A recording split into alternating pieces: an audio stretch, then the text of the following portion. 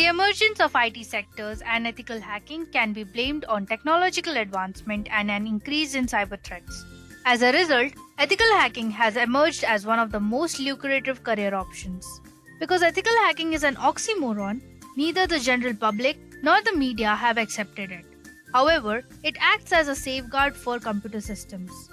Because of the recent cyber attacks on various organizations, there is a growing demand for experienced ethical hackers, which is expected to increase by 17.5% across the world by the year 2025. Hello everyone and welcome to this session. You are currently watching an Edureka ethical hacking full course video. I'm certain you will have a complete understanding of ethical hacking from theory to practical applications by the end of this video. If you love watching videos like these, then subscribe to Edureka's YouTube channel and click the bell button to never miss out any updates from us. Also, if you want to learn more about ethical hacking after watching this session and wish to obtain Edureka's certified ethical hacking course, please see the link in the description below. Now let's begin with our agenda, where we'll have a brief overview of what we'll cover in this ethical hacking full course video. We'll start with the definition of ethical hacking, where we'll learn what ethical hacking is and why should we learn it. After this, we will dig into the history of ethical hacking. Next, we have phases of ethical hacking, followed by some of the most recent cyber threats that are occurring globally. Now it's time to dive deep into the technical aspects of ethical hacking. We'll start with fundamentals of Kali Linux. After that, we will look at how Kali Linux can be used for ethical hacking. We can then see some of the common cyber attacks like phishing, brute force attacks, cross-site scripting, followed by DDoS and SQL injections. After which, we will learn ethical hacking using Python. Now once this is done, we will understand penetration testing and steganography. Next, we will see two of the most famous ethical hacking tools in the market, that is NMAP and DVWA. After which, we will see how to install DVWA. Now after all this, we will then compare Kali Linux to Parrot OS. We truly hope that this session assists you in getting jobs in the industry. To do so, we will explore the ethical hacking roadmap and how to become an ethical hacker, followed by some key interview questions and answers. So stick till the end. Now let's get started with the first topic, what is ethical hacking?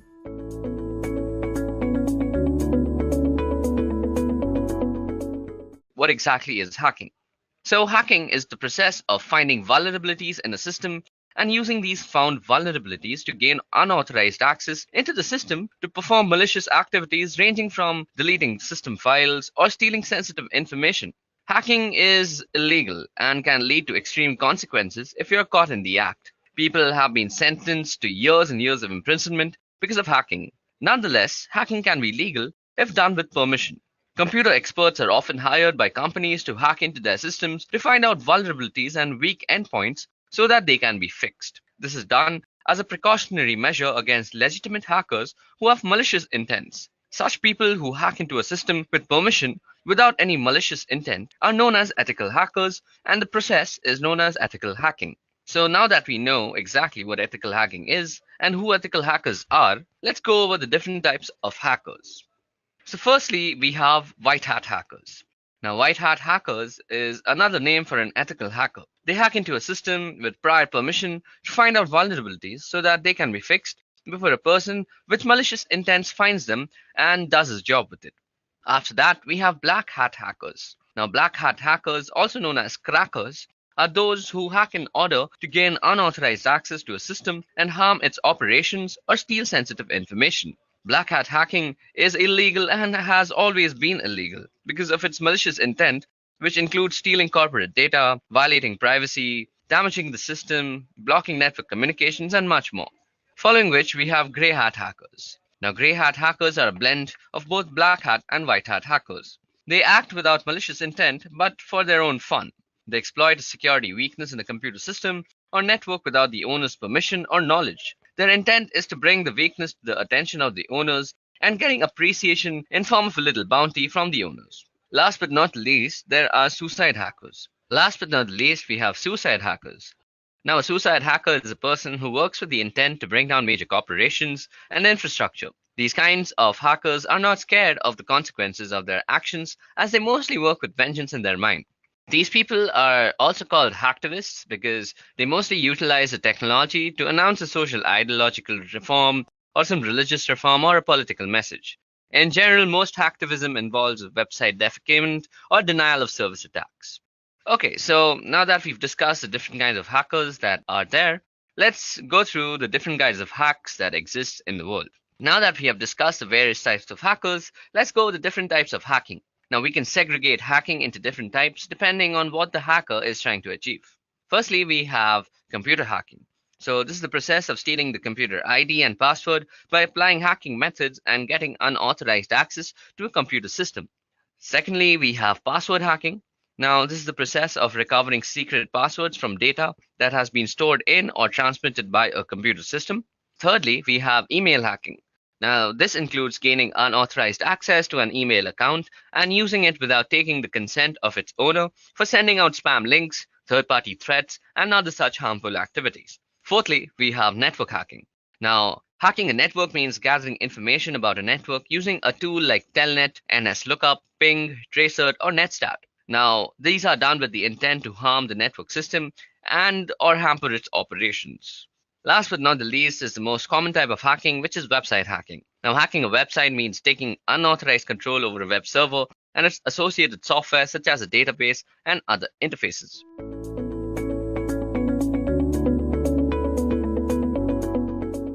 So let us take a trip to the early days of hacking to start with. Now, the Internet Engineering Task Force is responsible for maintaining documentation about protocols and various specifications and processes and procedures regarding anything on the Internet.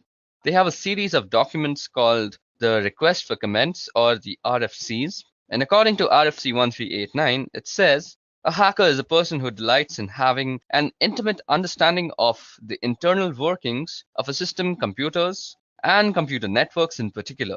While the expression hackers may go back a long time and have many different connotations or definitions, as far as computers go, some of the earliest hackers were members of the Tech Model Railroad Club at the Massachusetts Institute of Technology. And what those people did and the various things that they did and were involved in are detailed in Stephen Levy's book called Hackers for Our Purposes. Now, for our purposes, we'll be talking about other types of hackers. Although the spirit of what we do goes back to those early days, now the definition of hacking or hackers has changed, particularly in the 1980s, and in part as a result of a couple of people, namely Robert T. Morris, who was a Cornell graduate, who unleashed a piece of software that was called a worm on what was an early version of the internet worm, went on to cause a lot of damage and create a lot of downtime on systems across the country and across the world. Now, the Morris worm did end up resulting in something good, however. That is, the Computer Emergency Response Team at Carnegie Mellon was created primarily in response to the Morris worm. Now, there's also Kevin Mitnick, who is another well-known hacker who was responsible for various acts of computer crime over a couple of decades. He was the first convicted in 1988. So the definition of hacker or hacking moved from something benign to something far more sinister in popular culture. Now, we see hacking or hackers in all sorts of popular culture. We've seen them in hacker movies called war games, also the movie Hackers. Of course, you also see it in the Matrix movies, where you can see, if you look really closely, that they are using a tool called NMAP, which we will get into the use of in great detail later on as we go on. Now, also the movie Sneakers and the movie Swordfish. And on television, in addition to other places, you can see the agents at NCIS regularly doing things like cracking complex cryptography in just a matter of seconds or minutes. So, what is hacking really?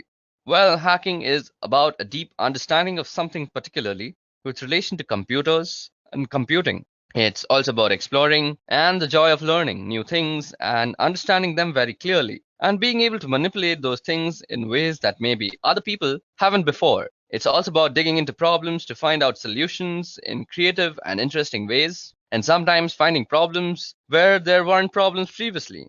And that's a little bit about what is hacking. Okay, so now that we have talked about what exactly is hacking and how the meaning and connotations of that word has changed over time, how it came into existence, how it was coined, let's go over the reasons that people normally hack. Now, you may want to hack just for fun. As discussed previously, hacking is a tradition that goes back several decades at MIT, even preceding the computer-related definition of hacking. Now, MIT has a long and storied history of hacking, and sometimes of a computer-related nature, which in this case happens to be true, and sometimes of a non-computer-related nature instance. Now, here you can see that MIT's homepage has been hacked, or you might even say defaced, to indicate that Disney is buying MIT. This was an April Fool's Day prank in 1998, and again, this is just the kind of hacking that you would do for fun rather. Now, sometimes you might want to hack just to prove a political point, or any point for that matter. In this case, again, Bill Gates had donated some money to the MIT, which allowed them to have a new building. And he was coming to MIT to visit and give a talk about Microsoft Windows and its systems. And as you can see, the Windows systems that were installed in the entryway at the building were hacked to be running Linux instead.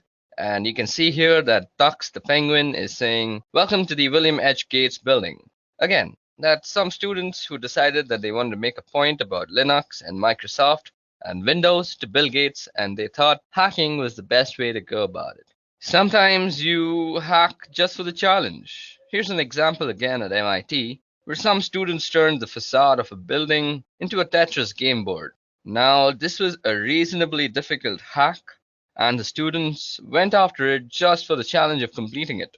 And it just so they could have some pride of ownership and to be able to say that they were able to pull this off.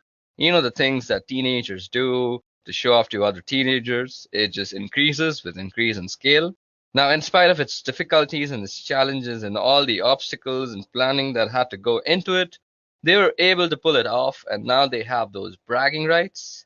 So that was one of them, and one of the instances where somebody would hack just for the challenge and for the fun in it. Now, sometimes you want to hack to prevent theft, and this is where we get more specifically into computer-related hackings. You see a lot of articles and stories in the news over the last few years about cybercrime, and here's an example of data theft compromised. And a fewer than 1.5 million cards for global payments. So there are some attackers who got into this company, Global Payment, and they were able to pull out about 1.5 million credit card numbers during the intrusion there.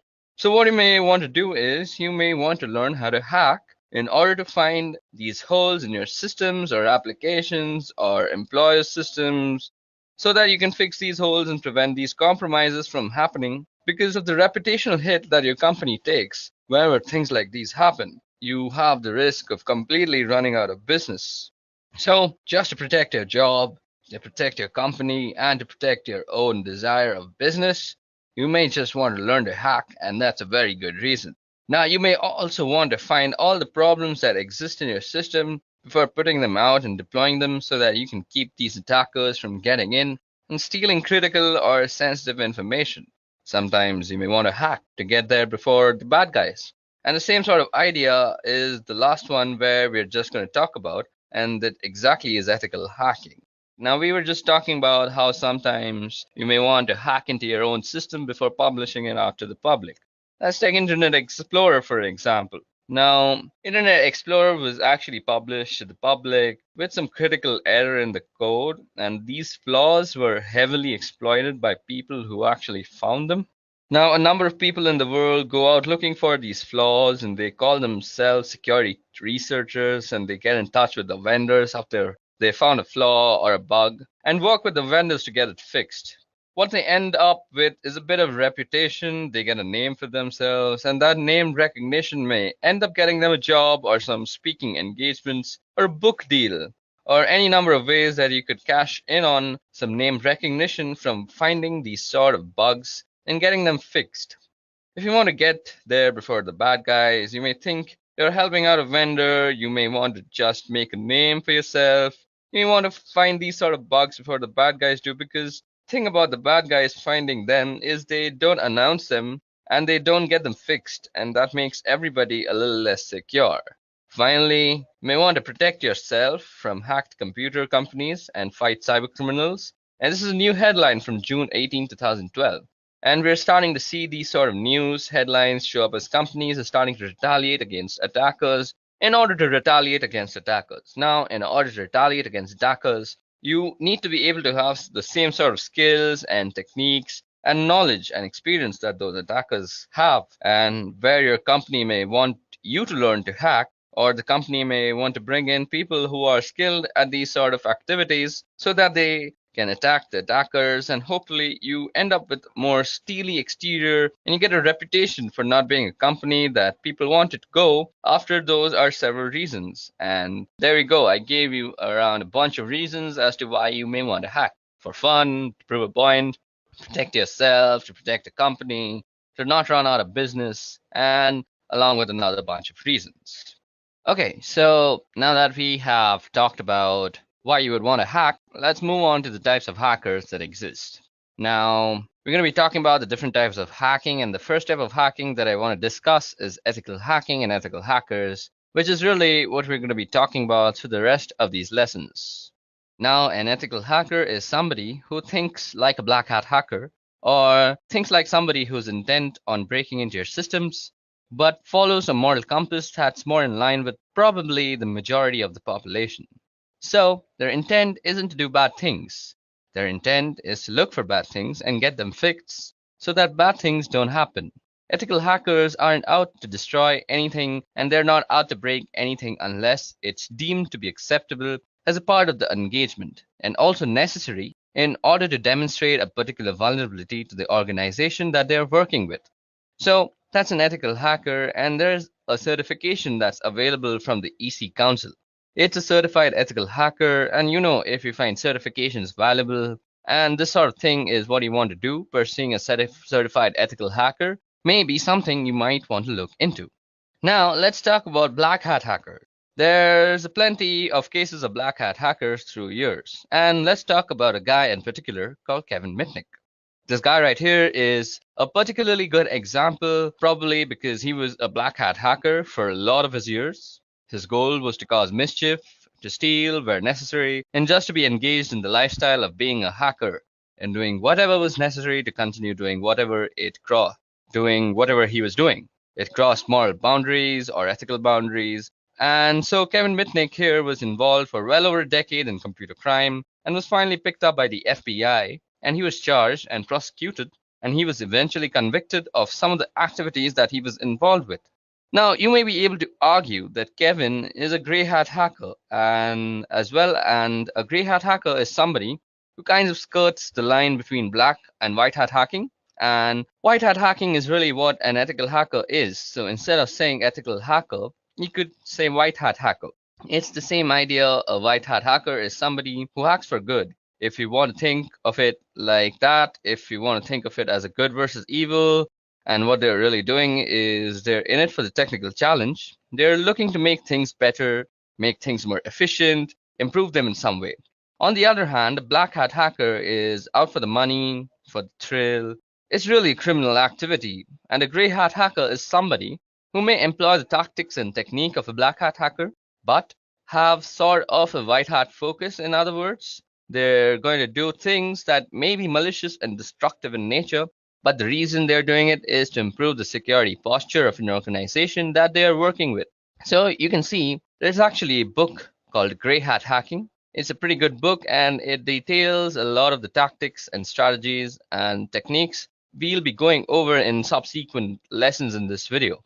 Now, one other type of hacking that I want to talk about is a thing called hacktivism, and you'll find hacktivism all over the place. And one example in the last year or so, and certainly in recent memory, is called Lulz Security. Yeah, you heard that right. It's called Lulz Security. And you can argue that Lulz is actually a response to another type of hacktivism. An organization called Anonymous started hacking companies like Sony to protest their involvement in a lawsuit regarding a PlayStation 3 hacker. Now, Lulz Security was supposedly protesting the treatment of Anonymous, or was hacking in support of this group, Anonymous. So they hacked a number of companies and did things like pulled information, usernames, and passwords from the databases at these companies. And they said that the reason was to shine a light on the security of these companies, and also theoretically to embarrass the companies with their weak or poor security postures And the problem with that they were doing this through were posting information that they had found online, and that information often included details about customers for these particular corporations. And for an ethical hacker, a white hat hacker, that would cross the boundary of causing harm. So there's no reason for me as an ethical hacker to post information in a public forum about somebody because I could be doing damage to them. But in this case, Lul Security and Anonymous, specifically Lul Security, were engaged in a form of hacktivism, and what they were doing was not only damaging to the corporation, that certainly was detrimental to those people. So different types of hackers and different types of hacking. We've got ethical or white hat hacking, we've got black hat, gray hat, and then we've finally got hacktivism. It's really the goal and the means that vary from one to the other. Okay, so now that we've discussed the types of hackers, let's also discuss the skills necessary to become one. So what we're going to discuss in this part are the different skills that are required or will be learned as a part of this video. So initially, just for basic computing, you need a basic understanding of operating systems and how to work them. There are going to be several fundamental types of tasks that I won't be going into any detail at all, and you'll need to know how to run programs and do things like open up a command prompt without me walking you through and how to do that.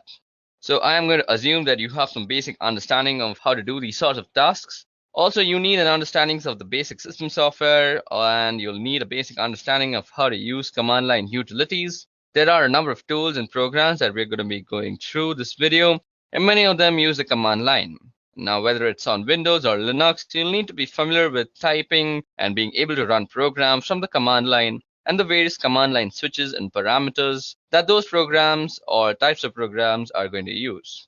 Now, from a networking perspective, you need a basic understanding of some simple networking concepts. You need to know what cables are and switches and hubs and how systems are networked together. You don't really need a deep level of understanding. I'll be going through some protocols at a reasonably deep level, because I think it's important as an ethical hacker to understand what's going on at the protocol level so that you can know better what you are doing and how to achieve the goals and tasks that you have before you. So we're going to be going over some protocols. So just understanding what protocols are and how they go together, those sort of things are necessary from a networking perspective. Now, we're going to also be learning a bunch of life skills. Yes, there are some life skills that it's important to have. I think the most important one is the ability to accept failure and persevere. And by that, I mean you're going to be just running across several things that just don't work the first time around. And it's going to take a little bit of time and stick-to-itiveness to plug away and keep going until you get something to work. And the way that you get things to work is having an ability to problem solve. And sometimes solving problems requires being a little creative. Sometimes you need to think out of the box and come at a problem from a different perspective in order to find a solution. Throughout the course of this video, you're going to run across a lot of sticky problems through the course of learning about being an ethical hacker and just doing the work, because it's not as simple. So here's a little recipe for how to do this. Now go follow this recipe every time and you're going to be successful. Every situation is different. Every system is different. You're going to run across some pretty sticky problems, and you're going to have to just wait and get your hands dirty and keep failing and failing and failing and failing until you find a way to succeed. So I think those skills are very necessary to learn how to be an ethical hacker. Digging through some of the material that we'll be going over in this video, as far as what you're going to be learning, you're going to be learning about how to use a lot of tools. You're going to learn networking, and by that I mean we're going to be talking about different protocols that are involved in networking systems together.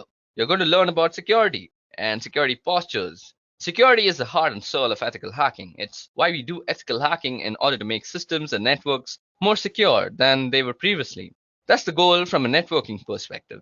We're going to be talking about how to read packets from network captures. We're going to be going into TCP/IP related protocols in a fairly significant amount of detail. And you're going to understand how protocols interact with one another. So we're going to do all that, and the reading packets is going to be really important. And we're going to do a fair amount of that in addition to just a fundamental approach to learning how to read packets in several lessons. We're going to read packets as a way of understanding the different tools that we're using and how they're going to learn tactics and methodologies. And you get to learn to use the information you've gathered in order to get more information. And information is really what is this all about. You can't do anything without information. And sometimes it takes a fair bit of digging. in order to find that information. And what you're going to learn is the entry points and the stepping stones to get the information that you need. And then once you have that information, you're going to be learning about ways to exploit it in order to get deeper into the target. You're going to learn security awareness. We're going to talk about risk and understanding risks and vulnerabilities.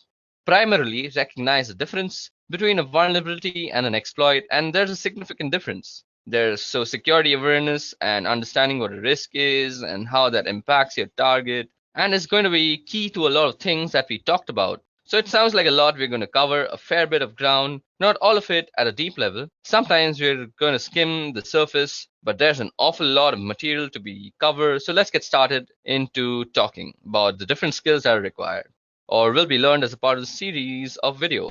So initially, just for basic computing, you need a basic understanding of operating systems. So it sounds like a lot that we're going to cover, and a fair bit of it is going to be at a very deep level, and sometimes we're just going to skip the surface. But there's an awful lot of material to cover, so let's get started. Okay, so that was all about the skills that we're going to develop throughout this video, and that might be necessary for you to become an ethical hacker. Now let's talk about the types of attacks that you might be dealing with as ethical hacker yourself. So now we're going to be talking about the types of attacks. Now, one type of attack that you'll find common, particularly in cases of hacktivism, for example, or cases where people are trying to make a particular point or just be a general pain, is this idea of defacing. Now, defacing goes back for quite a while. It's the idea of sort of digital graffiti, where you've left your mark or your imprint behind so that everybody knows you were there. Primarily a website thing, and it's really just making alterations to something that used to be pretty common a long time ago. Now, it's very particular for businesses or people or just organizations in general to have their home pages be replaced by this other thing that was along the lines of, hey, I was here and I took over your web page. We also have a pretty common one, or certainly has been common over the years, and it's a pretty good path towards quality exploits and high-profile vulnerabilities, and that's buffer overflow. Now, a buffer overflow is a result of the way programs are stored in memory. When programs are running, they make use of a chunk of memory called a stack. And it's just like a stack of plates. When you put a bunch of plates down, when you pull a plate off, you're going to pull the top plate. You're not going to pull the oldest plate, you're going to pull the one that was on top. So the same thing with the stack here. We're accessing memory, and this has to do with the way functions are called in memory. When you call a function, a chunk of memory gets thrown on top of the stack, and that's the chunk of memory that gets accessed. And you've got a piece of data in memory within that stack, and that's called a buffer. And when too much data is sent and tried to put into the buffer, it can overflow. Now, the bounds of the configured area for that particular buffer, it can overflow the bounds of the configured area for that particular buffer. Now, the way stacks are put together, we end up with a part of the stack where the return address from the function is stored. So when you overflow the buffer, you have the ability to potentially override that return, at which point you can control the flow of execution of programs. And if you can control the flow of execution of the program, you can insert code into that memory that could be executed. And that's where we get buffer overflow. That turns into exploits that creates the ability to get like a command shell or some other useful thing from the system where the buffer overflow is running. So that's a buffer overflow in short. Sometimes we also have format string attacks, and sometimes these can be precursors to buffer overflow formats. Now, format strings come about because the C programming language makes use of these format strings that determines how data is going to be input or output. So you have a string of characters that define whether the subsequent input or output is going to be an integer, or whether it's going to be a character, or whether it's going to be a string or a floating point, that sort of thing. So you have a format string that defines the input or the output. Now, if a programmer leaves off the format string and just gets lazy and provides only the variable that's going to be output, for example, you have the ability to provide that format string. If you provide that format string, what then happens is the program starts picking the next piece of data off the stack and displays them, because that way we can start looking at data that's on the stack of the running program just by providing a format string. And if I can look at the data, I may be able to find information like a return address or some other useful piece of information. There is also a possibility of being able to inject data into the stack I may be able to find some information like a return address or some other useful piece of information. There is also a possibility of being able to inject data into the stack. I may be able to find some information like a return address or some other useful piece of information. There is also a possibility of being able to inject data into the stack using this particular type of attack. Now, moving on to our next type of attack is a denial of service. A denial of service, this is a pretty common one, and you'll hear about this a lot. This is not to be confused though with the one that I'll be talking about after this, and that is a distributed denial of service. So this one that you see is a denial of service attack. And a denial of service is any attack or action that prevents a service from being available to its legitimate or authorized users. So you hear about a ping flood or a SYN flood, that is basically a SYN packet being sent to your machine constantly, or a Smurf attack. And the Smurf attack has to do something with ICMP echo requests and responses using broadcast addresses. That one's been pretty well shut down over the last several years. You can also get a denial of service simply from a malformed packet or a piece of data, where a piece of data is malformed and sent into a program. Now, if the program doesn't handle it correctly, if it crashes, suddenly you're not able to use that program anymore. So therefore, you are denied the service of the program and thus the denial of service.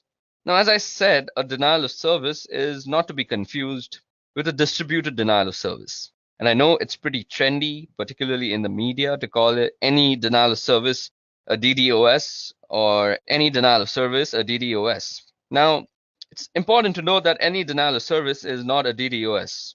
A DDoS, or as you might know, a distributed denial of service, is a very specific thing. A distributed denial of service is a coordinated denial of service making use of several hosts in several locations.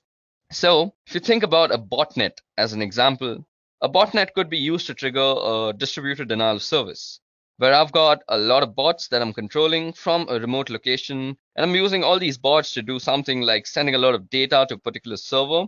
When I've got a lot of systems sending even small amounts of data, all of that data can overwhelm the server that I'm sending it to. So the idea behind a distributed denial of service attack is to overwhelm resources on a particular server in order to cause that server not to be able to respond. Now, the first known DDoS attack used a tool called Stockholrot, which is German for barbed wire. Now, Stockholrot came out of some work that a guy by the name of Mixter was doing in 1999. He wrote a proof of concept piece of code called TFN, which was the Tribe Flood Network. Let me just show that for you.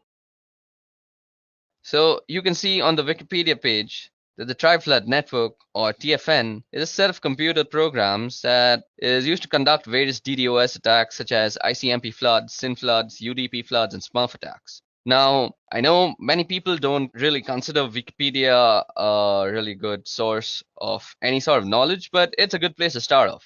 So if you want to read about all these types of attacks like ICMP floods and what exactly is a SYN flood, you can always do that from Wikipedia. It's not that bad a place. Of course, you shouldn't use Wikipedia as your final Rosetta Stone. Moving on.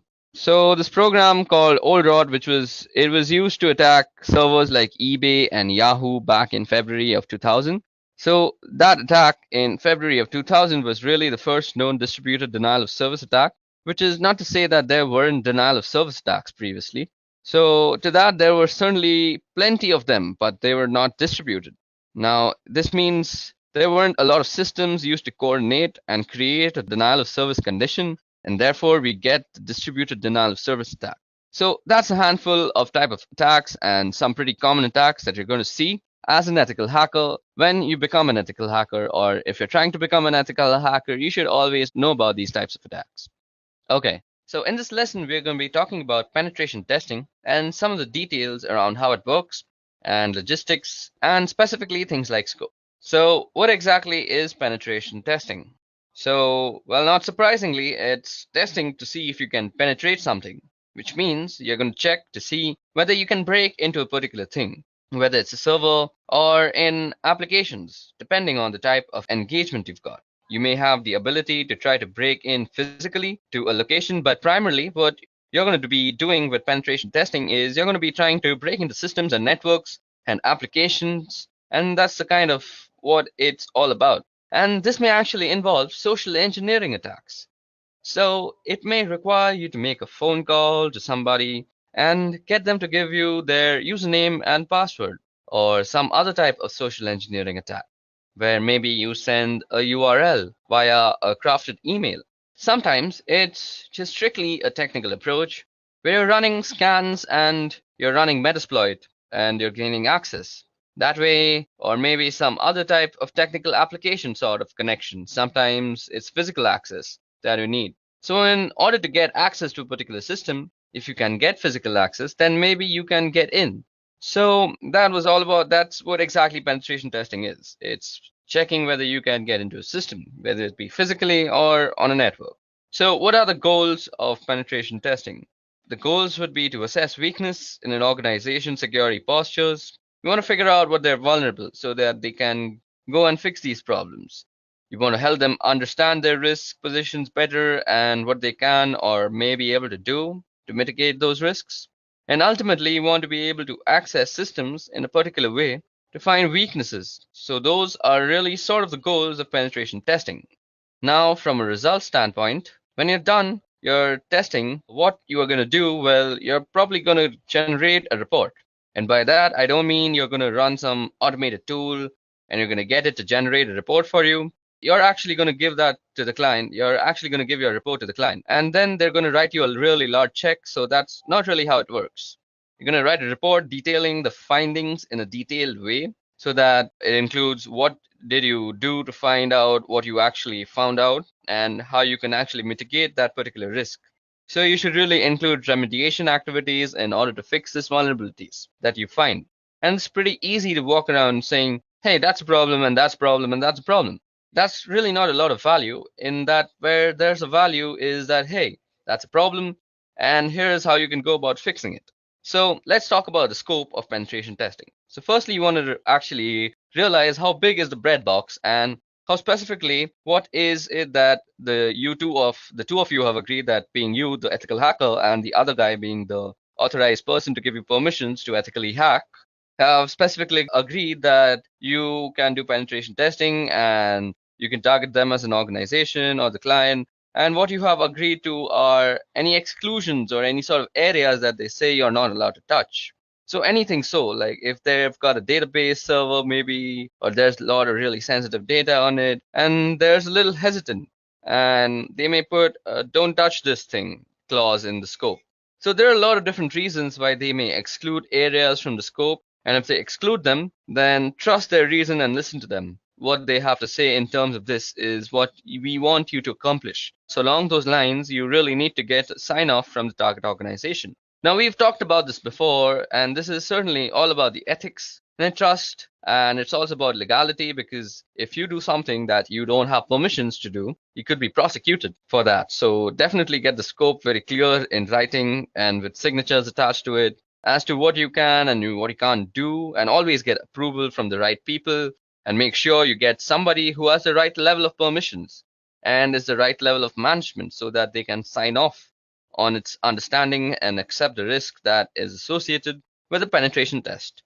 So let me talk a little bit about security assessments and how they differ from penetration tests. The security assessment is a hand-in-hand approach with clients. So you would walk in doing a collaborative thing where you're a trusted partner and you ally with them, and your goal isn't to penetrate them and point out all the things that are really bad, but it's to get a full assessment of the risk that the organization is exposed to. And you would probably provide more details about fixes that maybe you would in a penetration test.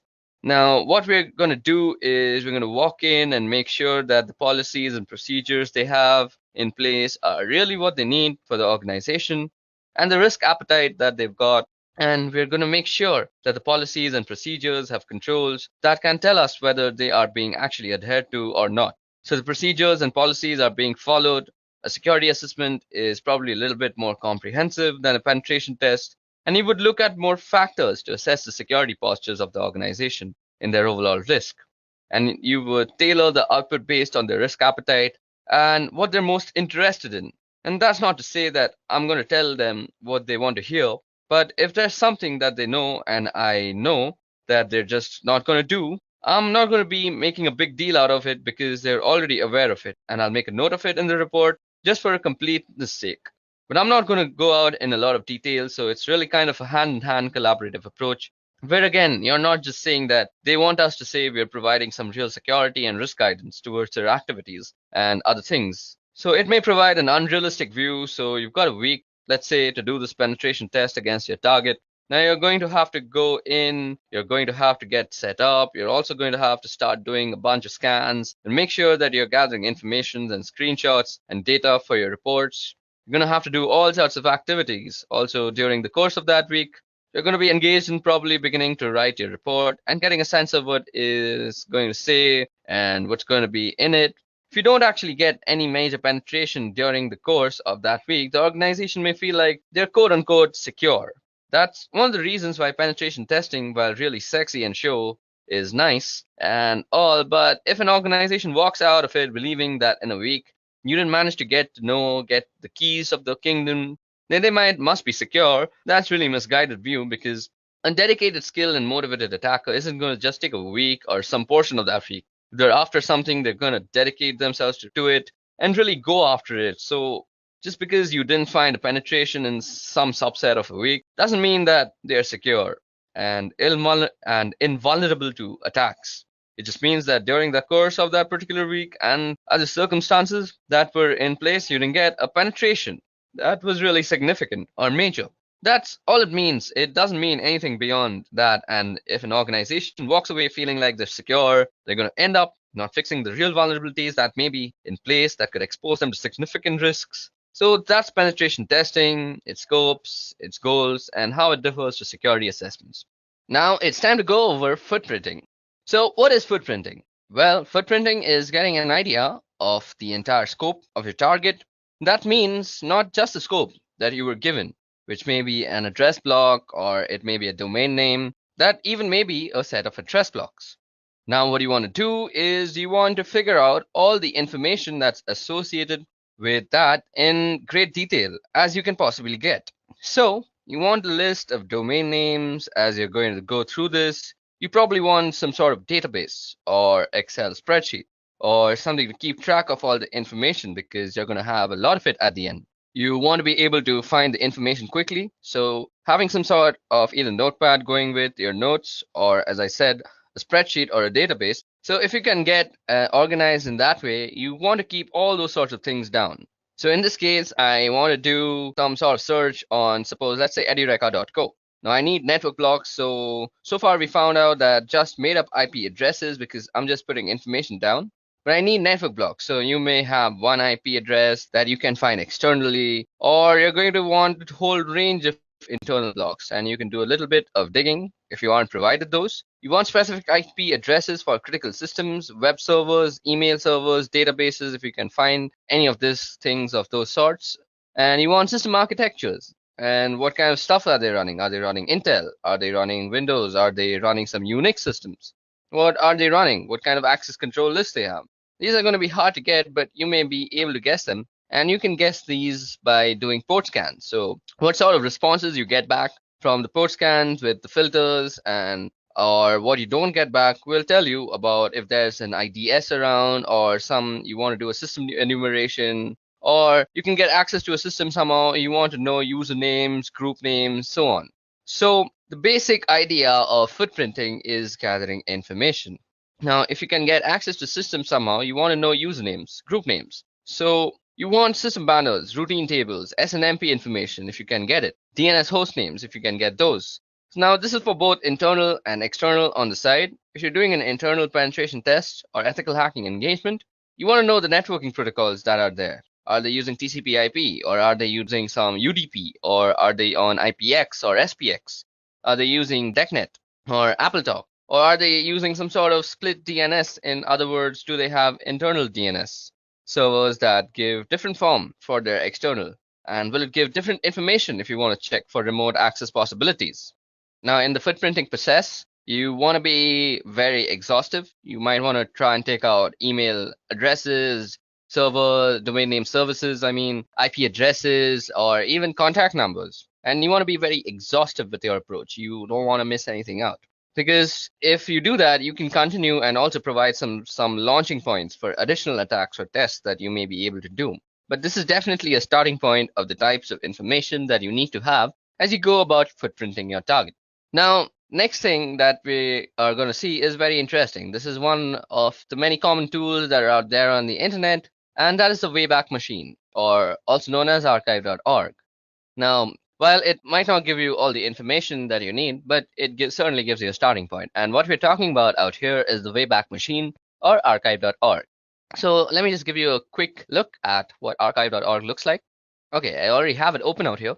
So out here, what you can see is how a website looked like around some time ago. So for example, if you want to look at what Google looked like, so you just have to search for Google out here and wait for results to come back.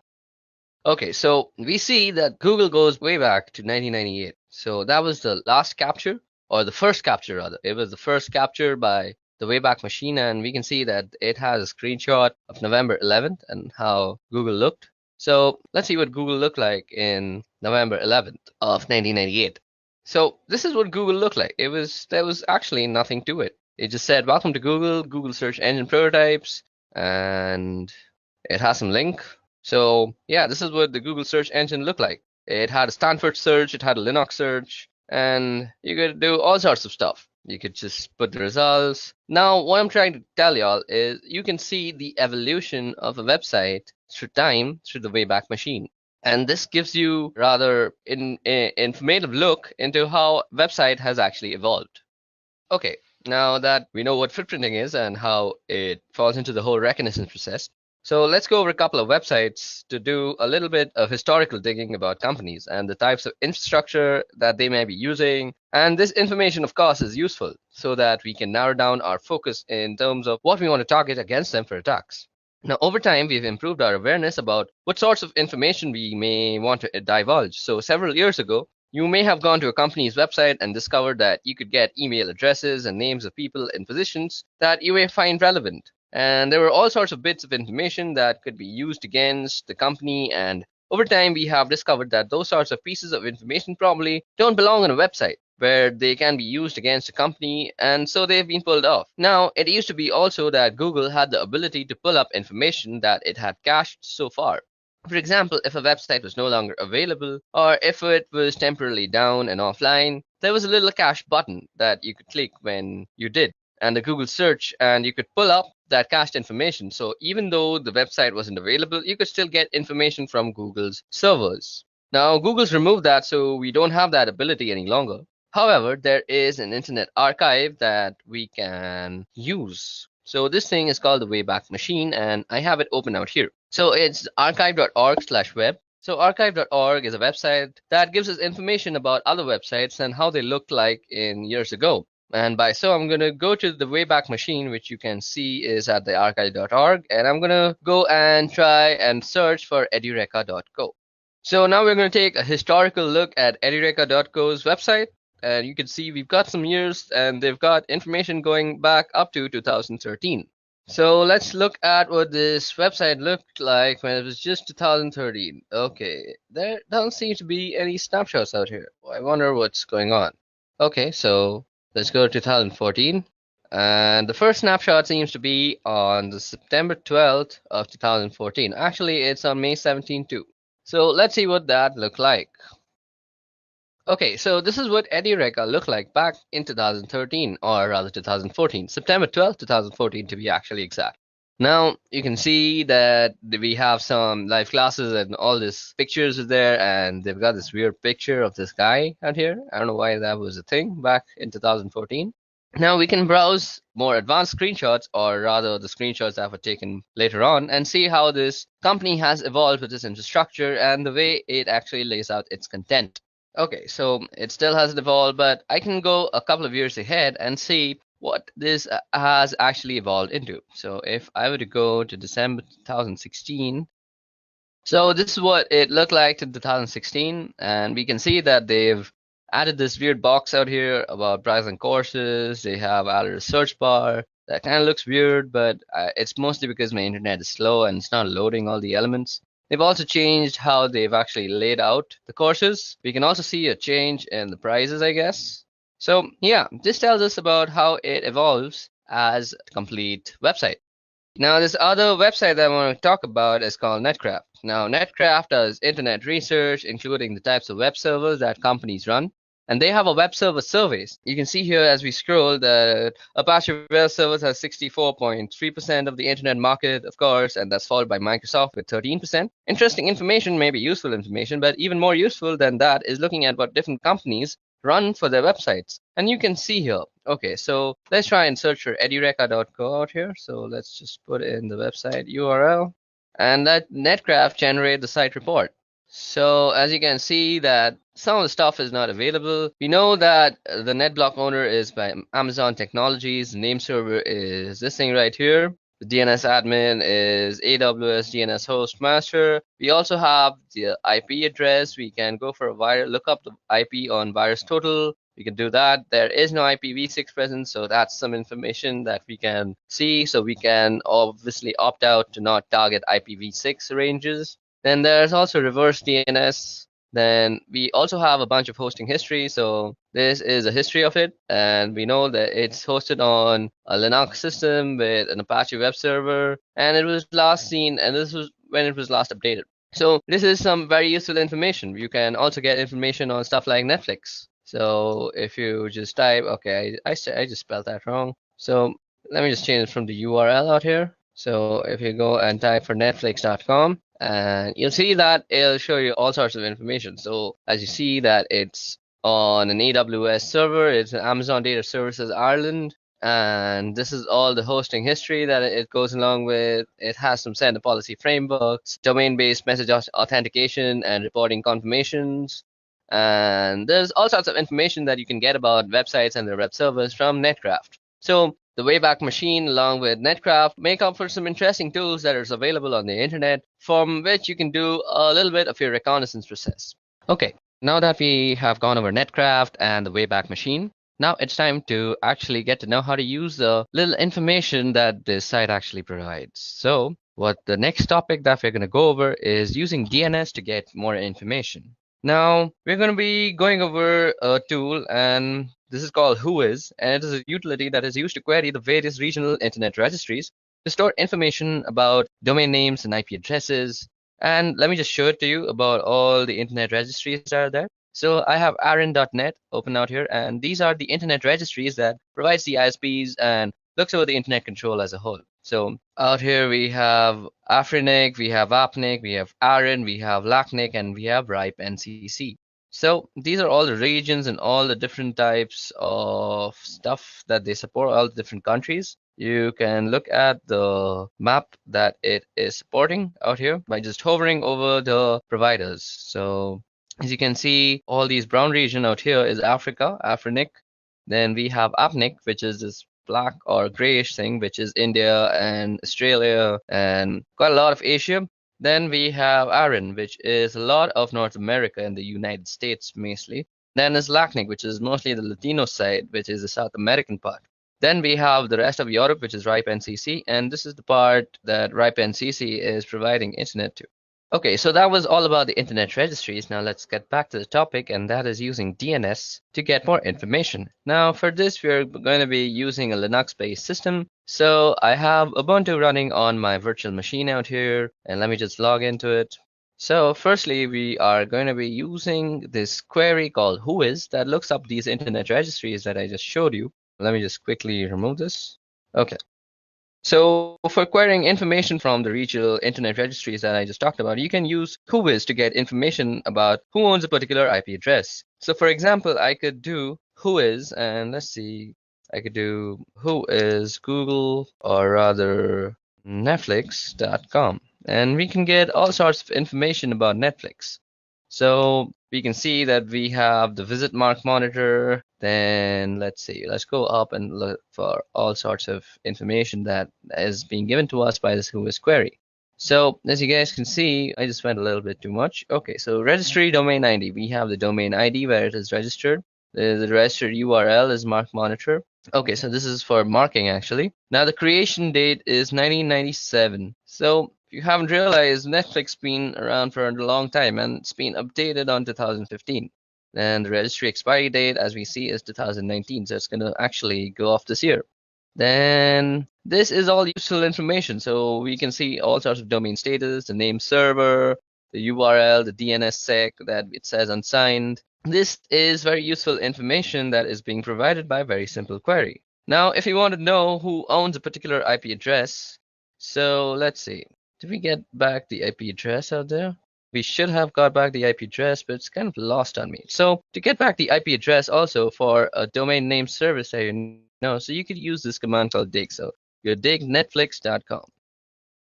Now, as you guys can see, that it has returned a bunch of multiple IP addresses. These are all the IP addresses that Netflix is. So I could do something like if I was trying to check out who owns a certain IP address, and for example, I have got one of these IP addresses, but let's just assume I don't know that it actually belongs to Netflix. So I can go who is 54.77.108.2, and it'll give me some information. So as you guys can see, it is giving us a bunch of information as to who this is and how it is happening. So we see that it is from Aaron.net, and so we can very smartly assume that it's from the North American part. Now, we can also see that it's in Seattle, so our guess was completely right. So it also gives us the range. So this is something very useful. So if you see, we now have the range of the IPs that might be being used by this guy. So we indeed have 54, and it says it goes up to the 54. There's also 34. Now let's check that out and see what information we get. So who is, and let's check it out. What was the IP that we were just seeing? It's 34.249.125.167. So 34.249.165. I don't know. Let's see. You can also put in a random IP address. It doesn't really matter, and it'll give you the information. So let's see. Is this in some IP address? Even this seems to be an Aaron IP address, and it's also based in Seattle. And we get a bunch of information. So that's how you can use the whois query and the dig query to actually get all sorts of information about the domain name service and get information from a DNS basically. So now let's go over some theoretical part that is for DNS.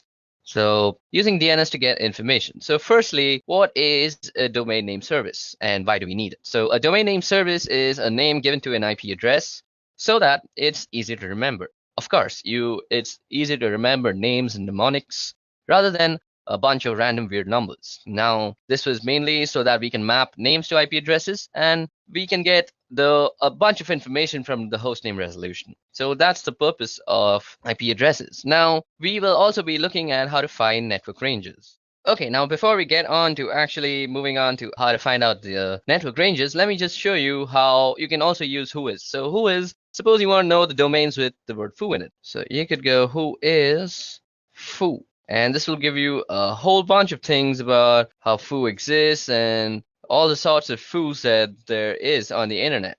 So that was one interesting flag. And if you want to know how to use more about whois, you could just go -- help, I guess.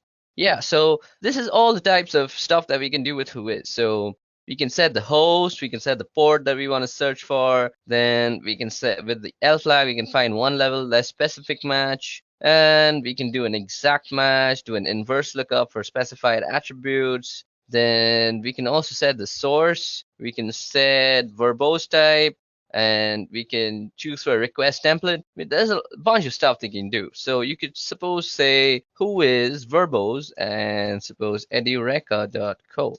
And it'll give you a verbose version of this is a RIPE database query service. The objects are in RPSL format. The RIPE database is subject to. So, okay, let's try something else like whois netflix.com. Okay, I'm sorry. I was supposed to do verbose and I kept doing H. Silly me. So you do V and it'll give you a much more. Like this is a RIPE database. Again, I think I'm doing something wrong. Okay, just for that thing. Okay, V and type. Okay. Or let's just see. Let me just show you how to use it. Primary keys are returned. Only primary keys. Okay, let's see. Let's try that out. Okay, so it seems to be that this is a RIPE database query service, and the objects are in RPSL format, so it won't really work for that thing. And it also says that no entries found because of this error. So this is for some later lesson. So for now, I hope I gave you a good idea of how to use whois. Like you could just go whois and some IP address like 192.168.101 or some gateway address like that. Or you could just go for a domain name service like Facebook and get all sorts of information about Facebook when the query actually returns you something. Okay, so let's move on to network ranges now. Now, in this part of the video, we're going to be going over the utility called whois, which is used for getting information from the DNS. Now, let me just show you a website out here. So this is the regional internet registries. So the internet registries are used to store information about domain names and IP addresses, and there are 5 regional internet registries.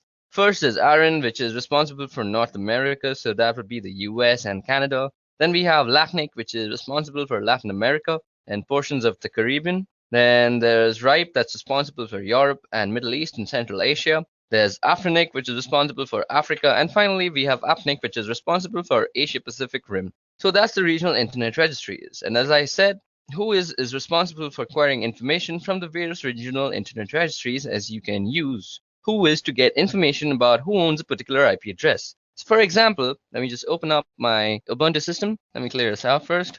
So as I was just saying, for example, you could go whoisfacebook.com. Okay, so as you guys can see, we could find out pretty quickly about who owns a particular IP address. So for example, I could do whois and just go facebook.com. It tells me about who it belongs to. It also gives you who owns a particular IP address and who's responsible for them. From the information, you can get email addresses that belong to a particular company. This one has an email address for tech contact of ipreg@. So you can get all sorts of email addresses, tech contacts, and all sorts of stuff out there. The registry database contains only .com and .net and all sorts of information. Now, I want to query a different IP address, and different information belongs in the different regional internet registries, of course. So if I want to go to a particular database, I would have to use the -h flag. So I could do whois ARIN net and remember the IP address, and I'm going to query that again. And of course, I get the same information back because I went there. So you could just go whois h and then follow it with an IP address. So something like 34.205.176.98. So that's just some random IP address I just made up. And it says that whois option. Okay, so it's a capital H. Okay, so let's see that. And we get all sorts of information back from that. So area 8, ARIN, and all sorts of stuff. Now I can get information about domains as well. So if I can query something like netflix.com, and I can find out that this is that actually Netflix, and there's an administrative contact and a technical contact, and you can see the different domain servers. So the servers that would have authority of information about the DNS entries for that particular domain. You can also see other information like when the record was created, and a whole bunch of different phone numbers that you can contact. In addition to storing information about IP addresses and domain names, sometimes it will store information about particular host names, and there may be other reasons why you would store a host name or particular information about a host name on the system, whether one of the RIRS. Now, if I wanted to look up something specifically, once I had found that, I could now do a lookup on whois, suppose, let's say, something like whois foo. So let's say whois foo. Now, if you already don't have whois installed, you can easily install it by just going apt install whois on your Unix system, and that should do the trick. And then you can start use this really nifty tool. Okay, so that was all about using whois. Now let's get on to actually using how to find out network ranges for a domain. Okay, so now let's talk about how we're going to be going over and finding network ranges. So suppose you've got an engagement and you only know the domain name and you don't know much beyond that, and you're expected to figure out where everything is and what everything is. So how do you go about doing that? Well, you use some of the tools that we either have been talking about or will soon be talking about in more detail. And the first thing I'm going to do is I'm going to use the domain name edureka.co, and I'm going to look up edureka.co and see if I get an IP address back. So let's just head over there and go whois edureka.co, or we could use the host keyword. So as you see, we get an IP address back, and that is 34.210.230.35, and that is the IP address. And you see that I've got back an IP address. So here's just an IP address, and I don't know what that IP address belongs to. I also don't know how big the network range or network block is, and that's associated with. So what I'm going to do is who is, and I'm going to look up with Aaron who owns that IP address. So you can basically go who is 34.210.230.35. So as you guys can see, that gives us a bunch of information and who is. Now, this doesn't seem to have a very big network range, but unlike something like Netflix, so suppose we were to do something like host netflix.com and see, now we have a bunch of IP addresses. So suppose we were to do who is, let's see, who is 52.19.40.147. Now I'm expecting Netflix to be a much larger company and have a better, yeah, now see, we get net range. So this is the network range that we're talking about. So we had a random IP address, and now we have found the network range. So that's how you find network ranges, and this can be very useful. So this gives me evidence that Netflix.com has a presence on different addresses. The one I have also located by looking up that particular host name. So I've got one address here that I can look at, and let's take a look at the website because that may be a different address. Now, if I didn't have that, I could also go and do something like an MX flag. So let's see. I could go dig, and this will give us all the mails. So dig MX, and let's see what MX does actually. You go help. So we could do dig-h for a list of options. So these are all the options that we have, and the one that we're going to use is something like this. So dig mx, and we say something like netflix.com. So these are all the mailings and MXs that we have gotten from Netflix, and this is information regarding it's still producing information. That's a big thing to produce. Okay, so as I was just saying, you can use the MX flag, and I could get back all the mail handlers in this case, and their mail is being handled by Google. And let's see, wait, let's go on top. Then it's going to tell me that Google's not particularly surprising, and other things that you can do is check for different host names, since I'm assuming DNS probably doesn't allow zone transfers, since most DNS servers don't anymore. Although they used to, you may have to start guessing, so I could do something like webmails that we find out here. So this shows us a dump of all the outstanding memory stuff. Okay, so that was all about finding network ranges. Now moving on to our next topic is using Google for reconnaissance. Now some people also call this Google hacking. Now if you know how to use Google to exactly target and find what you are looking for, Google is an excellent tool for reconnaissance purposes. And today I'm going to show you how you could use Google exactly for your searches. So first of all, let's open a tab of Google. Let's open up here. So let's go to google.com. Okay, so now we're going to be talking about how we can use Google to actually gain some information or some targeted information. So this is in general called Google hacking. Now, when I say Google hacking, I'm not meaning by breaking into Google to steal information. I'm talking about making use of specific keywords that Google uses to get the most out of the queries that you submit. So for example, a pretty basic one is the use of quotations. You quote things in order to use specific phrases. Otherwise, Google will find pages that have instances of all those words, rather than the words specifically together in particular order. So I'm going to pull this query up, and this shows a list of, let me just show it to you. So if you go index of, now this is showing us an index of all the films. Now this is basically all those index of sites that you want. So as you guys can see, this shows us an index of all sorts of films that are there. Now you can use the index of, and you see that we have also an index of downloads or something like that, hyphen.com/download. And it is an index of all sorts of stuff. Now you can go into some folder and check them out. G Jones, G Worthy, G Perico. I don't know what these are, but some sort of stuff. And this is how you can use Google. Now let me just show you some more tricks. So you can use this. So suppose you're using Google to find for something like a presentation. So you could use something like file type PPTX, and it'll search for every type of file there that is PPT. Okay, let's try some other site, .ppt. So config. Okay, so this brings up all the types of files that have some configs in them. So this is some gaming configuration as we see. This is some digital configuration of Liverpool. Now you could also use something like this thing in URL, and you could use something like root, and this will give you all the things with root in their URL. So kingroot.n, digital trends, and how to root Android. So that's in the root. And suppose you want to say something like all in file type, or suppose you want some extension. So .ppt, .pptx, does that work? Let's search for JavaScript files. Okay, I think it's JS. Okay, that doesn't seem to work either. This shows us all the things with JS in it. No, it's just external JS. I'm doing this wrong.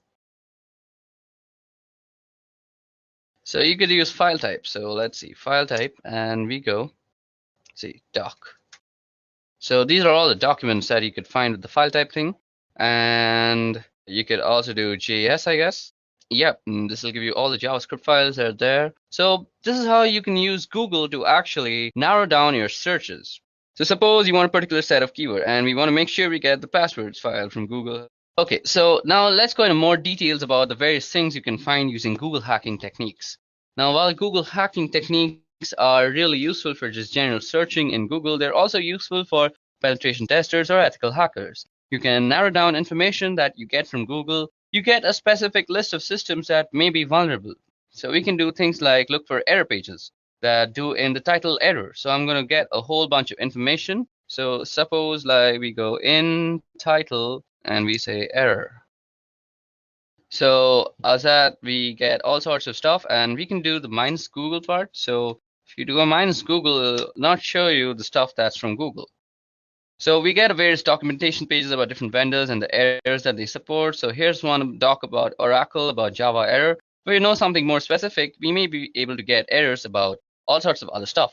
So this is how you could use the Google hacking technique to your own advantage if you're a penetration tester. Now, let's also show you something called the Google Hacking Database. Now, this is very useful for an ethical hacker.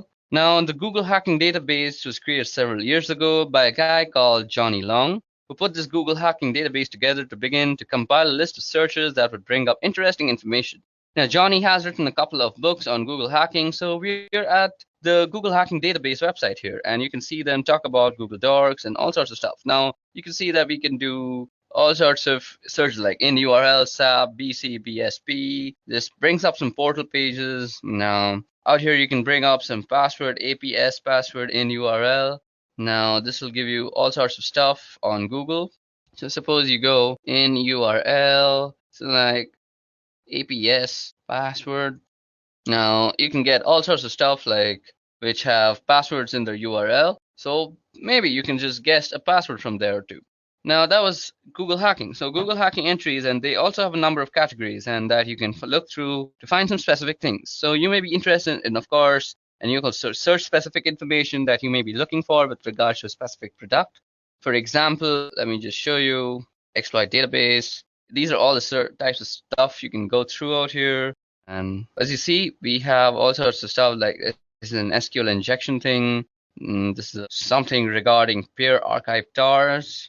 So these let you get a foothold into some password cracking attempts, and you can do some brute force checking. And you can see here if it talks about the type of search it is and what it reveals. You can just click here on Google search, and it will actually bring up Google with a list of responses that Google generates. So let's look at this one here. This type is a log. So this is something about cross-site scripting logs, and we can also see some potty logs if I was not wrong. So there's some denial of service POC, and we can see a bunch of stuff. And if you continue to scroll down, there are a lot of interesting information in here. So somehow somebody's got a potty log that has logged a lot of information. They've got it up on a website, and it's basically a bunch of information that you can see. You can also get some surveillance videos sometimes, and you can look into them. And this is basically how you could use Google. So it's basically a list of queries that you can go through, and this is a very useful site if you're a penetration tester and looking for some help with your Google hacking terminologies. So that's it for Google hacking. Now let's move on. Okay, so now it's time for some networking fundamentals, and what better place to begin with TCP/IP. Now, we're going to be talking about the history of TCP/IP and the network that eventually morphed into the thing that we now call the internet. So this thing began in 1969 and it spun out of this government organization called ARPA, which Advanced Research Projects Agency, and they had an idea to create a computer network that was resilient to a certain type of military attacks. And the idea was to have this network that could survive certain types of war and warlike conditions. So ARPA sent out this request for proposals to BBN, which is Bolt, Baranek, and Newman, and they were previously an acoustical consulting company, and they won the contract to build what was called the ARPANET. The first connection was in 1969, so that's where we get the idea that the internet began in 1969. And the internet, as we call it now, didn't really begin, but ARPANET did. And ARPANET has a long history that goes through NSFNet in 1980s, and after ARPANET was sort of decommissioned, and a lot of other networks were folded into this thing called NSFNet that then turned into what we now call the internet. And once a lot of other networks were connected into its first protocol on the ARPANET, initially there were 18 to 22 protocols, which was very first protocol defining communication on ARPANET. And it was called 1822 protocol because BBN report 1822, which describes how it worked shortly. And after that, there was this thing called the Network Control Program. And the network control program consisted of ARPANET's host-to-host protocol and an initial control protocol. Now, there's certainly not a direct correlation or an analogy here, but if you want to think about it in particular, where you could say that the ARPANET host-to-host protocol is kind of like UDP, and the initial connection protocol, or ICP, is kind of like TCP. So the host-to-host protocol provided a unidirectional flow control stream between hosts, which sounded a little bit like UDP. And ICP provided a bidirectional pair of streams between two hosts.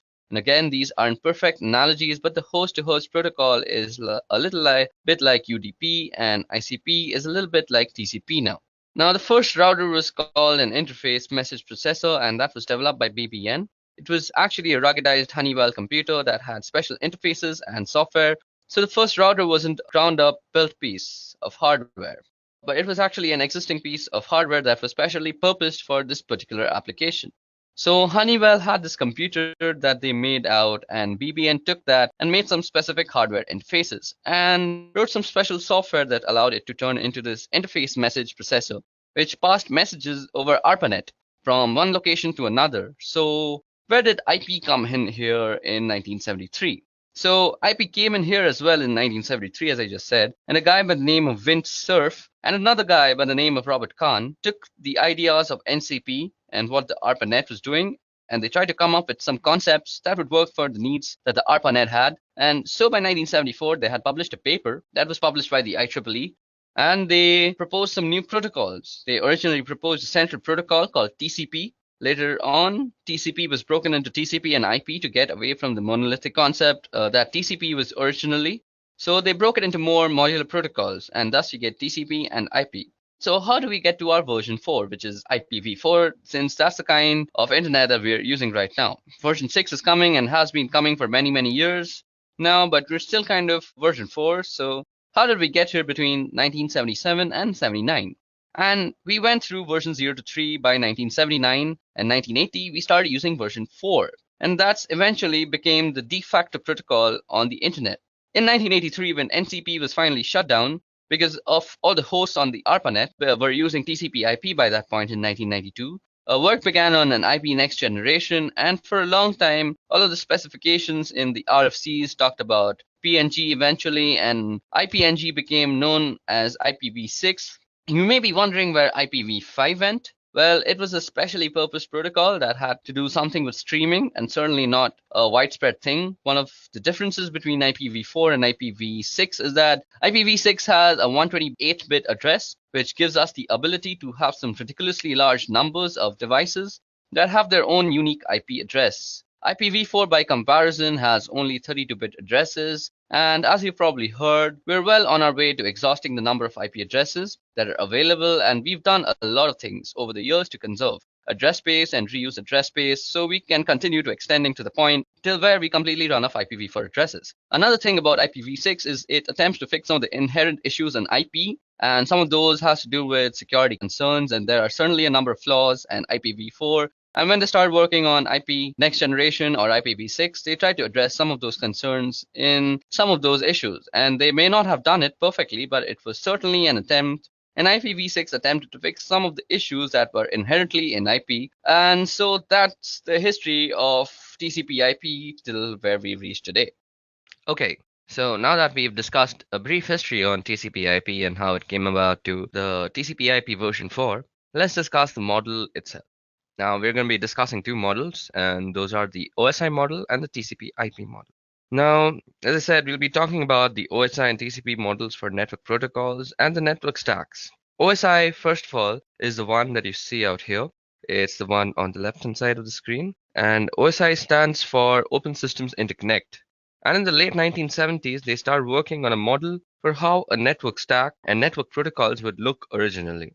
The intent was to develop the model and then develop the protocols that went with it. But what ended up happening was after they developed the models, TCP/IP started really taking off. And the TCP/IP model was what went along with it and matched better what was going on with TCP/IP, which became the predominant protocol, and as a result, the OSI protocols never actually got developed. However, we still use the OSI model for a teaching tool, as well as a way of describing what's going on within the network stack. And in networked applications, you'll often hear people talking about different layers, like that's a layer 2 problem, or we're under a layer 3 space. Now, continuing through these lessons, I'll refer occasionally to the different layers, and when I do that, I'm referring to the OSI model. So let's take a look at the OSI model. Starting from the bottom, we have the physical layer, which is where all the physical stuff lives. The wires and cables and network interfaces and hubs, repeaters, switches, and all that sort of stuff. So all that sort of physical stuff is sitting in the physical layer. Now sitting above this is the data link layer, and that's where the Ethernet protocol, ATM protocol, frame relay, those sort of things live. Now I mentioned the switch below the physical, the switch lives at layer 1, but it operates at layer 2. And the reason it operates at layer 2 is because it looks at the data link address and the layer 2 or physical address, and that's not to be confused within the physical layer. It does get a little mixed up sometimes, and we refer to the MAC address. Now, the MAC address is not the physical address that I'm talking about. It is the message authentication code address on a system the MAC address on a system as a physical address because it lives on the physical interface and bound physically. However, that MAC address or media access control address lives at layer 2 at the data link layer. The network layer, which is right above at layer 3, that's where the IP lives, as well as ICMP, IPX, and from IPX, SPX suite of protocols from novel routers operate at layer 3, and at layer 4 above that is the transport layer. That's the TCP, UDP, and SPX again, from the IPX, SPX suite of protocols. And above that is the session layer, and that's layer 5, and that's AppleTalk, SSH, as well as several other protocols. And then there's a presentation layer, which is layer 6, and you'll often see people refer to something like JPEG or MPEG as examples of protocols that live at that layer. Then there's a presentation layer, which is the final layer, which is layer 6, and you'll often see people refer to something like JPEG or MPEG as examples of protocol that live at that layer. And then they live at that layer, which is the presentation layer. Finally, we have layer 7, which is the application layer. And that's HTTP, FTP, SMTP, and similar application protocols, whose responsibility is to deliver and use a functionality. So that's basically the OSI model, and that's the 7 layers of the OSI model. And there's some important thing to note here. That is, when we are putting packets onto the wire, the packets get built from top of the stack from the top of the stack to the bottom of the stack, which is why it's called a stack. Each layer sits on top of the other, and the application layer is responsible for beginning the process, and then that follows through the presentation session and transport layer and down through the network data link until we finally drop it on the wire at the physical layer. When it's received from the network, it goes from the bottom up and we receive it on the physical and it gets handled by the data link and then the network and till the application layer. So basically, when a packet is coming in, it comes in from the application, goes out from the physical, and then when it's going out also, it goes from the physical through the data link, then the network, transport session, presentation, and application, and finally to the target system. Now, what we're dealing with is an encapsulation process. So at every layer on the way down the different layers, add bits of information to the datagram or the packet. So that's when it gets to the other side. Each layer knows where its demarcation point is. While it may seem obvious, each layer talks to the same layer on the other side. So when we drop a packet out onto the wire, the physical layer talks to the physical layer, and in other words, the electrical bits that get transmitted by the network interface on the first system are received on the second system. On the second system, the layer 2 headers that were put by the first system get removed and handled as necessary. Same thing at the network layer. It's the network layer that puts the IP header, and it's the network layer that removes the IP header and determines what to do from there, and so on again. While it may seem obvious, it's an important distinction to recognize that each layer talks to each layer. While it may seem obvious, it's an important distinction to recognize that each layer talks to each layer. And when you're building a packet, you go down through the stack, and when you're receiving, you come up through the stack. And again, it's called a stack because you keep pushing things on top of the packet and they get popped off the other side. So that was detailed and brief working on how the OSI model is set up and how the OSI model works. Now let's move on to the TCP IP model, which is on the right hand side. And you'll notice that there's a really big difference here.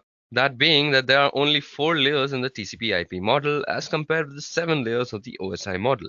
Now we have the network access layer, the internet layer, the transport layer, and the application layer, and the functionality. Now we have the access layer, the internet layer, the transport layer, and the application layer. The functionality that the stack provides is the same, and in other words, you're not going to get less functionality out of the TCP IP model. It's just that they've changed where different functionality resides and where the demarcation point between the different layers are. So there are only 4 layers in the TCP IP model, which means there are a couple of layers that have taken in functions from some of the OSI models, and we can get into that right here. The difference between the models at the network access layer in the TCP IP model that consists of the physical and the data link layer from the OSI model. So on the right here, you see the network access layer that takes into the account the physical and the data link layers from the OSI model. On the left-hand side, similarly, the application layer from the TCP IP model encompasses all the session presentation and the application layer of the OSI model. So on the right, the very top box, the application layer, encompasses the session presentation and application layer. And on the left-hand side, that of course leaves the transport layer to be the same. And in the OSI model, they call it the network layer. And in the TCP IP model, it's called the internet layer. Same sort of thing, that's where the IP lives. And even though it's called the internet layer as compared to the network layer, it's the same sort of functionality. So those are the really big differences between OSI and TCP IP model. Anytime I refer to layers through the course of this video, that I'm going to be referring to the OSI model, and in part because it makes it easier to differentiate the different functionality. If I were to say layer 1 function in the TCP IP model, you would necessarily know if I was talking about a physical thing or a data link thing. Since there's more granularity in the OSI model, it's better to talk about the functionality in terms of the layers in the OSI model, and that's the predominant model, the OSI model and the TCP IP model for network stacks, network protocols, and applications. Okay, so now that we've discussed the TCP IP model, let's go over another important protocol, and that is UDP. So what you see out here on your screen right now is WireShark, and we'll be going over the uses of WireShark and what it's useful for in the upcoming lessons. But for now, let me just show you a UDP packet. Okay, so before we get into the analysis of the packet while it's still filtering, let me just tell you a little bit about UDP. So UDP is a protocol in the TCP IP suite of protocols. It's in the network layer. That's the network layer in the OSI.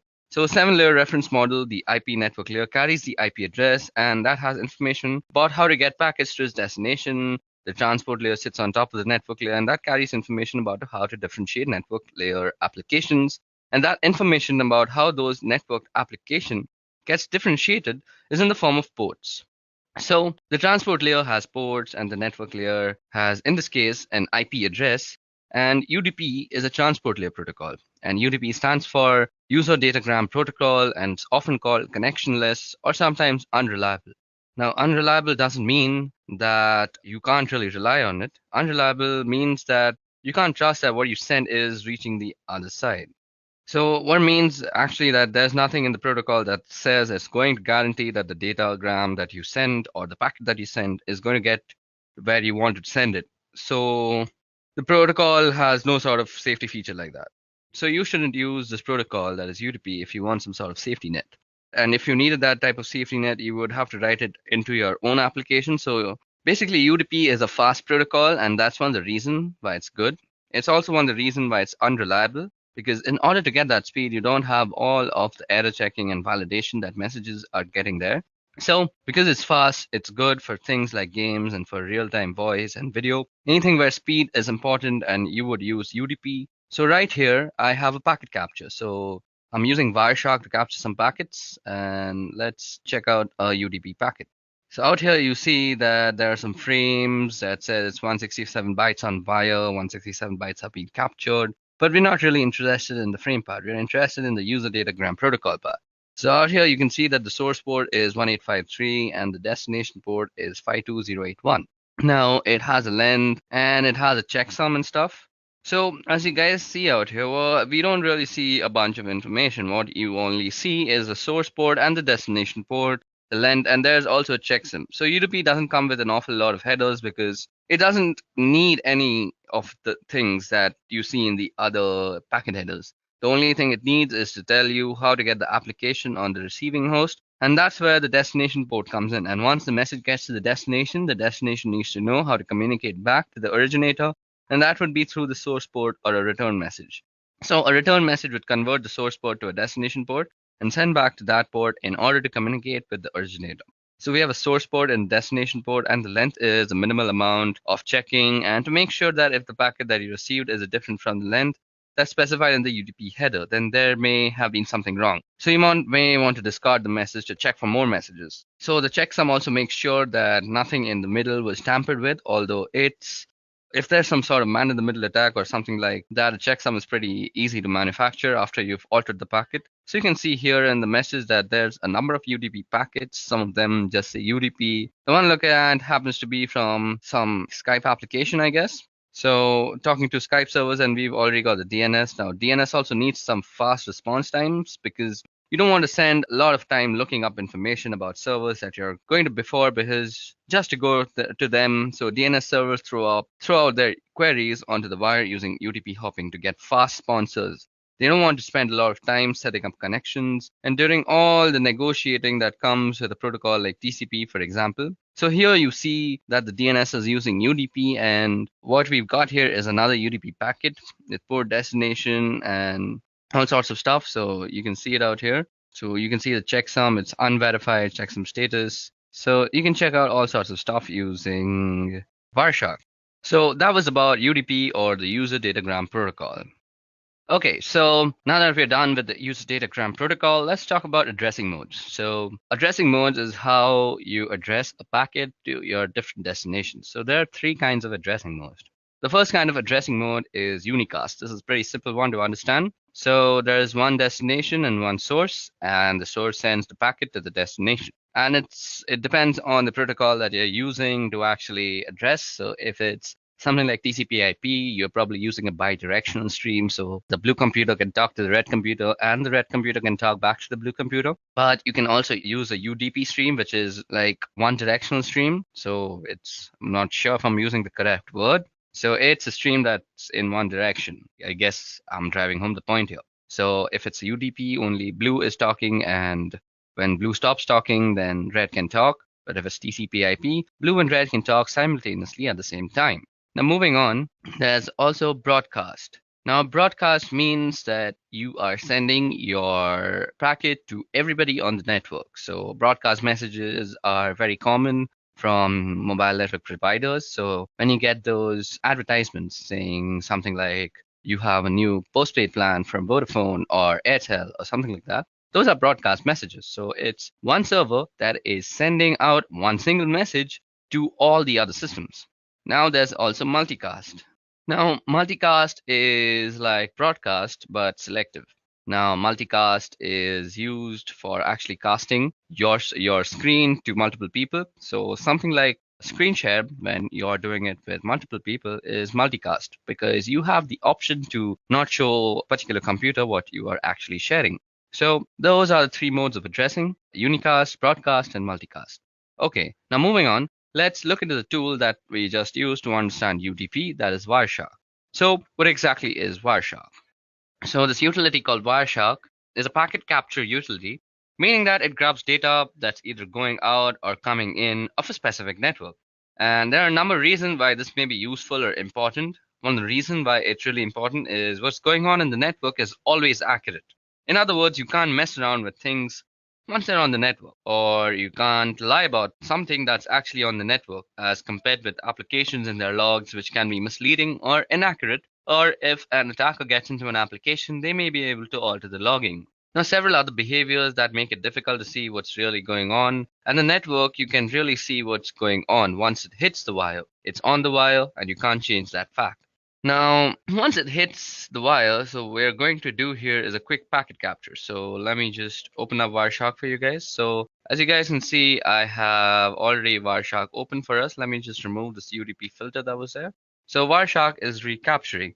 So let us go over the stuff that you can see on the screen. Some important features of WireShark so that we can use it later. So what I'm doing here is a quick packet capture, and I'm going to show some of the important features of WireShark so that we can use it later on. Now, when we're starting to do some more significant work, I select the interface that I'm using primarily, which is my Wi-Fi, and I'm going to go over here and we'll bring up a Google page so that we can see what's happening on the network. So let me just quickly open up a Google page. As you guys can see, it's capturing a bunch of data that's going around here. Now let me just open up a Google page, and that's going to send up some data. Let's go back. So it's grabbing a whole bunch of stuff off the network. I'm just going to stop that. I'm going to go back and take a look at some of the messages here. So some of the features of WireShark, as you can see on the top part of the screen, here there's a window that says number, time, source, destination, protocol, length, and info. And those are all of the packets that have been captured. And they're numbering starting from 1, and the time has to do with being relative to the point that we've started capturing. And you'll see the source and destination addresses, and the protocol, the length of the packet in bytes, and some information about the packet. At the bottom of the screen, you'll see detailed information about the packet that has been selected. So suppose I'm still selecting this TCP packet out here. So we can go through the frames.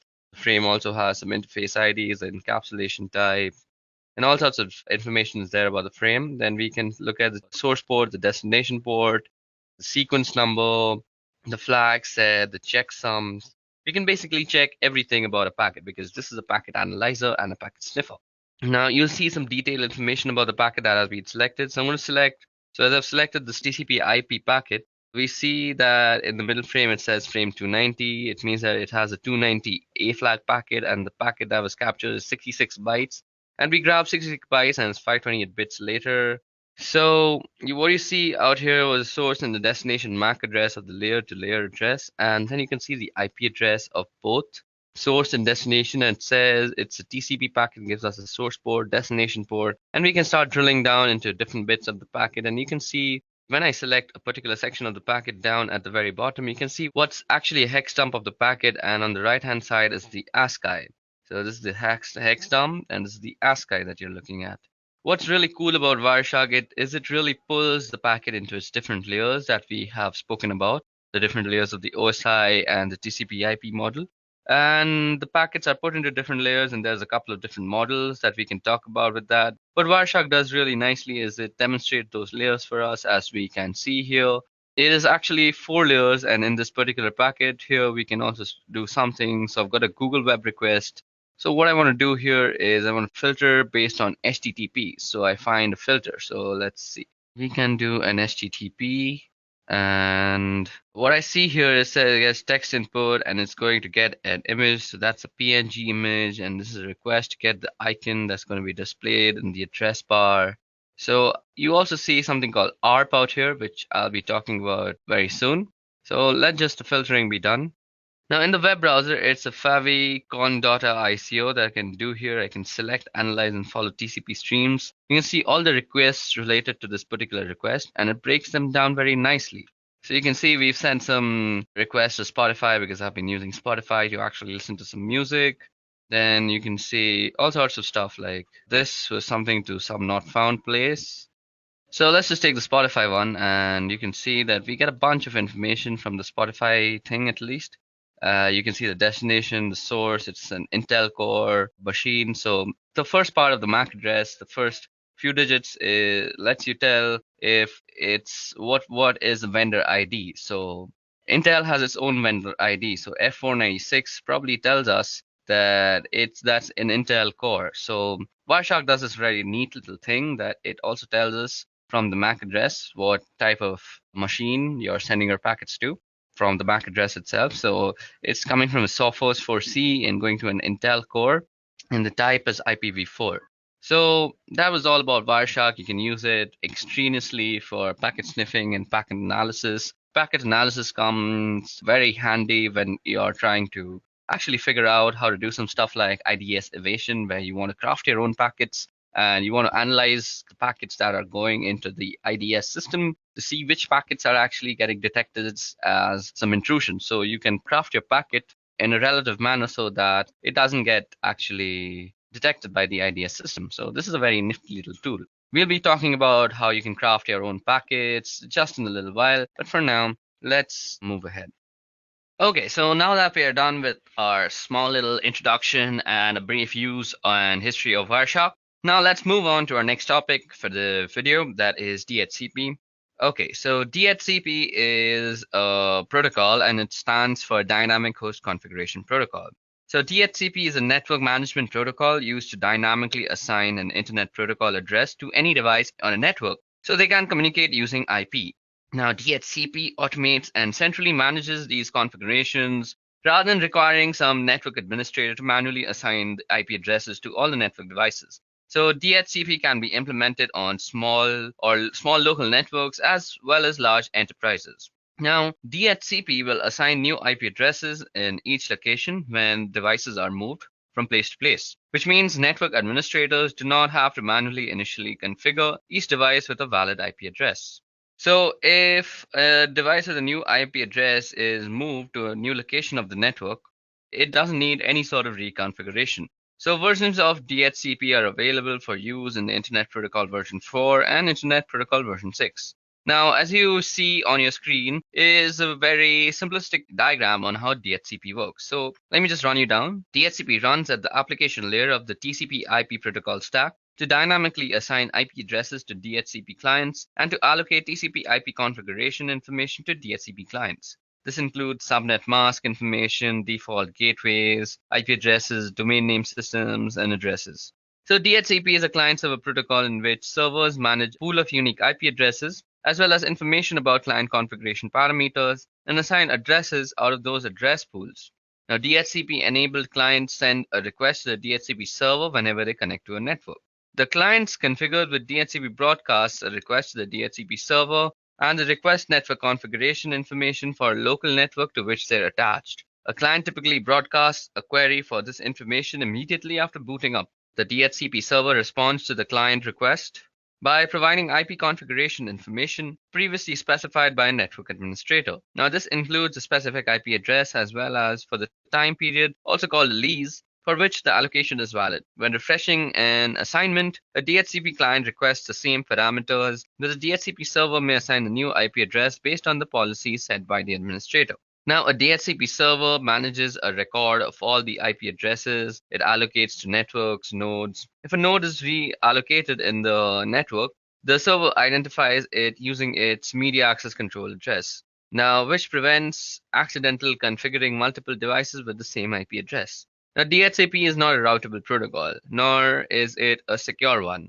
DHCP is limited to a specific local area network, which means a single DHCP server per LAN is adequate. Now, larger networks may have a wide area network containing multiple individual locations depending on the connections between these points and the number of clients in each location. Multiple DHCP servers can be set up to handle the distribution of addresses. Now, if network administrators want a DHCP server to provide addressing to multiple subnets on a given network, they must configure DHCP relay services located on interconnecting routers that DHCP requests to have to cross. Now, these agents relay messages between DHCP client and servers. DHCP also lacks any built-in mechanism that would allow clients and servers to authenticate each other. Both are vulnerable to deception and to attack, where rogue clients can exhaust a DHCP server's pool. Okay, so let's move on to our next topic, and that is why use DHCP. So I just told you that DHCP doesn't really have any sort of authentication, so it can be fooled really easily. So what are the advantages of using DHCP? So DHCP offers quite a lot of advantages. Firstly is IP address management. A primary advantage of DHCP is easier management of IP addresses. In a network without DHCP, you must manually assign IP address. You must be careful to assign unique IP addresses to each client and to configure each client individually. If a client moves to a different network, you must make manual modifications for that client. Now, when DHCP is enabled, the DHCP server manages the assigning of IP addresses without the administrator's intervention. Clients can move to other subnets without manual reconfiguration because they obtain from a DHCP server new client information appropriate for the new network.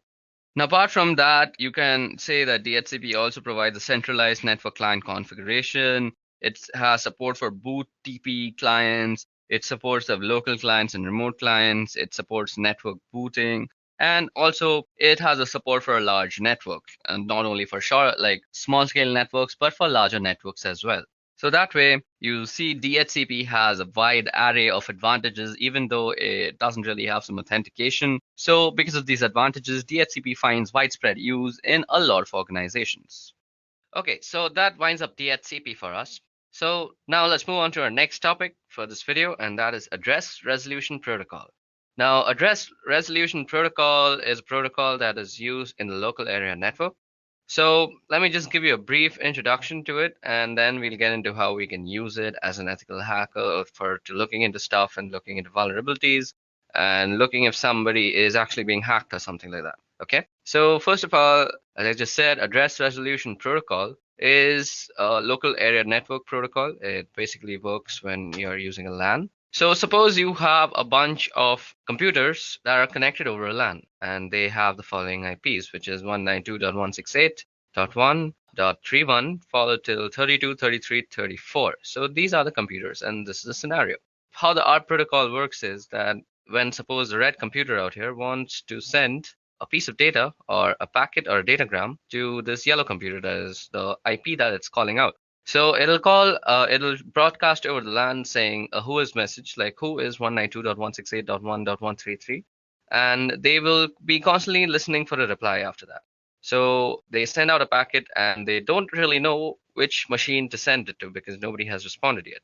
So after that, the red computer asks who is 192.168.133, and after that, the yellow computer recognizes that it has the same IP address, and he'll say that, hey, here's my MAC address, so we can communicate more easily in the future. So this MAC address is going to be tied into this IP address in a thing called the ARP table. I'm going to show you the ARP table right now in just a few minutes.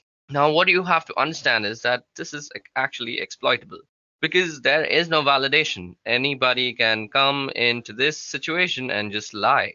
So suppose that 192.168.1.31 and there's this yellow computer, and we also have this other computer with the blue computer, and this is not supposed to be on the LAN, but somehow this guy got into the building and he just connected a LAN wire and now he's on the network. Now what he can do is that he can catch the packet that you are sending and then send it to 192.168.133 simply by lying when the ARP protocol is running and saying that, yep, I'm actually the yellow computer, so send your data to me. And then he'll modify the data and send it to the yellow one. And when the reply comes, it'll also be forwarded to the blue computer. So what I'm explaining out here in this scenario is actually called a man-in-the-middle attack. Okay, so that was about the ARP protocol. Now let's talk about how we can use the ARP protocol for our advantage or as an ethical hacker. Okay, so now that we know how ARP actually works, let me show you how you can access the ARP table of your computer.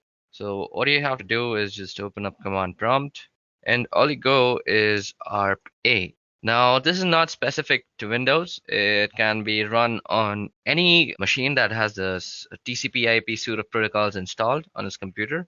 So every computer system, what is called an ARP table, and the reason it's called an ARP table is because it matches a layer 2 or physical address or MAC address to an IP address. And that's what ARP address resolution protocol is. And what it resolves is an IP address to a MAC address or a physical address. And the MAC or physical address are interchangeable because they mean the same thing. The reason it's called a physical address is because it is a physically on a network interface, which is, of course, a physical device. So it's sometimes called a physical address, that's sometimes called a MAC address for media access control. So I might use MAC address and I might use physical address to make a particular point, but it means the same thing. So you can see here that the IP address and there are the MAC addresses, So these are the IP addresses and these are the MAC addresses. And they're listed in the ARP table, and I've done -A, which means show me all your ARP entries while I'm doing this. On a Windows system, as I just said, it's possible on a Linux system and anything with a TCP/IP suite of protocols installed, because it's an important utility to have in order to help diagnose any issue with your network problems. So this is how you would display an ARP table, and as I said, ARP is just a mapping from IP address to MAC address. So let me show you how the protocol looks like when it's actually working. So let's head over to WireShark. So we choose the interface that we want to see. Okay, now all we do is put on a filter that says ARP. So if you guys see out here, there is this ARP packets that we are finding. So this is how it looks like. And I just said that it's a who has and a tell me. Now, there is no authentication. So when this guy is looking for, okay, so who has 192.168.2.172. Now, if we the hardware and if you see out here the MAC address, that the target MAC address is empty because it hasn't gotten a reply yet. Now, when the MAC address is given, they're just interchanged and it is sent back. So the sender MAC address is a Broadcom, and WireShark does a really neat job at getting out the vendor names from the DNS, I mean from the MAC address. So there's this Astrock thing, then there's Google, as I just saw out here, some Google phone, I guess, maybe an Android, I'm not really sure. This is how ARP looks like, and this is how ARP works. And if you're trying to do a man-in-the-middle attack, and you shouldn't be trying to do that because that's completely unethical, but just in case you were trying to force a man-in-the-middle attack, you could just try to forward the IP to your own address and just spoof your name while ARPing it. So you can use other tools like Edureka for that. Now, that was all about ARP. Now let's move on to our next topic. So our next topic has come up right after ARP because while studying about ARP, you must have realized that I told you that ARP has no sort of validation. So how could that exactly be fixed? So if the data that actually is being transferred over LAN is encrypted using cryptography, ARP can actually be used very validly. I mean, what you want to do is you want to hide what you're actually sending before sending it out on a local network so that people who are not supposed to get it can't actually see it. Now, let's first tackle the question, what exactly is cryptography? So, cryptography is basically the art of hiding anything. Now, when talking about computers and computer science in general, it includes hiding data. So, now cryptography doesn't really actually start with the new age. It's been there for a long, long time, since the time of Julius Caesar and all. We'll be talking about the history of cryptography right now. But what I want you to understand is that when a message is sent, a key is actually used along with an encryption algorithm. Now, this key is also sent to the other person, and how this key is sent, we'll get into that later. So what you want to basically understand for now is a message is encrypted using an encryption algorithm, which takes the key and the message as parameters. Then on the other side of the message, with the ciphertext, that is, after encryption, you get something called ciphertext because it has to be deciphered now. So cipher is just a word, a Latin word, I guess, or a Greek word. I'm not really sure. That means to hide. So first you encrypt your message, then you decrypt your message with the ciphertext and the decryption key, which is most of the time the same as the encryption key when we're talking about symmetric key cryptography. So use the decryption key and the message along with the decryption algorithm, and you get the same message on the other side. So basically, it's like a password. It's a password protect for messages, and it's a fancy way to say that, and that is cryptography. So let us go into the history of cryptography now. So let me give you a brief history of cryptography. Now, cryptography actually goes back several thousand years before, shortly after people began to find ways to communicate. There were some of us who were finding ways to make the understanding of that communication difficult so that other people couldn't understand what was going on. And this led to the development of Caesar cipher that was developed by Julius Caesar. And it's a simple rotation cipher. And by that, I mean that you rotate a portion of the key in order to generate the algorithm. So here's an example. We've got two rows of letters and that are alphabetical in order, and means we basically written the alphabets down and the second row is shifted by three letters. So a B is a Z actually, because if you move that way, a B is a Z from the first row gets shifted back to the second row, and then the letter D becomes the letter C. That's an example of how encryption works. So if you try to encrypt a word like hello, it would look completely gibberish after it came out of that algorithm. So if you count the letters out, you can see that the letter H can be translated to letter L. So that's a Caesar cipher. Now you must have heard of things like ROT13, which means that you rotate the 13 letters instead of 3 letters. That's what we can do here again. And this is just a simple rotation cipher or Caesar cipher. That's what, of course, the ROT stands for. It's rotate or rotation. Now, coming forward a couple thousand years, we have the Enigma cipher. Now, it's important to note that the Enigma is not the word given to this particular cipher by the people who developed it. It's actually the word given to it by the people who were trying to crack it. The Enigma cipher is a German cipher. They developed this cipher and a machine that was capable of encrypting and decrypting messages so that they could messages to and from different battlefields and war fronts, which is similar to the Caesar cipher. Caesar used it to communicate with his battlefield generals, and the same thing with the Germans. You've got to get messages from headquarters down to where the people are actually fighting, and you don't want it to get intercepted in between by the enemy. So therefore you use encryption. And lots of energy was spent by the Allies, in particular the British, trying to decrypt the messages. One of the first instances that we are aware of where a machine was used to do the actual encryption, and we're going to come ahead a few decades now into the 1970s, where it was felt that there was a need for a digital encryption standard. Now, the National Institute of Standards and Technology is responsible for that sort of thing, so they put out a proposal for this digital encryption standard. And an encryption algorithm, what ended up happening was IBM came up with this encryption algorithm that was based on the Lucifer cipher. That was one their people had been working on a couple of years previously in 1974. And they put this proposal together based on the Lucifer cipher. And in 1977, that proposal for an encryption algorithm was the one that was chosen to be the digital encryption standard. And so that came to be known as DES over time. And it became apparent that there was a problem with DES, and that was it only had a 56-bit key size. And while in the 1970s that was considered adequate to defend against brute forcing and breaking of code, by 1990s it was no longer considered adequate, and there was a need for something more, and it took time to develop. Something that would last long for some long period of time. And so in the meantime, a stopgap was developed, and this stopgap is what we call the triple DES. The reason it's called triple DES is you apply the DES algorithm 3 times in different ways, and you use 3 different keys in order to do that.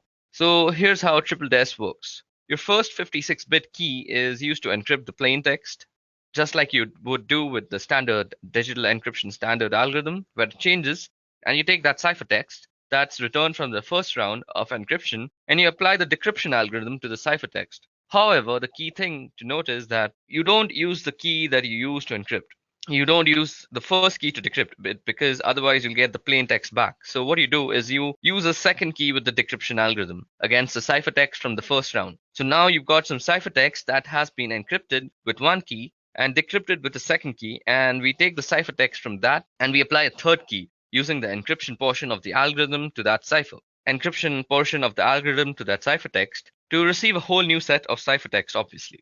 To do the decryption, you do the third key and decrypt it. With the second key, you encrypt it. And then with the first key, you decrypt it. And so you do reverse order and the reverse algorithm at each step to apply triple DES. So we get an effective key size of about 168 bits, but it's still only 56 bits at a time. Now, I said triple DES was only a stopgap. What we were really looking for was the advanced encryption standard once again. And NIST requested proposals so that they could replace the digital encryption standard in 2001. After several thousands of looking for algorithms and looking them over, getting them evaluated and getting them looked into, NIST selected an algorithm, and it was put together by a couple of mathematicians. The algorithm was called Reindoll, and that became the Advanced Encryption Standard, or AES. It's one of the most advantages of AES is it supports multiple key lengths. Currently, what you'll typically see is as we are using 128-bit keys. However, AES supports up to 256-bit keys. So if we get to the point where 128-bit isn't enough, we can move all the way up to 256 bits of keying material. So cryptography has a really long history. Currently, we are in a state where we have a reasonably stable encryption standard in AES. But the history of cryptography shows that with every set of encryption, eventually people find a way to crack it. Okay, so that was a brief history of cryptography. Now, what I want to do is let's go over and talk about AES, triple DES, and DES in themselves because they are some really key cryptographic moments in history. Because there are some really key historic moments in the history of cryptography. Now, we're going to talk about the different types of cryptographic ciphers, and primarily we're going to be talking about DES, triple DES, and AES. Now, DES is the digital encryption standard. It was developed by IBM in the 1970s, and originally it was cryptographic cipher named Lucifer. And after some modifications, IBM proposed it as the digital encryption standard, and it was selected by the digital encryption standard. Ever since then, it's been known as DES. Now, one thing that caused a little bit of controversy was during the process of selection, NSA requested some changes, and it hasn't been particularly clear what changes were requested by the NSA. There has been some speculation that wondered if the NSA was requesting a backdoor into this digital encryption standard, which would allow them to look at encrypted messages in the clear. So basically, it would always give the NSA the ability to decrypt DES encrypted messages. It remained the encryption standard for the next couple of decades or so. So what is DES and how does it work? Basically, it uses 56-bit keys rather than a stream cipher. It's a block cipher and it uses 64-bit blocks. And in 1998, DES was effectively broken. When a DES encrypted message was cracked in 3 days, a year later, a network of 10,000 systems around the world cracked the DES encrypted message in less than a day. And it's just gotten worse since then with modern computing power being what it is. Since DES was actually created, we already had come to the realization that we needed something else. So along came triple DES. Now, triple DES isn't 3 times the strength of DES necessarily. It applies DES just 3 times. And what I mean by that is what we do is we take a plain text message, then let's call that P, and we're going to use a key called K1, and we're going to use that key to encrypt the message. And use a key that we will call K1, and we're going to use that to encrypt the message. And that's going to result in the ciphertext, and we'll call this C1. So C1, the output of the first round of encryption, we're going to apply a second key, and we'll call that K2 with that second key. And we're going to go through a decryption process on C1. Since it's the wrong key, we're not going to get plain text out on the other end. What we're going to get is another round of ciphertext, and we will call this C2. What we do with C2, we are going to apply a third key, and we will call this K3, and we're going to encrypt ciphertext C2, and that's going to result in another round of ciphertext, and we will call that C3. So we have 3 different keys applied in 2 different ways. So with key 1 and key 3, we do a round of encryption, and with key 2, we do a round of decryption. So it's an encrypt, decrypt, encrypt process with separate keys. While that doesn't really yield a full 168-bit key size, the 3 rounds of encryption yields an effective key size of 168 bits because you have to find 356-bit keys. So speaking of that, technical detail for triple DES, we're still using the DES block cipher with 56-bit keys, but since we've got 3 different keys, we get an effective length of around 168 bits. Triple DES was really just a stopgap measure. We knew that if DES could be broken, triple DES could surely be broken with just some more time, I guess. And so the NIST was trying to request a standard that was in 1999, and in 2001, NIST published an algorithm that was called AES. So this algorithm that was originally called Raindoll was published by NIST as the Advanced Encryption Standard. Some technical specifications about AES is that the original Raindoll algorithm specified variable block sizes and key lengths. And as long as those block sizes and key lengths were multiples of 32 bits, so 32, 64, 96, and so on, you could use those block sizes and key lengths. When AES was published, AES specified a fixed 128-bit block size and key length of 128, 192, and 256. AES with 3 different key lengths, but 1 block size. And that's a little bit of detail about DES, triple DES, and AES. So when AES was published, AES specified a fixed 128-bit block size and a key length of 128, 192, and 256 bits. So we've got with AES 3 different key lengths, but 1 block size. And that was a little bit of detail about DES, triple DES, and AES. We'll use some of these in doing some hands-on work in the subsequent part of this video. Okay, so now that I've given you a brief history of how we have reached to the encryption standards that we are following today, that is the Advanced Encryption Standard, let's go ahead and talk a little bit more about DES, triple DES, and AES. So DES is a digital encryption standard. It was developed by IBM in the 1970s, and originally it was a cryptographic cipher named Lucifer. And after some modifications, IBM proposed it as the digital encryption standard. It was selected to be the digital encryption standard, and ever since then, it's been known as DES or DES. One thing that caused a little bit of controversy was during the process of selection, the NSA requested some changes, and it hasn't been particularly clear what changes were requested by the NSA. There has been some sort of speculation that wondered if the NSA was requesting a backdoor into this digital encryption standard, which would allow them to look at encrypted messages in the clear. So basically, it would always give the NSA the ability to decrypt encrypted messages. It remained the encryption standard for the next couple of decades or so. And what is DES and how does it work? Now, DES remained the digital standard for encryption for the next couple of decades. So, what does it do and how does it work? So, basically, it uses a 56-bit key rather than a stream cipher. It's a block cipher and it uses 64-bit blocks. And in 1998, if you know, DES was effectively broken when a DES encrypted message was cracked in 3 days. And then a year later, a network of 10,000 systems around the world cracked a DES encrypted message in less than a day. And it's just gotten worse since then with modern computing being what it is today. Now, since DES was created and broken, we knew we needed something. And what came in between advanced encryption standards and DES is triple DES. Now, triple DES isn't 3 times the strength of DES necessarily. It's really DES applied 3 times. And what I mean by that is we take a plain text message, then let's call that P, and we're going to use a key called K1. And we're going to use that key to encrypt the message, and that's going to result in the ciphertext 1. So we'll call that C1. Now, C1 is the output of the first round of encryption, and we're going to apply a second key called K2.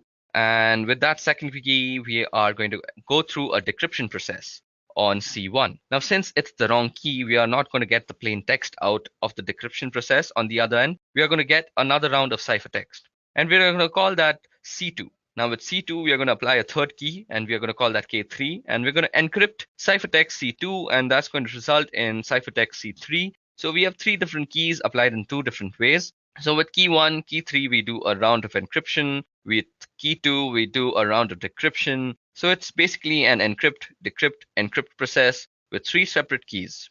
But what it does really is it doesn't really yield a 168-bit key size, because in effectiveness, it's basically 56-bit keys that are being used thrice, whether it be 3 different keys. So in effectiveness, you could say that it's a 168-bit key, but it is not the same strength, because people realize that triple DES can be easily broken, because if DES is broken, you can do the same thing with 3 different ways with whatever key that you use. So it just takes longer time to decrypt if you don't know the key, and if you are just using a brute force attack, you know that triple DES can be broken if DES can be broken. So triple DES was literally a stopgap between DES and AES, because people knew that we needed something more than triple DES. And for this, the NIST, or the National Institute of Standards and Technology, in 2001, they chose AES as the algorithm that is now called the Advanced Encryption Algorithm. So it was originally called the Raindoll algorithm. And the main thing about the Raindoll algorithm and the Advanced Encryption Standard algorithm is that the Raindoll algorithm specifically states in its papers that it has a variable block size and a variable key size as long as they are in multiples of 32. So 32, 64, 96, like that. But what AES does differently is that it gives you one block size, that is 128 bits, and it gives you 3 different key sizes, that is 128, 192, and 256. So with AES, 3 different key lengths, but 1 block size. Okay, so that was a little bit more information on AES, DES, and triple DES. And we are going to be using this information in some subsequent lessons. Okay, now moving on. Okay, so now that we've discussed the different history of cryptography and the more important cryptographic algorithms, let's discuss the different types of cryptography. Now, the first type of cryptography I'm going to talk about is symmetric cryptography. And by symmetric cryptography, I mean that the key is the same for encrypting or decrypting. So I use the same key whether I am encrypting the data or decrypting the data. One of the things about symmetric key cryptography is that they use a shorter key length than for asymmetric cryptography, which I'll get into a couple of minutes. It's also faster than asymmetric, and you can use algorithms like DES or AES as those are both symmetric key cryptography algorithms, and you can use a utility like AES script. Let me just demonstrate how symmetric key cryptography works. So for this, we can use a tool called AES script. So in AES script is actually available for Linux and Windows and Mac, all the systems. So I'm using it on the Windows one, and I'm using the console version. So first of all, I have a text file called text.txt. So let me just show that to you. So as you guys can see, I have this thing called text.txt. Now to do text.txt, let me just show what text.txt contains. So as you guys can see, it has a sentence called "The quick brown fox jumped over the lazy dog." So that's the sentence that has all the alphabets in the English language, rather. So now we are going to try and encrypt it. So we can use something like AES or DES because both of them are symmetric key ciphers, symmetric key algorithms, rather. So we are using AES in this case. So what we're going to do is say AES script. We're going to encrypt it, and we're going to use a password of, let's say, Pokemon. So we're going to call it Pokemon, and we're going to do text.txt. We're going to encrypt that file. So now we have encrypted that file. Now let's go see. We must be having a new file. So this is called text.txt.aes. So that is our encrypted file, and this is what we would generally send over the network if we are sending it to anybody. So let's assume the person who's received it also knows our encryption algorithm. I mean, encryption algorithm and the key that goes along with it. So let's try to decrypt it now. Now, before I decrypt it, let me just show you what an encrypted message looks like. So this is what the ciphertext looks like. Type text.txt.aes. So yeah, as you guys can see, the Windows console can't really read everything, but if I were to go here, if I were to just go into the file and just edit Notepad++, you'll see that it's a bunch of crap. You really can't make out anything. What is being made here, we can't really decipher much. So that's the point of using encryption. Now, if you were to decrypt it, all we have to do is AES script. We're trying to decrypt. We're trying to give the password is going to be, what was the password? Pokemon. Okay, so, and we're going to try and decrypt text.txt.aes. Now let's dir that again.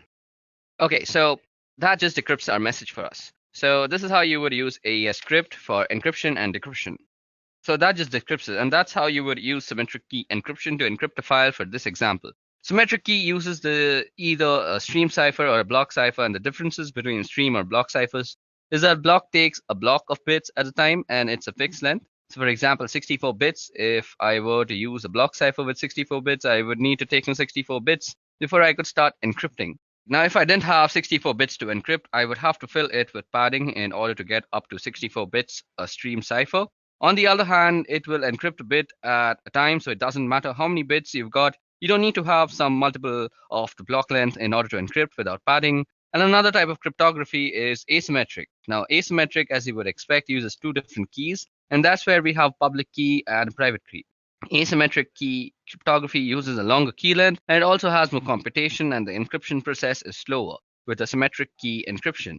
And the encryption process is slower than with the symmetric key encryption. One of the uses for symmetric key is for signing documents or emails, for example, where I would have the private key sign something and the public key would be used to verify a signature. And another reason for using asymmetric key encryption is to ensure that you got it from who actually sent it. Since you've got two keys, you always know who the other end of the equation is. Where with symmetric key, since it's just one key, if you can intercept the key, you can decrypt and also encrypt messages. And so if somebody can figure out the key, you can break into a communication stream using symmetric key encryption. So asymmetric gives you the advantage of ensuring that the other end is who the other end says. And they are, since they're the only ones who should have the private key. And in this particular instance, in practice, however, hybrid encryption models tend to be used, and that's where you would use asymmetric encryption to encrypt asymmetric session keys. So basically, you encrypt the message that you are sending using symmetric key encryption. And then when you're exchanging the key with somebody else, you use asymmetric key encryption. So this is going to be a slower process. You probably won't want to use it for smaller files. In order to do that, fortunately, the file example that I have is a smaller one. So I'm going to try and generate a key right now. So for this, we have to head over to our Ubuntu system. So let's see. let me show you how public key encryption actually works. And we are going to first create a key. So let me just clear this out for you. So first of all, let's create a file and let's call that text.txt. Now, if you see, we are going to edit text.txt to have some file. So have some text in it. So there seems to be a warning with the GTK. I'll just use echo instead. So now let's see if that is in our file. Okay, so let me just show you how asymmetric key encryption or public key cryptography works. So first of all, we need a text file. So let me see. Do we have a text file? So there seems to be a text.txt. So let's see what this text.txt says. So it says that this is a random text file. Now what we want to do is we want to create a public key first. So I'm going to use OpenSSL for doing this. So we go OpenSSL and we are going to use it with RSA. So we're trying to generate a key, so gen RSA, and we're going to use des3 to use this, and we're going to output it into a file called private.key. So we are also going to be using a 4096 bit. So this is going to be our private key. So this will create a private key using RSA algorithm. So let it work its way out. So first of all, it's asking me for a passphrase now. So since you can protect your keys with a passphrase, so I'm just going to use my name. Okay, so now we see if we ls and we have a private dot key, I guess. Yep. So we have this private dot key. Now we're using this private key, we are going to generate a public key. So for this, I'm again going to be using OpenSSL. And OpenSSL is a Unix based, so you will need a Unix system. So you go RSA-UTL, that's RSA utility, and what we want to do is encrypt, and we want the public key in key, and we want to use the public key that we just generated. I'm sorry guys, so we are going to be using RSA. So first of all, we need to generate a public key. So for that, we use the private key. So we will give the private key as an argument after the in flag. So private.key, and we are trying to get out a public key. So pub out, and we're going to call it public.key. Okay, so there seems to be, okay, I messed it up a little. I forgot to give the output. So you go out, and then you use public.key. So it's asking me for a passphrase, and now it's writing the RSA key, and since the password was correct, we have a public key too. So if you see, now we have a public key and a private key. So we are going to encrypt our file using the public key. So we go OpenSSL, and we go RSA-UTL, and we go encrypt, and we can do pub in. So we are going to use the public key, and we want to put the text.txt as the file to be encrypted. So text.txt, and what we want to output is an encrypted file. So encrypted.txt. Okay, I called it OpenSLL. I need to go and edit that out now. Yeah, so that makes it a correct command. And now we have an encrypted file. So let's see. ls and yep, encrypted.txt. So if we just cut that out, so we see it's a bunch of garbage and we really can't read it unless we decrypt it. So for decrypting the key, all we have to do is again use OpenSSL. Let's clear this out first. So OpenSSL, and we are going to be using the RSA utility again. So RSA-UTL, we're going to decrypt this time. So we go with the decrypt flag, and then we are going to be giving the in key, and that is going to be the private key. And what we want to decrypt is encrypted.txt, and what we want to output it is as, let's say, plaintext.txt. So it's going to ask me for my passphrase, which is my name, and I've entered the passphrase, and now we have a plaintext.txt. Now, if we are to go and ls, we see that we have a plaintext.txt out here, just replied info.txt. Now let me just cat that out. So plaintext.txt. So this is a random text file.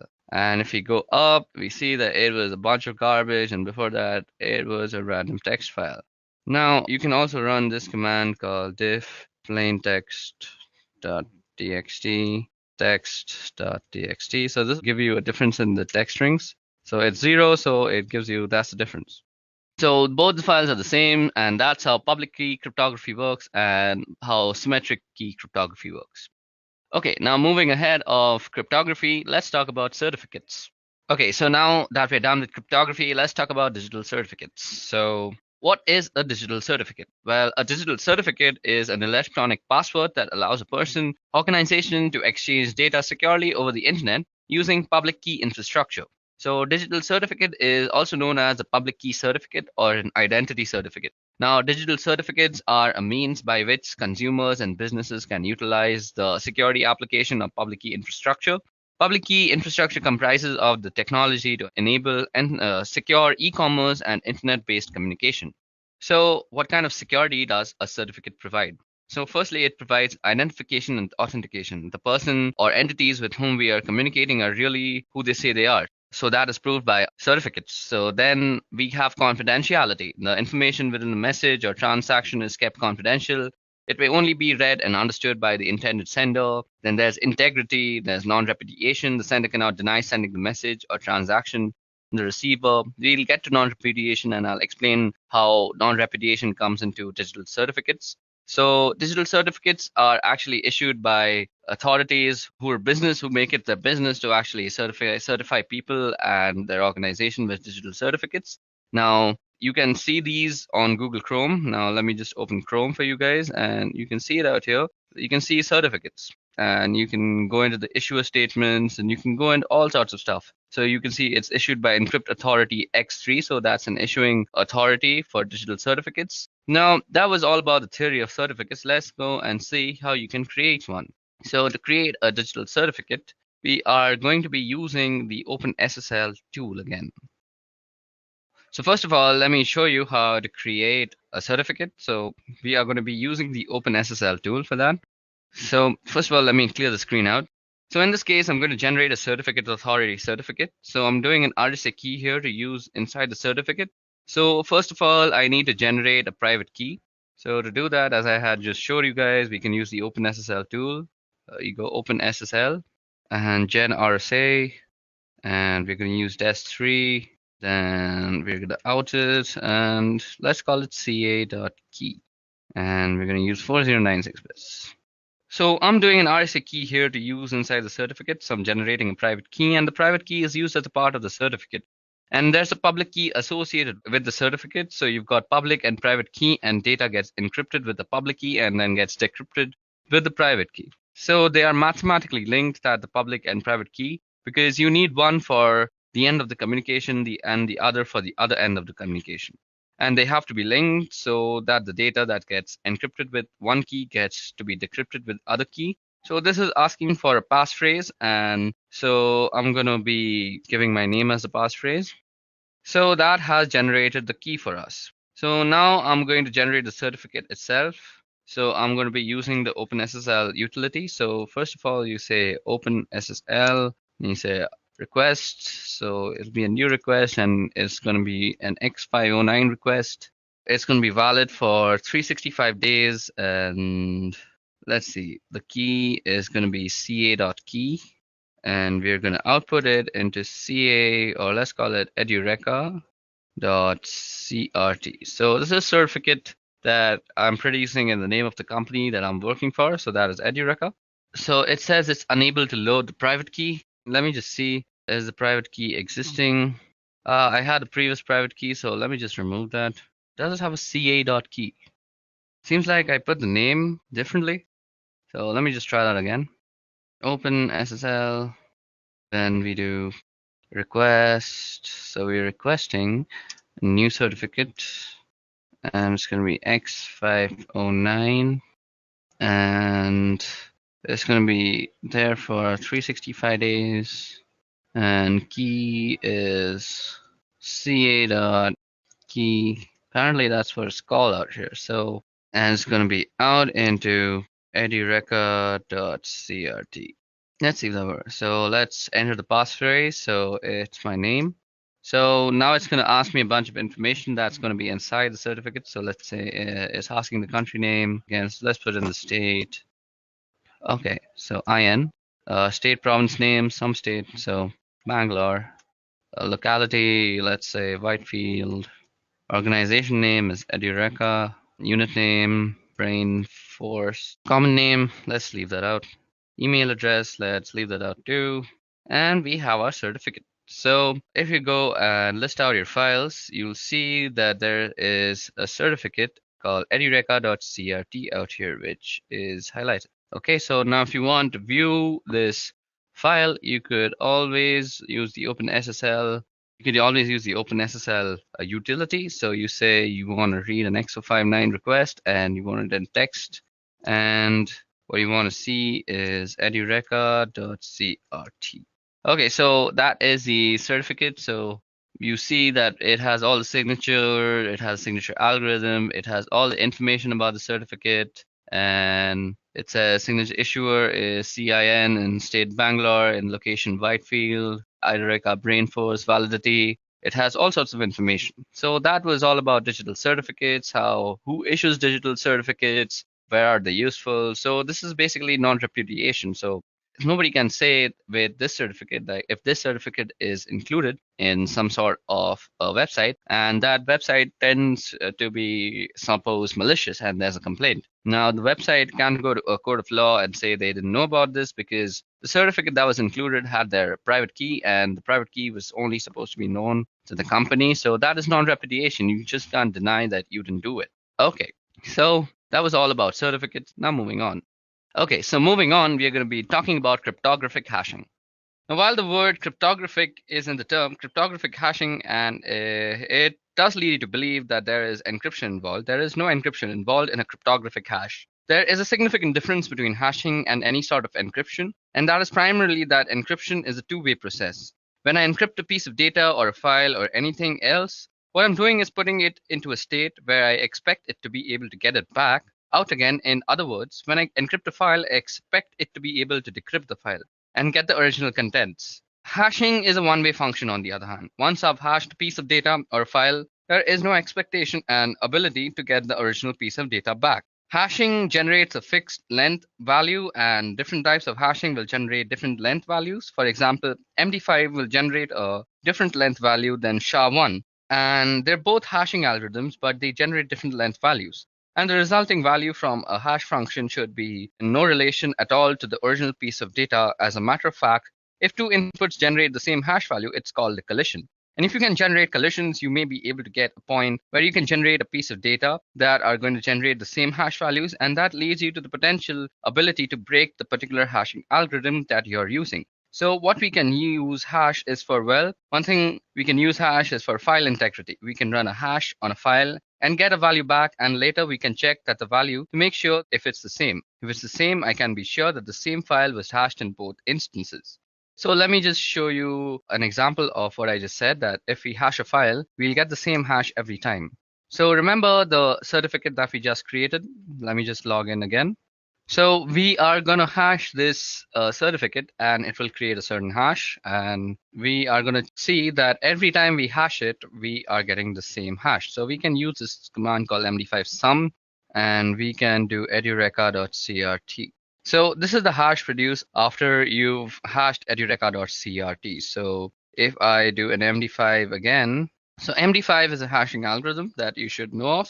So edureka.crt, and it will produce very similar hash. Let's see if SHA-1 works like this. So SHA-1 edureka.crt.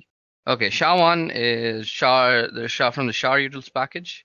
Okay, so I've proved my point that with MD5, which is a cryptographic hashing algorithm, we are getting the same hash back. So if you are able to produce the same hash, that means you have broken the algorithm in itself.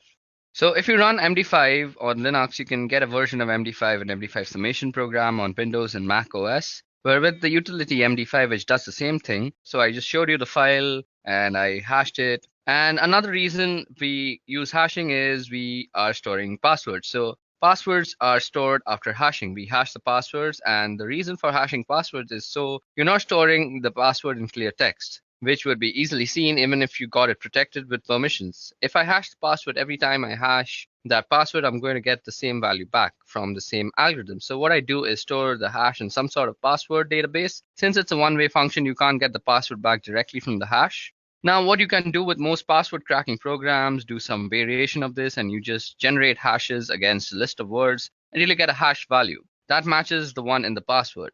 Once you get the hash that matches the one in the password, you know what password is there and here. And we come back to the idea of collisions. If I can take two different strings of characters and get the same values back, then it's easier to crack the password because I may not necessarily get the password, but if the hash that I get back from a particular string of data is the same as that I get from the original password, then it doesn't matter whether I know the password because the string of data that I put in is going to generate the same hash value that you're going to compare when you log in. And this hash value will just give you that it's valid and you'll be able to log in. So suppose the password that you chose while making your account is dog, and the dog word produces this hash value. And if I were to like hash cat with the same algorithm, and if the algorithm was prone to collisions, it might produce the same hash value as dog. So with the password cat, I could open up your password. I could open up your account. So that was all about hashing and hashing algorithms. Let's move on now. Okay, so in this part of the video, we're going to go over SSL and TLS. Now, SSL and TLS are ways of doing encryption, and they were developed in order to do encryption between websites, web servers, and clients or browsers. SSL was originally developed by a company called Netscape, and if you don't remember, Netscape eventually spun off their source code and became Mozilla project, where we get Firefox from. So back in 1995, Netscape released version 2 of SSL, and there was a version 1, but nothing was ever done with it. So we got to version 2 of SSL, and that was used for encryption of web transmission between the server and the browser to do a whole number of flaws between the server and the browser. Now, SSL version 2 had a whole number of flaws, and SSL 2 has the type of flaws that can lead to decryption of messages without actually having the correct keys and not being the right endpoints. And so Netscape released SSL version 3 in 1996. And so we get SSL 3.0, which is better than 2.0, but it still had some issues. And so in 1999, we ended up with TLS. Now, SSL is secure socket layer and TLS is transport layer security. They both accomplish the same sort of thing, and they're designed for primarily doing encryption between web server and web browsers because we want to be able to encrypt the type of traffic. So let me show you what kind of traffic looks like. So first of all, let me open WireShark. And out here, I already have a TLS scan ready for you guys that you can see. We have all sorts of TLS data. So you can see that here's my source and it's 1.32 and destination is 7612.4059.46, doing a client key exchange and the change cipher spec and an encrypted handshake message. And then we start getting application data. So there are some other steps involved here, and you're not seeing all of it with this particular Wireshark capture because, again, we get fragmented packets, and at some point it starts getting encrypted. And you can't see it anyways because Wireshark, without having the key, can't decrypt those messages. But what ends up happening is the client sends a hello, and the server responds with a hello, and they end up exchanging information as a part of that. Now, including version numbers supported, and you get random number, and the client's going to send out a number of cipher suits that may want to support an order, and it can support the server, and it's going to pick from those suite of ciphers. Now, then we start doing the key exchange and then do the change cipher spec and from the client and server, and eventually the server just sends a finished message. And at the point, we've got this encrypted communication going on, but there's this handshake that goes on between the two systems. And there's a number of different types of handshakes depending on the type of endpoints that you've got. But that's the type of communication that goes on between servers and the client one. Important thing about using SSL and TLS is, as I mentioned, some of the earlier versions had vulnerabilities in them, and you want to make sure that the servers aren't actually running those. So you want to run some scans to figure out the type of calls and ciphers that different systems use. So for this, we can use something called SSL scan. So this is available for Unix. I'm not really sure if there is something that is similar for Windows or Mac, but on a Unix-based system that is Linux, we can use SSL scan. So let me just show you how to use that. Clear this part out. So what we can do is run SSL scan again, suppose www.edureka.co. So I'm going to do an SSL scan here against the website, and you can see it's going out and probing all the different types of ciphers that we know on this system. Start with SSL v3 and are going to TLS version 1. And we could force SSL scan to try to do an SSL v2. If I scroll back up, here I get the surface ciphers, which is SSL version 3. It's using RSA, and it's using RSA for the asymmetric. Now, in order to do the key exchange, and once we get the session key up, we're going to use AES 256, and then we're going to use the secure hash algorithm to do the message authentication. or the MAC. It sometimes calls the HMAC for the hashed message authentication code. And what it does is simply hashes the MAC address that you would check one side against the other to make sure that the message hasn't been fiddled with in transmission. You can see here all the different types of cipher suits that are available. Here's TLS running RC4 at 40 bits using MD5, so that would be a pretty vulnerable type of communication to use. And between the server and the client, a 40-bit cipher using our C4 is a low-strength cipher, and we would definitely recommend that clients remove those from the supported ciphers that they have on their server. All that configuration would be done at the web server as well as when you generated your key and your certificates. Normally, certificates would be handled by a certificate authority. Now, you can also self-sign certificates and have those installed in your web server in order to do communications with your clients. The challenge with that is browsers today warn when they see a certificate against a certificate authority that is entrusted of it, and it doesn't have any certificate authority at all. So you'll get a warning in your browser indicating there may be a problem with your certificate. If your clients are savvy enough, and if the users are savvy enough, you may be able to make use of these self-signed certificates and save yourself some money. But generally, it's not recommended simply because clients are starting to get these bad certificates. And when they run across one that's really a problem, a real rogue certificate, they're going to ignore the certificate message in their browser and just go to these sites that could have malicious purposes in mind and may end up compromising the clients or your customers or users. So that's SSL and TLS and how they work and negotiate between servers and endpoints. Okay, so now that we've talked about TLS and SSL, let's talk about disk encryption. Now, disk encryption is actually something that was not really difficult to do, but sort of out of the reach of normal desktop computers for a really long time.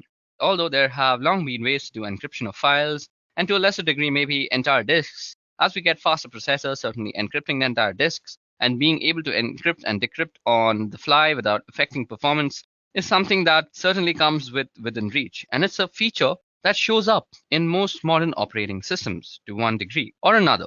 Now, these days, we're going to look at a couple of ways here of doing disk encryption. I'm going to tell you about one of them first, and it's not the one I can show. I can't really show the other one either. So with Microsoft, their Windows system have this program called BitLocker.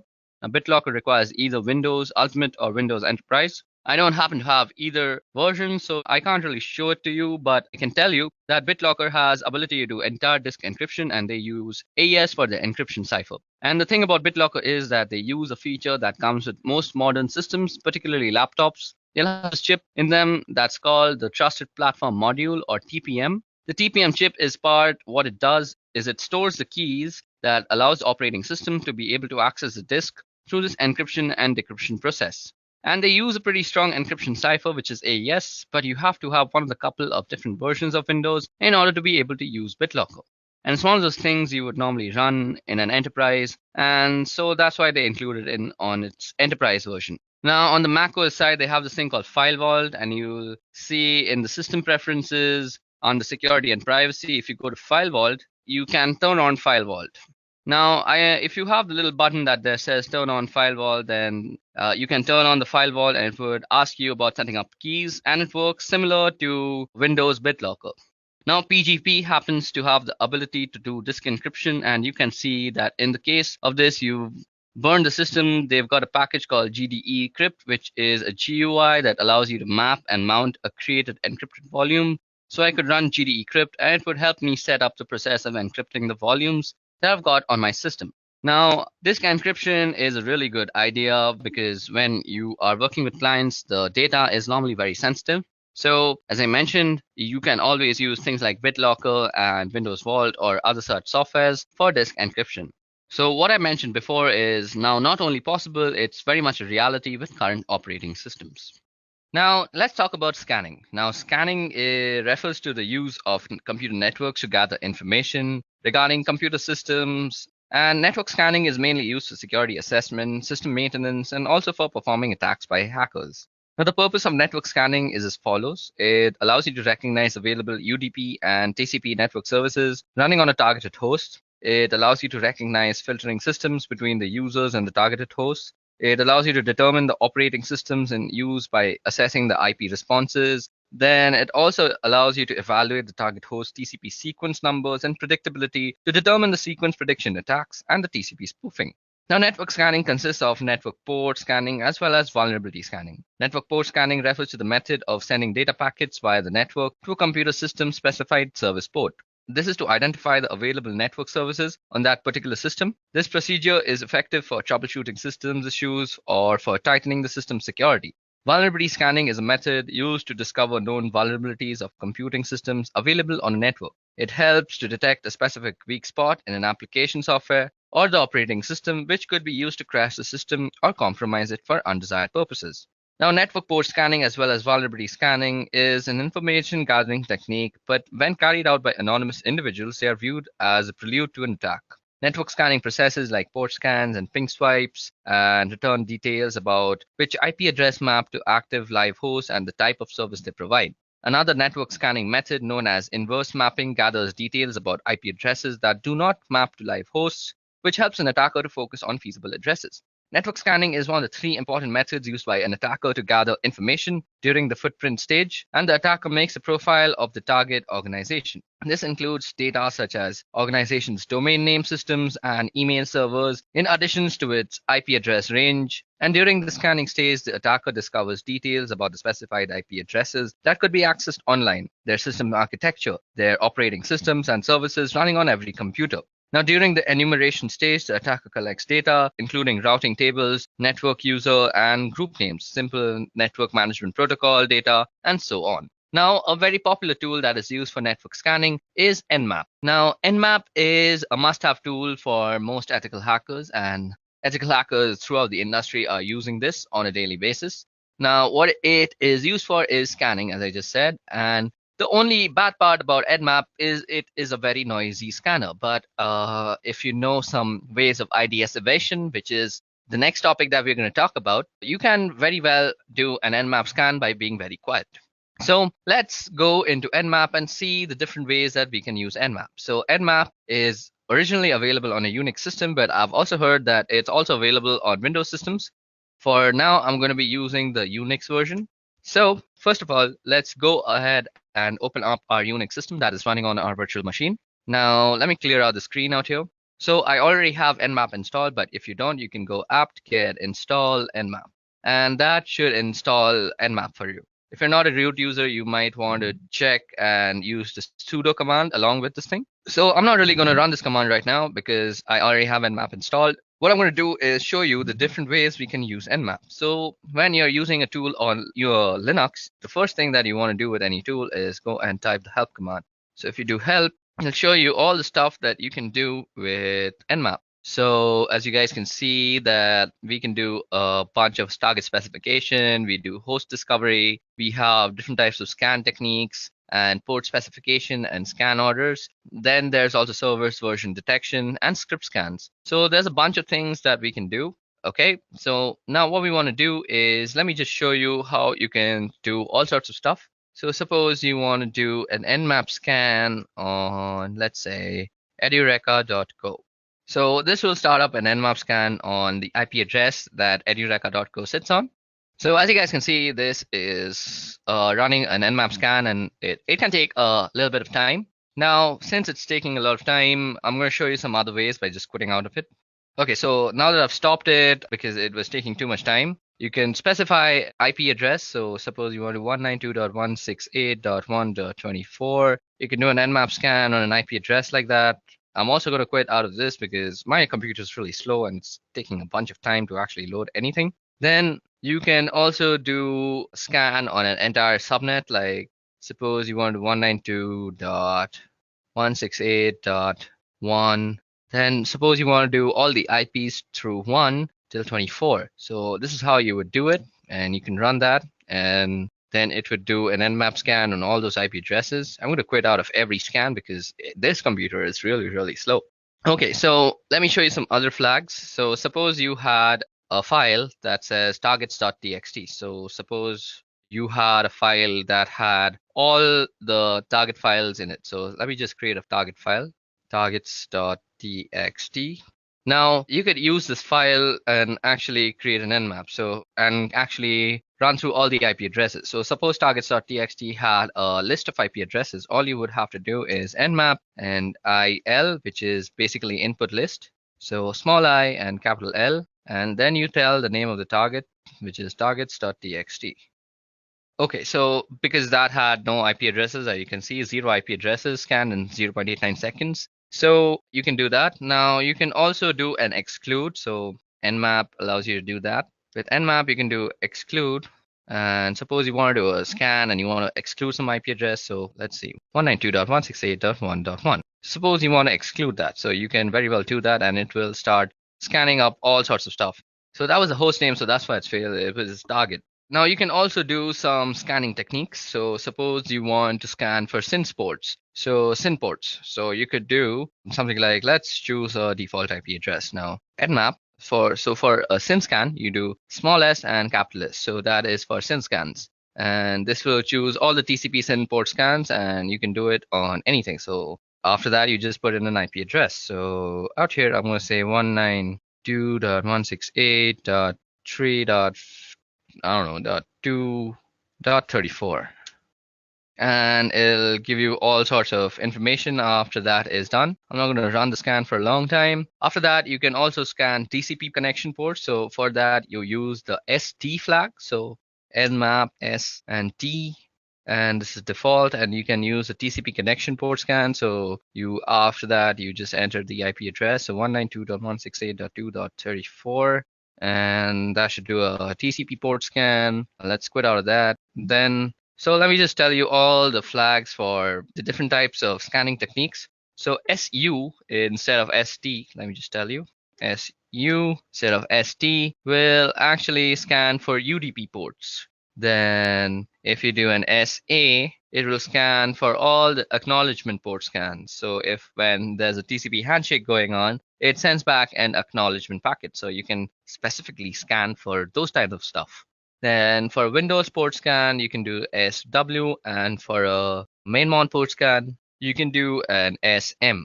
Okay, now you can also do a bunch of host discovery stuff with Nmap. So let's go over them one by one. Now with Nmap, you can do something like S and L, and this will show no scan. So it will scan only the list targets. So you could do something like 192 and then the IP address. So 192.168.2.34. So that will do that. And let's quit out of that quickly. You can also use the SN tag. So you can use the SN tag, which is for disabling port scanning or host discovery only. So this will not give you a host discovery. It will save you some time. And you can use the N flag also. And this will tell you to never do hostname resolution. So you can just save yourself some time in that way. Then you can also do ARP discovery on a local network. So let me just show you how to do that. Nmap for ARP discovery is PR. So that is for ARP discovery, and you could do it on your local network, 192.168.1.1. Okay, so that's a very invalid IP. Yeah, so that was the gateway, and since that's the gateway, instead of running Nmap on some random IP all the time, let's go on ifconfig first, and let's see our IP address.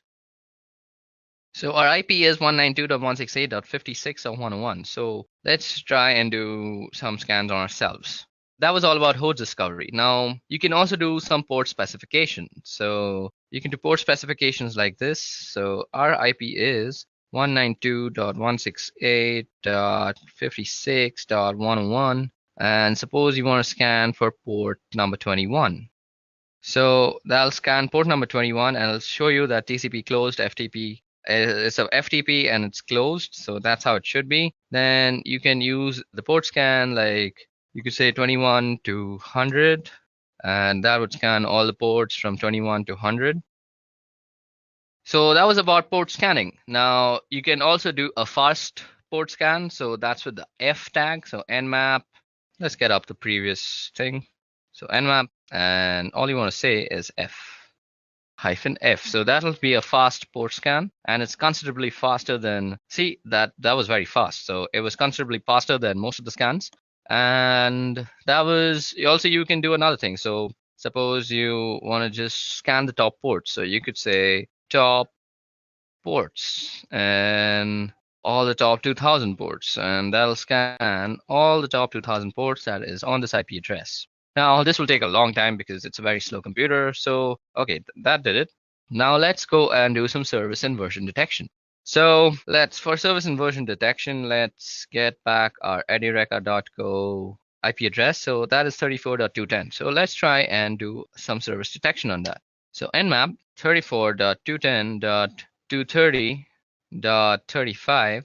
So you could have done it on edureka.go itself. So SV will give you the service version. So it'll try and attempt to determine all sorts of service versions that are running on that IP address. So I personally know that it's an Apache server 2.0 that's running on there. So I'm not really going to wait for the scan to run, but that's how you actually do it. So you can also increase the version intensity. So let's just stop out of that. Now you can increase the version intensity. So the intensity is done something like this. So you go version and intensity, and then you specify a number, anything between 0 to 9. The higher the number, the more correctness that you can kind of get offered by NMAP. So you can say version intensity 8.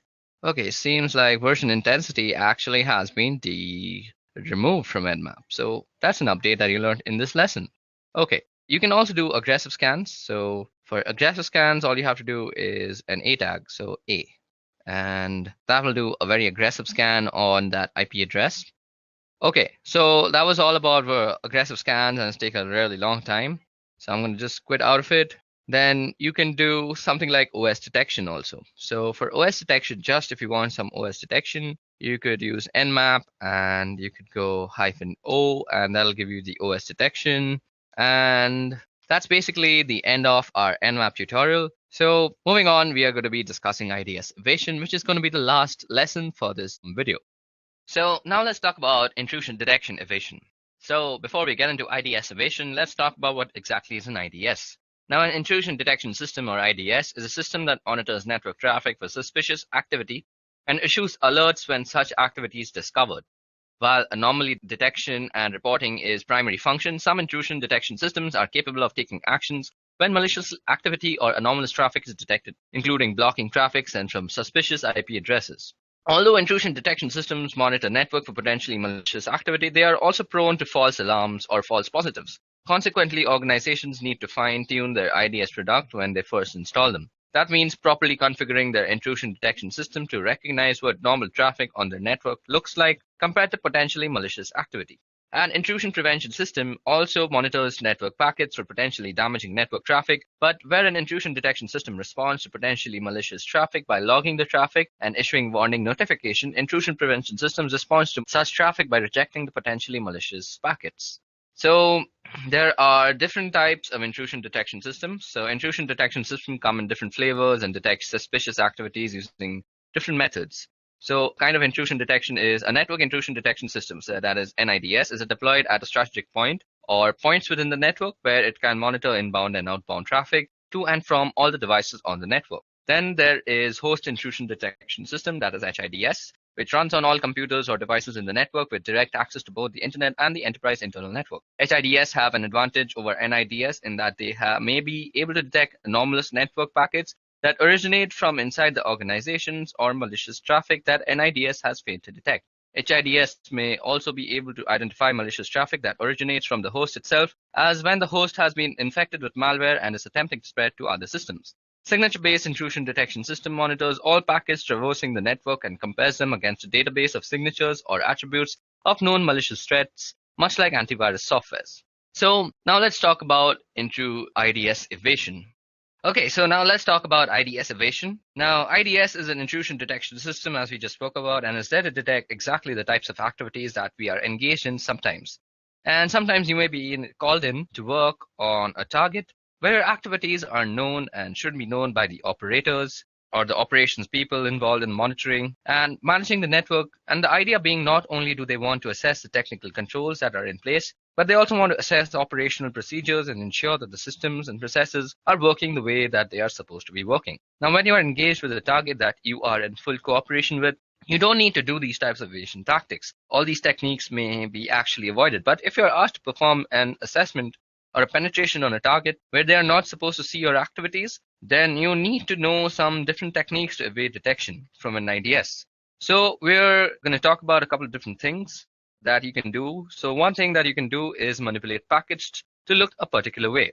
Now, for this, there is a tool called Packet. So Packet is a really good way to actually manipulate traffic, and by actually manipulating the contents of a packet, like you can specify the destination and source. So it's a really useful tool to set up packets, look a particular way. One thing it can do is allow you to spoof IP addresses. So I could set a source IP address here that was something completely different from mine. Now, if I'm using TCP or UDP, I'm not going to see the response back. And in this case, TCP, I'm not even going to get the three-way connection made because the responses are going to go back to the source IP. But what you can do is, in addition to spoofing, you can set up particular ways that a packet may look, like changing the type of service, or by changing the fragmentation offset, or by different flag settings that may allow you through an IDS without maybe getting flagged. And it may also allow you through a firewall. Now, it's a slim possibility, but it's a possibility. Now, another thing you can do is use Packet to generate a lot of really bogus data. And what you might do is hide in the noise generated by Packet. So you could create some really bogus packets that are sure to set off IDS alarms, and then you can run some legitimate scans underneath and hopefully be able to get some responses. Hopefully be able to get some responses back without being detected. So if you were to look at NMAP, let me just open NMAP up for you and go NMAP help. You can see a throttle response out here. Yeah, the timing and performance. On the manual pages here, one of the things that you can see is the throttle. In other words, the timing template to go really slow. So if I do a minus capital T of 0 with an Nmap scan, it's going to really slow it down, and it goes really slow. So there's a possibility it may not rise to the threshold that would trigger an IDS. And this is what we would call a low and slow scan. Now, of course, this is only Nmap, and that would be a port scan. And there are still a lot of other works that you would have to do, and you may have to find other ways to get around that. And you can see also here on this page, there's some firewall IDS evasion and spoofing, and you can do things like fragment packets. And we're really fragmented packets sometimes will avoid IDS because an IDS is going to look what's in front of it and may not have the ability to actually gather the entire packet and put it back together to take a look at what's going on. So sometimes fragmented packets can get through, and you can also add decoys into a scan. And again, this is a kind of cover-friendly fire sort of approach where Nmap will throw a bunch of decoys into the mix of the scan that you're doing, and hopefully you'll get lost amongst the decoys that are going on. I can also spoof the source address and do some other things around data lengths and TTL. And I can also spoof MAC addresses and send packets with bogus checksums. So all of those have the possibility of getting around firewalls and IDS and doing evasion. Now, one of the downsides of using some of these techniques, and particularly the timing technique that we talked about, is that you run the risk of really slowing down your work, which of course is a side effect of this type of approach where you have to hide yourself and your activities. But the thing to keep in mind is you've got a limited time frame in order to perform these sort of activities. And you really want to keep that in mind and be aware of how long some of these techniques are going to take. So also under the line of friendly fire, you could do the spoof technique with a throttle of 5 and just throw a lot of really bogus traffic at your target while also running a separate Nmap scan, which shows legitimate information. And again, hopefully you can get through underneath that friendly fire that's causing a lot of noise. Similarly, there's this tool called Nikto, and Nikto does web application testing, and you can see that it has some abilities. There are some IDS evasion techniques. So if you're doing web application testing and you need to do IDS evasion, what you can also do is throw a Nikto scan out and do it from another system. And again, you may be able to hide underneath the noise from Nikto scans. While you're doing some other technique, you can hope you can see enough of these sorts of tactics to hide yourself well enough to be able to get what you need from your target without being detected by the target and the operations people there.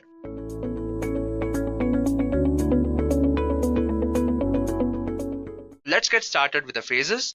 So the first phase is reconnaissance. And also I'll be explaining each phase of ethical hacking with the help of an analogy, so that it's easy for beginners to understand. Suppose you're a beginner, it's the first video you're watching on ethical hacking, or maybe you've watched a little videos and you don't have a lot of understanding of what ethical hacking is, then it'll be easy for you to understand. So let's start with the first phase. Firstly, I'll tell you what this analogy is. So the analogy goes something like this.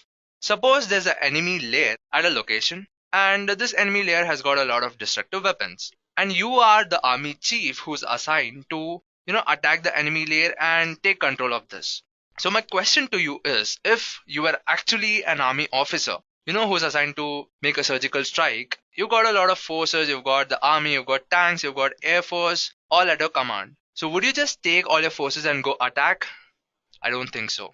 Yeah, because first you'll have to create a plan, and before that you'll have to understand the enemy layer. So you'll collect basic information such as the location of the layer, how to get to that location from the army base, you'd collect more information about the building, the number of floors, and the surroundings of the building. So similarly, when it comes to ethical hacking, you cannot just use tools or type something in your computer and just hack the target. So to hack the target, the first thing you have to do is understand the target. So this phase where you understand your target is reconnaissance. So reconnaissance is basically the phase where the ethical hacker collects information about the target so that it's easy for him to understand how to actually hack the target.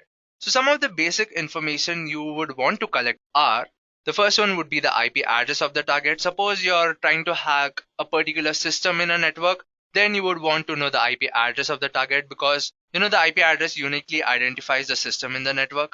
The next thing you would want to know is the IP address range. Suppose there's an organization with hundreds of computers and you want to hack the whole network. You don't know which computer or which system has got the lowest security. So to check that, you would need the IP address range of the whole organization or the network.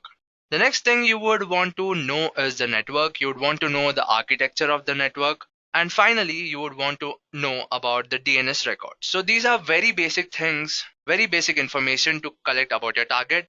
And depending on what your target is, this information might vary. So now I'll be talking about some of the most popular tools used for reconnaissance.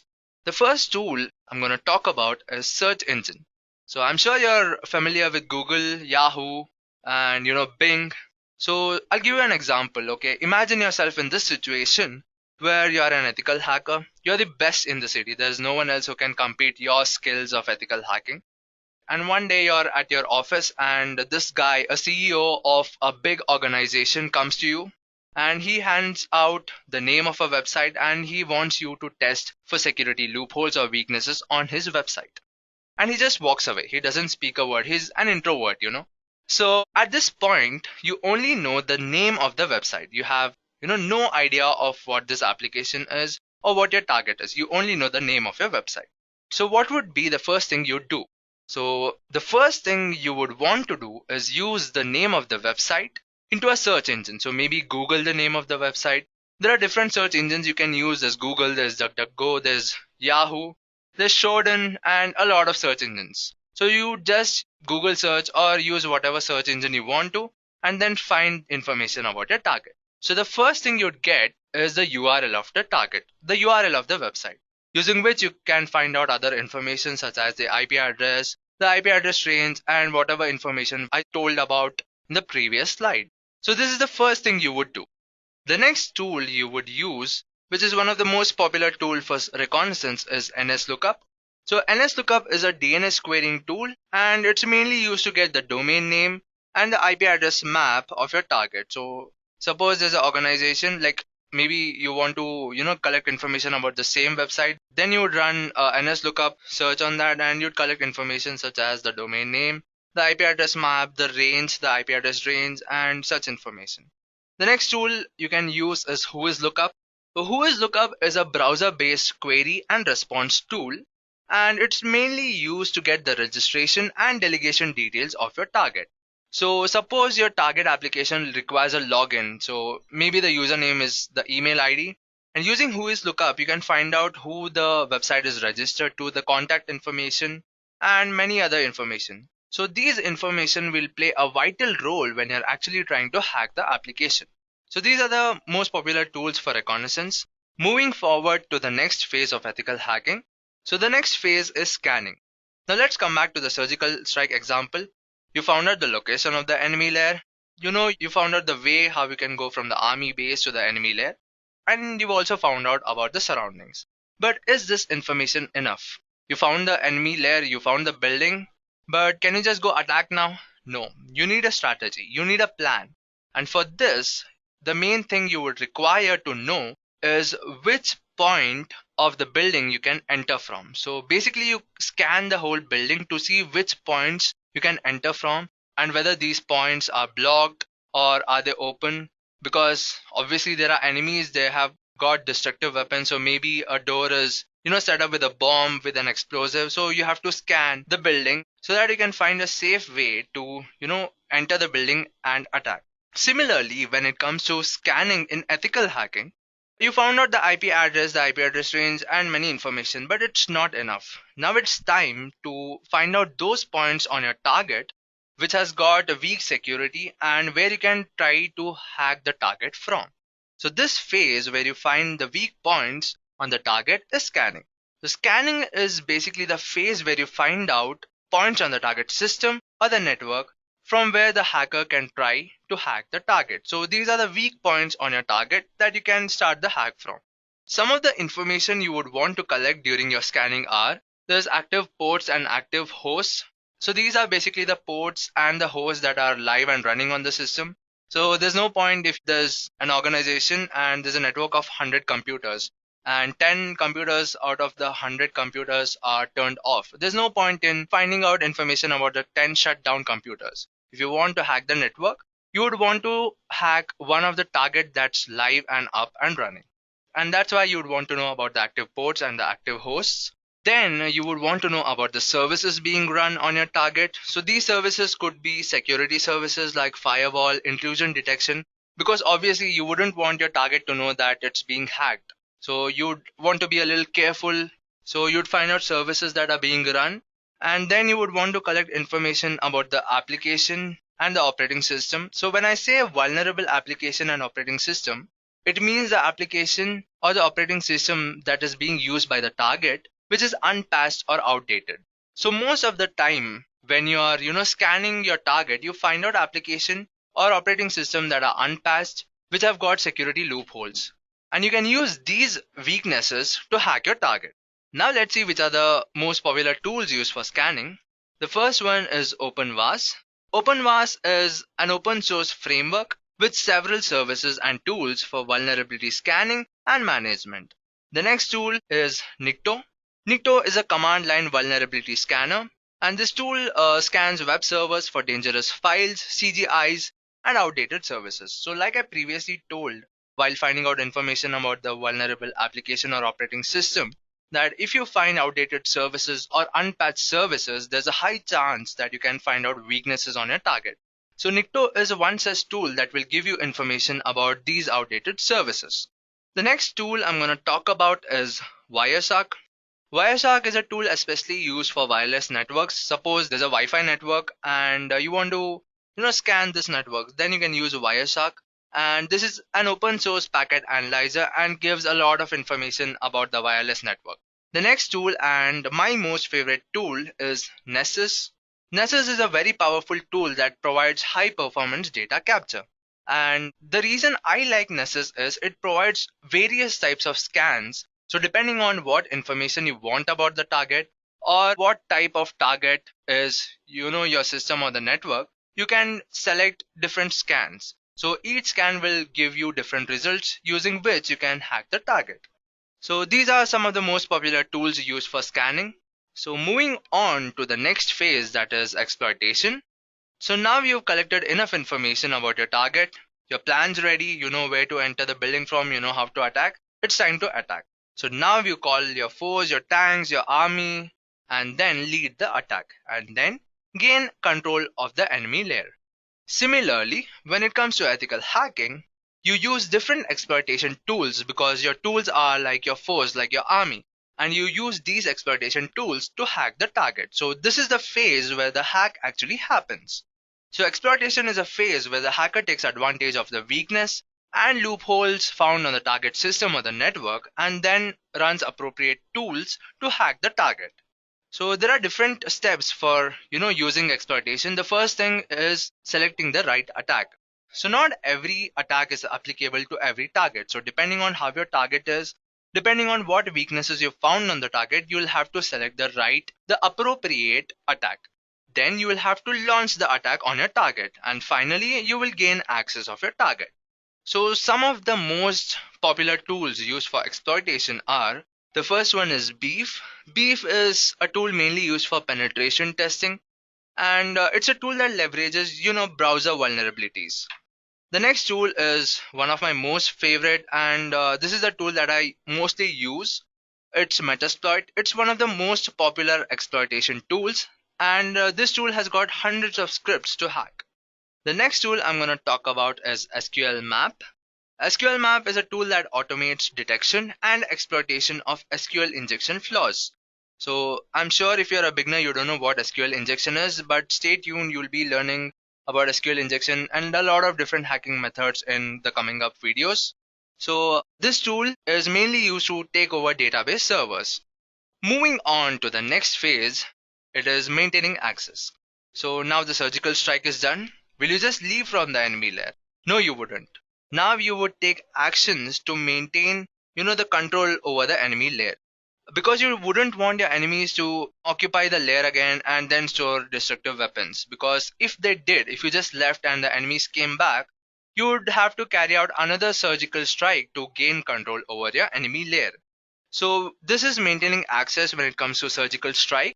So when it comes to maintaining access in ethical hacking, the hacker maintains, a connection between the target so that if he wants to use a target later in time, he doesn't have to, start the attack right from the scratch. He just directly accesses the target. So this phase is maintaining access. So maintaining access is a phase where the hacker installs softwares or makes changes on the target system after the target has been hacked so that he can access the target later in time directly without having to, hack the target right from the scratch. So some of the ways are doing this there are different ways, but I've listed down, some of the most efficient or the most popular ways. So the first one is installing backdoors. So backdoors are basically used to bypass login or authentication. Then the next way is creating new users. Suppose your target requires you to log in to do something on your target. Then you would create a new user with a new username and password. And later in time, when you want to access the target, you would use this username and password to log into your target. Another thing you can do is escalate the privileges. Suppose you want to run certain system commands on your target or certain system services on your target. And to run these system services, you need super user privileges. Then what you would do is make a normal user a super user and then use this user to run system services on your target. The next thing you can do is install rootkits. Rootkits are softwares used to enable access on your target. And finally, you can use Trojans. So let's see which are some of the most popular tools used for maintaining access. The first tool is PowerSploit. PowerSploit is a tool mainly used for Windows operating system, and this tool is used to connect to the victim's PowerShell. So if you've used the Windows operating system, you should know that a PowerShell is a place where you can run system commands from. So when you're a hacker and you hack a Windows operating system and you want to do something on that system, maybe delete the files, copy the files, or run any services, which actually you shouldn't do. You shouldn't be deleting the files or anything because you're on the track of being an ethical hacker. But I'm just telling you, for example, if you want to do any such thing, then having access to the victim's PowerShell will be really useful. The next tool I'm going to talk about is Weebly. Weebly is a PHP web shell that can be used to install stealth backdoors or to manage web accounts. And then you can use DNS to TCP. DNS to TCP is a network tool that relays TCP connections through DNS traffic. You probably don't understand a lot when I'm trying to explain about these tools, but given time when you're learning, maybe watching the next videos, I'm sure you'll understand all these topics. So for now, just know about these tools, and yeah, that's all. So let's move on to the next phase, that is covering tracks. So you're done with the surgical strike and you've got control over the enemy layer.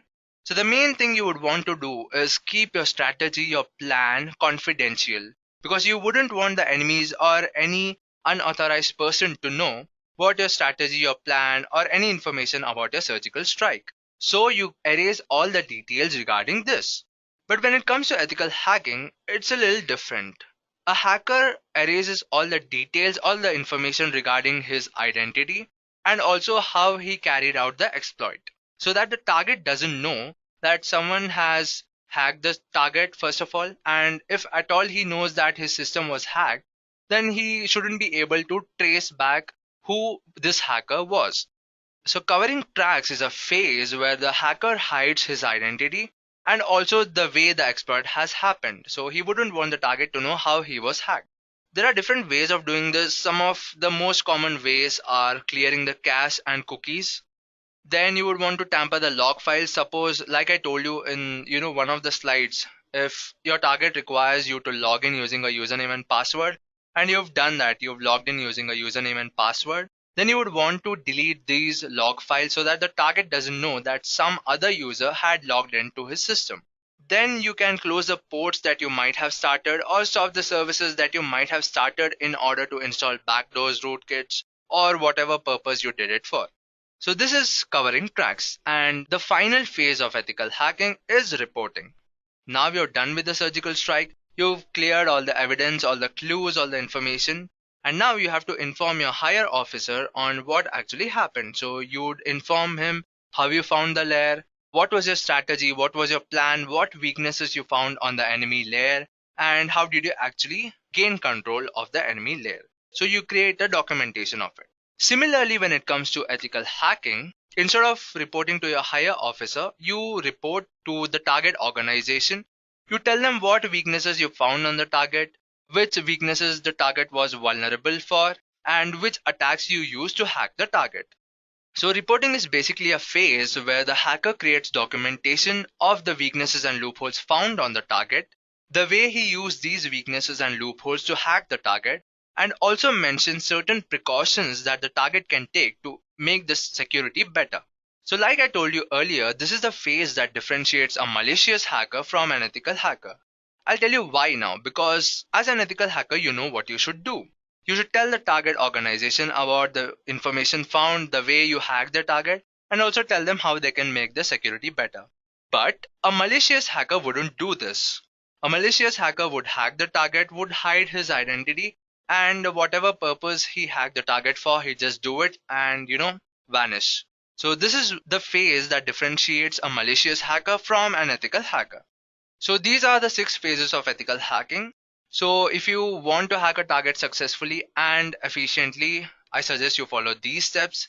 And maybe while you're practicing, you think reporting is not really that important because you have your own target, you're trying to hack it, you hack it successfully. You might think, why should I create a report for this?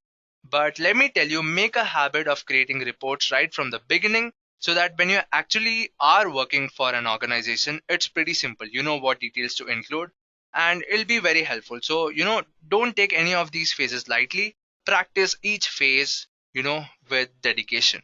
Now, let me tell you about some of the great hacks that have happened over time. I made a list of 4 hacks. I know there are hundreds of great hacks that have happened, but I've made a list of 4 hacks just to give you the idea of how powerful a hacker can be. So the first hack I'm going to talk about is the FBI hack. So in 2016, the entire database of FBI was hacked and the identities of all undercover FBI and Homeland Security agents was made public, due to which a lot of lives were in danger. The next hack is the NASA hack. A hacker hacked into NASA and downloaded the source code used to run the International Space Station. And to fix this issue, NASA had to shut down its network for 3 weeks. So just imagine how powerful you'd be if you have the source code to run the International Space Station on your system. So this is how powerful you can be as a hacker. But you can only do this when you've got enough skills. Let's move on to the next hack, that is the commercial sites hack. A student of a university launched a DOS attack with 70 plus computers on 50 plus networks, which affected a lot of commercial websites such as eBay, Amazon, etc. Due to which these commercial sites face a lot of business loss. And the final hack I'm going to talk about in this session is the noble hack. So a hacker hacked into different banks around the world and then stole money from these banks, and instead of using it for his own self, he donated this money to the countries living below the poverty line. So his intention was noble, and that's why I've named this the noble hack. Though his intention was noble, what he did was illegal. And all of these hacks, the 4 hacks I spoke about, was just to give you an idea of how powerful you can be. But all of these hacks were made for illegal purpose. As an ethical hacker, you should not be involved in any such illegal activities because that's not what ethical hackers do. As an ethical hacker, you should always contribute to make the security of the system, the network, basically any digital appliance or digital device, the security of these digital devices better.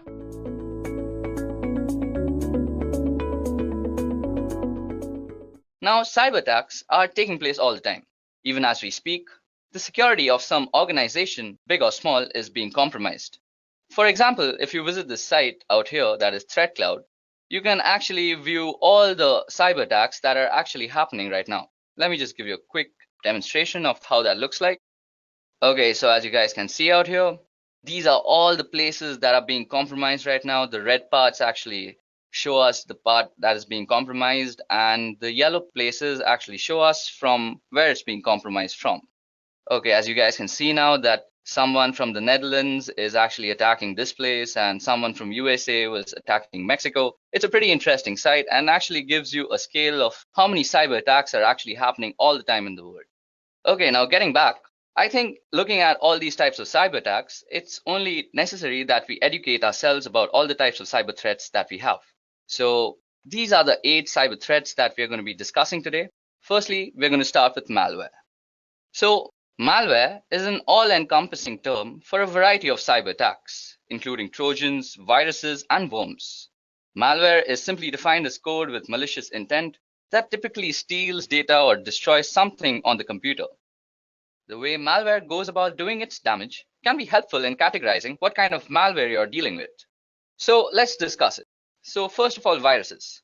Like their biological namesakes, viruses attach themselves to clean files and infect other clean files, and they can spread uncontrollably, damaging a system's core functionality and deleting or corrupting files. They usually appear as executable files that you might have downloaded from the internet. Then there are also Trojans. Now, this kind of malware disguises itself as legitimate software or is included in legitimate software that can be tampered with. It tends to act discreetly and creates backdoors in your security to let other malwares in. Then we have worms. Worms infect entire networks of devices, either local or across the internet, by using the network's interfaces. It uses each consecutive infected machine to infect more. And then we have botnets and such, where botnets are networks of infected computers that are made to work together under the controller of an attacker. So basically, you can encounter malware if you have some OS vulnerabilities, or if you download some illegitimate software from somewhere, or you have some other email attachment that was compromised with. Okay, so how exactly do you remove malware, or how exactly do you fight against it? Well, each form of malware has its own way of infecting and damaging computers and data, and so each one requires a different malware removal method. The best way to prevent malware is to avoid clicking on links or downloading attachments from unknown senders, and this is sometimes done by deploying a robust and updated firewall, which prevents the transfer of large data files over the network in a hope to weed out attachments that may contain malware.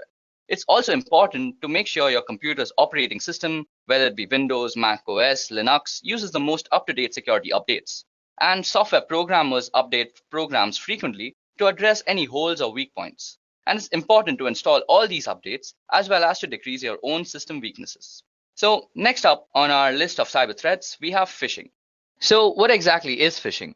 Well, often posing as a request for data from a trusted third party, phishing attacks are sent via email and ask users to click on a link and enter their personal data. Phishing emails have gotten much more sophisticated in recent years and making it difficult for some people to discern a legitimate request for information from a false one. Now, phishing emails often fall into the same category as spam, but are way more harmful than just a simple ad. So, how exactly does phishing work? Well, most people associate phishing with email messages that spoof or mimic bank, credit card companies, or other businesses like Amazon, eBay, and Facebook. These messages look authentic and attempt to get victims to reveal their personal information. But email messages are only one small piece of a phishing scam. From beginning to end, the process involves 5 steps. The first step is planning. The phisher must decide which business to target and determine how to get email addresses for the customers of that business. Then they must go through the setup phase. Once they know which business to spoof and who their victims are, phishers create methods for delivering the messages and collecting the data. Then they have to execute the attack, and this is the step most people are familiar with. That is, the phisher sends a phony message that appears to be from a reputable source. After that, the phisher records the information the victims enter into the web page or pop-up windows. And in the last step, which is basically identity theft and fraud, the phishers use the information they've gathered to make illegal purchases or otherwise commit fraud. And as many as a fourth of the victims never fully recover. So how exactly can you be actually preventing yourself from getting phished? Well, the only thing that you can do is being aware of how phishing emails actually work. So first of all, a phishing email has some very specific properties. So firstly, you will have something like a very generalized way of addressing someone, like dear client. Then your message will not be actually from a very reputable source. So out here, as you can see, it's written as Amazon on the label, but if you actually inspect the email address that it came from, it's from management@maisoncanada.ca, which is not exactly a legitimate Amazon address. Third, you can actually hover over the redirect links and see where they actually redirect you to. Now, this redirects me to www.fakeamazon.com, as you can see out here. So basically, you know this is actually a phishing email, and you should actually report this email to your administrators or anybody else that you think is supposed to be concerned with this. Also, let me give you guys a quick demonstration on how phishing actually works from the perspective of an attacker. So first of all, I have actually created a phishing website for harvesting Facebook credentials.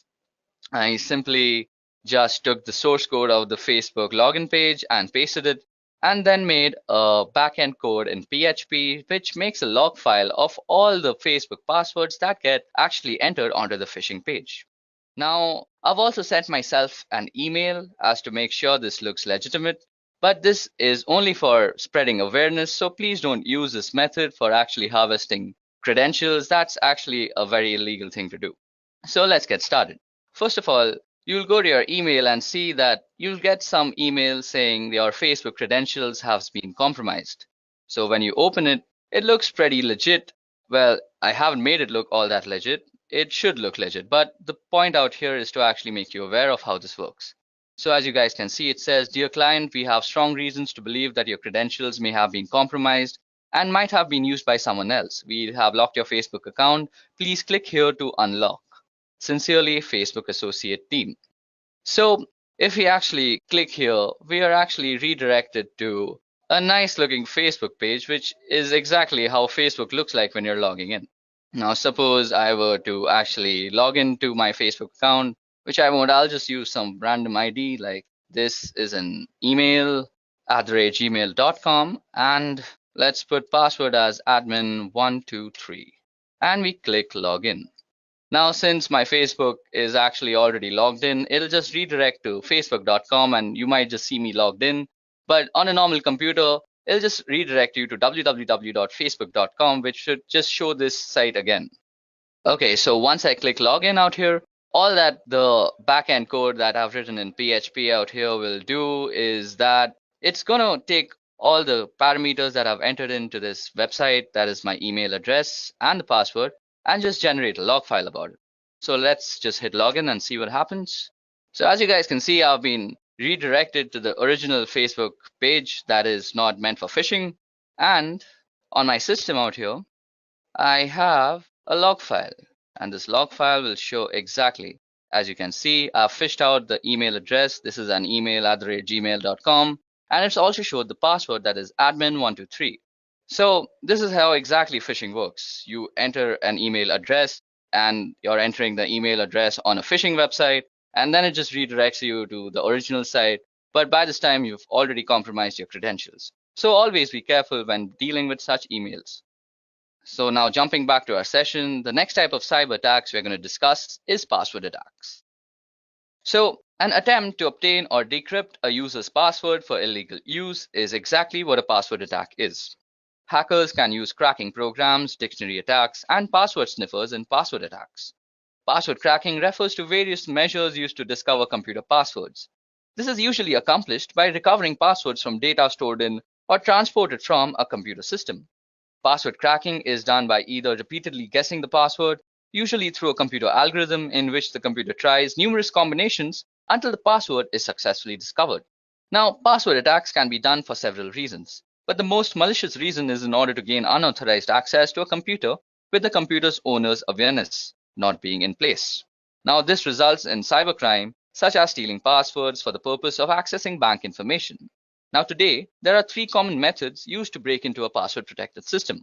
The first is a brute force attack. A hacker uses a computer program or script to try to log in with possible password combinations, usually starting with the easiest to guess password. So just think, if a hacker has a company list, he or she can easily guess usernames. If even one of the users has a password 123, he will quickly be able to get in. The next are dictionary attacks. Now, a hacker uses a program or script to try to log in by cycling through the combinations of common words. In contrast with brute force attacks where a large proportion key space is searched systematically, a dictionary attack tries only those possibilities which are most likely to succeed, typically derived from a list of words, for example, a dictionary. Generally, dictionary attacks succeed because most people have a tendency to choose passwords which are short or such as single words found in the dictionaries or simple, easy predicted variations on words such as appending a digit or so. Now, the last kind of password attacks are used by keylogger attacks. A hacker uses a program to track all of the user's keystrokes. So at the end of the day, everything the user has typed, including the login IDs and passwords, have been recorded. A keylogger attack is different than a brute force or dictionary attack in many ways, not the least of which the key logging program used is a malware that must first make it onto the user's device. And the keylogger attacks are also different because stronger passwords don't provide much protection against them, which is one reason that multi-factor authentication is becoming a must-have for all businesses and organizations. Now, the only way to stop yourself from getting killed in the whole password attack conundrum is by actually practicing the best practices that are being discussed in the whole industry about passwords. So basically, you should update your password regularly. You should use alphanumerics in your password. And you should never use words that are actually in the dictionary. It's always advisable to use garbage words that make no sense for passwords, as they just increase your security. So moving on, we're going to discuss DDoS attacks. So what exactly is a DDoS or a DOS attack? Well, first of all, it stands for Distributed Denial of Service, and a DOS attack focuses on disrupting the service to a network, as the name suggests. Attackers send high volume of data of traffic through the network until the network becomes overloaded and can no longer function. So there are a few different ways attackers can achieve DOS attack, but the most common is the Distributed Denial of Service attack. This involves the attacker using multiple computers to send the traffic or data that will overload the system. In many instances, a person may not even realize that his or her computer has been hijacked and is contributing to the DOS attack. Now, disrupting services can have serious consequences relating to security and online access. Many instances of large-scale DOS attacks have been implemented as a single sign of protest towards governments or individuals and have led to severe punishment, including major jail time. So, how can you prevent DOS attacks against yourself? Well, firstly, unless your company is huge, it's rare that you would be even targeted by an outside group or attackers for a DOS attack. Your site or network could still fall victim to one. However, if another organization on your network is targeted. Now, the best way to prevent an additional breach is to keep your system as secure as possible with regular software updates, online security monitoring, and monitoring of your data flow to identify any unusual or threatening spikes in traffic before they become a problem. DOS attacks can also be perpetrated by simply cutting a table or dislodging a plug that connects your website server to the internet. So due diligence in physically monitoring your connections is recommended as well. Okay, so next up on our list is man-in-the-middle attacks. So by impersonating the endpoints in an online information exchange, the man-in-the-middle attack can obtain information from the end user and the entity he or she is communicating with. For example, if you are banking online, the man in the middle would communicate with you by impersonating your bank and communicate with the bank by impersonating you. The man in the middle would then receive all of the information transferred between both parties, which could include sensitive data such as bank accounts and personal information. So how does it exactly work?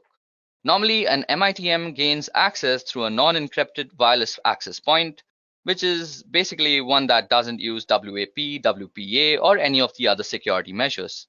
Then they would have to access all of the information being transferred between both parties by actually spoofing something called Address Resolution Protocol. That is the protocol that is used when you are actually connecting to your gateway from your computer. So how can you exactly prevent MITM attacks from happening against you? So firstly, you have to use an encrypted WAP, that is an encrypted wireless access point.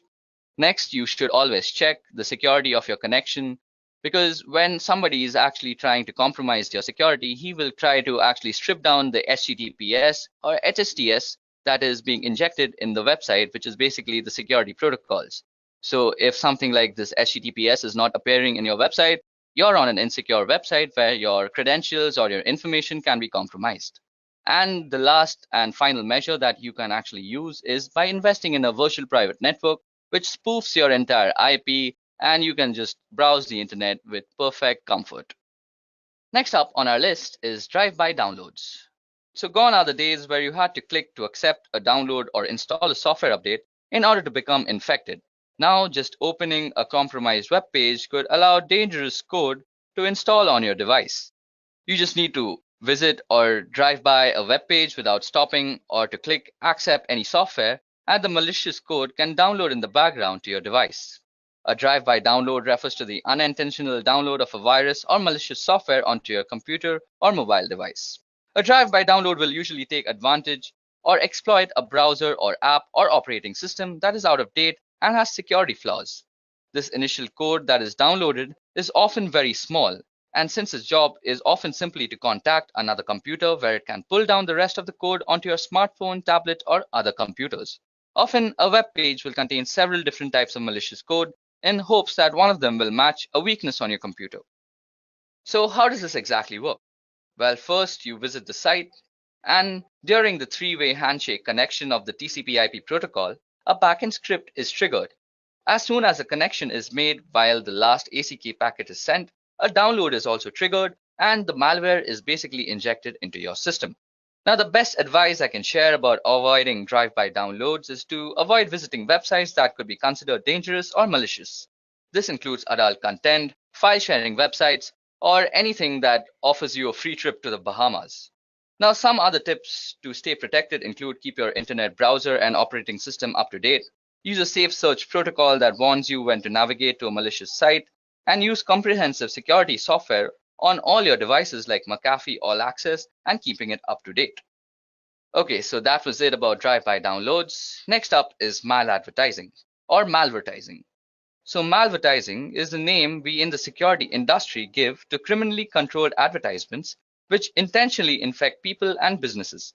These can be any ad on any site, often ones which you use as a part of your everyday internet usage, and it is a growing problem, as is evident by a recent US Senate report and the establishment of bodies like Trust in Ads.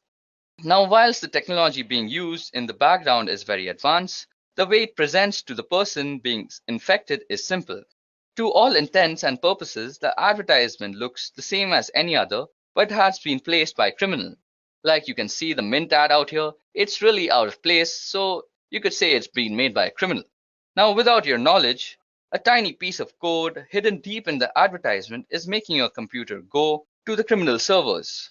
These then catalog details about your computer and its location before choosing which piece of malware to send you, and this doesn't need a new browser window and you won't know about it. So basically, you're redirected to some criminal server, the malware injection takes place, and voila, you're infected. It's a pretty dangerous thing to be in. So how exactly can you stop malvertising? Well, first of all, you need to use an ad blocker, which is a very must in this day and age. You can have ad blocker extensions installed on your browser, whether it be Chrome, Safari, or Mozilla. Also, regular software updates of your browser and other softwares that work peripheral to your browser always help. And next is some common sense. Any advertisement that is about a lottery that's offering you free money is probably going to scam you and inject a malware too. So never click on those ads. So the last kind of cyber attacks we are going to discover today and discuss about is rogue software. So rogue security software is a form of malicious software and internet fraud that misleads users into believing that there is a virus on their computer and manipulates them into paying money for a fake malware removal tool. It is a form of scareware that manipulates users through fear and a form of ransomware. Rogue security software has been a serious security threat in desktop computing since 2008. So now, how does a rogue security software work? These scams manipulating users into download the program through a variety of techniques. Some of these methods include ads offering free or trial versions of security programs, often pricey upgrades, or encouraging the purchase of deluxe versions. Then also pop-ups warning that your computer is infected with a virus, which encourages you to clean it by clicking on the program. And then manipulated SEO rankings that put infected website as the top hits when you search. These links then redirect you to a landing page that claims your machine is infected and encourages you a free trial of the rogue security program. Now, once the scareware is installed, it can steal all your information, slow your computer, corrupt your files, disable updates for legitimate antivirus softwares, or even prevent you from visiting legitimate security software vendor sites. Well, talking about prevention, the best defense is a good offense, and in this case, an updated firewall makes sure that you have a working one in your office that protects you and your employees from these type of attacks. It is also a good idea to install a trusted antivirus or anti-spyware software program that can detect threats like these. And also, a general level of distrust on the internet and not actually believing anything right off the bat is the way to go.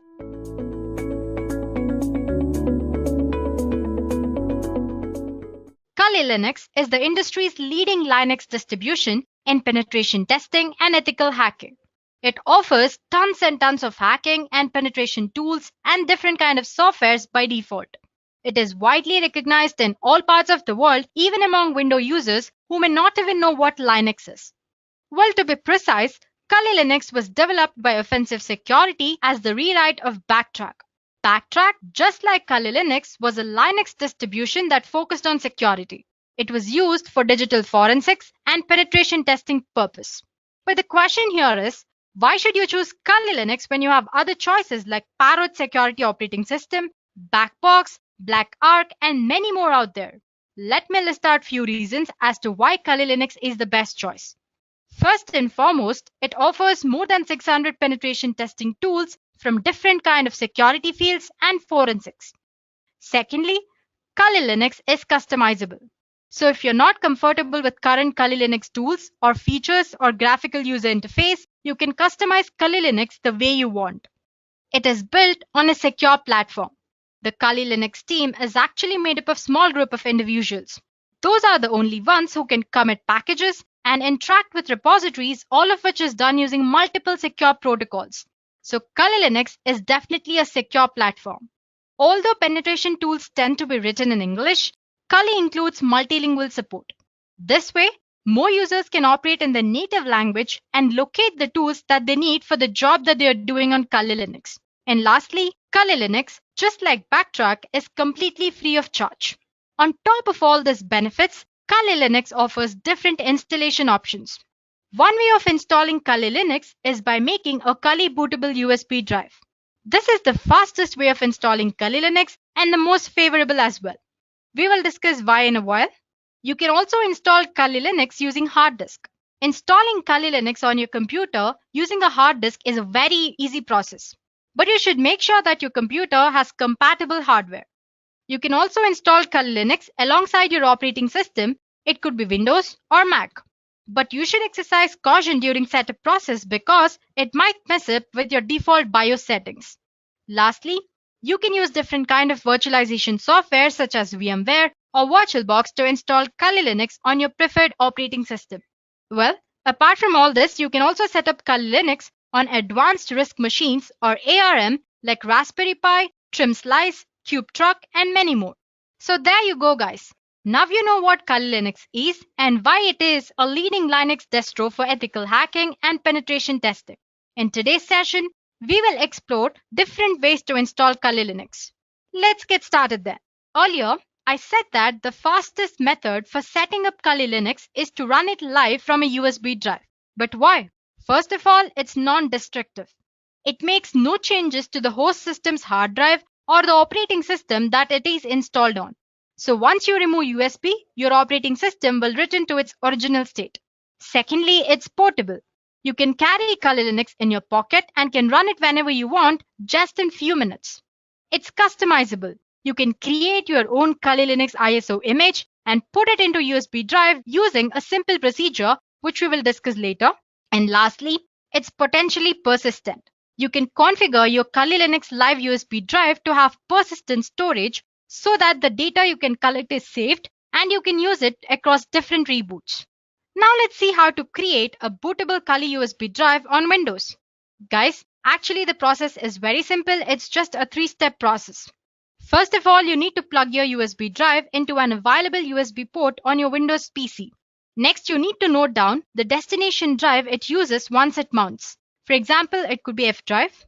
After that, you will have to download and launch a software called Win32 Disk Imager. On this software, you'll have to choose Kali Linux ISO file that needs to be imaged and verify that the USB drive to be overwritten is the correct one. Lastly, once the imaging is complete, you need to safely eject the USB drive from Windows machine. So like I said, it's very simple, right? Well, I'm not going to show you demo on this one because like I said, it's very easy and I'm sure you guys can pull it off.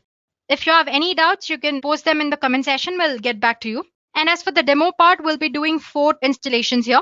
First of all, we'll see how to install Kali Linux using VMware on Windows operating system. Then we'll see how to install Kali Linux on Mac using VirtualBox. Moving on, we'll see how to install Kali Linux tools on different Linux distributions. I'll be showing how to install it on Ubuntu. Well, the procedure is same for every other Linux distribution, so you can go ahead and use the same procedure for the Linux distribution that you're using. And lastly, we'll see how to install Kali Linux on Windows 10 using Windows Subsystem for Linux. So I hope it's clear that what we'll be learning in the session. Let's get started with the first demo. In this demo, we'll see how to launch Kali Linux using VMware. So guys, you can install Kali Linux using any virtualization software. It could be VMware or VirtualBox. In this demo, I'll show you how to install it using VMware. So first of all, obviously, we'll have to install VMware, right? So just type of VMware. And it's the first link that you find. You can go ahead and download VMware Workstation Pro. You have it in the downloads. Here you can download Workstation Player as well. Or you can download VMware Workstation Pro. Now, once that is downloaded, you'll have to download a Kali Linux ISO image. For that, you'll have to go for official Kali Linux website. Just type for Kali Linux and it's the first link. You can see downloads option here. Click on download. And yeah, you can see different download options here. You have Kali Linux Lite for 64-bit as well as 32-bit. And then there is Kali Linux 64-bit and 32. And you have separate images for VMware and VirtualBox as well. Suppose you want to skip the entire lengthy procedure of installing it and you want to just use the image, then you can go ahead and use this Kali Linux 64-bit for VMware or VirtualBox. Same goes for the 32-bit as well. But since we are focusing on installing right now, let's just go ahead and download the ISO file and install it from the beginning until last step. I've already downloaded it, so I have an ISO file downloaded on my computer. So all you have to do is just click on the torrent link, it'll be downloaded. Let's open VMware then. So as you can see, I have VMware Workstation Pro installed here. So I already have about two virtual machines installed on my VMware Workstation. As you can see on the home page, 3 different options. It says create a new virtual machine or open a virtual machine and connect to remote server.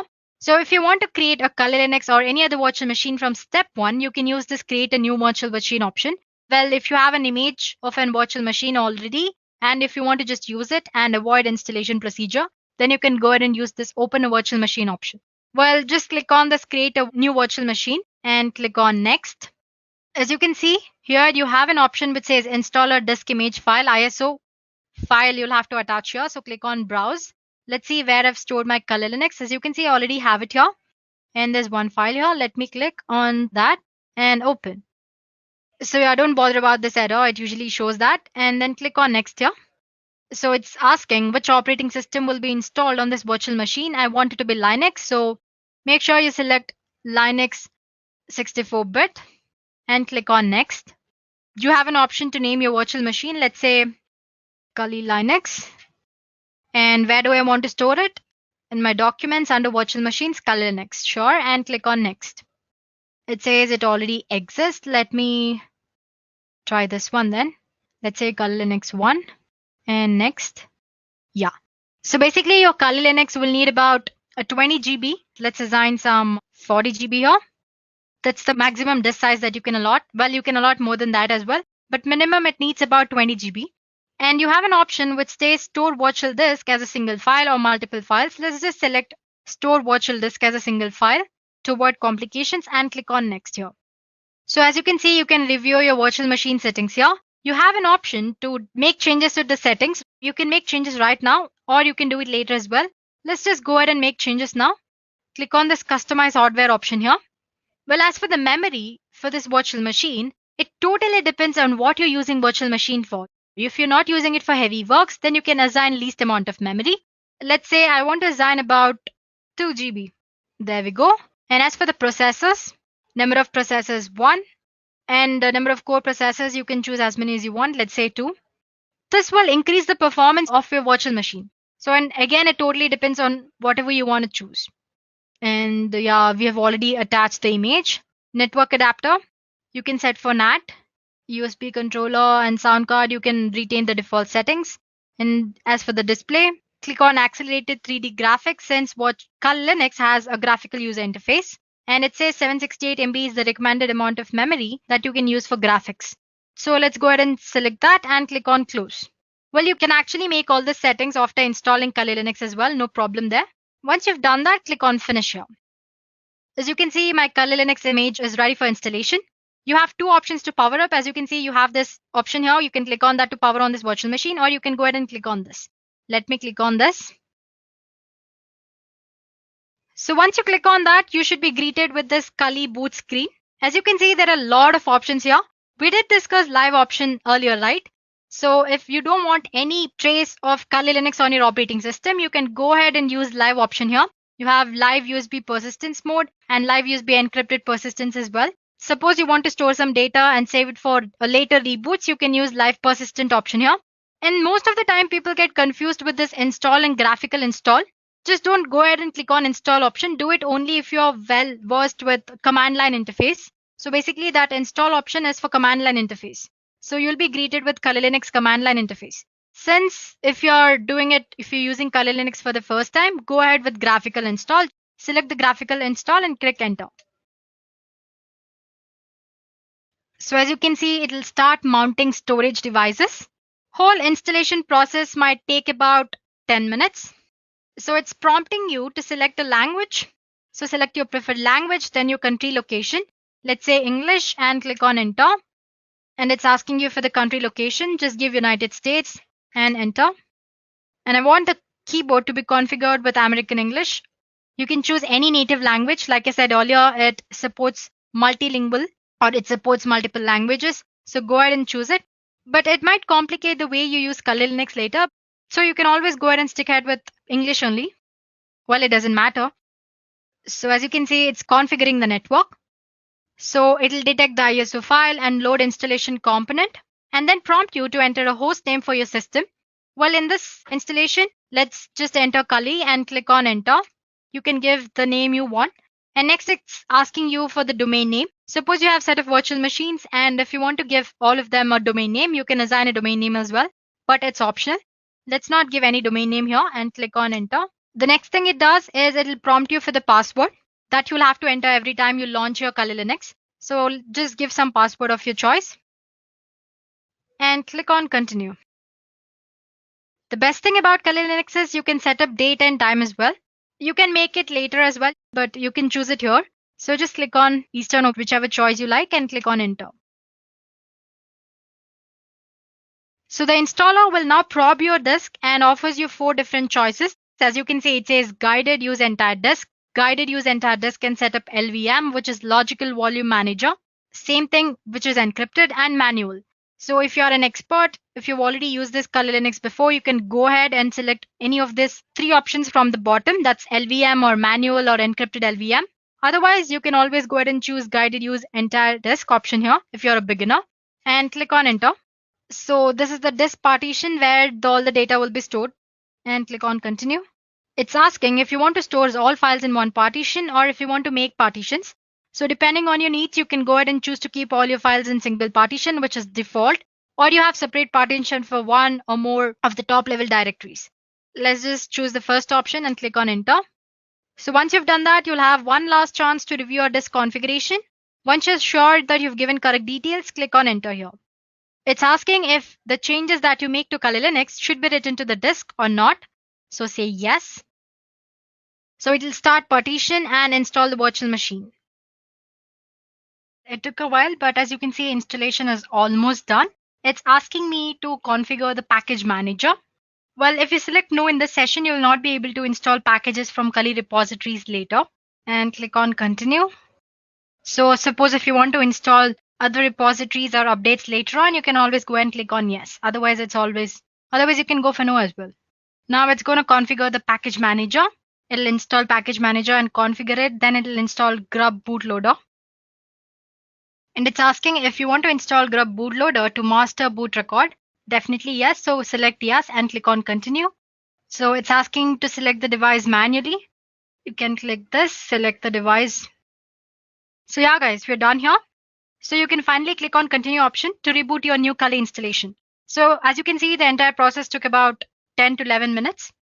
So yeah, let's go ahead and click on continue here. It's gonna finish the installation. So guys, as you can see, the installation process from the step where we selected the language till the last step is same. It's just the medium on which you're installing is different. For example, right now we used VMware. Later on, I'll show you how to use VirtualBox. But once your Kali Linux image is ready to boot, the rest of the installation process is similar to this. So it's finished installing. It's loading the image. So if you have done everything right during the installation process and according to your needs, you'll land up in this page. Username. So we've given it this Kali, right? Kali, and password. As you can see, it's showing an error. It says that didn't work. Please try again. This is mostly because first time when you log in, you should use word root as your default username. But later on, once you've already logged in, you can change the username according to your need. So root and password, you can use the same password which you set during installation process. So as you can see, login is successful. And here I go. My Kali Linux is up and running. So I can start using Kali Linux according to my needs. So once you've done that, you can go ahead and install VMware tools so that you can maximize it, full screen and all that stuff. You can also go ahead and change the date and time settings. As you can see here, you can go for the settings option here and do the settings. And you can start using Kali Linux for hacking and penetration testing purposes. So it's as easy as that, guys. So please go ahead and try installing it. Well, if you find any errors during installation process, let us know in the comment section. We'll get back to you as soon as possible. Now let's move on to our second demo. Now we'll see how to launch Kali Linux on Mac operating system using VirtualBox. In the previous demo, we used VMware, and now we'll be using VirtualBox. But actually, I'm not using any Mac system here, operating system. But I'll show you how to install using VirtualBox. The procedure is very similar. So all you have to do is on your Mac operating system, go ahead and click for VirtualBox download. So this is the VirtualBox official page. You can go ahead and click on downloads here. As you can see, you have different options here. It says Windows for Windows operating system, OS X host, Linux, and Solar host. Since if you're using Windows, then go ahead and select Windows host. But as for Mac, you'll have to select this. It's mostly a .exe file. Once you've done that, you can install VirtualBox. It's just click on next, and it'll work out. And provide settings according to your need. I already have installed VirtualBox. The next thing you do is similar as what you've done with VMware. Go ahead and download official Kali Linux image. Make sure you don't download any duplicate versions of ISO file from other websites. Make sure you download it from original website. If you want to do it from the beginning, go ahead and install ISO file here, torrent. Or you can just go ahead and download just the image for VirtualBox here for 64-bit, and you have option for 32-bit as well. I've already done that. So let me open my VirtualBox. Yeah, here it is. The procedure for VMware and VirtualBox is almost same, just slight difference. Let me maximize the screen for you guys. As you can see, I already have a virtual machine launched up here. I haven't powered it up yet. Anyway, I'll show you how to install new one. Just click on new option here. This is your VirtualBox homepage, guys. So click on new here and just give a name. We've already given Kali Linux earlier, right, for the virtual machine. So let's give it some other name. Let's say capital KL Linux. And choose the type of operating system, that's Linux. And here 64-bit, minus 64-bit. According to your operating system needs, you can go ahead and choose 32-bit as well. Click on next. And again, like I said earlier, depending on what you're doing on Kali Linux operating system or virtual machine, you go ahead and assign the memory. Since I'm just showing you how to install, I'm not assigning much memory here. So let's just retain the default 1024 MB, that's 1 GB. And click on next. And it's asking, you have 3 options here. You have not to add virtual hard disk, create a virtual hard disk now, and you can go ahead and add a virtual hard disk here, use an external virtual hard disk.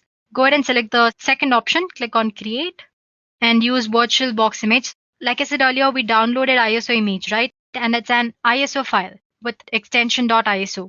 So basically it's nothing but image. So click on next, and I want the storage on physical hard disk to be assigned dynamically, and click on next. So this is the name of the virtual machine which we just gave earlier. It's asking you to choose the path wherever you want to store your virtual machine. let's say documents and virtual machines, click on open and save. So that's the path I've set up. And as for the memory, Kali always needs you to assign at least 20 GB. So let's go ahead and give 20 GB. You can always assign more than that. And click on create. So this is the one we just created, right? It's ready. Just click on settings. Before you power up, you'll have to make certain settings. So if you want to change name or type and version, you can always go ahead and do that here. We don't have anything in advance. It's just the folder where your virtual machine will be stored. Go for systems. We won't be using any floppy disk here. So untick it or uncheck it. And yeah, this is memory. If you want to go ahead and change or assign more memory because the performance of your virtual machine is not that great, you can go ahead and do that. For the processor, make sure you enable this extended features. So basically, if you want to increase the performance of your virtual machine, the number of processors you assign should increase. Well, for now, since I'm just showing you how to install, I'm just going to assign 1. You have option to increase to say 2 like that. And as for the display, you can enable 3D acceleration display. Storage settings, this is the most important one. Right now, we don't have any image attached here. So click on this empty and click on the CD image that you see here and choose virtual disk and attach the image or the ISO torrent file which you just downloaded. Click on open. And audio, no settings, default network. By default, you can always set it for NAT since we're using only one virtual machine here. But if you want to use your Kali Linux with any other virtual machine like Metasploitable 2, you can go ahead and use this host only adapter option here. Because when you use NAT and when you have 2 virtual machines, both of them will be assigned with same IP address, which will definitely a problem because both of these virtual machines need to interact, right? So yeah, well, I'm just saying all this for the information. So you can go ahead and click on host only adapter if you're using 2 virtual machines and you want them to interact. As for now, I'm just retaining it NAT. And rest you don't have to make any changes. And click on OK. Once you've made all the settings, click on this. Or you can go ahead and click on start option here. You can right click on it and start. Again, like I said, the installation process from step 1 is very similar to that we did using VMware. So again, you'll be greeted with Kali boot screen and you have multiple options. Again, I'm not repeating the entire thing here. So go ahead and click on graphical install. And if you're a pro and using command line, you can always go for install option. And if you want to just use it for one time purpose, you can always go for live option here. That's all, guys. I'm sure you can catch up from here, right? Because it's almost similar for the ones we did using VMware. If you have any doubt, just go back and take a look at it. Yeah, well, like I said, I showed you on how to use VirtualBox to install Kali Linux on Windows operating system. Well, it's same for the Mac as well. You just have to download your stuff there instead of Windows. You have another option with this operating system. You can dual boot your Kali Linux with Windows or Mac. It's not as easy as these installation process because it will involve you setting the BIOS changes that you get to see when you power up your computer initially. So make sure you refer to Kali Linux official documentation and make sure you've done the installation properly so that you won't mess up your default settings. So guys, we are done with 2 ways of installing Kali Linux, one on Windows and one on Mac. We saw how to install it using VMware as well as VirtualBox. In the third part, we'll see how to install Kali tools on any Linux distribution. It could be Ubuntu, Fedora, Peppermint operating system, or any other version or distribution of Linux. The procedure is actually similar in every Linux distribution. So if you follow up on one Linux distribution, you can go ahead and do it on the Linux distribution of your choice or the one that you're using. One thing you should remember is that Kali Linux is not for the daily Linux purposes. Well, it's only for ethical hacking or web application penetration testing for these purposes. So guys, we'll be using a tool called Katulin. Let me spell it for you guys. It's Katwolin. So let's just search for that. There we go.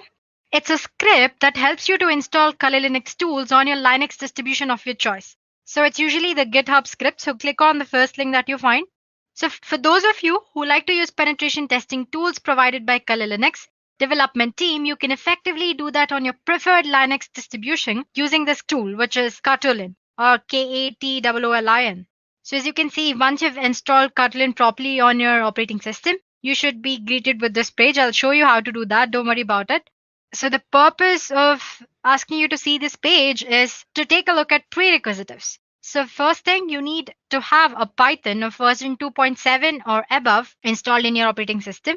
And you need a Linux distribution system. It could be Ubuntu, or it could be Fedora or Peppermint, any other Linux distribution. I have Ubuntu here. I'll be using VMware Workstation Pro. It's already open, but let me just go back. All you have to do is search for Ubuntu and click on the first link. So as you can see, there are a lot of options to install Ubuntu. Just click on this and you'll be able to download a file, ISO image. I've already done that. I'm not doing it again. Let's go back to VMware Workstation. As you can see, I already have my Ubuntu operating system installed. Installing Ubuntu is very straightforward. So just take a look at the instructions that you need to know when you're installing Ubuntu. Once you've done the installation, it should look something like this. So let me power up my Ubuntu operating system.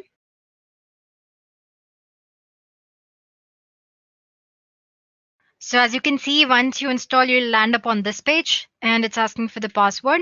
You set up this username and password during the installation process, so don't worry about it. Click on enter. So let's say you are a Unix lover, you like using Unix platform. But right now you want to use certain tools for performing application penetration testing and ethical hacking. You just don't need all the tools, you need few tools. In that case, instead of installing Kali Linux on your operating system, installing only certain Kali Linux tools will be the best option, right? For that, like I said earlier, we'll be using Katulin. I have a set of 4 or 5 commands that you need to use to install Katulin. First of all, you need to have Git on your operating system. Let me check if I have it or not. Anyway, I have these 5 or 4 set of commands which we'll be using. I'm going to attach them in the description below, so if you want, you can use them. As you can see, install Git, first command. It says unable to use it because I have to log in as a root user. So let me just, it's asking for the password. Yeah, now I'm a root user, so let me try the command again. That's apt-get install Git. Yeah, installing Git. It's just gonna take a few minutes.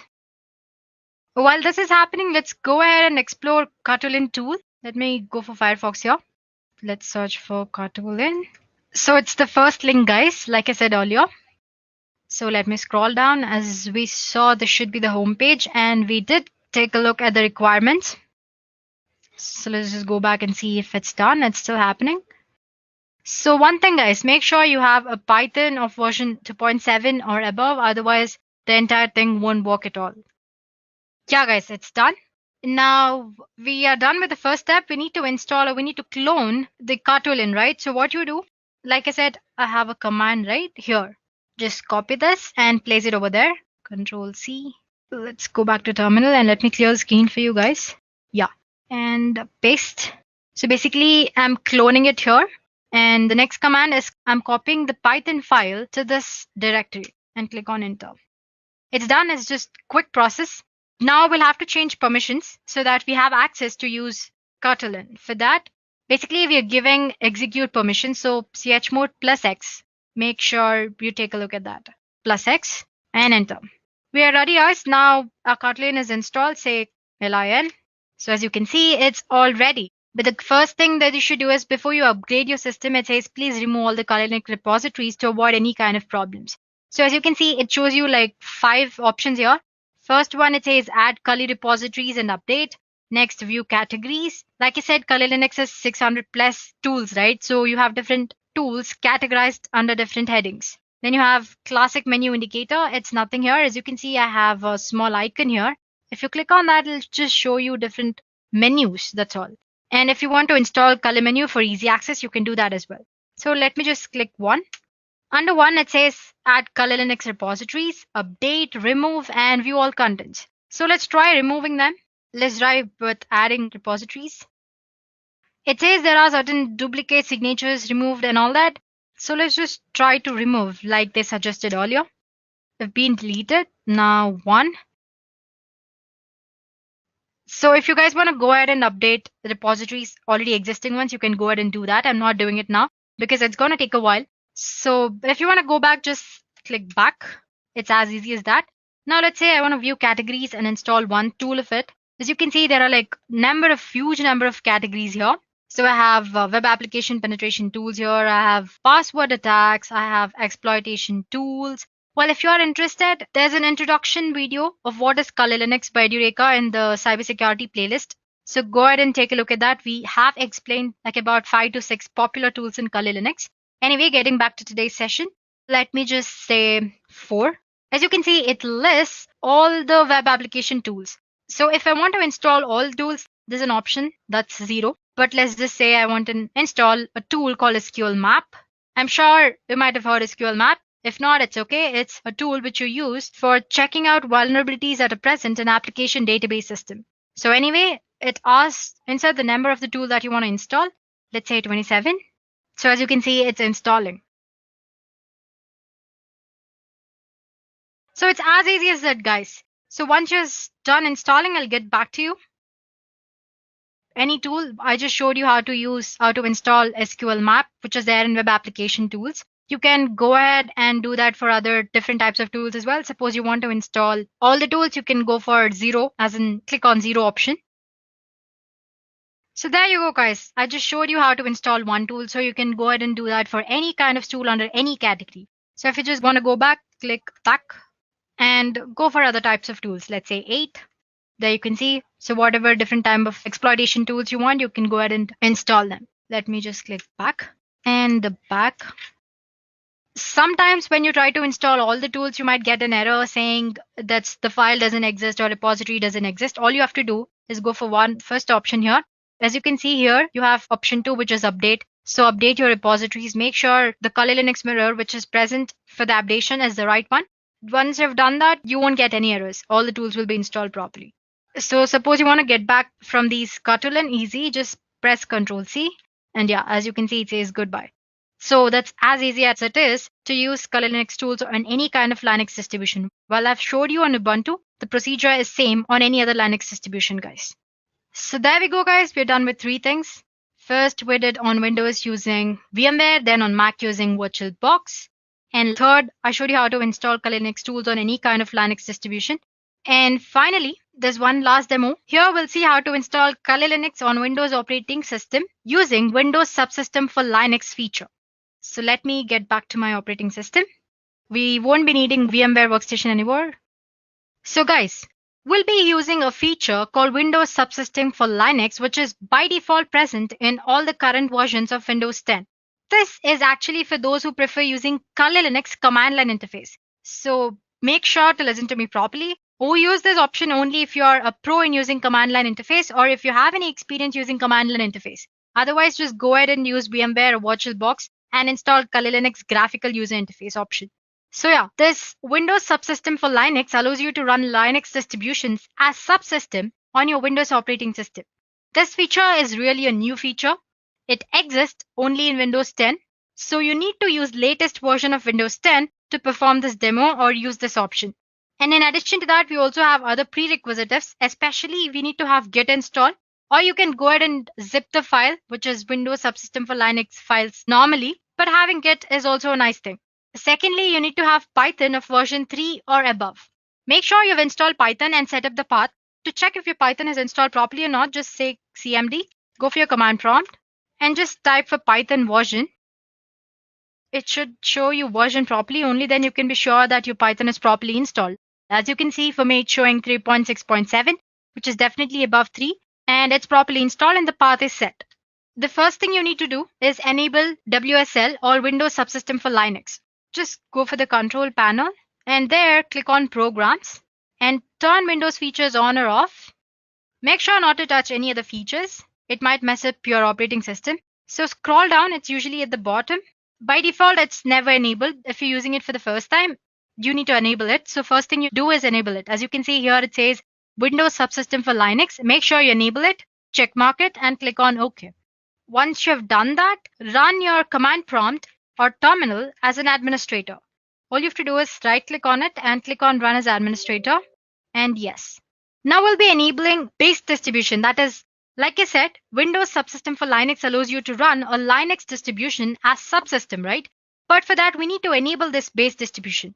For that, you need to install the base distribution or any kind of Linux distribution that you need. So just use lxrun and install. So once you type that, this is the output which you get. It says it's the legacy Windows system for Linux distribution. So you can go ahead and install other Linux distribution which are available in Microsoft Store. But unfortunately, Kali Linux is not available, but it doesn't matter, right? We are anyway installing it using the procedure. Just click on Y here, saying yes.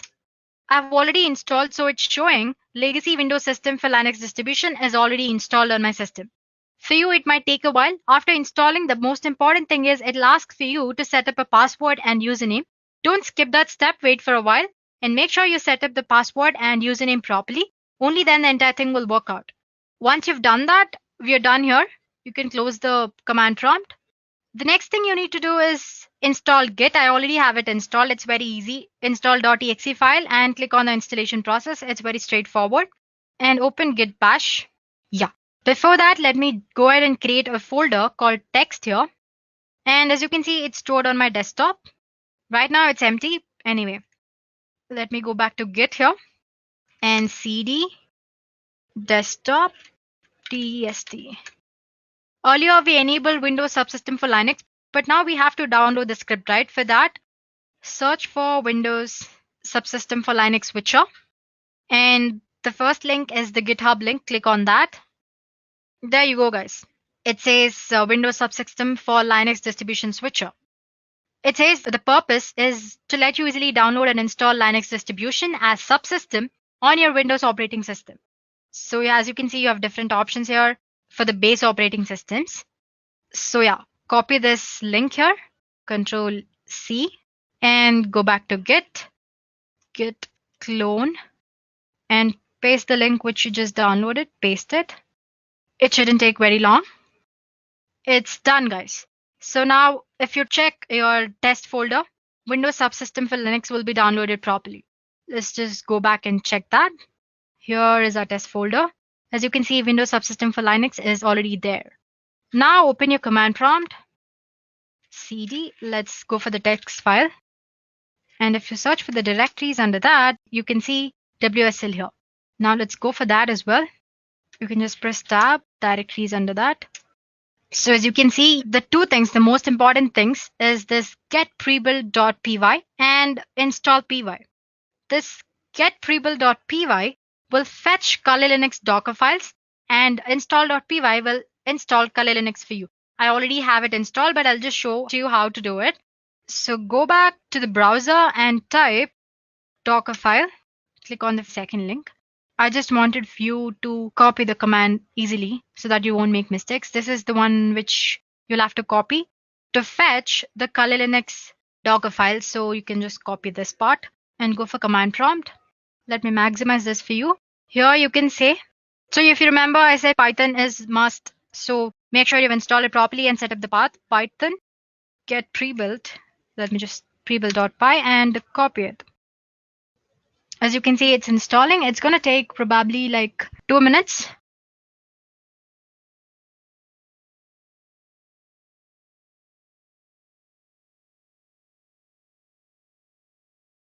So it says it's done. It says it's saved to this file in the text folder.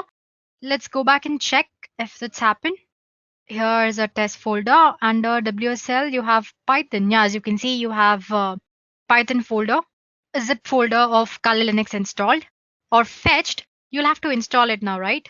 So let me now just type Python. This is the command that you want to use. That's install.py. Install.py. And copy this, or just type and enter tab, root fs tab, and click enter.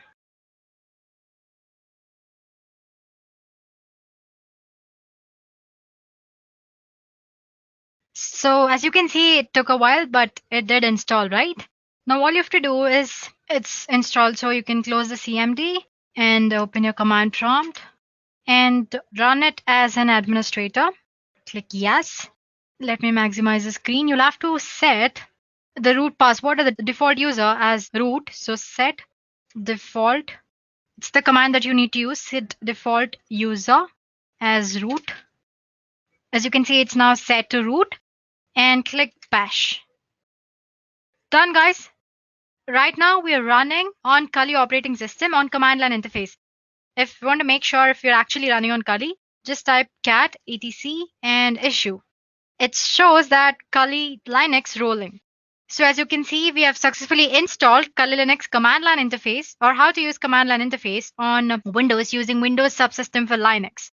And I'm telling it to you again, just use it if you know how to use command line interface very properly. Otherwise, it might be a little overwhelming for beginners.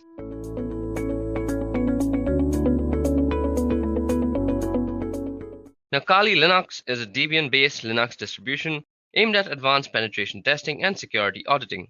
Kali contains several hundred tools which are geared towards various information security tasks, such as penetration testing, security research, computer forensics, and reverse engineering. Kali Linux is developed, funded, and maintained by Offensive Security, a leading information security training company. Now, Kali Linux was released on the 13th of March 2013 as a complete top-to-bottom rebuild of Backtrack Linux, adhering completely to Debian development standards. Kali Linux is specifically tailored to the needs of penetration testing professionals, and therefore all documentations are actually addressed to them in knowledge of and familiarity with the Linux operating systems in general. Now, as you guys might also know, that Kali Linux is basically any Linux distribution that comes preloaded with a bunch of penetration testing software. Now, some might argue that Kali Linux is not really necessary, but well, it does save you a lot of time if you're a penetration tester. Aside from saving a lot of time, there are a number of reasons that you should be using Kali Linux for. Now let's go over the reasons one by one. First of all, Kali Linux has more than 600 penetration testing tools included. Now, every tool that was included in Backtrack did not actually make it to Kali Linux. A great number of tools are simply not added because they do not work, or because they duplicated what other tools did. So now you have a bunch of tools that serve a specific purpose, and they are basically not cluttering up your computer with duplicates and useless tools. The second reason that you should be using Kali Linux is because it's free, and it always will be. Now, Kali Linux, like Backtrack, is completely free of charge and always will be, and you will never have to pay for using Kali Linux. The third reason is an open source Git tree. Now, Kali Linux is committed to the open source development model, and the development tree is available for all to see. All the source code which goes into Kali Linux is available for anyone who wants to tweak or rebuild packages to suit their specific needs. Then, another reason for using Kali Linux is a wide-ranging wireless device support. A regular sticking point with Linux distributions has been supported for wireless interfaces. Kali Linux has been built to support as many wireless devices as you can possibly think of, allowing it to run properly on a wide variety of hardware and making it compatible with numerous USB and other wireless devices. More adventurous users to customize Kali Linux to their liking all the way down to the kernel, which brings us to the kernel now.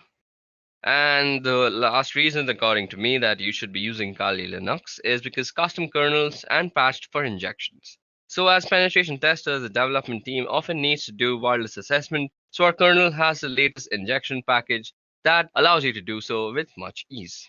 So these were 6 reasons as to why you should use Kali Linux. And you can find a lot more reasons on the Kali documentation, so you can go through them if you want. Now, this brings us to the main agenda of our video today. So with that out of the way, now that we know what Kali Linux is and how it works and why you should be using Kali Linux, let's go over the topics that we are actually going to go through the course of this video today. So through the course of this video, you could expect to learn a bunch of stuff. So firstly, we'll go through some command line essentials because Kali Linux tools are mostly in CLI format. So we have to be well versed with the command line essentials. So that's the first thing that we're going to tackle.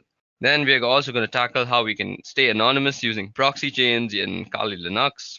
We'll be talking about MAC changers, and we'll be also going into the whole realm of wireless penetration testing. We'll be checking out tools like AirCrackNG, and we'll be also testing on how we can brute force some WPS pins. We'll be going through router vulnerabilities and some other miscellaneous topics that I couldn't really group into one. So without wasting much time, let's dive into the first topic for today, and that is command line essentials. Now, the way that this video is going to follow is that most of the times we are going to take a hands-on approach to learning how to use things in Kali Linux, because I'm a firm believer of actually practical work before learning any sort of thing. So we will be using a lot of practical work, and I completely encourage you that you go ahead and download and install Kali Linux. You can do it on a virtual machine, or you could try and dual boot that thing. I'm not meant to teach you how to do that in that video because there are tons of videos out there that teach you how to install Kali Linux. What we're going to do first in this video is that we are going to take a hands-on approach to firstly learn what the command line essentials are. Now, as you might have already realized, there are some theoretical aspects that we might need to tackle from time to time. For example, what is a MAC address? What are proxy chains? We'll need to learning some theory. So for the theory, we'll have to go through the obvious evil, and that is PowerPoint presentation slides. So I apologize for that from before, but I assure you that most of the time we are going to be looking at a computer screen, and I assure you that you will have tons of fun if you just follow along with me. Okay? Another disclaimer that I would like to add before we actually continue with our Kali Linux course, and that is this is not the entirety of Kali Linux. Kali Linux is a huge thing, and this is just not it. So these are basically what I find interesting and what you may also find interesting. And these can cause a bunch of damage if you're doing it without permission. And damage comes with repercussions, which could include you being arrested, and that is not my fault. Again, I'm saying disclaimer, if you do this without permission, you will get arrested, and that is no way my responsibility because this video is just for educational purposes. Okay, now with all that aside, let's move ahead and learn about command line essentials. Okay, so now it's time that we go through the command line basics of any Linux terminal. Now, the Linux terminal is a very powerful tool. It allows you to move around the whole operating system through the files and folders. It allows you to create files, change their permissions, change how they behave, and a bunch of other things. You can do filtering, you can grab stuff, the specific stuff from a specific file, and there's a bunch of interesting things that you can do. And as an ethical hacker, you will be working with a Linux distribution most of the time, whether it may be Kali Linux or some other thing like Parrot OS. But you will be working on Linux most of the time because it's a powerful tool for networking analysis and scanning and all sorts of stuff that you want to do as an ethical hacker. So the first essential step is to actually know how to use the tool that is available to you. And that is out here, which is the terminal. Now, as I'm running this on a virtual machine, you might find it that my execution times are much slower. And that is because I have a very, very slow laptop because my virtual machine is actually eating up a lot of my RAM. And I have a bunch of other processes that are also rendering. I do this on my free time. So let's go ahead and go through the commands that we are going to actually go through. Now, let me actually make a list of commands that I want to teach you guys. So let me see if LeafPad is available. Firstly, LeafPad is basically a text editor. So the first command that we are going to start off with is cd. Now, cd stands for change directory. Now, at this moment, we are in the root directory, as you guys can see. We can print the current working directory with this thing called pwd, and that is a current working directory, as you see. It's called root. And suppose we want to change our directory to the home directory. So all we have to do is cd, which stands for change directory, as I just said, and specify the path. Now cd/home. Okay, so once we're in home, I want to make a list of commands that are used on the CLI that I want to teach to you guys. So what would I do? I would firstly see if any files are available that I can edit. Okay, so these files are available, but let's create a new file for ourselves. So firstly, let's do nano list.txt. Now what nano does is nano will open up a small command line text editor. Now command line text editors are very much used by ethical hackers because they save a bunch of time. If you're always switching between GUI and command line because you'll be doing a bunch of stuff on the command line, and suppose you want to write something, you're always switching to GUI, it's a waste of time, and you want to save time as an ethical hacker. So you can use this thing called a command line editor, and it can basically do most of the stuff a GUI editor would do. Now you say nano and the name of this file. So nano basically has created this file now, and it has opened up this new fresh window, which overwrites the command line that we were in, the bash. And this is the place where you can actually edit what goes into the file. Now, let's see the list of commands that I'm going to teach you. I'm going to teach you ls. ls will be the list of files. We did cd. We saw a pwd. So that was the print working directory. We'll be looking at how you can copy stuff with the cp command. Then we'll be looking at mv, which is basically move. Then we'll be looking at cat, and that's an interesting one. And also less, which is another interesting thing. Then we'll be looking at grep, which is actually used for grepping or grabbing things from files that you might want to see.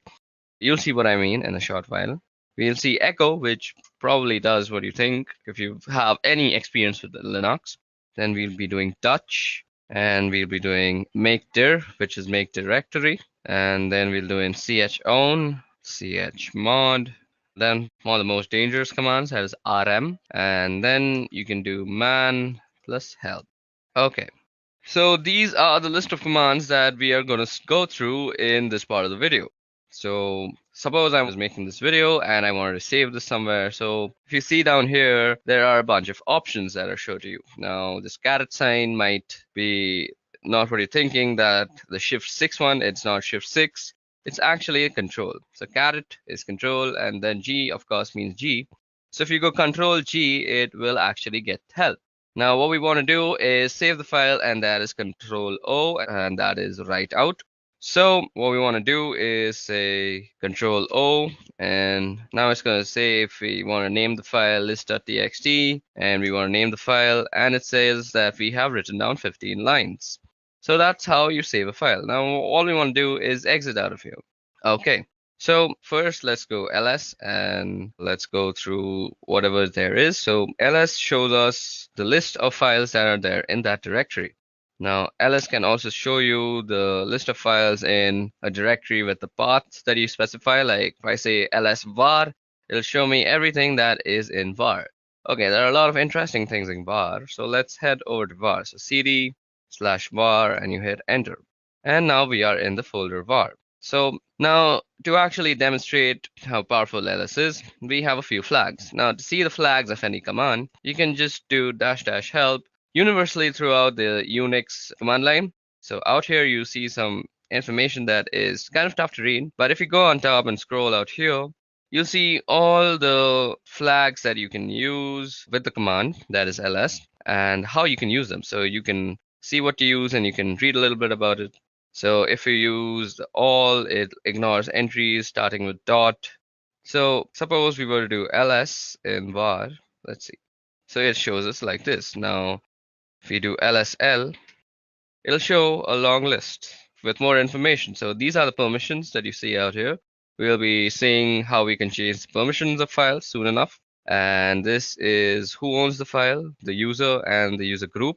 This is the file number, I guess. I'm not sure. This is when they were created. This is the name of the file. This is the time when the file was created, I guess. Okay, so that's how you get very detailed information about all the files. Now, there's another thing you might want to use with ls, and that is the a tag. So you can go lsa, and it will show you all the hidden files also. So now you see some 2 files that were not shown out here. Our file list begins from backup, but when we do -la, we see 2 more files, that is dot and dot dot. So let's see if we can move into that, cd dot. So we can't even move into that. So that's interesting. So these are hidden files. So these are not seen to random users, and we can actually do stuff with them. We'll see how we can use hidden files later on. So if you want to show hidden files through ls, all you have to do is ls and -la. So that was all about ls. So let's move back to /home, where our list of commands that I want to show you all was. So cd home, let's ls and see what was it called. It's called list. And suppose I want to see the contents of list.txt. All I have to do is say list.txt. Now it shows us whatever this file is containing. It'll read it out for you. So we've done cd, we've done ls and its various forms, we've done pwd. Now it's time to do cp. So cp is basically used for copying files from one place to another. So suppose I want to copy this address file that is there into some other directory, let's say var. So all I would have to do is cp name.txt, and then you specify which location you want to actually copy it to. So cd/var. So this is where I want to copy my file to, and you hit enter and it's copied. But that was a very small file. Now we can actually check if it was copied before I move on and pour some more knowledge into you. So let's go into var. So cd/var, hit enter, and you're in var again, and you see ls, and now you see a name.txt. So let's remove name.txt from here because I want to copy it again and show you all a difference between a flag that I'm going to use right now. So the hyphen and letters that you use are called flags technically in the Linux terminology. So let's go back to home. Now, instead of the name of the file and moving back to home just like I did, you can type out the complete name of the file out here. So you could have gone cd/home/name.txt and copy it to /var. But this time what we're going to do is we're going to use a -v, which is basically used for a verbose output of whatever you're doing. So most of the commands that we're going to using will have a -v with them. So let's see how this actually affects the output. So what we're going to do is we want to copy, so cp and verbose, and we want to copy the file name.txt, and we want to copy it to the folder called var, right? So now you'll see that it will give us what is being moved, rather, that is name.txt, and where it is being moved to. So this is a very good way of knowing what is actually happening, because if you do it without the verbose part, and suppose name.txt was just a 20 GB file, and you just don't know if it has finished or not. So if it's a 20 GB file, it'll continuously update you on where what is being copied. So basically, all you have to do is type -v if you want to know where your file is being copied on the exact path. Okay, so that was about how you can copy files from here and there. Now, what was the next command that we want to see? So cat. So let me just go and see the next command that is there. So list.txt. So after cat, I want to show less. Okay, so we've done CP. We also have to do MV. Now, as you guys can see, that CP is basically a copy. Copy is, as you would expect, it leaves a copy of the file that in the original directory while also maintaining a copy in the directory that you specified. But if you wanted to move the file completely, all you would have to do is use the command MV. So MV is for moving the file. Now let's see what all goes with MV. So you can type help, and as I said, you get the verbose option and you get suffixes. You can force things to happen. So suppose you don't have the permission, do not prompt before overwriting. So it'll give you a prompt and you can completely overlook the prompt with the F thing. So let me just show you how that looks like. We'll be doing a verbose and we will be copying the address.txt file. And okay, so every time I've been actually typing, so you can do address.txt by just pressing tab and it'll autocomplete. So address.txt to /var. Now it'll show you that it is actually renamed address.txt to var address.txt. Now, if you go and do ls out here, you will see that address.txt is not actually here, but if we were to move to var, so cd/var. Okay, I've also been typing out commands that I've been previously using, and you can simply toggle through all the commands that you've used by the up and down keys. So ls, mv, mvv help, cat list. I did cd home, and now I have to go through all this just to prove a point. So cd var, we want to change there. Now we're in the variable folder, and we also want to see what we have out here. So address should be out here, and ls. And as you guys can see, address.txt is the first file that has come up. And it is basically the same file, and I can prove that to you by just catting the file, and there's address.txt. And you see that is some random address for some random person. Okay, now let's quickly clear out our file, our window. You can do that with the Control L, or you can just type out clear. Now, what we want to do is move back to home. So yeah, cd home. Okay, so now that we're back in home again, let's cat out our next file. So list.txt, and after move, I wanted to go through cat. Now cat, as you guys can see, is printing out the contents of a file, and there's also less, which does something very similar to cat. So let's see what it does.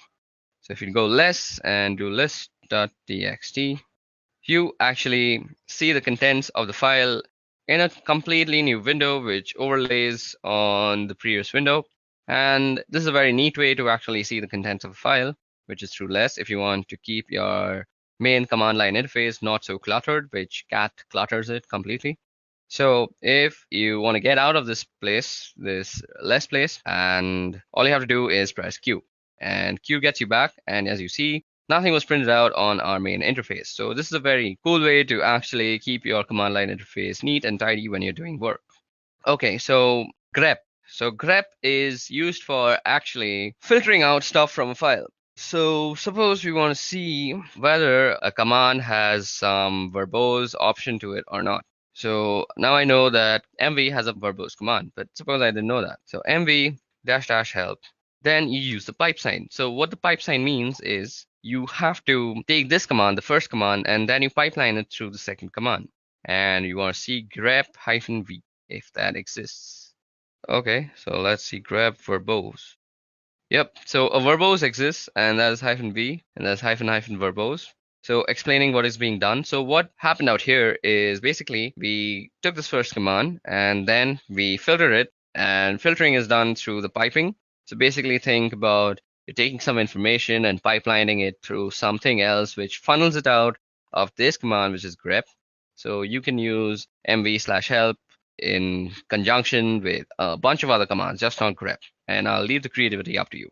So grep is basically used for getting what you want from a file. And grep is used very, very much throughout this course of this video, through this Kali Linux tutorial that you're going to be watching. So that is a very easy way to see if you have a particular option, or let me do something else also. So cd/var. Now we're in the var folder, and let's ls. We actually have name.txt. Now let's also go into backup. So cd b and tab, and that brings us the backup folder, and we're now in the backup folder. Let's do an ls out here. Okay, so we have a bunch of files. Okay, we have some password.back. Now see, if you have cat and you go password.back, you can see the entire thing. Now what if you didn't want this entirety of it, or if you want something in particular? You want to be very neat. So you can do that same command. You can pipeline it, and you can say grep, and you want everything with no login. So we can see that there are a bunch of things that say no login, and we only want those. And these are all the things that say no login in them. And it's a much lesser list, and it gives us a very particular list that you are looking for. So that is how you use grep. So now let's head back to home. Okay, I typed that wrong. And again, let's see what the next command is. So now let's start txt. So we've done grep. We now have to do echo and then touch. Okay, let's go back. Q. We press Q and we get out of there. So what did I have to teach again? I'm such a dummy. We have to do echo. Okay, so what is echo used for? So suppose you were to say echo and open quote hello world. It would basically do what command says, and that is echo whatever you say. Now it'll say echo hello world, and that will basically echo whatever you typed out in the quotations, that is hello world, spelled very wrong.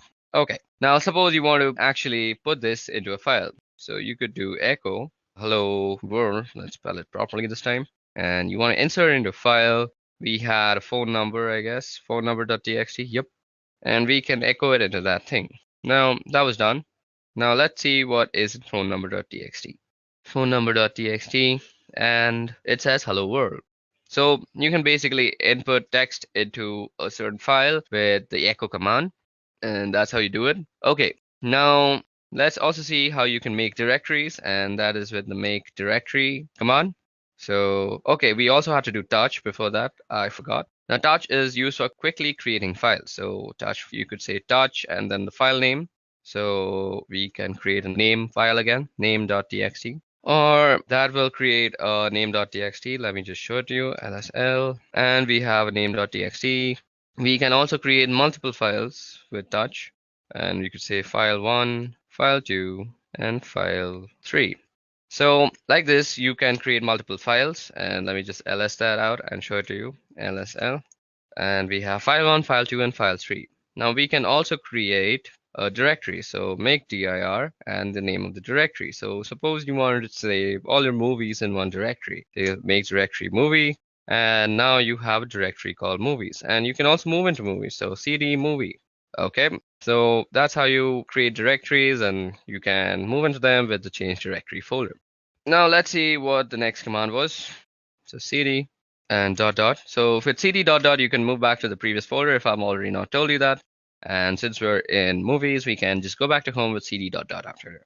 Now let's see what else is there. So cat list.txt. And okay, now chown, chmod. Now chown will be a little tough to show because we don't have any sort of other user out here. The root user is the only user that we have on this VirtualBox that is set up.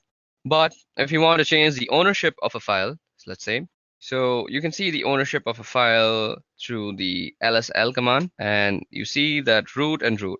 So this is the owner name and this is the owner group, and they're mostly the same thing. So our next command that we're going to actually see is called chown. So let's see how chown is actually used. Chown is used for changing the ownership of a file. So I actually don't remember how to use chown. So if you actually don't remember or you're getting stuck somewhere, just use the help function. So if a command line argument is symbolic, so let me just go through this once. So this is how you use it, owner and then colon group. Okay, and then the file name. So you go chown, and then you want to say the name of the owner and the group you want it to belong to, that is root and root, and then you specify the name of the file. So suppose I want to change file 1. Now it already belongs to root and root, so it doesn't really matter because I don't have any other username to actually change the ownership to. So this is how you would normally change ownership. So let me just show you where you can see the ownership, and that is ls-l. And out here, the root and root you see on file 1 is basically this is the owner and this is the owner group. They're normally the same thing and the same name, but if you had some different owner like a guest, you could change it by actually using the chown method, the command. Methods are different things. I always get confused because of the programming. Okay, now the next command that is left is called chmod. To actually show you how chmod works, let me show you an interesting file. So suppose, let me just do this once. Okay, now echo. What we want to echo is, let's echo hello world. And let's put that in quotation, and we want to put this in test. Now, once we've done that, let's ls, and we see that we have a test file out here. And we want to move test to test.sh. So test.sh is the executable file that is used in bash scripting. So we move test to test.sh, and the way you actually execute bash files on your command line is with the dot and the slash. So you say dot slash, and if I press T and I press tab, you see that there is no options that's coming up. That is because test.sh is not an executable file. So test.sh don't have the executable permission. So let me just show that to you. ls, and you see test.sh. It doesn't have the executable. Now you see movie, it is executable. I don't know why, it is a directory, so it is an executable. You can move into it. So it's blue in color. So the way you actually can make this an executable is by changing its permissions. So the way you do that is chmod, and basically you change it to an executable. So plus X, that is making an executable. If you do plus R, it'll make it readable. And if you do plus W, it'll make it writable also. So if you do plus X and do test.sh, and now you go and do LSL, you'll see that test.sh has become green because it is an executable file now. And now if you do dot slash and you press T, you get test.sh if I press tab. So now it is an executable file, and if I execute it, it presses out hello world onto my screen. So that's how you can use the chmod, or which is basically the change of permissions of files. And we'll be changing permissions of files throughout the course of this video. It'll be very useful for us, and you'll see as we go along with this video. Okay, so the next thing that I want to show you all, only two are left, and I remember those now, and it is rm. And rm is used for actually removing files. So you should be very careful while using rm or any sort of removing command on a Linux system, because once you remove something, it is very difficult to get it back, and it's almost near impossible. It's not like Windows where it's basically just disappeared in front of your eyes, but it's still there in the memory, cluttering it all up. That's why Linux always trumps Windows. That's one of the reasons. I'll make a video on that later on. But for now, let's focus on rm. Now, we can remove file 1. So let's see. So file 1 is going to be removed. So if we ls now, you see file 1 doesn't exist. But let me show you. rm, and if I do movie, it'll say cannot remove movie is a directory. But if you go into the help menu, I bet there will be a option that you can just forcefully remove it. So rm force will just remove. So rm/r, and you can do movie, and it'll recursively remove everything. And if you go here and do lsl, you'll see that there is no movie directory anymore, and that is how you can remove movies. Now that prompt that you see out there is actually a safety measure, because once you remove a directory and it's not retrievable, that's a very sad scenario, and you don't want to get yourself in such a scenario in whatsoever possibility.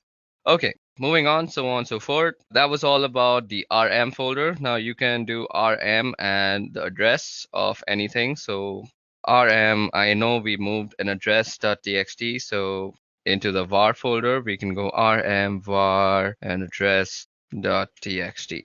And that will remove address.txt from the folder of var. Let me just show you that worked. So cd var and ls, and you see that there is no address.txt out here. Okay, another way to get help for any command that you want is man, and suppose you want to see about rm. It'll show everything about rm that is there to show to you. It'll show you how to use it. It'll give you a description, synopsis, the name, remove files or directories. It's a very useful way. So out here you see this is the manual page. So that is what it means, man. And you can press line 1 or H, or you can press Q to quit. So that's very much helpful. Okay guys, so that was all about the command line interface and how we can use it to go about the operating system and change file permissions, copy files, move files, and a bunch of other stuff. Now it's time to get on with the interesting stuff, and that is, firstly, we're going to be learning how you can actually stay anonymous with proxy chains. Okay guys, so now that we are done with the command line basics, it's time that we move forward with proxy chains. So before we move forward with proxy chains, let us head back to our PowerPoint presentation and see what exactly proxy chains are. Okay, so proxy chains. Now, as the name suggests, proxy chains are basically a chain of proxies. Now, where is a proxy used? A proxy is used whenever you want to anonymize yourself on the wire or the network.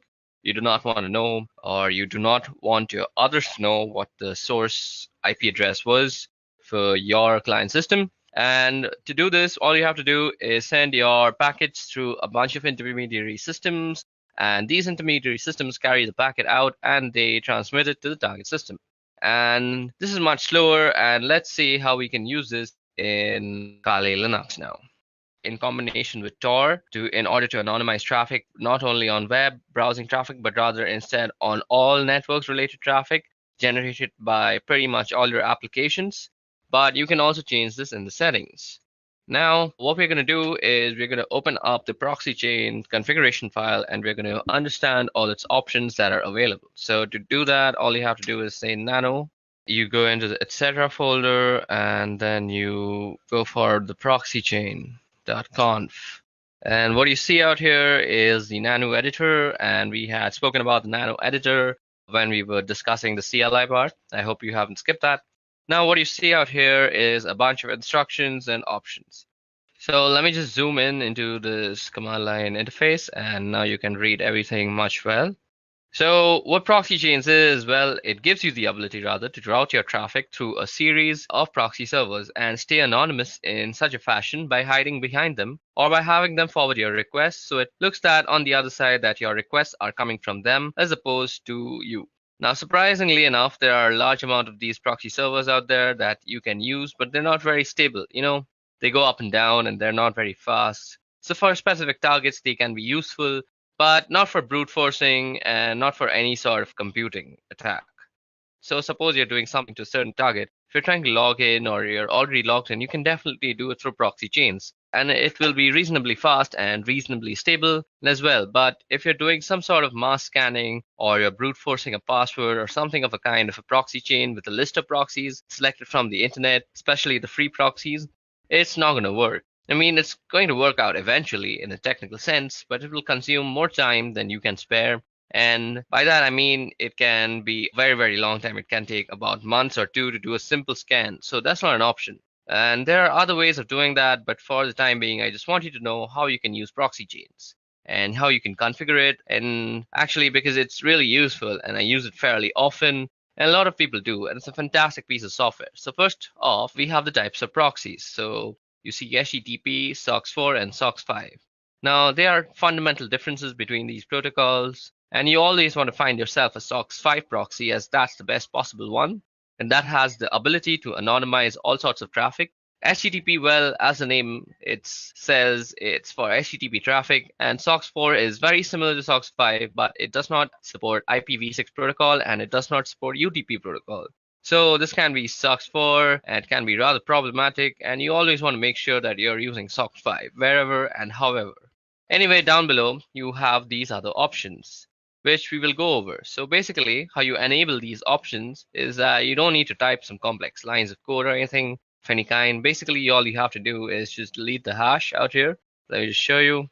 So suppose we wanted to actually activate dynamic chains option. So all we have to do is delete the hash. But let's put in the hash right now. So after you delete the hash, all you have to do is save the file and the option is enabled. This hash presents a commented outline, meaning that the system reading this will ignore if there is a hash, and if there isn't a hash, it will take it into consideration and interpret it accordingly. Anyway, what we have here are statements which allow us to specify how we want our traffic to be routed. So first off, we have dynamic chain. Now, dynamic chain is a sum and is an option which you will find people using the most. It is most commonly used option and a preferable one too at that. And honestly, I think it's the best one out there, primarily because it's the most stable one. And here's why. Now, suppose you have ABCD proxies. So those are some servers with IP addresses, with open ports. And if you have a strict chain policy, which is enabled on this computer right now, as you see, if you have a strict chain policy, we can only be able to access any site on the internet in general by going through ABCD. So you have to go through all of them, and you have to go through them in that specific order, that is ABCD. And that's not always a good thing. I mean, if you're paying for 5 proxies, that's not a problem because they will always be operational and they will always be up. And why not? That's not a bad idea or an option. But there are, however, people who use proxies for free and they don't tend to pay for them. Why would you pay for like 5 proxies for a simple scan or something of that kind? They're not free and they cost money and they're rather expensive also. But still, I mean, the act of paying itself identifies you and kind of diminishes the amount of anonymity you have on the internet. So some complex payment methods can still be used to actually anonymize yourself, but it's fairly simpler to just use a dynamic chain. So firstly, we're going to go ahead and uncomment the dynamic chain option, and we're going to comment out the strict chain option. So strict chain will no longer be used, and I will be using dynamic chains. And one more thing to note here is that if you want to use proxy chains in combination with Tor, if you want to route all your traffic through the Tor network, not just web traffic, you must be enabling dynamic chains. I mean, there is a chance that it will work with strict chains, but due to the instant instability of Tor nodes, it is highly unlikely you will need dynamic chains, and that is why I'm using them. Anyway, if you're using dynamic chains, just give you the ability to go from ABCD to your desired destination by not having to adhere to any order. So let's say C is down and you would go a B, D, and it would work with no problems. Even if B was down, you would go to a D and you would go and still reach the destination. So as long as one single proxy is functional, it's going to work and you don't require any specific order to do it down below. Now down below you have some other options too. So first is random chains. Now random chains in effect are basically the same thing as resetting your service. I mean, if you're resetting your Tor, you will be now assigned a new IP address. Tor assigns you a new IP address every 10 minutes or so. Anyway, with the random chain, you can specify a list of IPs, and then you can tell your computer, okay, I want you to try, and I want you to connect to this point. And every time you connect, every time you transmit a packet, I want you to use a different proxy. And we can do that as well. And that's one of the options, definitely. And you can say, okay, use this is phone 5 times and then change to another one or some kind of like that. There are a lot of options to specify there, primarily the chain length. Anyway, down below there's quiet mode.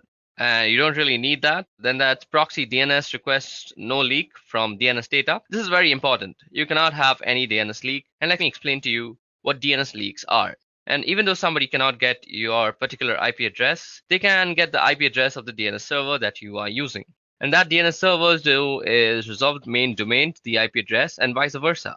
So for example, if you typed in youtube.com, the DNS server of your local ISP provider will resolve that into some sort of IP address that YouTube has, and it will make a request. No problem. And you do not want that happening because your local DNS server will be discovered, and that is information that can be used in order to figure out your personal IP address. And when that is done, your physical location is pretty much compromised, and that's a no-go. And you definitely need proxy DNS here.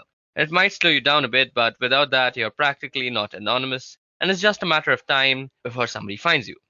Now, if you go down below, we have some other options here, but we're not really interested in them at the moment. What we here are for the formats for entering proxies, and I'm going to leave it at that. So what you see out here is first the type of the proxy, that is SOX5, then the IP address, then the port number, and then 2 words, that is Llama secret and then juice to hidden. Okay, so now what you see out here, as I just said, is how you would actually write down your proxy chains. And now, as I had already also said, you always want to be using SOCKS 5 and you don't want to be using HTTP because they're not really that safe. And SOCKS 5 doesn't support a lot of options anyway. And this is the IP address of the proxy server that we will enter a few of them manually later on. And this here is the port number that you see on which the proxy server is listening. And that port is open over here. These two words now, what some proxy servers, especially paid ones, will always have a username and password. So you can just type them here in plain text. Unfortunately, it is assumed that only you and you alone have access to this computer besides this file. And besides, this file is not everybody can read this file. Anyway, so if you can just type in the username here and password here, you will gain access to a certain proxy that you have chosen or that you have paid for. Anyway, these are just some examples, and we won't actually be using these proxies or anything of a kind. We need to go down below here. Out here you see. And at the end of the file, so if I just press enter a couple of times, there we go. So here is only one proxy active at the moment, and it says SOCKS 4, and all traffic being routed here through Tor by default. So let's set to Tor now, and Tor default listens on this port. So this 9050 port is where Tor listens on. Now, what we want to do is we want to add a SOCKS 5 proxy address. So what you want to do is just type in SOCKS 5 and the same IP address, SOCKS 5. And you want to be keeping the spacing correct, just use tab. So 127.0.0.1, and then you want to specify the port number also, so 9050. So what you see out here, the 127.0.0.1, this is the loopback address of your computer. So this is for inter-device communication, and if you ping this address in, if you're pinging yourself basically, and usually people ping this address in order to make sure that the IP protocol is set up correctly, even though they don't have internet connectivity. So let's just type in 1.27.0.0.1 and the same port number and 9050. So now we have to press Control O to save our file, and we're going to save under the same name, and we wrote 65 lines of codes down, and that's written. And now you have to press Control X and you exit out. So let's press Control L and clear out our screen. Now we just edited our ProxyChain's configuration in a very neat environment. So to go ahead and type in our service door status, so we want to check the status of our Tor service. So service Tor status. So Tor service could not be found. So do we have the Tor service installed? Okay, so Tor service is not installed. Just give me a little moment. I'll quickly install it. Okay, so now that we have set up our ProxyChain's configuration file and we have put in a SOC 5 proxy chain, giving it the Tor service. Now what we need to do first is start up our Tor service. Now to actually check if Tor is running or not, or if the Tor service is running or not, let me just clear that out. We need to go service Tor status. And you see it says it's inactive. So what you have to do is say service Tor start, and that will start the Tor service. It might take some time depending on the system that you're using, and voila, there it has started it for me. Now, what you have to do to actually use proxy chains before you go to any website. So all you have to do is say proxy chains, then you specify the browser that you're using. So we're going to be using Firefox, and you could say something like www.duckduck.com. So now here you will see how your thing is being transmitted to duckduckgo.com. When I say thing, I mean your packets and your requests. I'm sorry for my vocabulary. So now your packets are going to be directed through a bunch of IP addresses, but we haven't actually put a bunch. We just have put the loopback for the Tor network. So we will let Tor do the rest of the things for us. Okay, so depending on your system, this might take a little bit of time to actually open up. Okay, so let's go ahead and see what's actually happening on the terminal while this thing is loading up. Okay, as you can see, it's going through a bunch of proxies out here, and some are denying it and some are saying it's okay. So as you guys can see, most of the time you might get denied and it'll be a lesser number of okays, and that is exactly what we're looking for.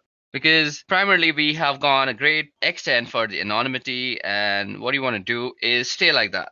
So this is basically how you use proxy chains. Now, if this computer just decides to open up duckduckgo.com on Mozilla, I could actually show you some interesting stuff, but it seems my computer has kind of given up on actually opening DuckDuckGo. It's still waiting for DuckDuckGo's actually confirmation, but that's about it. So this is how you can actually configure proxy chains. I'm really sorry that my computer isn't working right now so well, and nothing is actually opening on Mozilla. It's mostly because my RAM is overloaded. I think I should go ahead and get myself a new RAM. But for now, let me just also say that we can put some custom proxy lists, and instead of just saying, let me just go ahead and open up that file again. As you guys can see out here, I'm going to end this right now because my computer can't really take all this pressure. See, it's lagging so hard. Okay, let me just quit out of that and let me just open up a new one. Now, as I had said that you can put up some custom proxy lists. Not really going to do that, but let me just show you how you can do that. You go nano and you go etc and proxy. So you basically have to go into the proxy chain. Okay, so I think I have to put this again. Yeah, now if you just go in and edit out here, all you have to do is set up dynamic chains, and you can go online and search for free proxy lists, and that'll give you everything with the port number to the IP address. Let me just show it to you.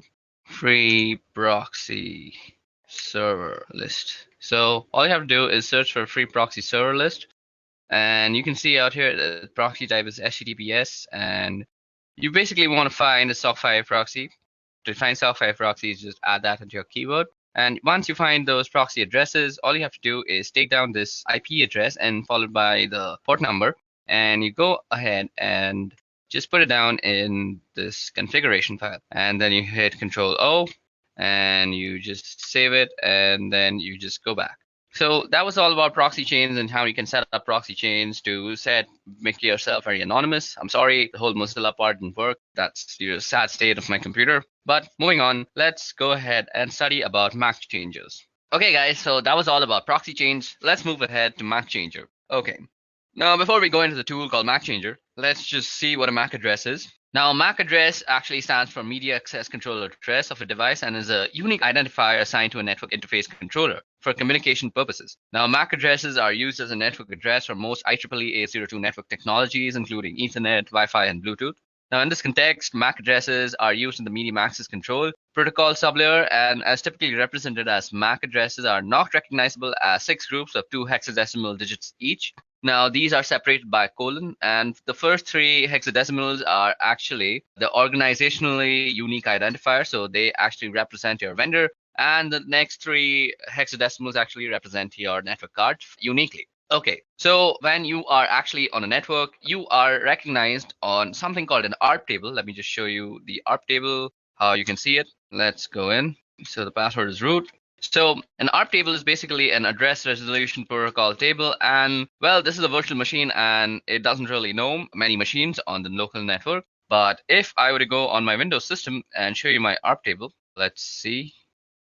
Okay, so if I show you the ARP table of my Windows machine, on any machine that has a TCP/IP protocol suite installed, you will have this command that is working called ARP, and you give the -a, and now you see that your IP address or somebody else's IP address is actually mapped to a physical address. Now, the MAC address is very commonly used in the ARP protocol, and this is how you are actually identified on a network. Now, sometimes what you want to do is be unknown on this network. There are various reasons why you want to do that. Let me just give you an example of a very malicious reason that was done in my college. So we as students would actually change the MAC address of our own computer to the professor's computer. So we would somehow look up the professor's IP address and then come to know about his MAC address. And then we would spoof our MAC to be his MAC address. And then we would do some sort of malicious activity on the college internet. And then the internet administrators of our college would come to know that that MAC address is doing some sort of malicious activity, and that MAC address would get permanently banned for that session on the college network. So basically, our professor would not be able to use the wireless projectors that he would use to actually show us his presentations, and we'd end up getting a free class. Now, I am not actually promoting any sort of bad activity like this. I have just experienced this in my own college life, so that was something. But there are many other reasons that you might want to spoof your Mac. Now, Mac Changer is an amazing tool for actually spoofing your Mac.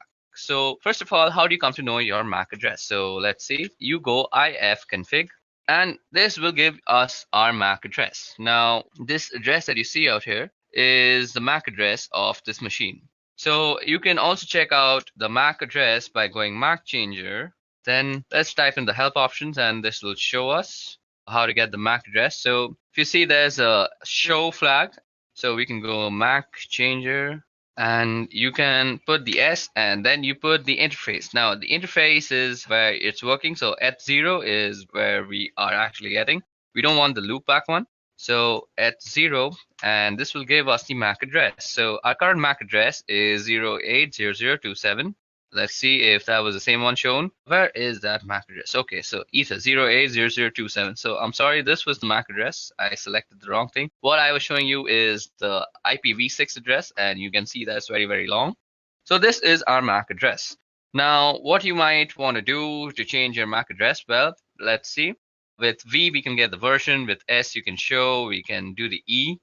And as I said, if you remember that the first 3 bits is about the vendors, so you can also get the vendor list by going -L.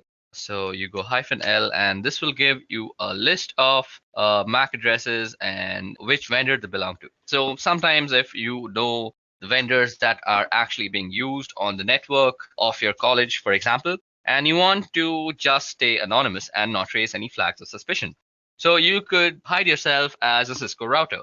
So suppose your college was using all sorts of Cisco routers, and you decided that today I'm going to spoof myself as a Cisco router and I'm going to screw around with the network. So it would not raise any flags before you actually decided to do some malicious activity. In some deeper inspection of your MAC address, people would actually realize that you are actually spoofing the address.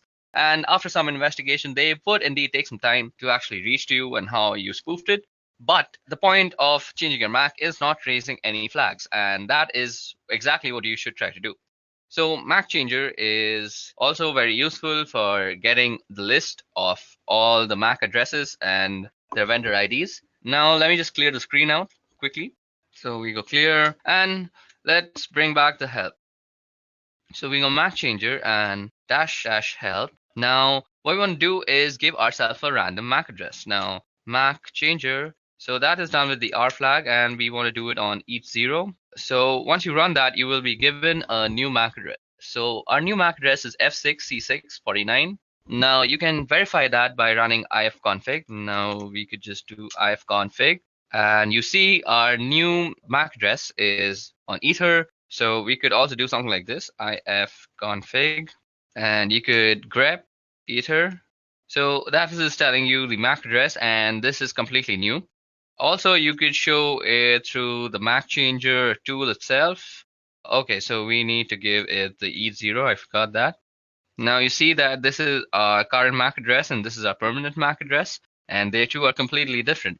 Sometimes you also might want to actually change your MAC when your laptop is or your system is booting up, because you might want to stay anonymous all the time. Who knows? And sometimes you might think, I'll actually change it when I want to change it. But let's face it, we are forgetful as human beings, and we tend to forget things that we are supposed to do. So what else is better than to actually automate the whole process yourself and forget about remembering all these stupid nitty-gritty stuff? So you can tell Linux or Kali Linux to actually change your MAC address on boot up is use this tool called crontab.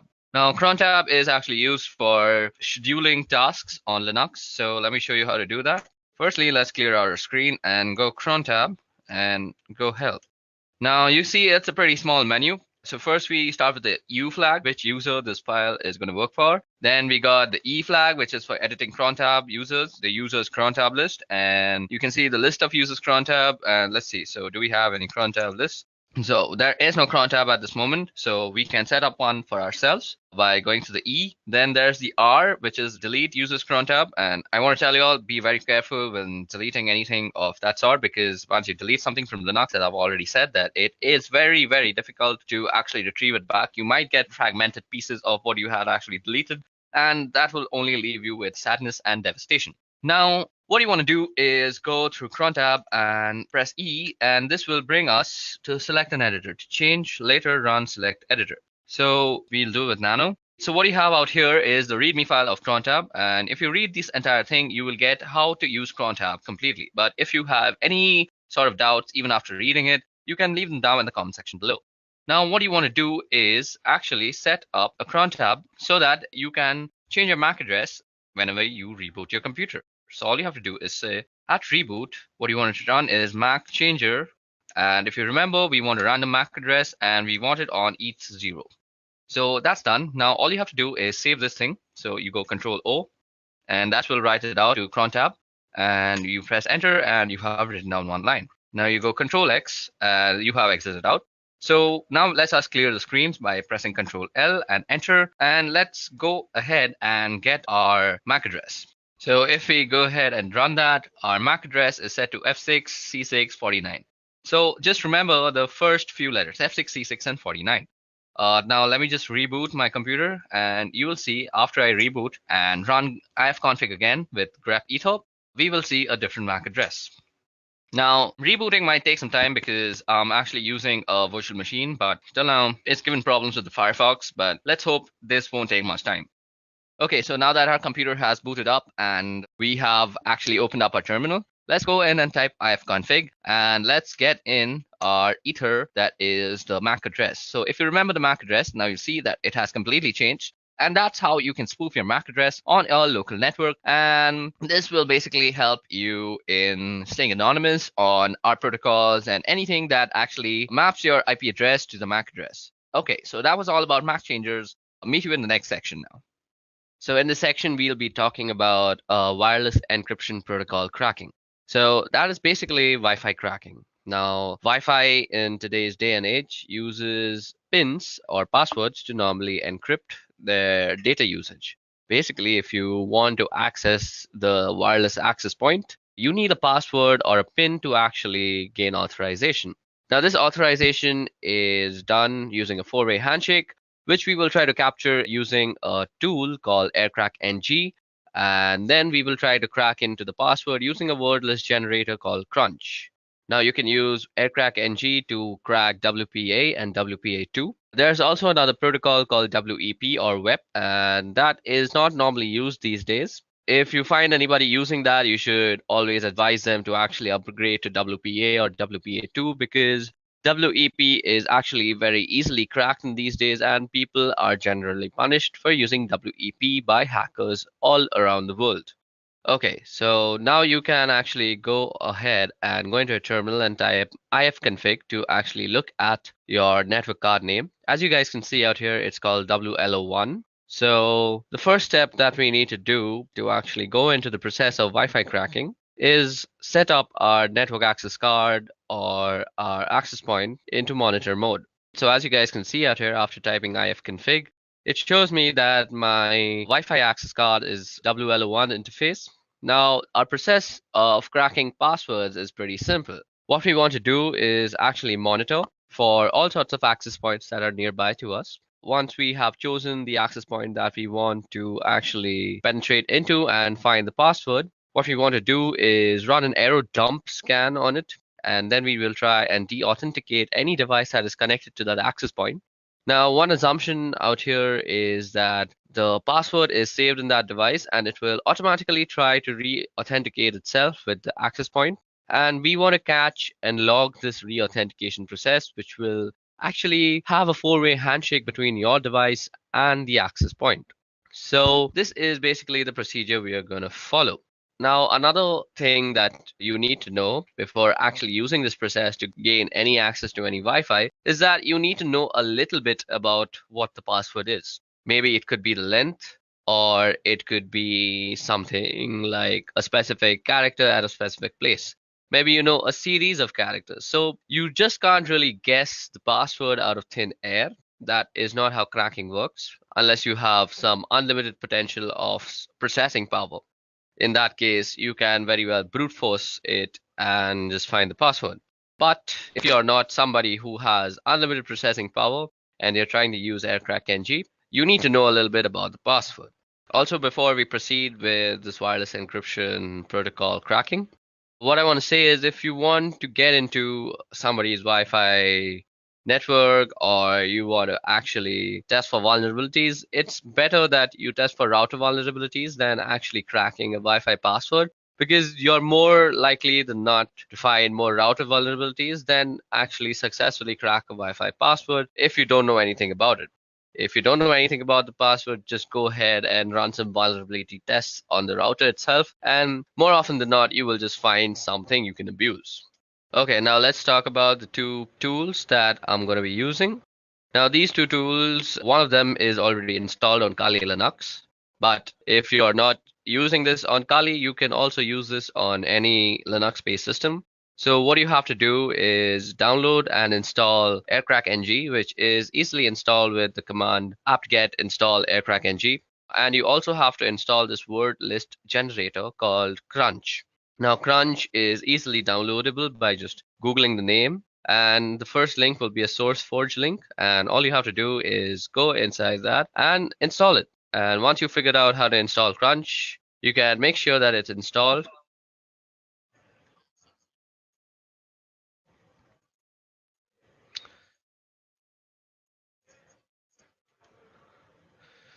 Now, once you have installed both the softwares, you can check out if the manual pages are opening up.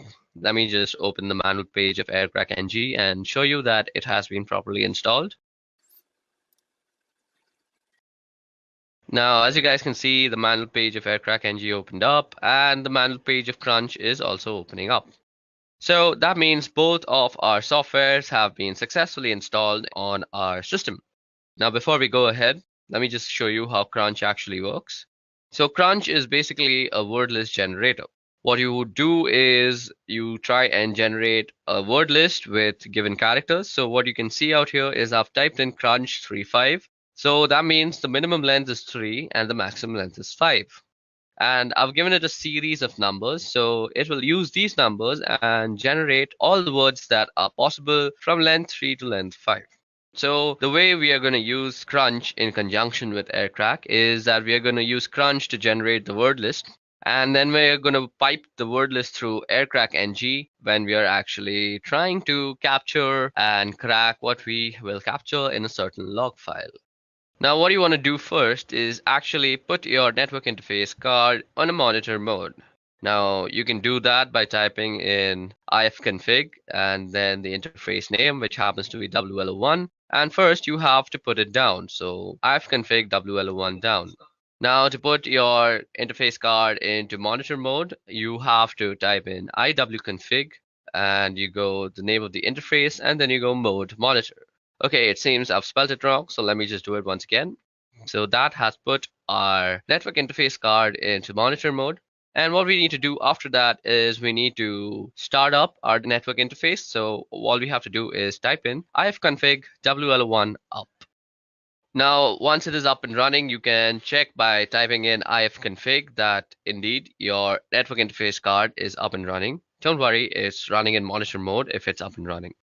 What we want to do next is pretty important to the whole process. So what we want to do now is check for some services that might still be running in the background that might hamper with our whole scanning process. So we do this by actually typing in the command airmon-ng check and then the name of the interface. So as you guys can see, nothing is exactly running right now. But if there were any process running, you would only add the command airmon-ng check, and instead of writing the interface name, all you have to do is say kill. And it will kill any processes. Now, if you see any process named the network administrator, you want to kill that process first separately and then kill any other child processes. You may need to actually run this command a few times before all the processes are killed, and then you're good to go. Okay, so now that we have finished killing all the sub-processes, what we want to do is run an error dump scan on the network card. So that is WLO1. So for this, we go error dump -ng and then we put in the name of the interface. And this will start up a scan that will look something like this. So after you run the error dump scan on your interface, what you see out here is a result of all the access point that is found out through the monitoring mode. Now, if you see, we have a bunch of columns out here. First of all, we have the BSS ID column. Now, the BSS ID column is basically the MAC address of all the routers that are found. Now, every router obviously has a MAC address. So those are the MAC address that is tied to the router names, which is shown by the ESS ID. Then we have the PWR column, we have the beacons column, we have the data packets column. Another important column is the channel column. It's important to know which channel your router is working on. Then we can see the cipher column, the authentication. So out here, we can see the encryption that is used. So most of it is using WPA2. So what we will be cracking is basically WPA2. So from this list, what you need to recognize is basically the Wi-Fi router that you want to crack into. Now, I'm performing this particular test in my office, and I don't really have the permission to actually go in and test them for these vulnerabilities. I'm not the security analyst of here, so I don't really have the permissions to penetrate into them. So what I have done is I have run a similar test at home using my own Wi-Fi, and I will show you the results for that. But for this working example, you will see the scans that I'm running in this office. So as we intend to stay ethical, what we are going to do out here is we are going to capture whatever we find in our office for only educational purposes. But when we are doing the actual cracking step, that is the last step of this whole procedure, I'll be running it on a file that I had generated at home, as I just said, because I have permissions to do whatever I want with my own Wi-Fi and passwords. Okay, so for this example, I'm going to pick this Wi-Fi that is called Edureka Wi-Fi, and it's running on channel number 6. So what we want to pick from here is the BSS ID and the channel number. We need to remember these two things. First, the BSS ID, and second, the channel number. Now, what you want to do after that is open up a new window on your terminal and log in as root. Now, what we want to do here is run a separate arrow dump scan on this specific BSS ID and check for all the devices that are actually connected to this access point. Now we do this by running the command arrowdump-ng, and while we are doing this, we also want to capture all the scan outputs that we actually get into a certain file. So we'll be actually storing it in a file called capture, and then we just have to pass in the BSS ID and the interface. We also have to specify the channel. So let's see what the channel is one. So the channel is channel 6. So that's what we want to do. And we specify the channel with the -C flag.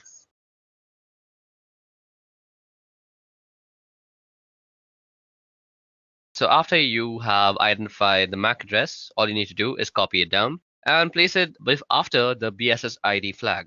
Okay, so we're going to run our command out here, and we just want to say our file is going to be called test.capture. Now that our scan is up and running, all we want to do is wait till someone is actually connected to this access point. So I forgot to mention this. For this process to actually work properly, somebody needs to be connected to that access point, because what we are going to try and do is disconnect that certain device and let them reconnect and capture that log file. Okay, so it seems like nobody is actually connecting to it. So at this time, all I'm going to do is go back to our arrow dump scan that we had run on our network interface and look for some other MAC address or other access point to actually penetrate into. And let's see if something has actually connected to that. Okay, so, oh, voila. Now what you see out here is that somebody has actually connected to this access point, and his MAC address can be seen under the stations tab. Now, what we want to do is run a deauthentication broadcast message on that station and deauthenticate that guy. Now, to actually run the deauthentication process, all you have to do is go ahead and open up a new terminal window again and let the scan be running in the background. Don't close any scan at this moment. Okay, so the information that we need to remember is the BSS ID, or rather the MAC ID of the station. Now, you also want your monitoring to be running on the same channel so that your deauthentication message is being already broadcast on the same channel. So we can do that easily by going airmon-ng and saying WLO1, and you can say start on the specified channel. So what we want to be doing is running this on channel 6. Then we want to go and use the third suite of tools, that is Air Replay. Now Air Replay is used for broadcasting deauthentication messages and all sorts of stuff. Now you can see all this in the help menu also, and you can do that by typing in --help. If you go down, you see that you can send a deauthentication message using the -0 flag, and that's exactly what we're going to do. Then we say 0 again because we want to constantly send a broadcast of deauthentication, so it's looping basically, and until and unless we stop the scan, nobody will actually be able to access the Wi-Fi. So it's basically like a small DOS attack. And then we want to specify the BSS ID. Okay, so it seems like I forgot the whole A tag before the BSS ID, and that should get it working. Okay, so it seems like I have copied some wrong BSS ID, I guess. So let me just go ahead and copy that once properly.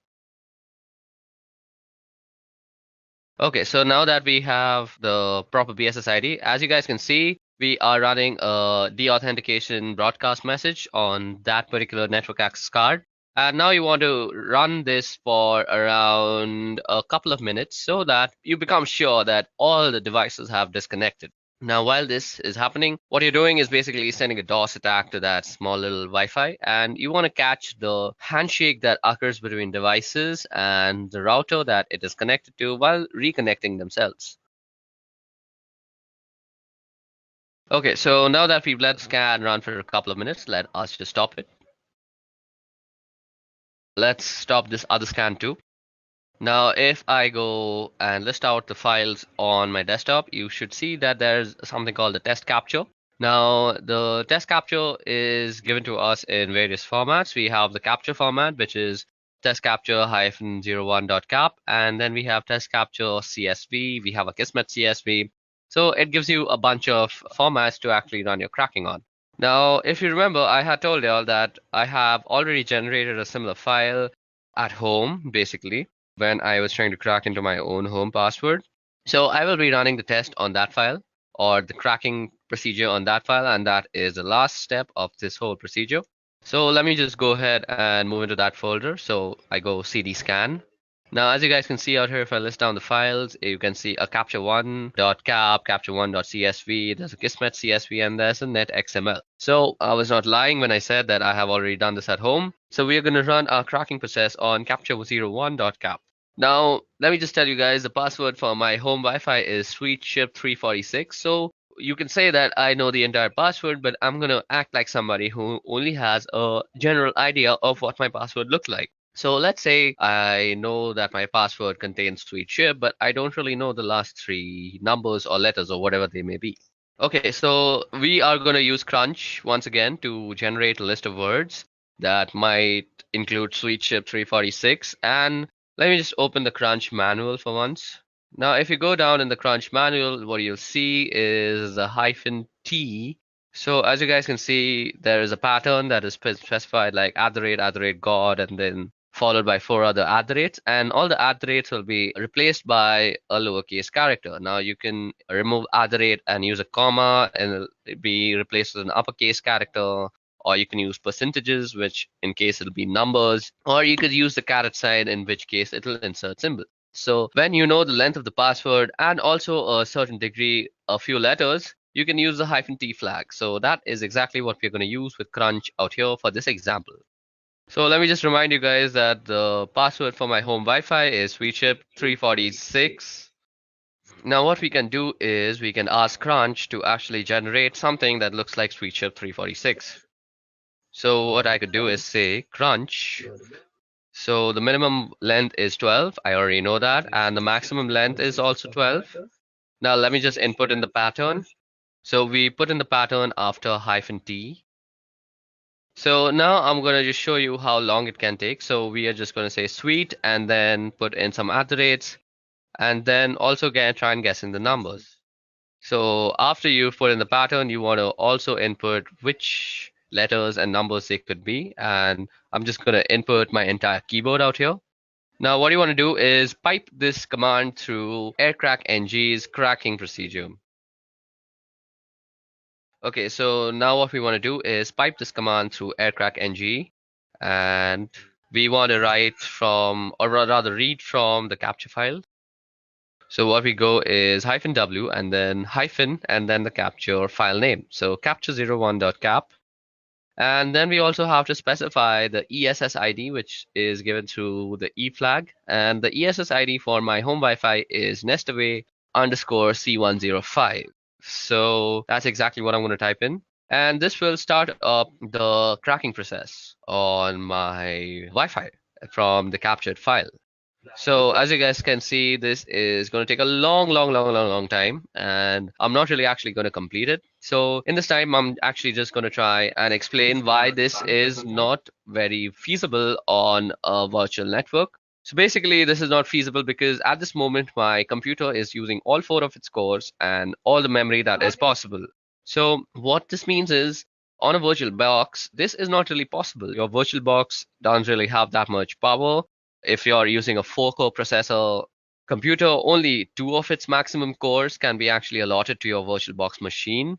Above that, you can't really give it the entire memory because that will make your computer crash. So if you want to do something like this, it's better that you install Kali Linux as a dual boot or as your own daily driver, and then you can do this. So this is why I have not done this on a virtual machine and instead done this on Deepin Linux, which is my daily driver operating system. Now, as you guys can see, it is constantly trying to actually guess the password by actually going through all the permutations and combinations. That is basically, it's taking in all the words generated from Crunch, piping it into the current command, that is the aircrack-ng command, and it's comparing everything. So what I'm going to do is I'm actually going to end this because this will take a very, very, very long time. And what we're going to do is we're going to actually try and shorten the command of the amount of guessing that we're trying to do. So let me just try and do that. So as you guys can see out here, I have reduced the number of alphabets that might be actually tested. But even in this case, this will take a humongous amount of time. And let me just show that to you. So as you guys can see, the test is running, and there's not really much you can do. You can just let this run, go out for a cup of coffee, and then come back. And you might still see that running. It really depends on what the password is and how much time it takes to crack it. And how much processing power you have directly affects how much time this will take. So let me just show you guys that this is taking a bunch of time.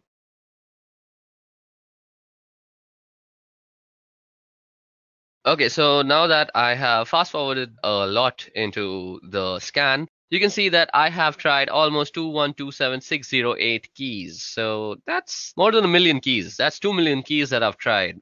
So, and it still hasn't reached sweet chip 346. So what we're going to do is just to show you for demonstration purposes that this procedure actually works. Let me just shorten our guessing even more. So what we want to do is this time we want to just guess the numbers. So we will modify our command accordingly.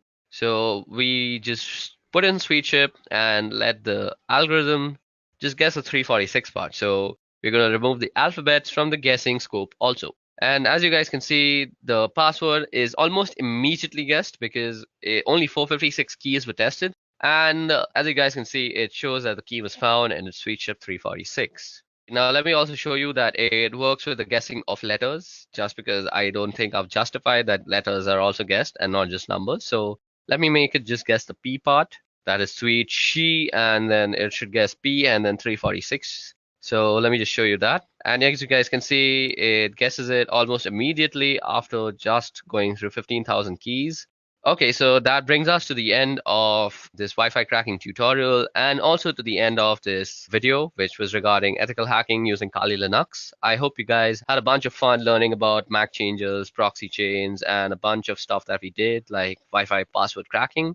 I hope you practice these procedures and methodologies that I've taught you only for your own educational purposes and not use it to harm anybody or do anything harmful with it, because let me just tell you very seriously that you can be prosecuted by the law.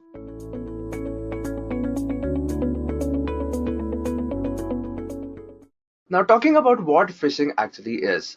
On a day-to-day basis, everyone that use internet use a web application. You can be using a web application through your apps on your smartphone or some applications on your desktop, or you might be using a web browser. Now, consider the case where you're using a web browser and you have to shop something online. Now, you search for a product and you come across different websites. And you like the product on 2 different websites. So one of these websites is a very famous, very popular, very trustworthy e-commerce website. And there is another website which is selling your product for the same price and or maybe for a more discounted price. But it is not popular. You've never heard of that e-commerce website before. Now you choose to pay for your product online, and for that you might have to enter your credit card or your debit card details. Now the question is, which website would you trust more with your personal details, with your sensitive details, that is your credit card details? Obviously, you would be less hesitant while you're entering the credit card details onto the e-commerce website that is trustworthy, and you would be more hesitant, you would be worried while entering these details onto the website that you are hearing the name for the first time. This is because you don't trust the new website. The other website, the popular website, you've heard of the name before, you've used it before, and you have a trust factor with that website. So this psychology is what hackers take advantage of in phishing attacks. So hackers take advantage of this trust factor and they fake themselves as a trustworthy entity to steal your sensitive data or your personal data. So phishing is an attack of gathering sensitive information of a target, such as username, password, email ID, or other sensitive information, maybe your bank details, your credit card, your debit card details, by disguising themselves as a trustworthy entity. So as I told you previously, if you are entering any sensitive information, maybe your card details, onto a trustworthy website, you wouldn't be hesitant. So in phishing attacks, a hacker disguises himself as a trustworthy entity, then he tricks you into entering your sensitive information into that fake web application. So this is phishing. Now let us see how phishing works. Like I told you, phishing is a web-based application and this is mainly used to steal credentials. So we need a web application that is using a web server. Now every web application is connected to a web server. When you're using a web application, what happens is there is some data, the packets, the information that is being sent from your web application to the web server and from the web server back to your web application. Now this is how the communication between the web application and the web server happens. Now what happens in phishing attack is the hacker disguises himself as this web server. So you think that you are communicating with the actual web server, but in reality, you're just communicating with the fake web server or the fake web application that the hacker has built. And when you enter sensitive information onto this web server or this web application, the hacker steals your credentials. So this is how phishing works. Now let's see what are the steps for a phishing attack. So the first thing a hacker must do is create a fake website. Because like I told you, phishing is an attack where a hacker disguises himself as a trustworthy entity. So first he has to create a fake website, a fake of a genuine website, and to trick the victim to enter the credentials. The next step is to send this fake website to the victim. Now suppose a victim is trying to access Facebook, for example. If he goes to the web application by himself, maybe he'd enter the URL of the website, or he would search for that website on a search engine and then use the link to go to that website. Now when he does that, he goes to the genuine website and not to the fake website. So the second step is that the hacker has to send this fake website to the victim where the victim enters the credentials. The third step that happens is the victim thinks that this fake website is a trustworthy website and enters credentials, and finally the hacker gets the credentials. So this is how phishing works. Now let's see how you can use phishing to steal credentials of a victim. There are different ways of using phishing, and phishing is basically stealing credentials by disguising yourself as a trustworthy entity. Now how you use phishing depends on your victim. So there are different ways you can use phishing in. I'll be talking about two ways. The first one is using already existing tools. There are different tools that are already available. Some of these tools are already pre-installed in certain penetration testing operating system, and most of them, almost every one of them, are present online on the internet, and most of them are available on GitHub for you to download and use. So the first thing I'll be telling you, the first way is using tools. So for this demo, I'll be using SE Toolkit, which stands for Social Engineering Toolkit. And there are different tools like Vmin, Social Fish that I'm not going to be showing because it's basically the same thing you're trying to do. And when you're using a tool, there are two things you can do. The first thing is using pre-available templates. So most of these phishing tools come with pre-available templates, and you just have to use these templates to create a fake web application. So what if you want to fake a web application or creating a phishing page of a web application that is not pre-installed? In that case, you can go for the second option, that is cloning a website. So in this method, what you do is you enter the URL of the web application that you want to fake, and then the tool creates a clone of that web application. So first, let us see how you can use SE Toolkit tool, that is Social Engineering Toolkit tool, to clone a website using pre-available templates. So to enter this tool, I'll be typing SE Toolkit. I'll be getting a lot of different options that I can choose from. I'll be using the first option, that is social engineering attacks, because that's what phishing comes under. So I'll choose option 1, I'll hit enter. And there are different websites. I'll be choosing option 2, that is website attack vectors. And then I'll be choosing option 3, that is credential harvester attack method, because we are trying to steal the credentials of the victim. Now I've got different options. Like I told you, you can use pre-available web templates or you can use site cloners. So first I'll be telling you how you can create a fake phishing web page using pre-available templates. So I'll choose option 1. The first thing you have to do is enter the IP address that the results of the phishing has to be returned to, because when you create a fake web application and the victim enters credentials, those credentials has to be sent back to you so that you can use them. So you have to enter your IP address. To find out your IP address, you can open the terminal, then type ifconfig. And you can see different interfaces, and because I'm using a local machine for this demo, I'll be using Ethernet 0, and the IP address for this is 192.168.111.181. So I'll copy this, and as you can see that this tool is by default taking the same IP address. I can just go ahead and hit enter. And suppose you want to change the IP address, suppose you have different interfaces and you want to use a different interface, in that case you can use the IP address of the other interface. For this demo, I'll be keeping the IP address same, and I'll just go ahead and hit enter. Now there are three options. There is Java required, there is Google, and Twitter. And for this demo, I'll be creating a phishing page for Google. So I'll choose option 2, that is Google. Now the tool will run, it will create a web application, a phishing web application, and I'll just hit enter. Now the phishing web application is ready. So I'll just open the browser, and because I'm running this on my local server, I'll just hit localhost and enter. Well, you can see that there is a Google login page that is asking for an email ID and a password, and as you can see in the URL that it is not the actual Google page, because the actual Google login page would have a different URL. Now what you have to observe is what is shown on the terminal, because whatever the victim enters, those details can be seen on the terminal. Now what you have to do after creating a fake phishing page, you have to send this page to your victim.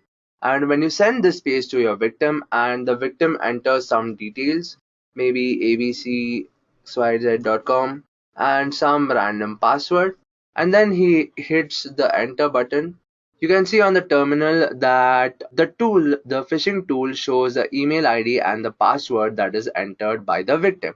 So this is how you can use pre-available templates to create a phishing page. Now what if you want to create a phishing page of a web application that is not available as a web template? In that case, there is another option that you can use, that is the site cloner. So let's see how you can use site cloner to create a phishing page. Well, for this demo, I'll be creating a phishing page of Edureka community, and the URL for that is edureka.co/community. I'll hit the enter button. Edureka community is basically a forum where people can ask questions, their doubts regarding various technologies, and there are other community members that answer to your questions. So there are different options here. Latest, most viewed, there's ask a question. It's also integrated with a blog, and what we are actually interested in, this part, that is the login and sign up, because we want to steal the credentials. So this is what we are interested in, and I want to clone this site to create a phishing page. So I'll just copy the URL of this page. Now coming back to the terminal, I'll enter the phishing tool again, that is SE toolkit, and I'll choose option 1. Here I'll be choosing option 2, that is website attack vectors, and similar to the previous way, I'll be using credential harvester attack method, that is option 3.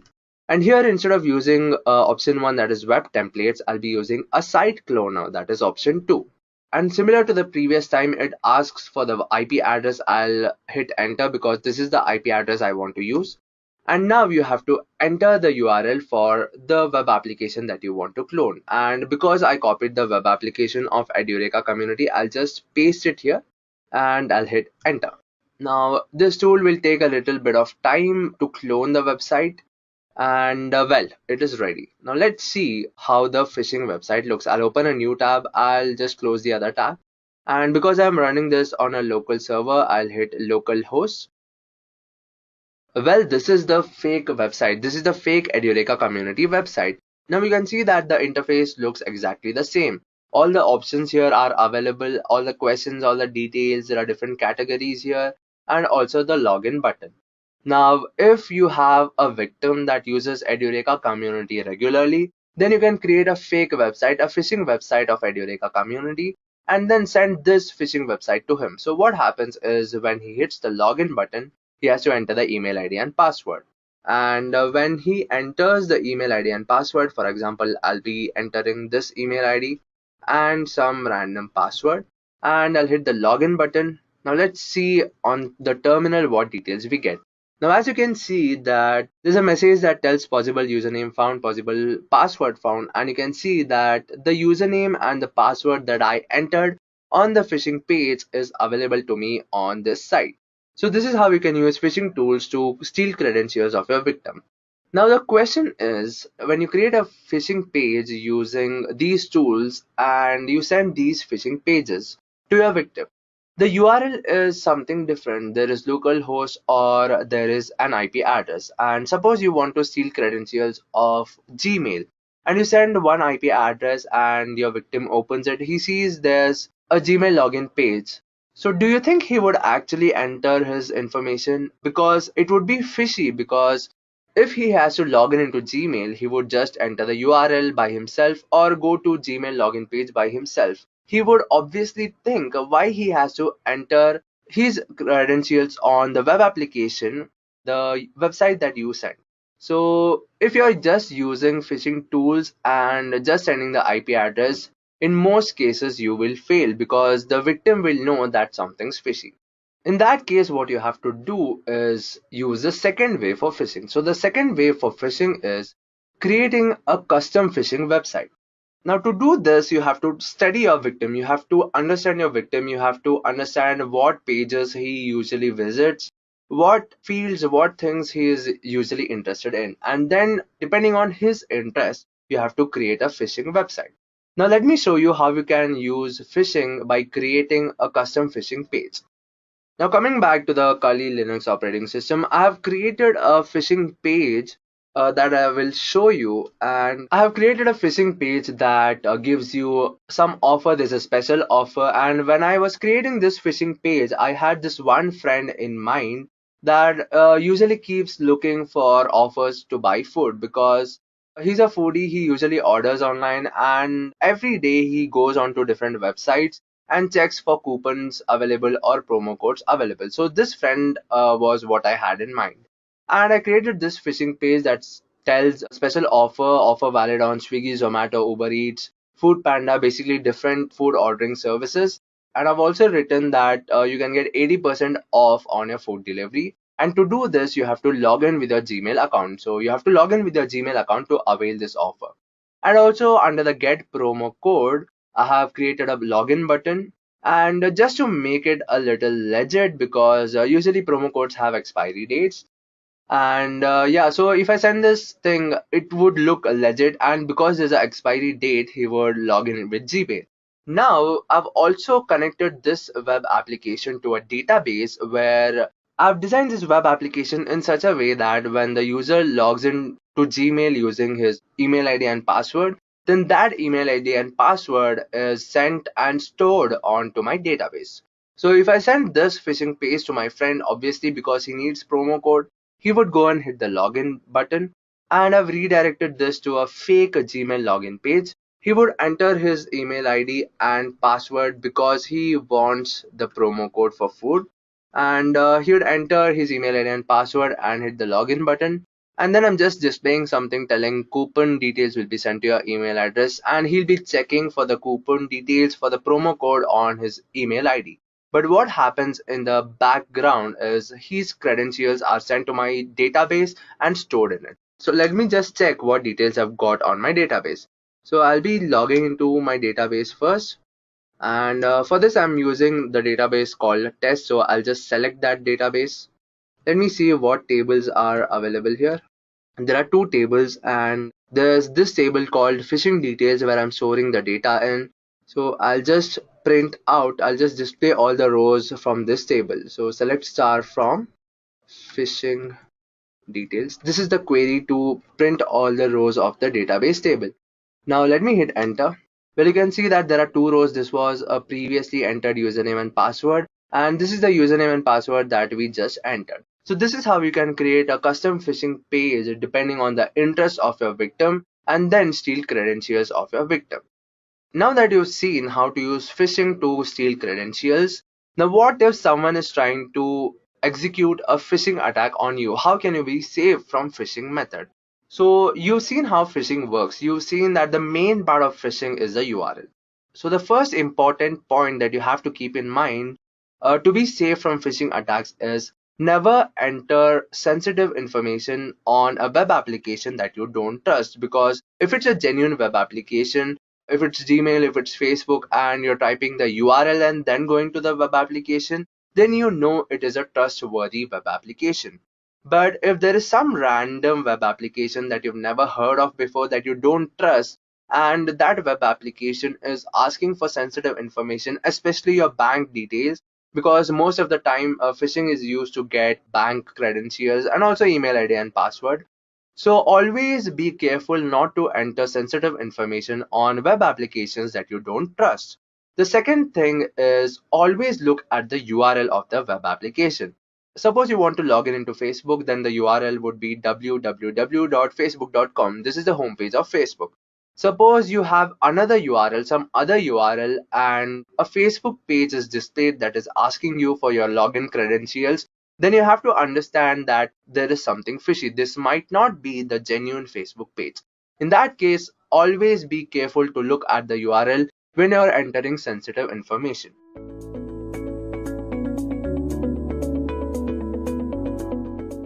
Now I'm going to take the help of an example or a scenario to actually explain what is cryptography. Alright, so let's say we have a person and let's call him Andy. Now suppose Andy sends a message to his friend Sam, who is on the other side of the world. Now obviously he wants this message to be private and nobody else should have access to the message. Now he uses a public forum, for example the internet, for sending this message. The goal is to actually secure this communication, and of course we have to be secure against someone. Now let's say there is a smart guy called Eve who has secretly got access to your communication channel. Since this guy has access to your communication, he can do much more than just eavesdrop. For example, he can try to change the message in itself. Now this is just a small example. What if Eve actually gets access to your private information? Well, that could actually result in a big catastrophe. So how can Andy be sure that nobody in the middle could access the message sent to Sam? The goal here is to make communication secure, and that's where cryptography comes in. So what exactly is cryptography? Well, cryptography is the practice and the study of techniques for securing communication and data in the presence of adversaries. So let me take a moment to explain how that actually happens. Well, first of all, we have a message. This message is firstly converted into a numeric form, and then this numeric form is applied with a key called an encryption key, and this encryption key is used in an encryption algorithm. So once the numeric message and the encryption key has been applied in an encryption algorithm, what we get is called a ciphertext. Now this ciphertext is sent over the network to the other side of the world, where the other person who the message is intended for will actually use a decryption key and use the ciphertext as a parameter of a decryption algorithm, and then he'll get what we actually sent as a message. And if some error had actually occurred, he'd get an error. So let's see how cryptography can help secure the connection between Andy and Sam. So to protect his message, Andy first converts his readable message to an unreadable form. Here he converts the message to some random numbers, and after that he uses a key to encrypt his message. After applying this key to the numerical form of his message, he gets a new value. In cryptography, we call this ciphertext. So now if Andy sends the ciphertext or encrypted message over communication channel, he won't have to worry about somebody in the middle of discovering the private message. Even if somebody manages to discover the message, he won't be able to decrypt the message without having a proper key to unlock this message. So suppose Eve here discovers the message and he somehow manages to tamper with the message and message finally reaches Sam. Sam would need a key to decrypt the message to recover the original plaintext. So using the key, he would convert a ciphertext to numerical value corresponding to the plaintext. Now after using the key for decryption, what will come out is the original plaintext message or an error. Now this error is very important. It is the way Sam knows that message sent by Andy is not the same as the message that he received. So the error in a sense tells us that Eve has tampered with the message. Now the important thing to note here is that in modern cryptography, the security of the system purely relies on keeping the encryption and decryption keys secret. Based on the type of keys and encryption algorithms, cryptography is classified under the following categories. Now cryptography is broadly classified under two categories, namely symmetric key cryptography and asymmetric key cryptography, popularly also known as public key cryptography. Now symmetric key cryptography is further classified as classical cryptography and modern cryptography. Further drilling down, classical cryptography is divided into two, which is transposition cipher and substitution cipher. On the other hand, modern cryptography is divided into stream cipher and block cipher. In the upcoming slides, I'll broadly explain all these types of cryptography. So let's start with symmetric key cryptography first. So symmetric key algorithms are algorithms for cryptography that use the same cryptographic keys for both encryption of plaintext and decryption of ciphertext. The keys may be identical, or there may be some simple transformation to go between the two keys. The keys in practice represent a shared secret between two or more parties that can be used to maintain a private information link. This requirement that both parties have access to the secret key is one of the main drawbacks of symmetric key encryption in comparison to public key encryption, also known as asymmetric key encryption. Now, symmetric key cryptography is sometimes also called secret key cryptography, and the most popular symmetric key system is the Data Encryption Standards, which also stands for DES. Next up, we're going to discuss transposition cipher. So, in cryptography, a transposition cipher is a method of encryption by which the positions held by units of plaintext, which are commonly characters or groups of characters, are shifted according to a regular system, so that the ciphertext constitutes a permutation of the plaintext. That is, the order of units is changed, the plaintext is reordered. Now, mathematically speaking, a bijective function is used on the character's position to encrypt and an inverse function to decrypt. So as you can see that there is an example on the slide. So on the plaintext side, we have a message which says, "Meet me after the party." Now this has been carefully arranged in the encryption matrix, which has been divided into 6 rows and the columns. So next we have a key, which is basically 421635, and then we rearrange by looking at the plaintext matrix, and then we get the ciphertext, which basically is some unreadable gibberish at this moment. So that's how this whole algorithm works. On the other hand, when the ciphertext is being converted into the plaintext matrix is going to be referred, and it can be done very easily. Moving on, we are going to discuss substitution cipher. So substitution of single letters separately, simple substitution can be demonstrated by writing out the alphabets in some order to represent the substitution. This is termed as substitution alphabet. The cipher alphabet may be shifted or reversed, creating the Caesar and upstash cipher respectively, or scrambled in a more complex fashion, in which case it is called a mixed alphabet or deranged alphabet. Traditionally, mixed alphabets may be created by first writing out keyword, removing repeated letters in it, then writing all the remaining letters in the alphabet in the usual order. Now consider this example shown on the slide. Using the system we just discussed, the keyword zebras gives us the following alphabets from the plaintext alphabet, which is A to Z. So the ciphertext alphabet is basically zebras, then followed by all the alphabets we have missed out in the zebra word. So as you guys can see, it's zebras followed by S, C, D, F, G, H, and so on. Now suppose we were to actually encrypt a message using this code. So as you guys can see on the screen, I've shown you an example, which is a message, "Flee at once, we are discovered," is being actually encrypted using this code. So if you guys can see out here, the F letter actually corresponds to S, and then the L letter actually corresponds to I out here. Then we actually get the ciphertext, which is SIAAZQ, using the code and the process that I just discussed. Now traditionally, the ciphertext is written out in blocks of fixed length, omitting punctuations and spaces. This is done to help avoid transmission errors to disguise the word boundaries from the plaintext. Now these blocks are called groups, and sometimes a group count, that is the number of groups, is given as an additional check. Now 5-letter groups are traditional. As you guys can see that we have also divided our ciphertext into groups of 5, and this dates back to when messages were actually used to be transmitted by telegraph. Now if the length of the message happens not to be divisible by 5, it may be padded at the end with nulls, and these can be any characters that can be decrypted to obvious nonsense, so the receiver can easily spot them and discard them. Next on our list is stream cipher. So a stream cipher is a method of encrypting text to produce ciphertext in which a cryptographic key and algorithm are applied to each binary digit in a data stream 1 bit at a time. This method is not much used in modern cryptography. The main alternative method is block cipher, in which a key and algorithm are applied to block of data rather than individual bits in a stream. Okay, so now that we've spoken about block cipher, let's go and actually explain what block cipher does. A block cipher is an encryption method that applies a deterministic algorithm to the symmetric key to encrypt a block of text rather than encrypting 1 bit at a time as in stream ciphers. For example, a common block cipher, AES, encrypts 128-bit blocks with a key of predetermined length that is either 128, 192, or 256 bits in length. Now, block ciphers are pseudo-random permutation families that operate on the fixed size of block of bits. These PRPs are functions that cannot be differentiated from completely random permutation and thus are considered reliable until proven to be unreliable by some source. Okay, so now it's time that we discuss some asymmetric cryptography.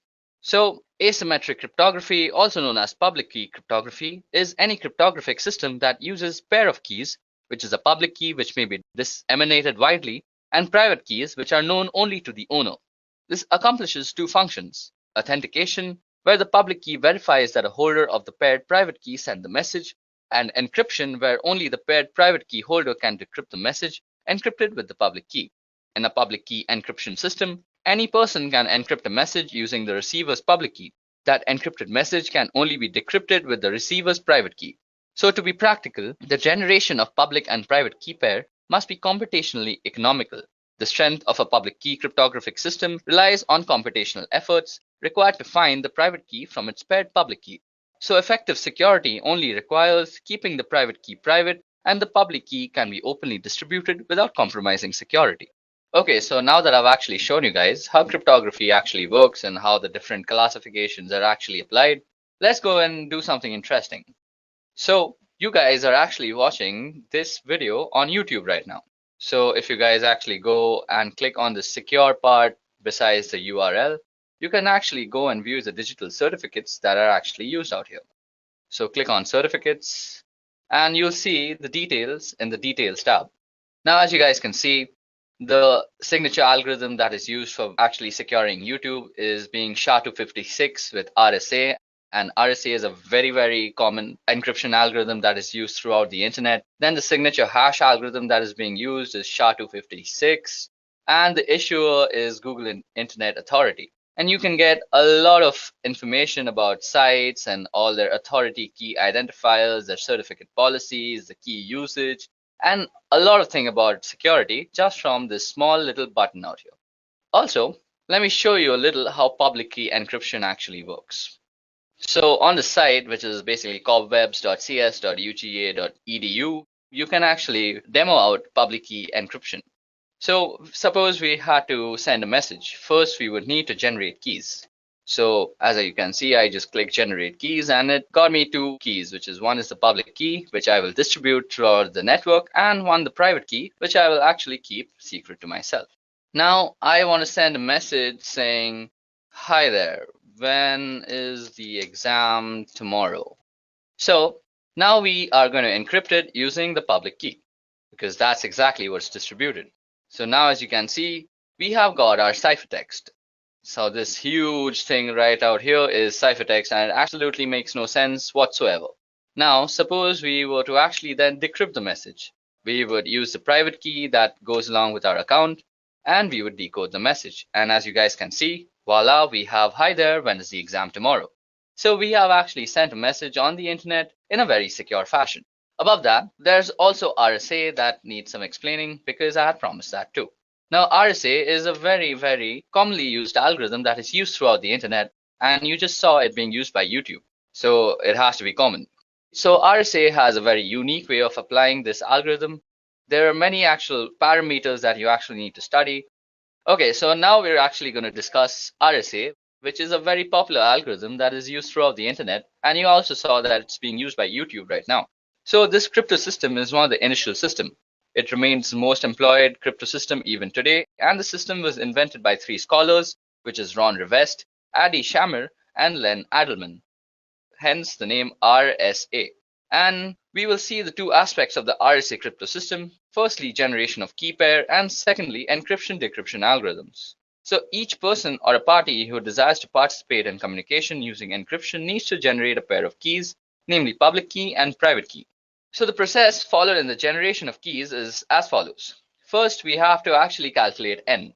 Now n is actually given by multiplying p and q, as you guys can see out here. So p and q are supposed to be very large prime numbers. So out here p will be 35, but for some very strong encryption, we are going to choose very large prime numbers. Then we actually have to calculate phi. Now phi, as you can see, the formula goes is p minus 1 into q minus 1. And this helps us determine for the encryption algorithm. Now then we have to actually calculate e. Now e must be greater than 1 and less than phi, which is p minus 1 into q minus 1. And there must be no common factors for e and phi except for 1. So in other words, they must be co-prime to each other. Now to form the public key, the pair of numbers n and e form the RSA public key system. This is actually made public and is distributed throughout the network. Interestingly though, n is a part of the public key, and the difficulty in factorizing a large prime number ensures that the attacker cannot find in finite time the two primes, that is p and q, that is used to obtain n. This actually ensures the strength of RSA. Now, in the generation of the private key D is calculated from P, Q, and E. For given N and E, there is a unique number D. Now, the number D is the inverse of E modulo phi. This means that D is a number less than phi such that when multiplied by E, it gives 1. So let's go and actually fill up these numbers. So N should be 35 out here. And if we generate them, we get the value of phi, which is 24, which is basically 4 into 6. And then we should also get E. Now E should be co-prime, so we are going to give it 11, as 11 is co-prime to both. So now for the actual encryption part, we have to put in E and N out here. So E out here for us is 11 and N is 35. And then we're going to pick a letter to actually cipher, which is A. And then we're going to encode it as a number. So as you guys can see, we've encoded it as 1. And out here, now after we've given the message its numerical form, we click on encryption and we get it. Now to actually decrypt the message, we are going to need D and N. Now D for us was 5 and N was 35. So 5 and 35. And then we're going to take encrypted message from above. And we're going to decrypt this message. So after you decrypt it, we have the numerical form of the plain text. And to then decode the message, just click here, decode message. And as you guys can see, we have decoded a message using RSA. So guys, that's how RSA works. I explained all the factors that we actually use in RSA, from N to 5 to E to D.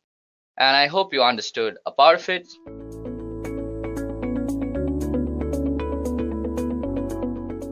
So let's understand what brute force attack is. By definition, brute force is a hacking technique used to find out the user's credentials by trying various possible credentials. So what happens in brute force attack is you are not exploiting any vulnerability in the web application. You're basically trying all the possible combinations and permutations of passwords and usernames of your victim and trying to see if you can get any of those right. So brute force is a hacking technique where you are guessing the credentials. You're not basically exploiting any vulnerability of the web application. It is a trial and error method because you have a large list of usernames and a large list of passwords. And in some cases, if you know what the username is, then the username is single, but the password is a large list of possible passwords. So you have to try each of these combinations and see whether you get it right or wrong. So it's basically a trial and error method. And for brute force attacks, you need a username list and a password list. So in some cases, you need a list for both the username and the password. In some cases, if you know the username, then you only need the password list.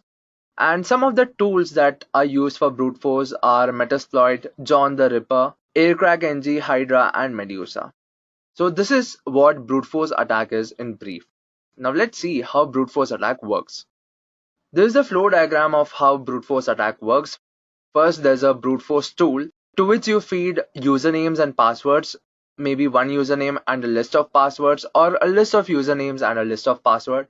So this brute force tool will send these usernames and passwords, the combination of these usernames and passwords, to the web application or to the application in general, where the username and password is checked, it is authenticated, and depending on the response of the application, the tool decides whether the credentials were right or wrong. So if the login was successful, then the username and password is considered to be right. If the login was a failure, then the username and the password, that combination of the username and password, is considered to be wrong. So this is how brute force works. Let's take an example of a web application where you're trying to log into this website. There are two fields. There's username and password. Username can be a username or your phone number or your email address. And then there's a password. So what happens is there's a brute forcing tool. In this case, I've taken the example to be Hydra as a brute forcing tool. And then there's a passwords and username list.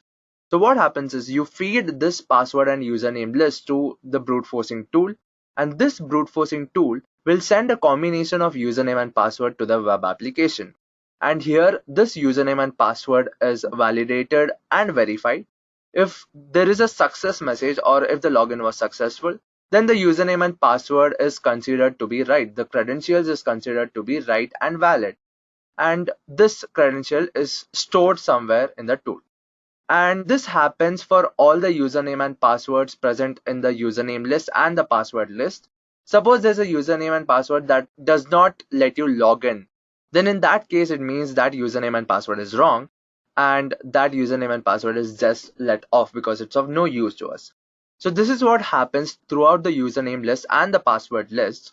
All the combinations of username and password is sent to the application, and the response after the authentication is analyzed to see whether the credentials were right or wrong. If the credentials are right, then those credentials are stored somewhere in the tool. And if the credentials are wrong, then that combination of username and password is just let go. So this is how brute force attack works. Now let's see a demo where I'll be showing you how to use brute force attack on a web application. So this is the web page that I've created to show you how brute forcing attack works. This is a dummy web page that I'm running on my local server. Now, as you can see that there are two fields. There's a username field and there's a password field, and we are gonna try to use a tool to guess the username and password for this web application. Now, because I need to guess, I need a list of usernames and I need a list of passwords. So I've created a custom username and password list, and I'll just show you the contents of these lists. So the username.txt file contains 1, 2, 3, 4, 5 usernames: admin, Edureka, ch, hacking, and edureka.co. And there's another list called password.txt which has a few passwords. Now let me show you which combination of username and password is valid and authenticated. So the first username is admin and the password is 123456. Let me hit the login button and see what happens. So it's a success, which means the login is success. And the other valid username and password is Edureka and Edureka123. And it's also a success. Now what if I give any other input? The username is Edureka. I'll just type some random input and try to log in, and it's a failure. There are only two valid username and password. One is admin as a username and 123456 as the password. The second username is Edureka and Edureka123 as the password. Now these lists that I've displayed, it has got both the right username and password. So it's got admin and it's also got Edureka, and the password list has got the right passwords, that is Edureka123 and 123456 for the user admin. Now I'm going to use a brute force tool called Hydra to run a brute force attack on this web application. So the command for this Hydra tool is Hydra. Let's see what all options it's got.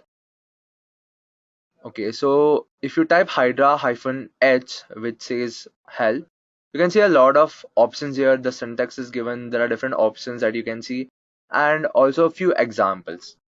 Now to hack this web application, I'll be using this tool called Hydra, and I'll be giving it a username list. The option for this will be -L. If you want to give a single username, then you have to use small l or lowercase l, and because I have a list, I'll be using the uppercase L. And the path for that particular list.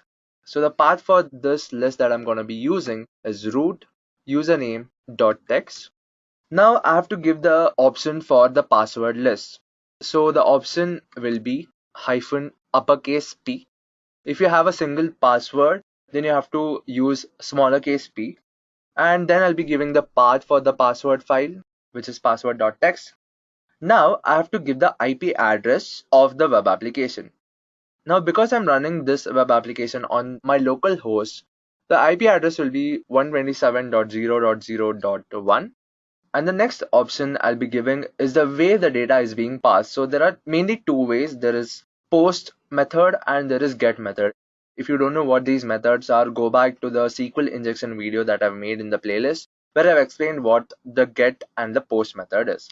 So when you enter the username and password and you hit the login button, you don't see anything on the URL, which is a clear indication that this web application uses a post method.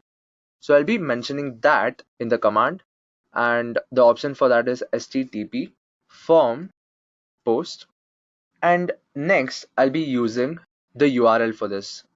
So there's the IP address or the domain of the web application, and then there are directories.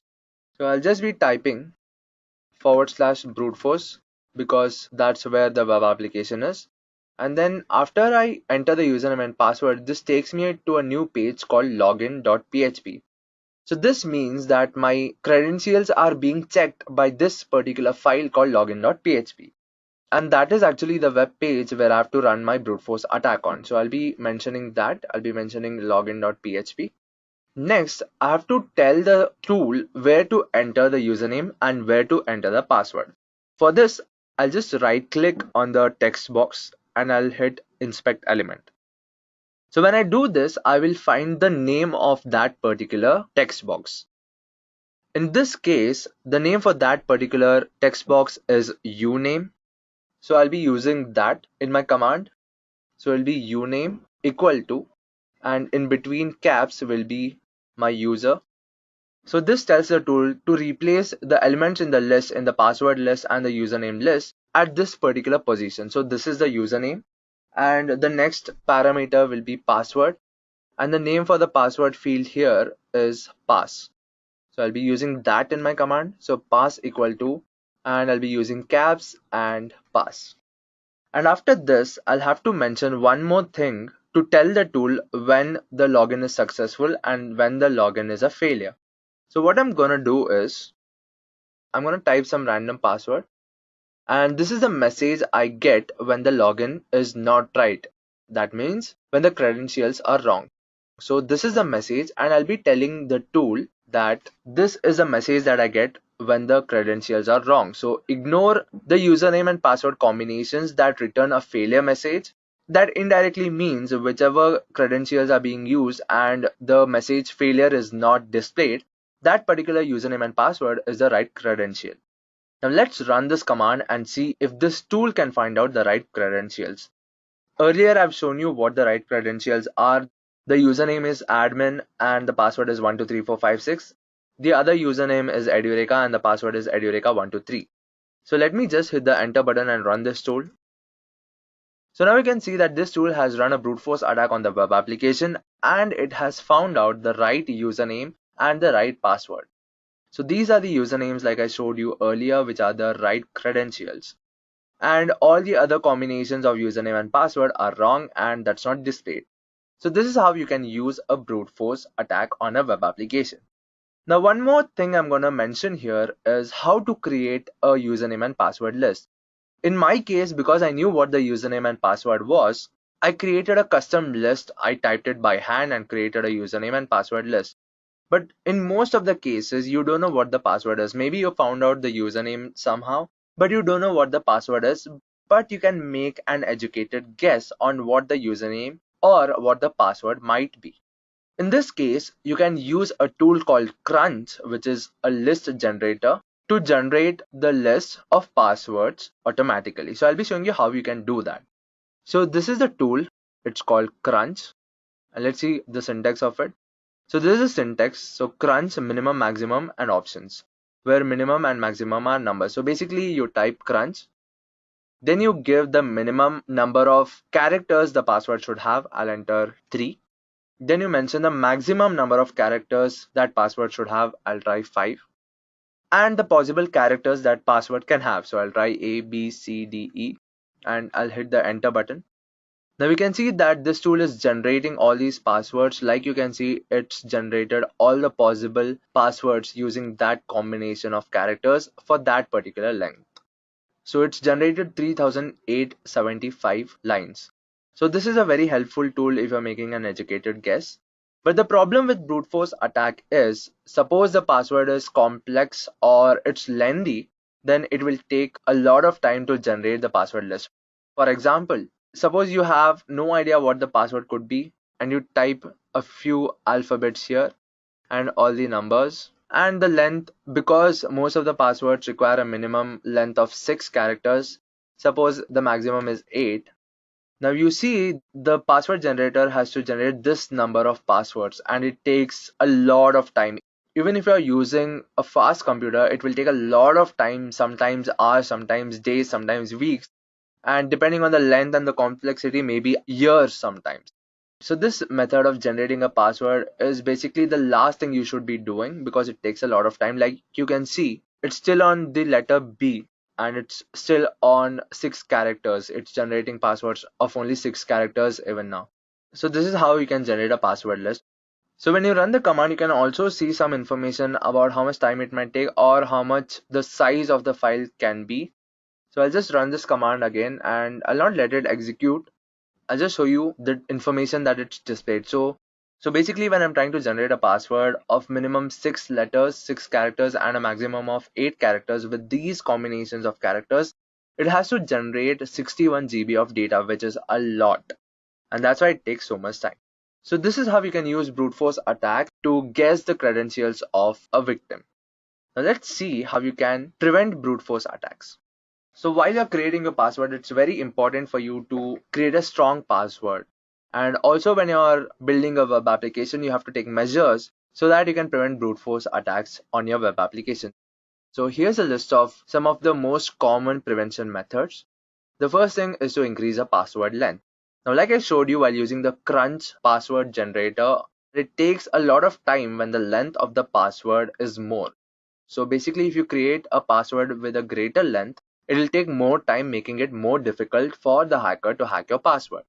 The next prevention method is to use password complexity. Suppose you use only numbers as your password, it's easy to guess because the password generator can generate your password pretty quick. And suppose you're using a combination of letters and numbers, the complexity increases. Suppose you're using letters, numbers, and special characters, then the password complexity increases even more. So it's better that you increase your password length and also use letters, numbers, and characters. The next way to prevent brute force attack as a web developer would be limiting login attempts. So what you can do is you have to limit the login attempt. Suppose you have a web application and I am trying to log into that. And I give a lot of wrong attempts because basically brute force is trying and guessing. So before the hacker gets the right password, there can be a lot of times where he's trying with invalid or wrong username and password. So what you have to do is limit the login attempts. Maybe do something like let the user attempt for login 3 times, and if the first 3 times, if the attempt is wrong, then freeze that account or freeze that login for that particular user for some time, maybe 10 minutes or 15 minutes. This will increase the time the hacker takes to hack your password, making it difficult for him. The next thing you can do is implement OTPs. A lot of web applications these days, especially in the finance sector, use OTPs because maybe your password and username is easy to guess, but when you use OTPs, there's some other parameter that is used to verify your account. So this will make it almost impossible for a brute force attack to successfully work, because it's not just the username and password that's required to log in, it's also another parameter, the OTP. The next thing you can do is using CAPTCHAs. This is a very powerful way, and a lot of web applications use this. Because brute forcing tools mainly guess the username and password, when you use different CAPTCHAs, it makes it almost impossible for a brute force attack to bypass the login or to guess the right password and username. And then you can use two-factor authentication. Two-factor authentication is basically 2 steps where the user has to authenticate his account. So one can be the username and password. The next can be a secret question and you have to give an answer to that. So these are few methods that you can use to prevent brute force attacks.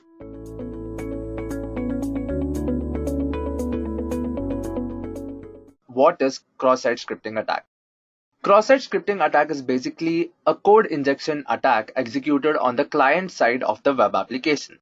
The client side of a web application is usually the software that is used to interact with the web application, and in most cases it is the browser that is used to interact with the web application. So in cross-site scripting attack, we inject a malicious code onto the web browser to make the web application do something that is ideally not supposed to do. So in this case, in this attack, the attacker injects the malicious script through the web browser. And what happens is this malicious script executes on the web application after it's injected on the web browser. The malicious script is executed either when the victim visits the web page or the web server. Now, like I told you, there are different types of cross-site scripting. Depending on what kind of cross-site scripting is being used, the malicious script executes when the victim visits the web page, a single web page, or maybe the web browser. This attack is mainly used to steal sensitive information like cookies, session tokens, and maybe other sensitive information, maybe if you're passing your username or password, and using this malicious script, using cross-site scripting, those information can be stolen from the web browser or the web server. Cross-site scripting can also be used to modify the contents of the website. Because cross-site scripting attack is a code injection attack, you can modify the contents of the website by injecting malicious code onto the web server or the web browser. Now this is a brief about cross-site scripting. Now let's see how cross-site scripting actually works. Let's see what's the logic behind this attack. Cross-site scripting is basically a web application hacking technique. So you need a website, you need a web server, and a victim. So what happens when you ideally access a website? So you have your laptop and then you use the internet connection to access a web page, and maybe you interacted, maybe you send data to the web application, maybe you enter your data in the text box, or even if you don't, there is some transaction of data that's happening between you and the web server through the website. So what happens is you send a request to the web server through the website, and then the response from the web server is sent back to you through the web page or the website. Now what happens in cross-site scripting attack is a hacker can inject a malicious code on the website, which is then sent either to the victim or to the web server depending on what kind of cross-site scripting you're using. And when this happens, the malicious script is executed either when the victim visits a web page or when the victim tries to access a page or access some data from the web server. And when all this is happening, a hacker can inject a code which can be used to steal the credentials or any sensitive information. And by this logic, a hacker can inject a malicious script that can be used to steal the credentials or any other sensitive information of the victim, either from the web browser or the web server. So this is the logic behind cross-site scripting attack. Now let's look at the different types of cross-site scripting attacks. There are mainly 3 types of cross-site scripting attack. One is the reflected cross-site scripting, and also cross-site scripting is also known as XSS. That's the abbreviation for it. So the first type is reflected. In this case, the data is not stored on the web server. The next type is a DOM, which makes use of the document object model to inject the malicious script. And the third type is the stored cross-site scripting. In this case, the malicious script is stored on the web server. So I'll be explaining these types in detail in the next slides when I'm telling you how to hack each of these kind. So let's move on and see how you can use cross-site scripting attack to hack a web application. Now, like I told you earlier, there are 3 types of cross-site scripting attacks, and I'll be showing you how to hack each of them. So the first type would be reflected cross-site scripting. So in this type of attack, the script is executed on the victim side, and it is mainly executed on the browser. So the script is not sent to the server or even if it's sent, depending on the API calls or the requests, the script is not stored on the browser side. And that's why it's called reflected cross-site scripting, because the malicious script is reflected on the victim side and it's not really stored on the server. Now let's see how to hack a web application using reflected cross-site scripting. I'm using Damn Vulnerable Web Application to show you these demos. So if you don't know what this is or how to install and configure it, I have a video on how to install Damn Vulnerable Web Application. Go through it, install it on your system, and then you can practice different hacking techniques on this. So here I've chosen a reflected cross-site scripting attack. Now let's see how this works. Here's a text box where I have to enter my name and then hit a submit button. So let me just enter some value and see how this web application is designed to work. I'll be entering my name and I'll hit the submit button. So I can see that this web application or this website is designed to echo my name on the website. So what happens is when I enter a name and the web page takes the input and prints hello and the input that was given by me. Now, as you can see, I cannot really modify a lot, but I have total control over what input I can give in the text box. So this is the place where I'll be injecting my code. So what I'm gonna do is I'm gonna type a HTML code. I'll use a h1 tag first, which is used to mention the headers, and I'll type something and I'll close the tag. So this is the code used to display something in h1 tag. So let me just submit, and if this web application is vulnerable to reflected cross-site scripting, you should see a different output. So let me just hit the submit button. So here you can see that the output is modified because I've used the h1 tag. The way that my input is displayed on the web application is different, and this clearly indicates that this web application is vulnerable to cross-site scripting attacks. Now let me give some malicious script here. So I'll be typing script. This is the tag to execute any script, and I'll be creating a pop-up to display something, and let me just hit the submit button. And if this works, you should see a pop-up that says hello. And yeah, you did see a pop-up that says hello. So this clearly means that this web application is vulnerable to reflected cross-site scripting. Now you might be thinking, how is this hacking a web application? Just because I inject a code that displays the content in a different way, it's not really hacking, right? So let me tell you how this can be dangerous. So instead of displaying something in a different way, I'll try to get some sensitive information from this web application. And what I'm gonna do is use the script tag and create a pop-up, but instead of printing a string, I'll try to access the cookies for this web application or for this user basically. So let me just hit the submit button. And here you can see that the session ID is displayed. And using this session ID, I can log into a different account even if I don't know the username and password for that account. Now, what is a session ID? Basically, a session ID is a unique string assigned to a particular user when the session is going on by the web server to identify that particular user. So suppose you log into your account, your Gmail account, your Facebook account, or your banking account, and I can get hold of your session ID.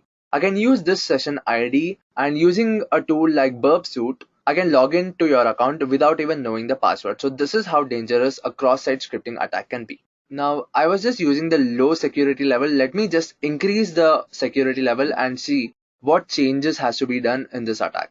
So I'll just increase the level to medium. I'll click the reflected cross-site scripting attack again. Now let me give the same input. Let me give script, alert, and some string. And I'll just close the script tag. I'll hit the submit button. Now you can see that previously when the security was low, you saw a pop-up that said hello, but in this case, I don't see a pop-up. That means that this web application under medium security is doing something to avoid cross-site scripting. Now, how would you know what it's actually doing? Now look at the output. The input I gave was script, alert, hello, and I closed the script tag. So this was the input that I gave to the web application, and the output was only this. So this means that the web application is doing something to eliminate this script tag and the end script tag. So I'll just change my input to something like this. So I'll be using the same input, but I'll modify it a little. Because the web application is designed to remove the script tag, I'll just modify it a little. I'll just modify this code to look something like this. I'll add a nested script tag First, let me give this as an input. Let's see if it works, and if it works, I'll tell you how this actually works and what's the logic behind this. So just copy paste this and let me hit the submit button. Now, like you can see, this actually worked. So when I use the nested script tag, it actually worked. Now let me explain how this actually worked. So like I told you, this web application is designed to eliminate the script tag. And when I give this as the input, what the web application did is it looked at the input, it found the script tag here, and it eliminated the script tag. And because I had nested a script tag, even when it eliminated the main script tag, there was another script tag that was formed. And this is how you could see the pop-up. So basically, when you nest a script tag, the script tag is eliminated. And when the script tag is eliminated, the divided part of the script tag is concatenated as a string like you can see here, and then this code is executed. So this is how we can use cross-site scripting if the web application is designed to eliminate the script tag. Now let me just increase the security. I'll just increase it to high and hit the submit button. Then let me go to cross-site scripting reflected. Let me give the first input, that is the direct approach, and you don't see a pop-up. So it means that the web application is handling the cross-site scripting attack. Let me try the previous input. And even now you see the same output. Now let me just show you the code that is used to sanitize the input on this web application.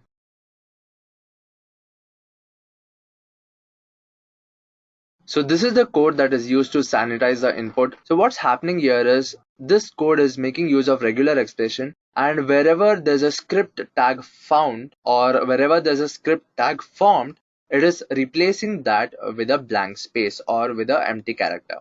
So basically this means that we cannot use the script tag in any way. Now what other options do we have? So what you can do is give a malicious script or give a malicious input without using a script tag. Now what you can do is you can use other tags of HTML or PHP. I'll be using the image tag. I'll be mentioning the source to some random thing, and I'll be using this function called onMouseOver and what the web page should do when the mouse is over that particular image. So this line basically tells there's an image and the source to that image is this file, which is a dummy value in this case. And if the mouse is over that image, then create a pop-up that displays the string hello. Now let me just give this as the input and see if it works. I'll just hit the submit button. Okay, so now we can see that it says hello, but you didn't see a pop-up. And because we've given a function on mouse over, for the alert or for the pop-up to appear, you have to move your cursor on the image. So when I move the cursor on the image, you see that the pop-up appears. Now what you can do is, in this case, I've not given any image as a source, but what you can do is you can download an image that says click here, and instead of giving a dummy value, you can give the source to that image. So when you use that malicious code, what will be displayed is hello and the image that says click here. So when the user will go to that image to click on that image, basically because the mouse is over that image, you see a pop-up. So that's when your malicious code will be executed. So this is all about reflected cross-site scripting. Let's move on to the next type, that is stored cross-site scripting. So like you saw in reflected cross-site scripting, the data is not being stored on the web server. It is executed on the web browser.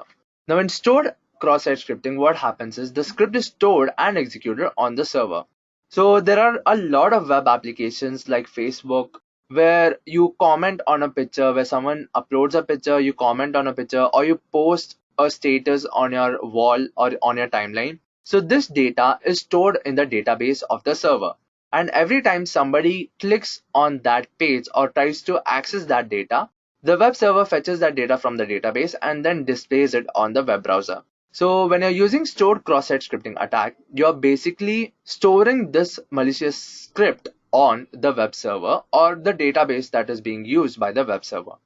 The advantage of stored cross-site scripting is because it is stored on the web server, every time any user that is accessing that data will be executing the malicious code. Now let's see how you can use stored cross-site scripting to hack a web application. So this is a web page for stored cross-site scripting attack. There's a name and there's a message. So let me just give some input. I'll type test1 and the message will be message1, and I'll just hit the sign guestbook button. So basically this takes a name and it takes a message, and then it stores this. So even if I refresh this, you can see that the data is still present because this is stored in the database and it is being fetched every time I access this web page. Now what I'm gonna do is try to inject some malicious code here. So I'll give the name as test2, and then I'll try the first input, the direct approach, and I'll hit the sign guestbook button. So you can see that there's a pop-up that appears. So this means that this web application is vulnerable to cross-site scripting attack. So even if I refresh this, you can see that it executes. The malicious script executes. So every time a user visits this web page, the malicious script executes. So it's the same in the case of applications that store data from the user. For example, like I told you about Facebook, when you post something, there's a comment, or when you post something on your timeline, you post a status on your timeline, and any other user or any other profile accesses that page to view your photos or to look at your status or the comments on any of the posts. They basically ask the web server to fetch that data, and that data is basically stored in a database. So in that case, any user who accesses that data executes that malicious script. Now let me just increase the security and see what changes we have to make or what security features have been implemented. And before trying the next injection, I'll just clear this guestbook, or else every time I refresh, the malicious code will be executed and I'll see the outputs, I'll see the pop-ups. So let me just clear the guestbook. Alright, so what I'm gonna do is gonna type the same input that I gave earlier. So that'll be test1 and the malicious script. Hit the guestbook button and see that it's not working. I don't see a pop-up here. So there's some way that this web application on a medium level is handling the malicious input. Now I'm gonna try to give the malicious input in the name field, but I'm not able to type a lot of characters.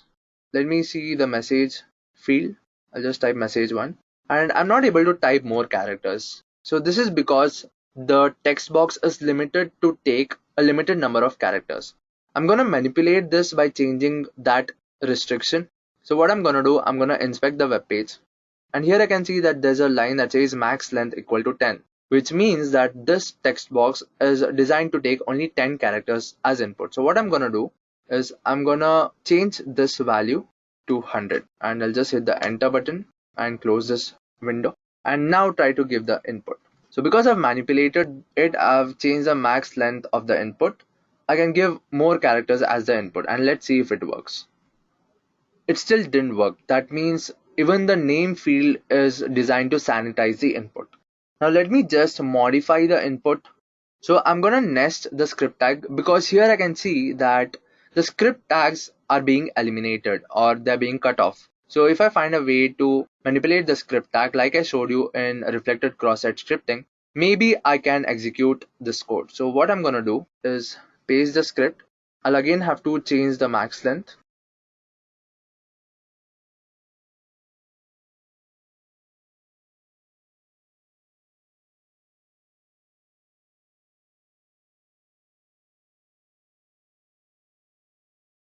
I'll change the max length to 100 and then give the input. And here I'll be using nested script tags similar to the way that I use in reflected cross-site scripting. I'll type a message here, message2, and let me see if this works. Well, it did work. And because I could see from the output that the web application was designed to eliminate the script tag, I just manipulated the way you inserted the script tag. I used the nested script tag, and then I could execute the malicious code. Now let's move on to the next level of security, and before that I'll just clear the guestbook and I'll just increase the security. Go back to cross-site scripting stored. Now again I'm gonna try the previous input, the previous malicious script, and see if it works. I'll change the max length to 100 again. Give the nested script tag as the input, and the message would be message1. Let's see if it works. Okay, it didn't work. And similar to how it was used in reflected cross-site scripting, I think this code is also using regular expressions to eliminate any script tags. But just to confirm, I'll just open the code for you and see if it's actually true.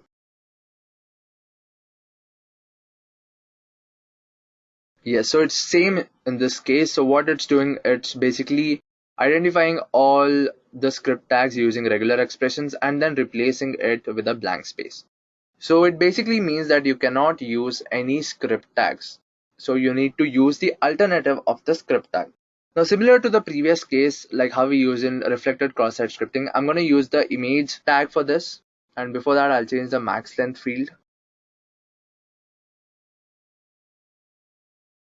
And the input I'll be giving will be image source X on mouse over. I'll be creating a pop-up that says hello and some message here. I'll just hit the sign guestbook button. So now we can see that this worked, but the pop-up didn't appear because the function that I use is on mouse over. So let me see if I get the mouse over on the image. Yes, it did work. So when I brought the mouse over that image, you saw that the pop-up appeared. So this is how stored cross-site scripting can be hacked. Now let's move on to the next type of cross-site scripting attack, that is DOM cross-site scripting. So DOM basically stands for Document Object Model, and it is basically the way the website is designed. So when you use DOM cross-site scripting, it is a client-side attack. The script is not sent to the server or it is not stored on the server. It stays on the client side. And the way this works is the web page sends a request to the server sends a response. The server script is executed first, and this is the genuine script that the server has to execute. So that is executed first, and then the malicious script is executed. So let's see how to use DOM cross-site scripting. So this is the web page that is vulnerable to DOM cross-site scripting. So there are different options here, there are different languages, and when I select one and hit the select button, nothing is seen on the web page, but you can see the URL is changed. So you can see that the default is set to English. Now let me change the value. I'll hit the select button. Let me change the language and hit the select button. So you can see that the language is being changed. So basically in this web page, I don't have a text box where I can give the input. Every manipulation that I have to do or every script that I have to inject here should be done in the URL. So what I'm going to do is I'm going to manipulate this. So instead of giving French, I'll use my malicious script here. So the script will be script alert hello, and I'll close the script tag. So when I executed it, you can see that the pop-up appeared. That means in DOM-based cross-site scripting, you mainly manipulate the URL that is being used or the URL that is being generated. So this is the low level. Let me increase the security. I'll change it to high. Let me give the same input again, script alert, the string is hello, and I'll close the script tag. Let me hit the enter button. Well, it didn't work. It actually went back to default as English. So let's see what's the code behind this. What's the logic behind this? So what's happening here is it's finding the script tag and it's just stripping the script tag and it's setting the default to English. So it means I cannot use the script tag. Now what if I use a nested script tag? Let me try that also. Let me nest the script tag like I did in the previous stages. Let me nest the script tag. Well, this also didn't work.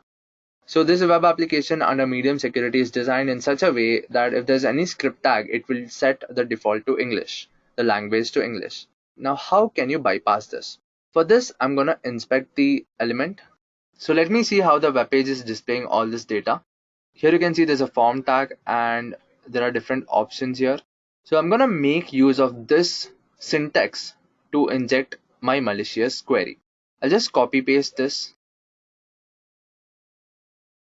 So this is a line that displays English as the value. So what I'm going to do is manipulate this.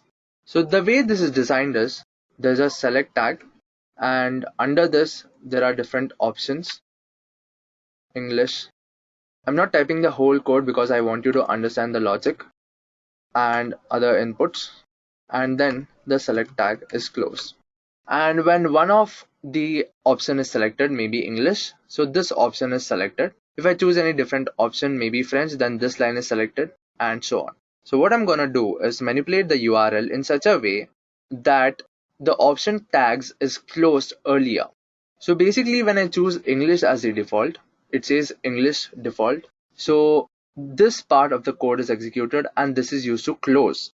But instead of letting the page do it, I'll give that as the input in the URL. So what I'm going to do in the URL is I'm going to close the tag right here, the option tag and the select tag, and I'm going to use the body tag here and the function onload, which has to create a pop-up that says hello. Let me hit the enter button. Now, as you can see here, I could successfully inject the malicious code in the URL. So how this works is, so when I choose English as the option, this part is executed. So instead of the web page closing this for me, I'm adding another option tag and I'm adding another select tag. So what happens is this part of the code does not execute because I'm closing it here and then I'm typing my malicious script here. And that's how this code successfully executed for medium security level. Now let me increase the security level to high and see how it works. Let me try the direct approach. Well, this didn't work. Let me use the previous approach.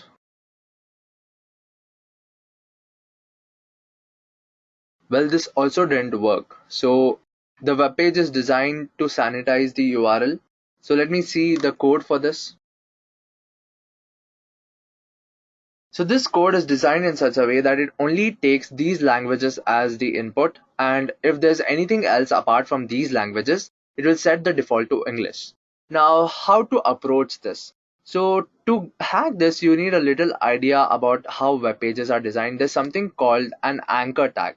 So anchor tags are basically used to index a particular part of the web page. Let me show you an example. So I'll open a blog that uses the anchor tag and then explain you how this works.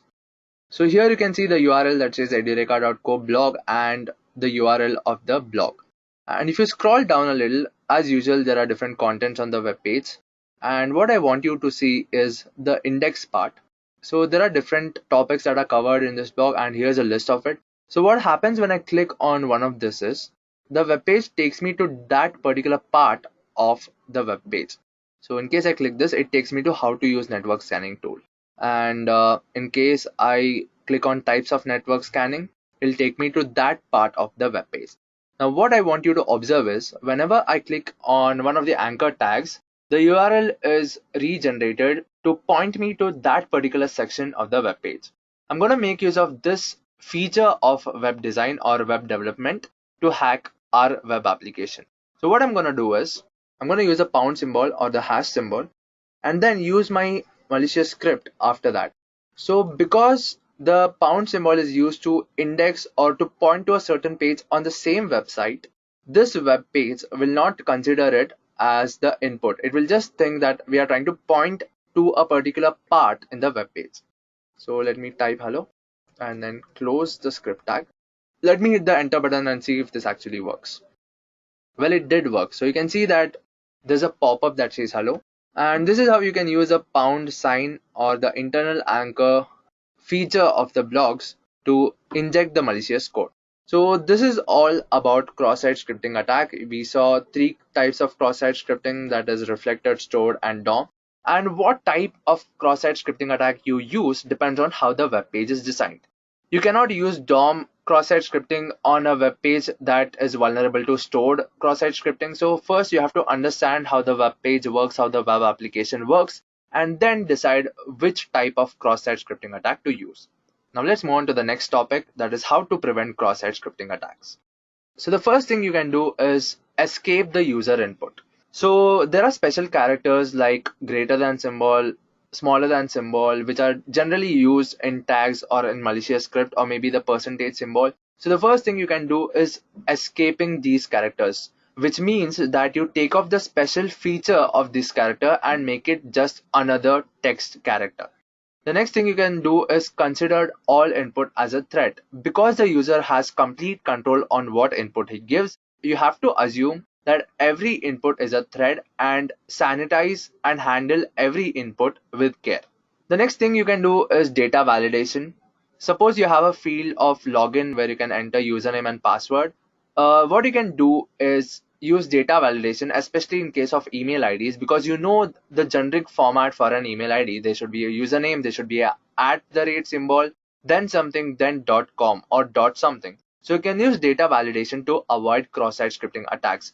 Next thing you have to do is sanitize the data. Like you saw in the demo that some of the web pages were sanitizing data. They were eliminating the script tags, or they were eliminating any script tag found, and they were also using regular expressions to eliminate all the script tags that can be generated. So this is how you can sanitize data, the input data. Next thing you can do is encode the output. So what happens is when I gave the script tag and alert as the input as the malicious script, the arrow symbols were being treated as the arrow symbols. What you can do is you can URL encode them. So the arrow symbol will be something like %25. So when you encode it, it's no longer a malicious script. So you can use encoding, URL encoding for the input or for the output. Next thing you can do is use the right response headers. You can decide what the response headers should be. You can decide what data can be sent or what data can be received through the response headers.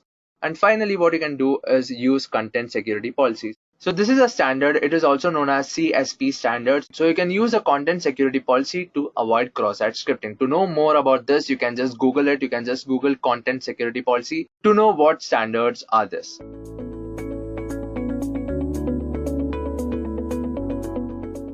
Firstly, let's go over what DOS and DDoS means. Now, to understand a DDoS attack, it is essential to understand the fundamentals of a DOS attack. DOS simply stands for denial of service. This service could be of any kind. For example, imagine your mother confiscates your cell phone when you are preparing for your exams to help you study without any sort of distraction. While the intentions of your mother is truly out of care and concern, you are being denied the service of calling and any other service offered by your cell phone. Now, with respect to a computer and computer networks, a denial of service could be in the form of hijacking web servers, overloading ports with requests, rendering them unusable, denying wireless authentication, and denying any sort of service that is provided on the internet. Attacks of such intent can be performed from a single machine. While single machine attacks are much easier to execute and monitor, they are also easy to detect and mitigate. To solve this issue, the attack could be executed from multiple devices spread across a wide area. Not only does this make it difficult to stop the attack, but it also becomes near impossible to point out the main culprit. Such attacks are called distributed denial of service or DDoS attacks. Now let's see how they work. The main idea of a DDoS attack, as explained, is making a certain service unavailable. Since everything that is attacked is in reality running on a machine, the service can be made unavailable if the performance of the machine can be brought down. This is the fundamental behind DOS and DDoS attacks. Now, some DOS attacks are executed by flooding servers with connection requests until the server is overloaded and is deemed useless. Others are executed by sending unfragmented packets to a server which they are unable to handle. These methods, when executed by a botnet, exponentially increase the amount of damage that they are doing, and their difficulty to mitigate increases in leaps and bounds. To understand more about how these attacks work, let us look at the different types of attacks. Now, while there are plenty of ways to perform a DDoS attack, I'll be listing down the more famous ones. These methodologies have become famous due to their success rate and the damage they have caused over time. It is important to note that with the advancement in technology, the more creative minds have devised more devious ways to perform DOS attacks. Now, the first type of methodology that we're going to discuss is called ping of death. Now, according to the TCP/IP protocol, the maximum size of a packet can be 65,535 bytes. The ping of death attack exploits this particular fact. In this type of attack, the attacker sends packets that are more than the max packet size when the packet fragments are added up. Computers generally do not know what to do with such packets and end up freezing or sometimes crashing entirely. Then we come to reflected attacks. This particular attack is more often than not used with the help of a botnet.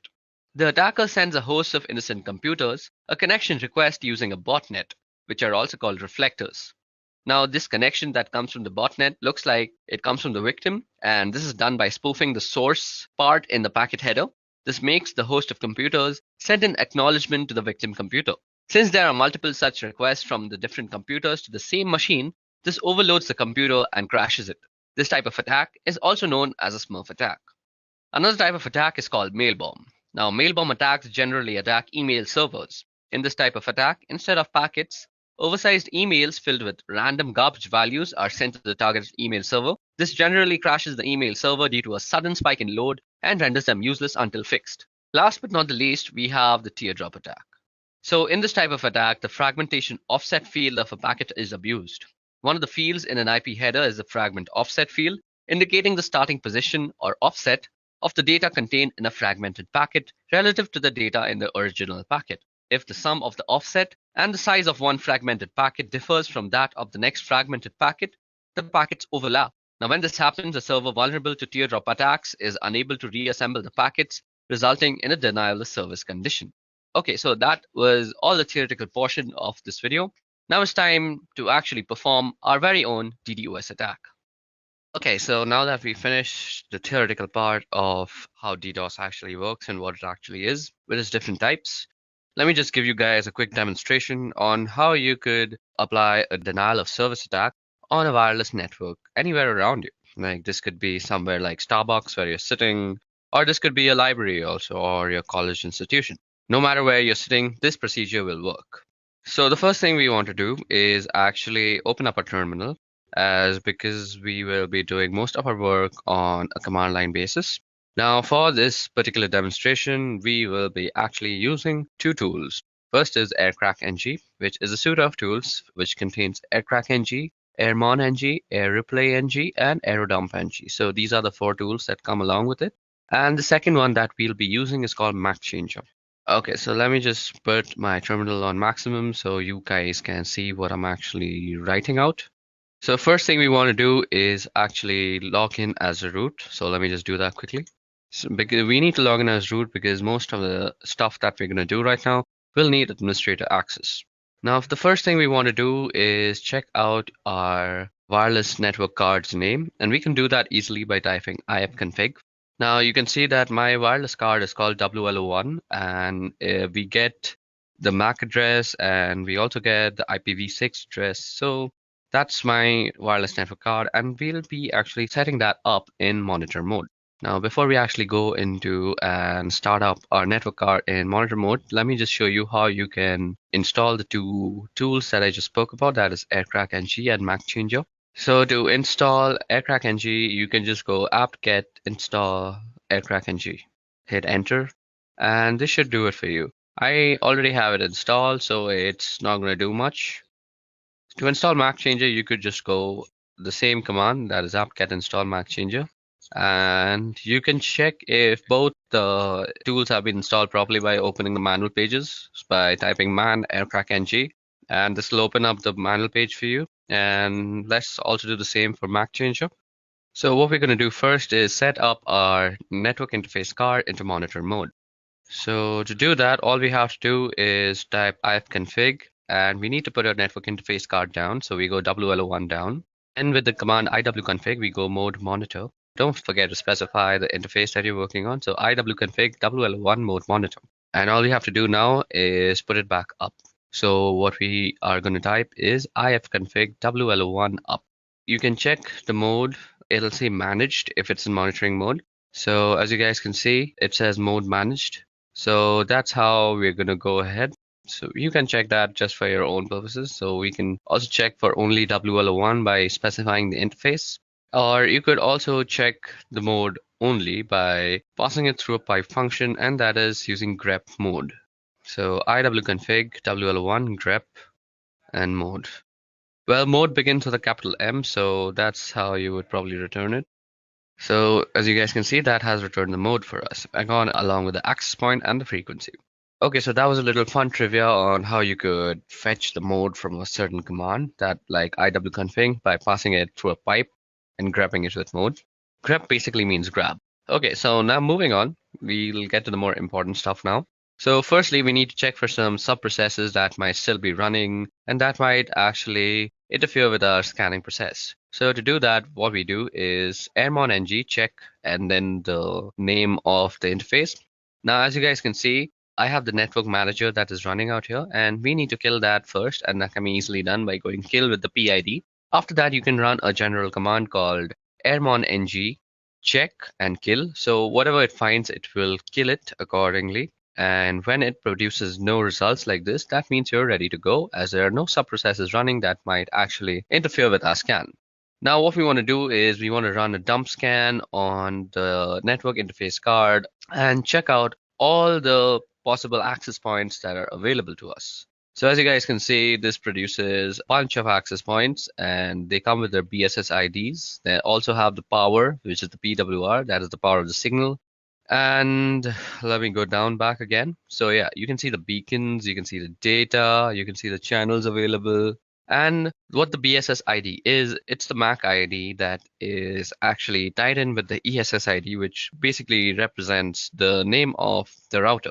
Now what we want to do from here is we want to choose which router we want to actually DOS. Now the whole process of DOSing is actually we will continuously de-authenticate all the devices that are connected to it. So for now I have chosen Edureka Wi-Fi to actually DOS out. And once I send a de-authentication broadcast, it will actually de-authenticate all the devices that are connected to it. Now this de-authentication is done with a tool called Air Replay, which is a part of the AirCrack NG suite of tools. Now let us just see how we can use Air Replay by opening up the help command. So we go --help and this opens up the help command for us. Now as you guys can see, it shows us that we can send a de-authentication message by typing in the -0 and then we need to type in the count. So what we are going to do is type in -0, which will send a de-authentication message, and now we can type 1 or 0. So 1 will send only one de-authentication message, while 0 will continuously loop it and send a bunch of de-authentication messages. We are going to say 0 because we want to be sure that we are de-authenticating everybody. And we can also generally specify the person we also want to specifically de-authenticate. But for this demonstration, I'm just going to try and de-authenticate everybody that is there. So what we are going to do is we are going to copy down the MAC address or the BSS ID as you would know it. And then we are going to run the authentication message. Now, as you guys can see, our de-authentication message is beginning to hunt on channel 9. Now, as you guys know, and as I already know, that our BSS ID or the MAC address is working on channel 6. Now, we can easily change the channel that our interface is working on by just going iwconfig w1 and then channel and then specifying the channel. Now, as you guys can see, our chosen router is working on channel 6. So that's exactly what we're going to do. Now, as you guys can see, it immediately starts sending de-authentication codes to the specified router. And this will actually make any device that is connected to that router almost unusable. You might see that you are still connected to the Wi-Fi, but try browsing the internet with them. You will never be able to actually reach any site, as I'm constantly de-authenticating your service. You will need that 4-way handshake all the time. And even if it completes, you are suddenly de-authenticated again because I'm running this thing on a loop. Now, you can let this command run for a few moments or how much of a time you want to DDoS that guy for. Well, this is not exactly a DDoS because you're doing it from one single machine, but you can also optimize this code to actually looks like it's running from several different machines. So let me just show you how to do that. We're going to write a script file to actually optimize our code a lot. So this script file will actually automate most of the things that we just did and also optimize a little by changing our MAC address every single time. So we become hard to actually point out. So the first thing that we want to do is we want to put our wireless network card down. And maybe that's not the first thing that I want to do. Just give me a moment to think about this. I haven't actually thought this through, and I'm doing this on the fly. Okay, so the first thing that we're going to do is we're going to start a while loop that is going to continuously run until we actually externally stop it. So we go while true, and then we're going to say do. And the first thing that we want to do is send out a de-authentication message, and we are going to send it around 10 de-authentication messages. And we want to run it on a specific BSS ID. So that is the BSS ID that I had copied. So let me just put in that. And then we just put in the interface that it's supposed to work on. Now, what we want to do after that is we want to change the MAC address after we have sent all these 10 packets. So what we will need to do is put down our wireless network. And as I already discussed, we can do that with ifconfig w1 down. And now what we want to do is change our MAC address. So we can do that with the simple tool that we had installed and saying MAC changer -r. So let me just open up a quick tab and show you guys how MAC changer actually works. Now you can already check out my other video called the ethical hacking course, which actually covers a lot of topics, and MAC changer is just one of them. And you can check how to use it in depth in that video. But for now, let me just give you a brief introduction to how MAC Changer works. The MAC Changer will basically give you a new MAC address every time. Let me just open up the help menu for you guys.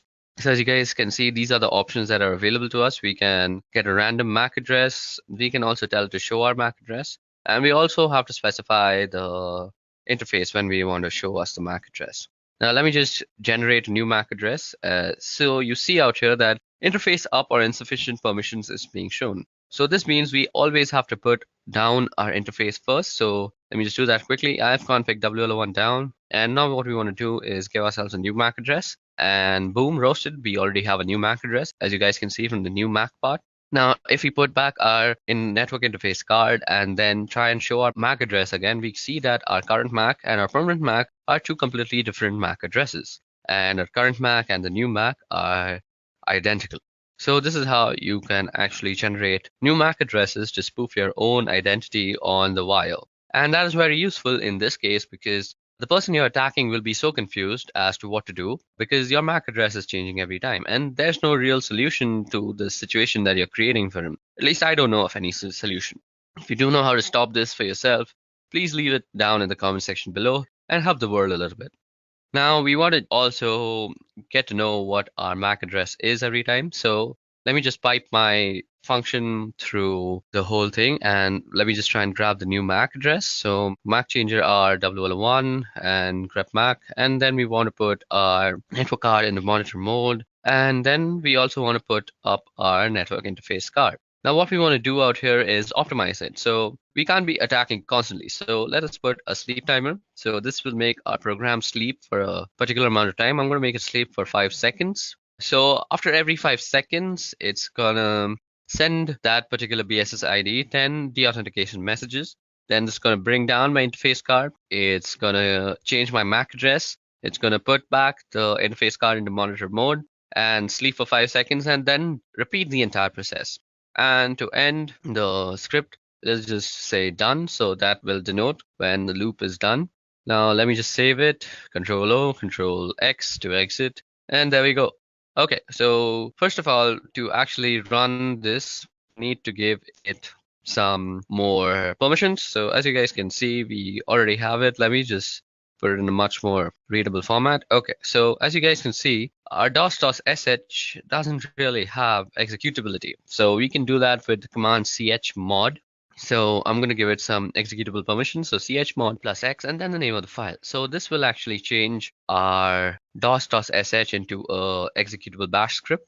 Okay, so it seems that we have done some error. So let's just go back into our bash script and check for the error that we have probably done. So nano dos.sh. Okay, so the thing that I am missing is that I forgot the -a that I'm supposed to put before putting the BSS ID in the air replay ng part of the code. So let me just go ahead and quickly do that. Okay, so now that that is done, let me just save it and quickly exit and see if this thing is working. Okay, so now we are trying to work out our script.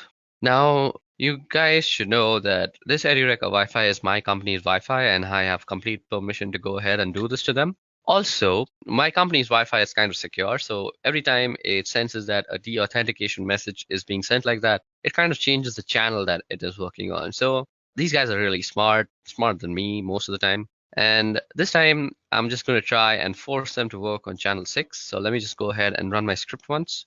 Okay, so let me just check that they're still working on channel 6. Yep, they're still working on channel 6.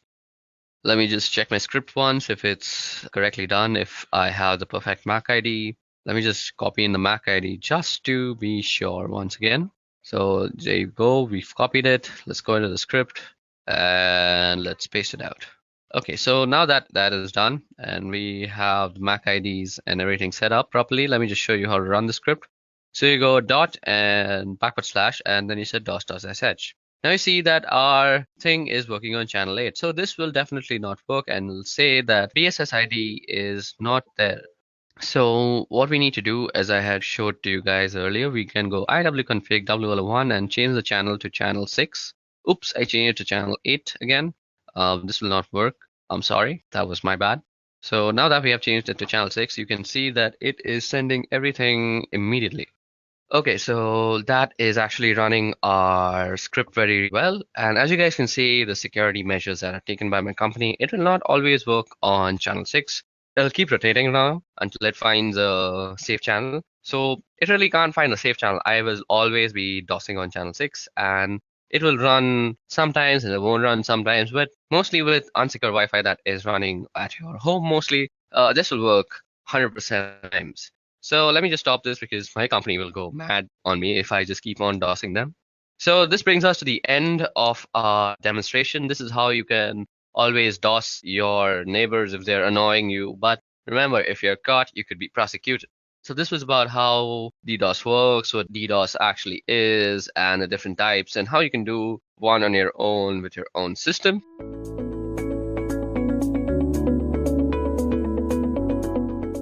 So let us understand what SQL injection is. SQL injection is one of the most used and one of the most common web-based attacks. So for SQL injection to work, you need a web application that uses a database. Let me tell you with an example what SQL injection is. Consider an example where there's a web application that's using a database. This web application might be taking input from the user and storing the information onto the database, or it might be fetching data from the database and displaying out to the user. In either case, what happens is there's a SQL query or a database query that's generated on the web application, which is sent to the database, and this query is executed on the database and relevant information is returned back to the web application. Now, this is how the normal scenario is. So what happens when you use SQL injection is you manipulate this database query in order to make it do something that it is ideally not supposed to do. So you change the SQL query, you manipulate it, you inject some malicious string in the SQL query and then make it do something that it is not ideally supposed to do. So what happens is you manipulate the query and then this malicious query is sent to the database, it's executed there and the relevant results are returned. Now this is SQL injection. So SQL injection is a code injection technique which is used to execute malicious SQL statements on the database. So basically SQL injection attack is something that you use to take over database servers. Now that you've got a high level understanding of what SQL injection is, let's understand how SQL injection works. Moving on to understanding how SQL injection works, let's take an example of a web application that takes username and password for login. Now on a day-to-day basis, you use a lot of web application where the first thing you have to do is log in into the web application. You can consider the example of your Gmail account, your email ID, your Facebook account, your Twitter, Instagram, and even your internet banking services. So the first thing you have to do in order to use the features or the functions of this web application is to log in into the web application. So what you usually do is you enter the username, then you enter the password.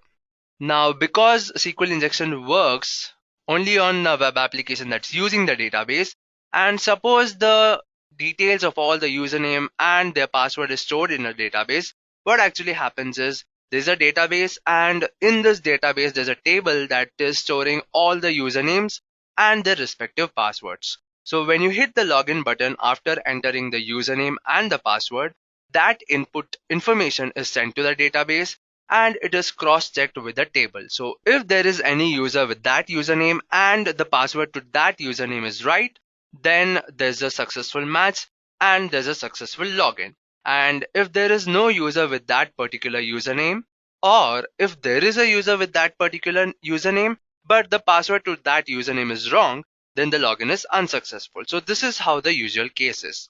Now what we are actually interested in is not the flow of how this works, but the SQL query that's generated in order to do this job. So for this example, the simple query that would be generated would look something like this. So there is select star, where star means fetch any number of rows that matches some condition from users, where users is the name of the database table. Then there's a condition to check the username equal to abc@xyz.com and the password should be 123456. So when this SQL query is generated, if there is a user with the username abc@xyz.com and the password to that username is 123456, then that particular row is returned. And if there is no user with this particular username and password, then there is no rows or there is no values returned. So basically, if this SQL query returns some value or returns a true value, then the login is successful. And if this SQL query returns a false value, then the login is unsuccessful. So this is how it actually works. Now, like I told you, we are not interested in the flow of how this works. We are only interested in the SQL query that's generated. Let me just highlight the SQL query for you. So this is the same SQL query that I showed in the previous slide. Now what I've done is I've highlighted some part of this SQL query. Now why have I done that? I've highlighted the part that is the input to this SQL query. Now when you're using a web application, the SQL query is pre-generated by the web application, and the only control the user has is over the input. So the part I've highlighted is the user input, and that's the only part in the whole SQL query that the user has control over. So whatever changes we have to make or whatever we have to do in order to execute a SQL injection attack should be done by giving the right inputs. Now, like I told you that if this SQL query returns true, then the login is successful. And if this SQL query returns false, then the login is unsuccessful. So SQL injection attack is a web-based attack where we manipulate this SQL query in order to always return true, even if we don't know the username or if we don't know the password. Now the question is, how can we do that? To do that, we'll be using something called an OR logic gate. So for that, I'll be explaining you first what an OR logic is. So OR logic is a function that takes certain inputs and gives an output. Now let's take an example where A and B is the input and out is the output. Now suppose there's an OR function running on the inputs A and B. If both the inputs are false, then the output is false. If one of the input is true, then the output is true. And if both the inputs are true, then the output is true. Now what you have to observe here is when one of the input is true, then irrespective of what the other input is, the output is always true. So whenever there's one input true, the output is always true.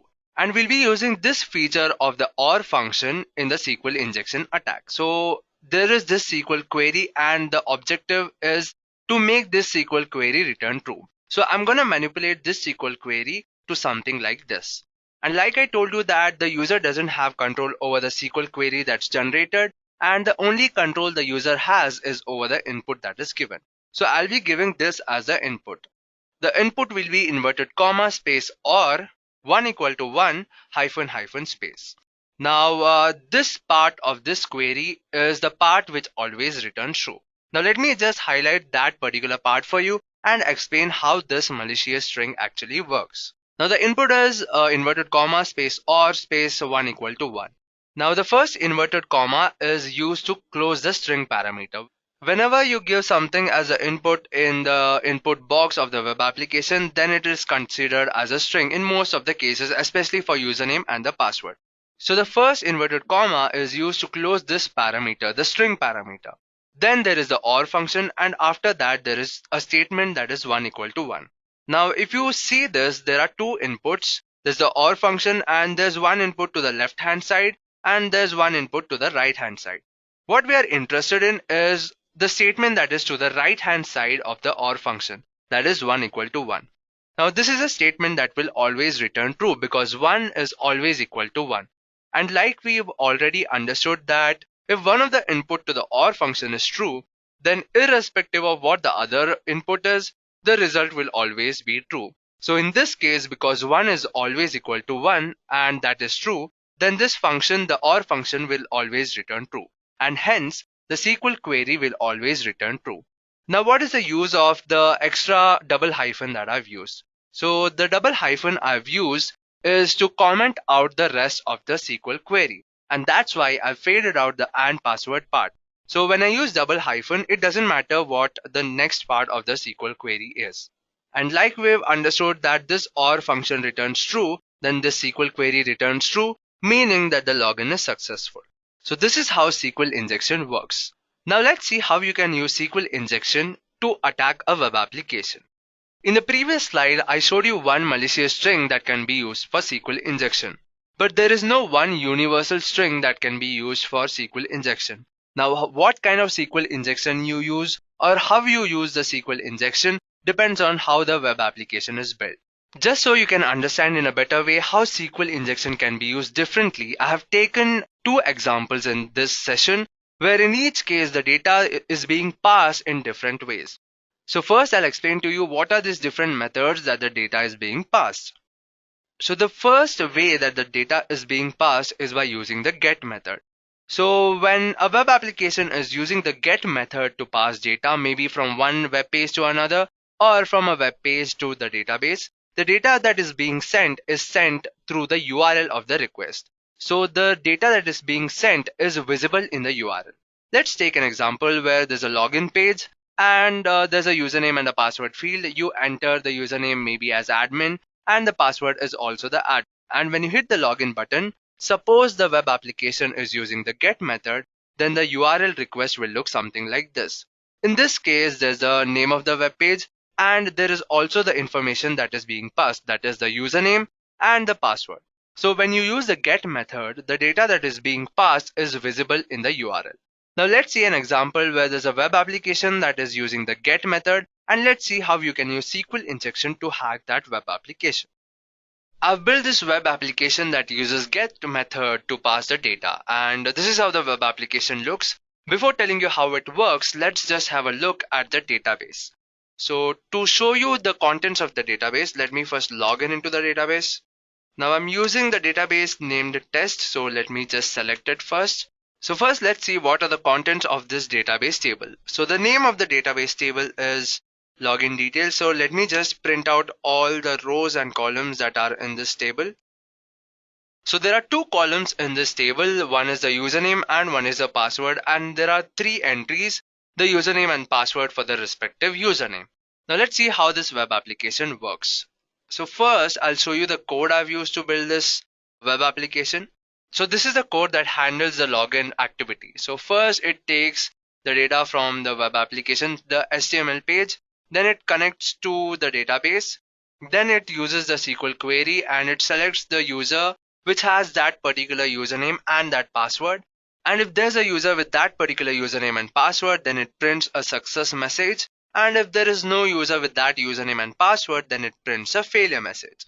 Now let's see how this web application works. So I'll just give some valid inputs first. There is admin with the password admin. Let me just hit the login button. Well, this was a success. Let me try another input where the username is Edureka and the password is 123456. Let me try logging in and it was also a success. Now what if I give some wrong input? So I'll give Tony as the username and some random thing as a password. Let me try logging in and it's a failure because that user name does not exist in the database and obviously the password also. Now what you have to observe is because this web application is using the get method to pass data, you can see the data in the URL of the string, especially this part where the username is Tony and the password is this random string. Well, now we can see that the data is being passed using the get method and the data is visible in the URL of the request. Now what we'll do to use SQL injection attack on this is we'll use that malicious string I showed you during the slides to bypass this login. So what I'm going to do is erase the username and use the malicious string. So the string is inverted comma space or 1 equal to 1 hyphen hyphen space. So what should happen when I hit enter is this SQL query should return true and the login should be successful and we should see a success message on the screen. So let me just hit the enter button. Well, the login was successful and we can see that the SQL injection attack worked. This is how you can use SQL injection while you're trying to hack the web application that uses get method to pass data. Well, there's another method that can be used to pass data and it is called the post method. Now let's see what this post method is. When a web application is using the post method to pass data maybe from one web page to another or from a web page to the database, then the data that is being sent is not visible in the URL string. Now let me show you how you can use SQL injection attack on a web application that is using the post method. This is the web application that uses post method to pass data from the web page to the database. I've kept the interface same because it doesn't matter how the web application looks. So what matters is how it works. So let me give some valid input at first. The first username was admin and the password was admin. Let me just hit the login button and you see the login was successful. Let me use another entry. The username is Edureka and the password is 123456. And let me hit the login button and the login was successful.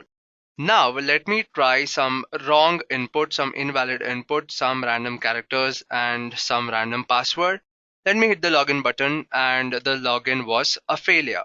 So you can see that the web application works in the exact same way, apart from one thing, that when I hit the login button, the username and the password is not seen in the URL. You can only see the name of the web page and not the data that is being sent. Now in the previous case, you could see the username and the password in the URL and you use the malicious string to hack the web application. Now that there is no username and password in the URL, how would you hack this web application? Like I told you while explaining how SQL injection works, the only control the user has over the web application is in the input that he gives. So whatever malicious string that we are going to enter will be through the input that we give to the web application. Now let's use the malicious string in the username and the password field and see whether it is vulnerable to SQL injection. Well, the malicious string was inverted comma or 1 equal to 1 hyphen hyphen space, and let me just give some random password and let me hit the login button. Well, this was a success and you can see I didn't give the right username and I didn't give the right password, but still I used the malicious string and used SQL injection attack on this web application. Well, this is how you can hack a web application that is using post method to transfer data. Now the next part of this session is how to prevent SQL injection. Well, when you are an ethical hacker and you have to test a web application for vulnerabilities, and suppose you found that that web application is vulnerable to SQL injection attacks.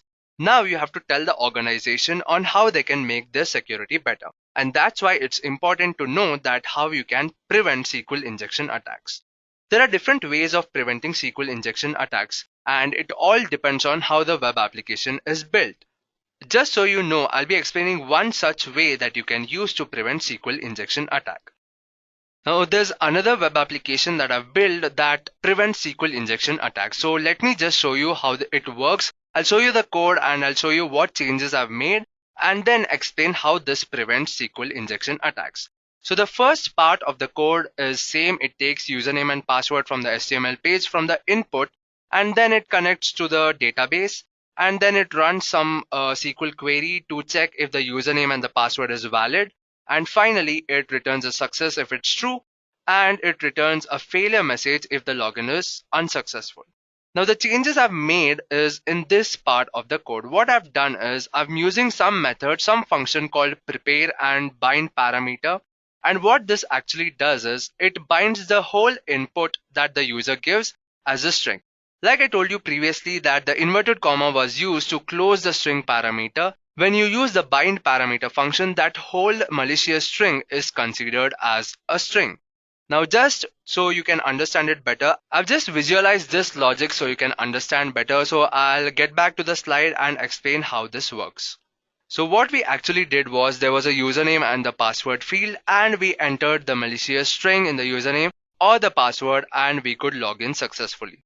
Now when you use the methods that I used in the code, what actually happens is this whole string, the whole malicious string is considered as a string and the inverted comma used is also considered as a string. Now when you use the bind parameter function, what happens is the whole malicious string is considered as a string and the or 1 equal to 1 hyphen hyphen is not considered as a logic in the code.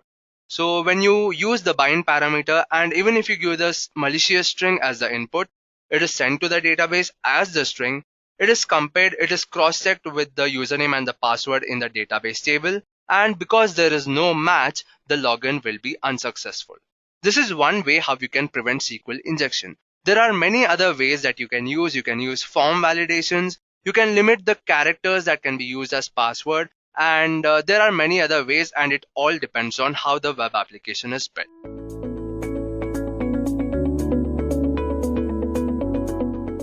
Why choose Python for ethical hacking? Well, Python has gained its popularity mostly because of its super powerful yet easy to use libraries. Sure, Python has some awesome readability and it's really simple, but nothing really beats the fact that your job as a developer is made super simple with these libraries. These libraries can find uses in all sorts of domains. For example, artificial intelligence has PyTorch and TensorFlow, while data science has pandas, NumPy, Matplotlib, and so on. Similarly, Python is brilliant for ethical hacking due to its amazing networking-related libraries. These include names like Pulsar Python, which is a library that provides an easy way to build scalable network programs. Pulsar uses the asyncio module from the standard Python library, and it can be configured to run in a multiprocessing mode. There is also NAPALM, which stands for Network Automation and Programmability Abstraction Layer with multi-vendor support. And it is a Python library that implements a set of functions to interact with different router vendors and devices using a unified API. Above that, Python was invented to be a scripting language, if you guys remember. Even though it is used for large-scale applications today, its power is truly shown when you are using it to automate small stuff. Basic scripting, that is what I mean. Now, as an ethical hacker, you are not really going to build all sorts of system applications. What you're going to do is actually automate stuff that you do on a regular basis so you can save some time. For example, you can automate, I suppose, a network scan or a password cracking process. So let me give you guys a small demonstration as to how an ethical hacker may use Python in his day-to-day job. So suppose you were scanning for a three-way handshake between an FTP server and a client, and you were successful in doing so. But as you guys might already know, passwords are never really stored in plain text. They are always hashed before being stored in the database, and normally the hash itself is compared for verification purposes. So let us create a small Python program that is used to crack a password using the dictionary attack method. Now, we are going to be using Sublime Text to write our code. And I'm going to be using this important library called hashlib. So let me just go ahead and import hashlib first. Now hashlib, okay, let me just actually zoom in so that you guys can see the code properly. Okay, so hashlib was known as MD5 in Python 2.7, but since Python 3 came out, it's been converted to hashlib and MD5 has been deprecated. So the whole point of this program is that suppose you have a hash of a certain word and you have a list of words through which you can actually compare the hash. So this list of words is basically your probable passwords, and the input hash is the definite password that you have in your hand. So first of all, what we want to do is input the hash that is going to be compared. So what we want to do is set up a variable called passHash and then input and say enter MD5 hash. Let's put a colon and space so everything looks neat. Now what we want to do is also take in a file which has a bunch of words written into it. So this file is basically going to act as our dictionary. Now I have already downloaded a file from GitHub which has a bunch of probable passwords that is normally used in a dictionary attack. So I'm just going to be using that. But we can also do something like this. So let's say word list, and we are going to input the file. So the user is going to put in the file name out here. Now what we want to do is try and open this file with some read permissions. So we are going to put this in a try block.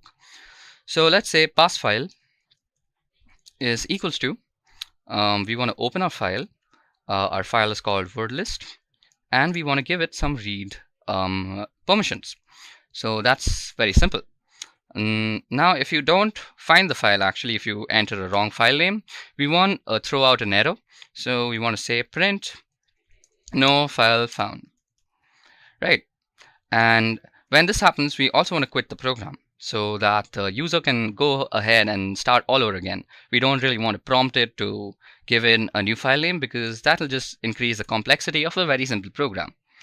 Now what we are going to do next is type in the logic of how we are going to compare the hashes of the different words that we are going to find in this file. So basically we're going to start up a simple for loop and say so for word in pass file.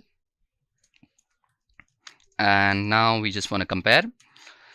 So an important trivia about hashlib or Python in general is when you are trying to hash any string on Python, it has to be of a certain encoding.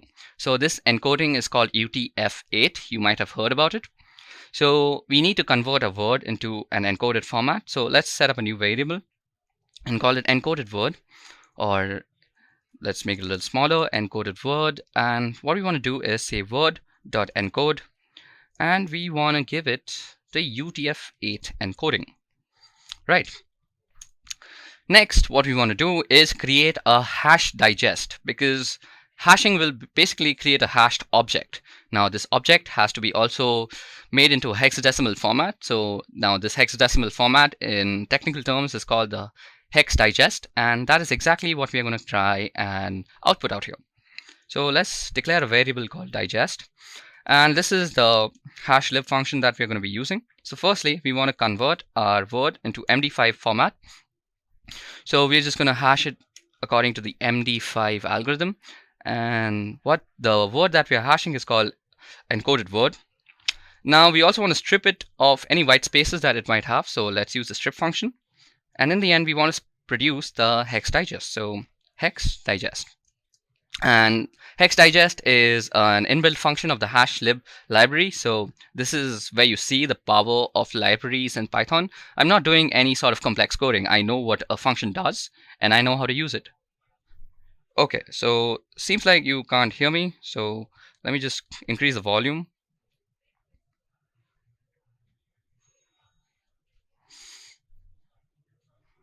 Okay, so I hope that fixed the volume a little bit. Anyways, not much is left, so let me just get through this. Now what we want to do after creating the hash is we want to compare our hash with all sorts of hashes, that the input hash we want to compare it with all sorts of hash that we are producing from the words in the dictionary attack. So what we want to do is say if digest is equal to the pass hash. So we want to compare it to the pass hash. So let's input that, and we want to start up our if block.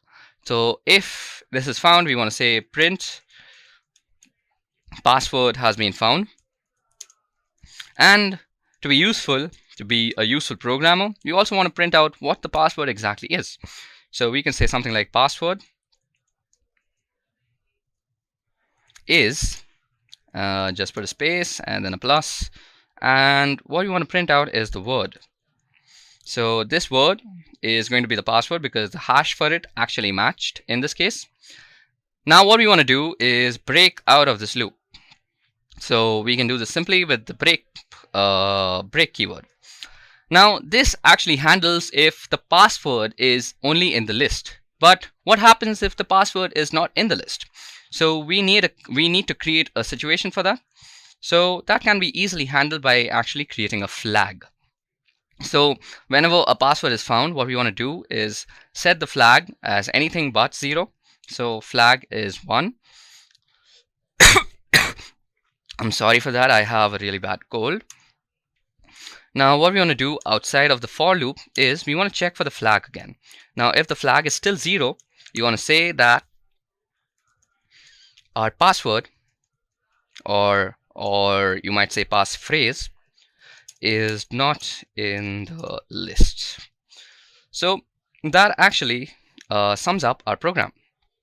Okay, so let me just run this program and show it to you guys. So I have saved this program in this particular file out here. So as you guys can see, it's saved in this file. Let's go to desktop and password cracker.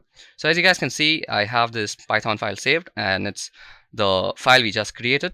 As you guys can see, it's called crack.py, and that is exactly this file.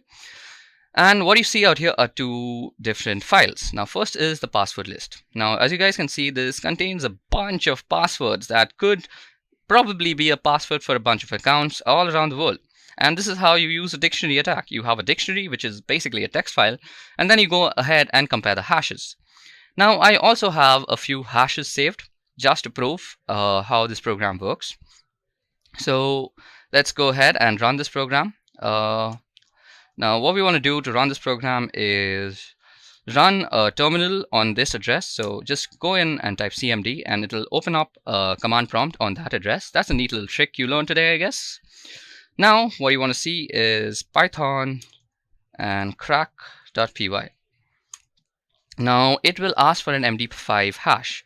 Now I know my MD5 hashes, so for a fact I know that this MD5 hash exists in my list. So let me just go ahead and copy that and paste it out here, and now it will ask me for the name of the file, which is passlist.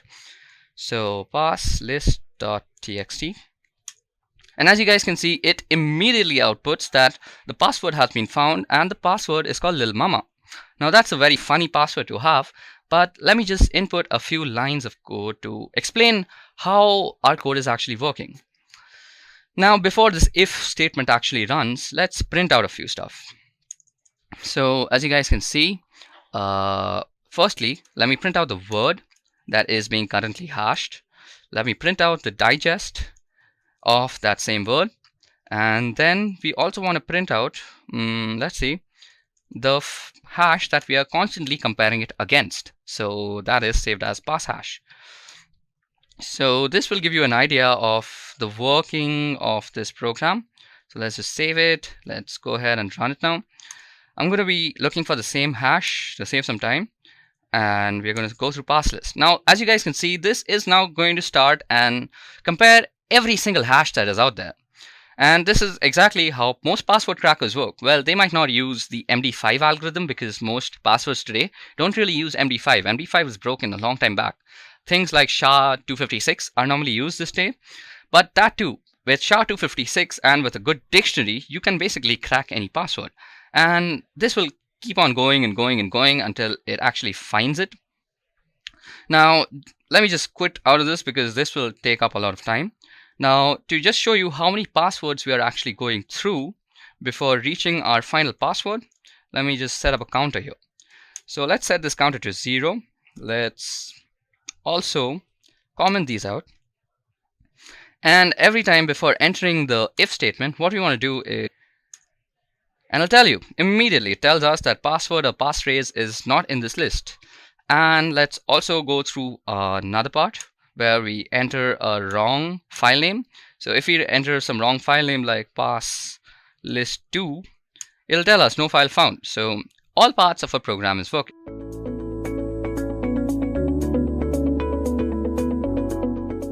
So when you get hired as a penetration tester or a security analyst, one of your main roles is vulnerability assessment.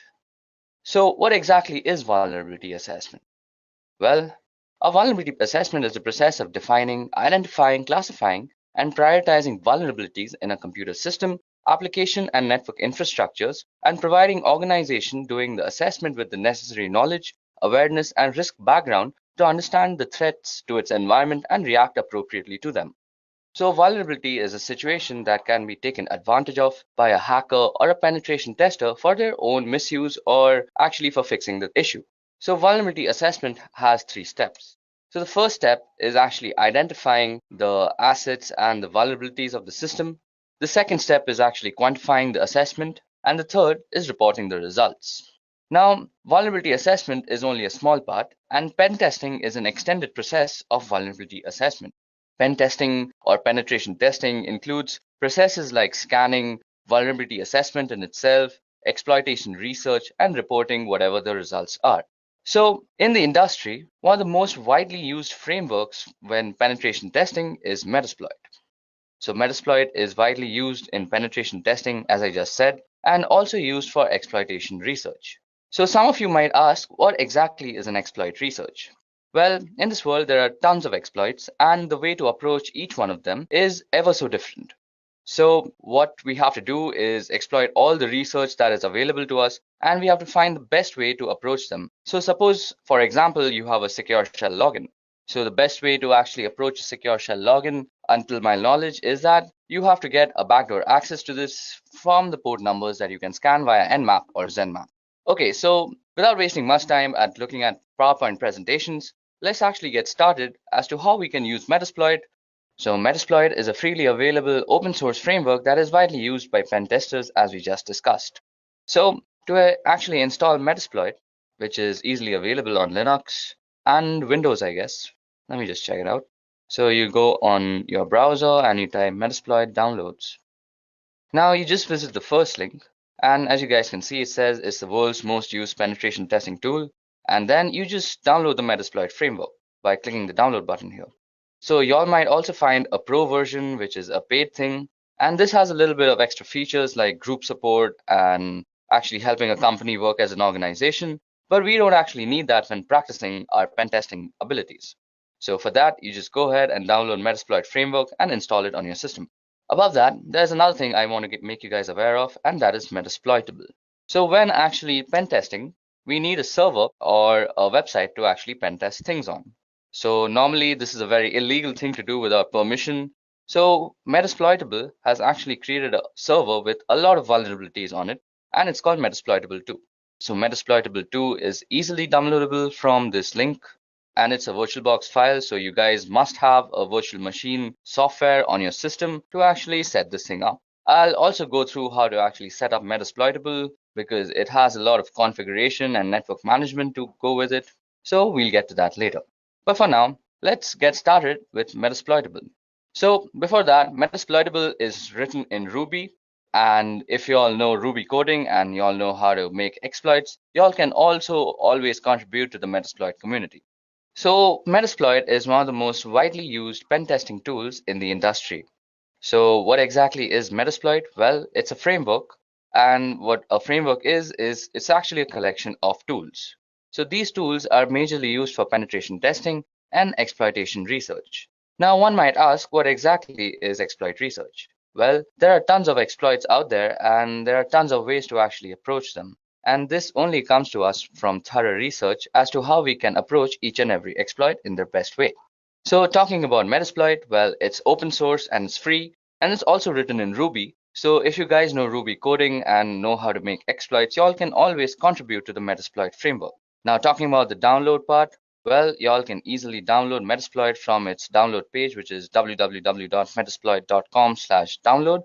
I'll be leaving the download link in the description.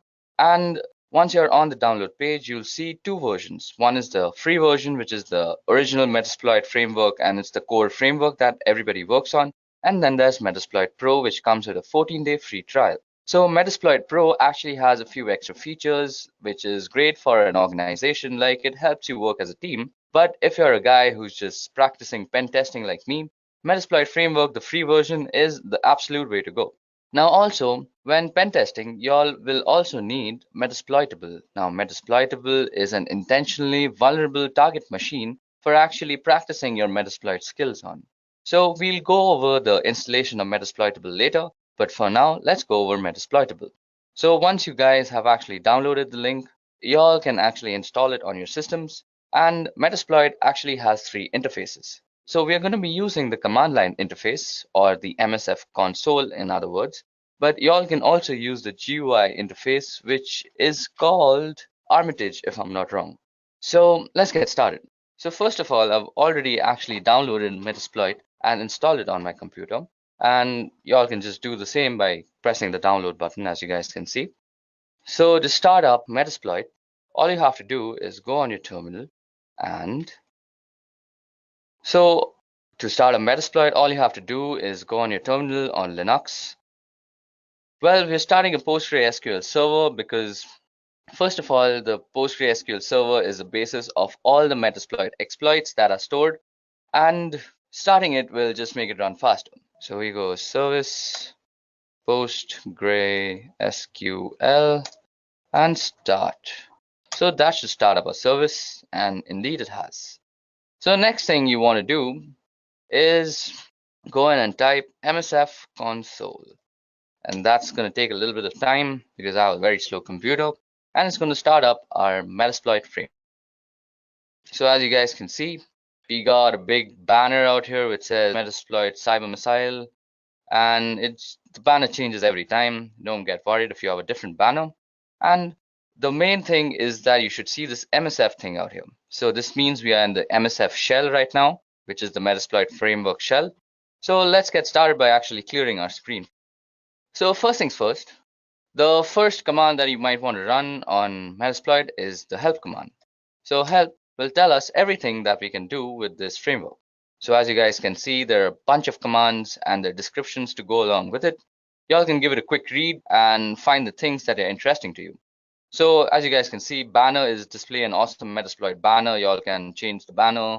As you guys can see, there are a lot of juicy commands, like there's a banner command which I just had used. So if you go and type banner, it'll give you a nice cool banner about Metasploit. And there are other commands which work very similar to Linux, like cd, which changes the current directory. You can change the color by toggling colors. And then you can connect with a host and all sorts of stuff. So Metasploit has a bunch of exploits. So before we go further, I want to make you guys aware of 3 important terms regarding Metasploit. So the first is a vulnerability. And we had already discussed this, that a vulnerability is a situation which can be taken advantage of by a system or a person who access. So the second part is an exploit. So what exactly is an exploit? Well, an exploit is a module which is a bunch of code written in Ruby on Metasploit that is used to target different vulnerabilities. And the third thing is a payload.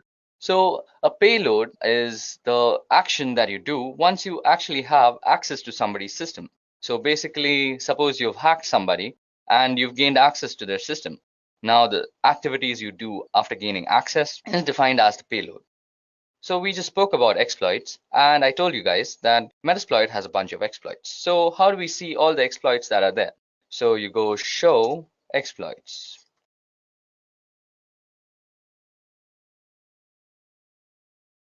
Well, as you guys can see, we've loaded up a bunch of exploits, which is basically all the exploits that Metasploit has to offer at this moment. So let me just increase the screen a bit. And let's scroll completely to the top.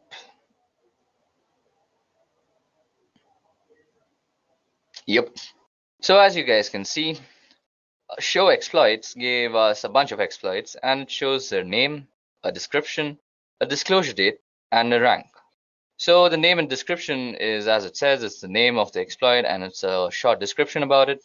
The disclosure date is when the exploit was actually released by Metasploit, and the rank is how it has fared against the vulnerability it was released for since it was actually released. So as you guys can see, ranks range from excellent, great, good, and stuff. And we have a bunch of exploits. So as you guys can see, there's an Android exploit, there's a Samsung Galaxy Knox Android exploit, there are a bunch of Windows exploit, Adobe Flash exploits, FTP exploits, MySQL exploits, ASP.NET exploits, and a bunch of other stuff. So as you guys can see, there are a bunch of exploits to use, and it can get confusing and rather troublesome to search for the exploit you actually want to use. So as a pen tester, you can always go for the search keyword, which is basically, suppose you know that you have a MySQL server which has a bunch of vulnerabilities and you want to test those out. So you simply go search MySQL. Now I'll search the database for all the exploits that are related to MySQL and present them to you.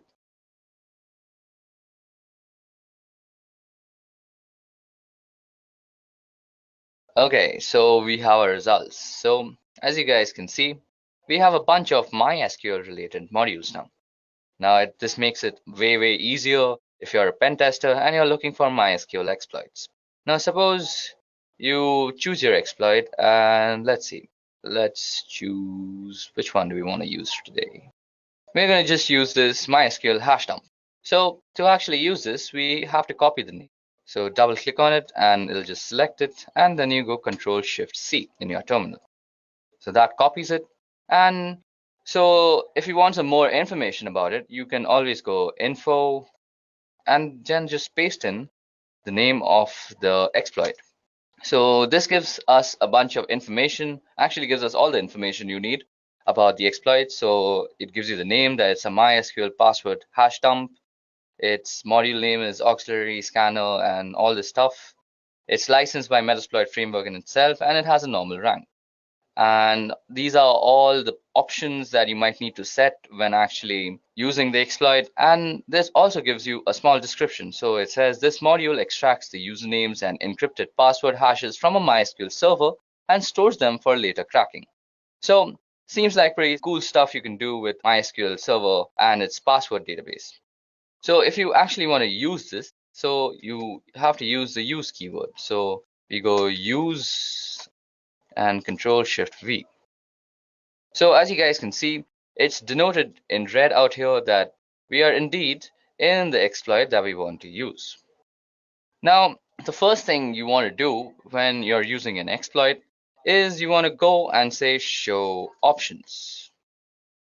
Now, as you guys can see, these are the options that we actually need to set before using the exploit. Now, the options can be necessary or they can be optional. So there's a password field out here, which is not really necessary, but will help your exploit if you actually provide it. But you need to provide the R hosts, which is the targeting host machine, and the port and the threads is already set. Now, suppose you want to set the R hosts, so you can just go set R hosts, and you can set it to whatever IP address you want. Like suppose you want to address 192.168.2.56, something like that. So that will set the R hosts. You can also set the number of threads. Now, threads are actually what the threads mean in parallel processing. That means how many parallel threads you're going to run so that you have faster computation. So this means you need GPU power if you have multiple threads running. So let's set threads to 30 for now. So we've set the threads to 30, and then you can go show options again and see that you have indeed actually set your options. So we've set the threads to 30 and our host has also been set. So that was all about how you can get into a module, get some information about a module, and how you can also use the module. So once you're done using the module, or once you're done setting up the options rather, you can go ahead and run the command run or even exploit. And this will start actually running the exploit on the system that you want to.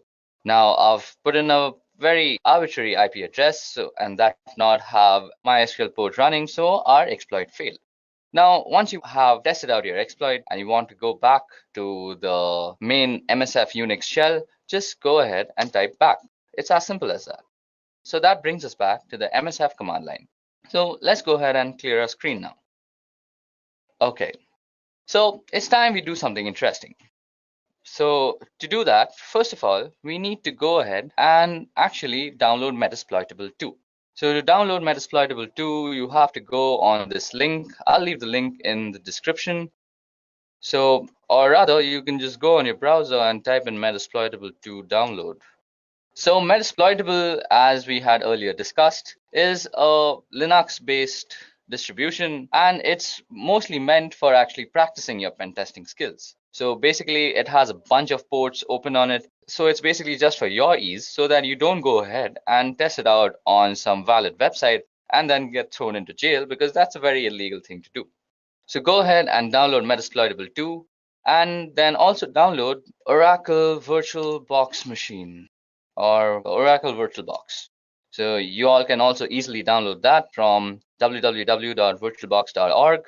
And this is because you should never run Metasploitable 2 on a system that is connected to a network. You should always use it on a virtual machine because it's protected that way so that nobody else can access it. So to actually set up Metasploitable, once you've downloaded it, you go ahead and open up your VirtualBox. So out here, you have to go into Global Tools and you create a host-only network manager. Now I've already created a host-only network manager, and then you go ahead and enable the DHCP server by pressing this out here like enable. Then you go back and you just go new.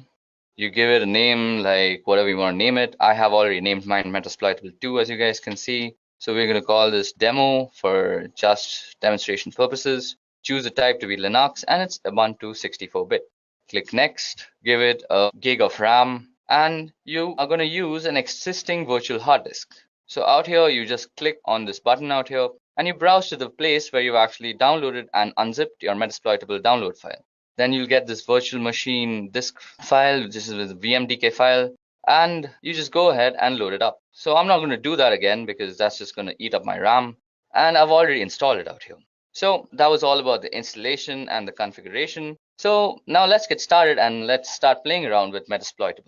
So once you're done downloading and installing Metasploitable on your computer, all you have to do is go ahead and start it up in your VirtualBox machine. And the login ID and the password both are MSF admin. So first of all, we need the IP address of our Metasploitable server. So we go ifconfig, and this gives us the address. So as we can see out here, our address is 192.168.56.101. So once you go ahead and started up Metasploitable, it's time that we go ahead and exploit all the vulnerabilities that is presented to us by Metasploitable 2. So to do that, let's head back to our Linux terminal again. So once we have the IP address, that was 192.168.56.101 if I am correct. So let's go and quickly get a little bit of information about that. So who is 192.168.56.101? So this will give us a who is on Metasploitable 2, and it'll give us a bunch of information as to how the server is set up, where it is set up, the ports that are open, and various other things. So as you guys can see, this gave us a complete who is. So to get some more information about our Metasploitable server, we're going to be using NMAP. Now, if you guys don't know about how to use NMAP, you can go out and check my other video on the playlist. I've made a pretty good NMAP tutorial. So we go nmap-f-s and v, which is steel version, and we give it the name or the domain name server, 92.168.56.101. So we've got a juicy result out here, and we can see that there's a bunch of stuff open. So as you guys can see, there's the FTP port open, which has a version of VSFTPD 2.3.4. There's also open SSH, which is 4.7 P1 Debian. There's also Telnet, which is almost miserable to have Telnet running on your computer. Then there's SMTP, there's HTTP, and there's a bunch of ports open, as you guys can just see on your screen. So it's time we actually use Metasploit like a pen tester to go ahead and test out these vulnerabilities. So let's choose these FTP things. So we have this FTP out here. So from the version number, which is given to us by the steel version flag on Nmap, we know that it's using VSFTPD 2.3.4. So we can easily search for an exploit of the same version. So as a pen tester, you would go search VSFTPD 2.3.4. So this should give us all the exploits that are available for this particular vulnerability. So as you guys can see, after a long search from the search VSFTPD, we found a vulnerability or an exploit that can take advantage of the vulnerability. So it's time we actually use this. So first of all, let's get some info about this. So info, let's copy down this thing, and then let's get some info about this. So as this module description says, this module exploits a malicious backdoor that was added to VSFTPD download archive. This backdoor was introduced in the VSFTPD 2.3.4 tar.gz archive between June 30th and Walla Walla. So we have the options of setting an R host. It has an available target. It's provided by these guys, and it's a pretty good exploit in my opinion. So let's go ahead and use it. So we go use and the name of the exploit. So it's visible to us that we've again entered the exploit module, which is unix/ftp/vsftpd234 backdoor. So what we're going to do is we are going to actually gain a backdoor access to our Metasploitable system. So to actually make this more believable, so if you guys go into your Metasploitable system, so you guys can see that you're in the root directory. So you can gain some root access by going sudo su and going msf admin. So we're now a root user in the msf admin, or rather the Metasploitable console. So if we go ls, we can see the various files. And if we go /home, we're in the home directory now. And if we do ls out here, we can see that there are a bunch of stuff. So there's an FTP folder, there's a hacked folder, there's an MSF admin folder, and there's service and there's user. So that's 5 folders if you guys remember. So now what we're going to do is we're going to gain some backdoor access into this system, and we're going to create a bunch of folders in the home directory. So let's get on doing that. So to do that, we head back to our Metasploit terminal, and we go show options as we had already entered our exploit. So go show options. So as we see, the options that we have to provide is the R host and the port number. Now the port number has already been set because it's 21, That's where FTP runs, or rather TCP runs. And we now just have to set the host. So to set the host, we have to just put in the IP address of our Metasploitable server. So if I remember correctly, it set our hosts to 192.168.56.101. So that has set our hosts. So we can again check that if we've done it correctly by going show options. And we indeed have set our hosts. Now all we have to do is run the exploit. So we go and hit run. So as you guys can see, we have actually gained a backdoor service has spawned and it's handling, and the command shell session has started. Now you might be confused as to why do I have this blinking line? Well, this blinking line actually means that you are inside the Metasploitable server. That means we have already gained a backdoor access, and this blinking line denotes that we are on the terminal of Metasploitable 2. Now if you guys don't believe me, let's do some experimenting. So as I had said, I'll create a bunch of folders in the home directory. So let's change to the home directory first. Or rather, first you can also do a who am I, and instead you that you're the root user. Next, you go and do cd/home, and I'll change to the home directory. Now, let's make a bunch of folders, like make directory. This is a test. So that should have made a directory. So let's go into that directory. cd, this is a test. So we're already into the directory. This is a test. Now let's make a file called targets.txt. So that creates the file. So just to see if we have actually done it properly, let's go back to our Metasploitable server. Now in the home directory, you go and type in ls again. Okay, so let's type in ls and see. So as you guys can see, we have created this is a test folder, and it's already available there. So let's go and move into that folder. So this is a test, and we are already in that folder. So, and we had also created a text file which was called targets. So that was ls, and it should give us a targets.txt. So as you guys just saw, we gained a backdoor access into a remote system through a vulnerability that was available to us on the FTP port. So we first did that by scanning the entire domain name server of Metasploitable via NMAP and gaining some intelligence as to what ports are running and what ports are actually open. Then we found out that the FTP port was open. Then we went on to Metasploit and we exploit that vulnerability very successfully. We found out how to use the exploit, some information about that exploit, and in the end, we actually executed our commands.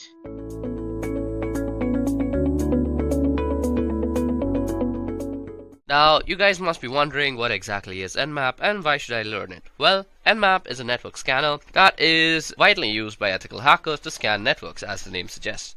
Now, you might wonder, why do I need a network scanner? Well, let me give you an example. So, suppose you have a Wi-Fi that has been set up in your new house, and you realize that your data is being actually consumed at a faster rate than you are using it. Now, you have suspected that it's your pesky neighbor who keeps on connecting to your Wi-Fi and eating up all your data.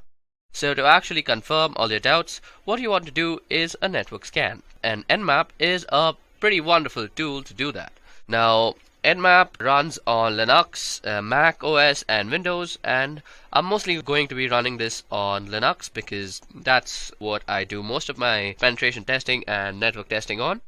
So let's go ahead and get on with the installation of NMAP on your computer. So what you do is go apt-get install NMAP.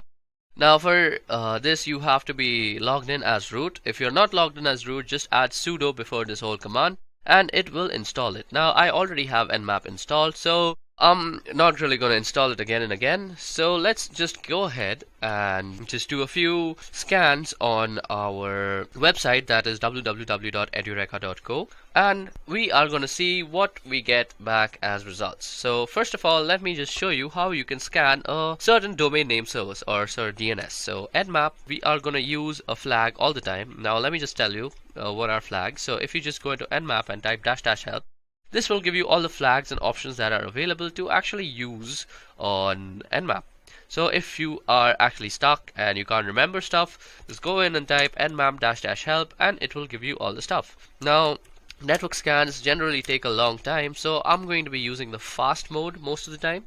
So for fast mode, all you have to do is type in edureka.go and sit and wait for this scan to get over. Now when the scan gets over, you will see a bunch of information, and let me just wait till that information pops up and then we'll talk about the information together.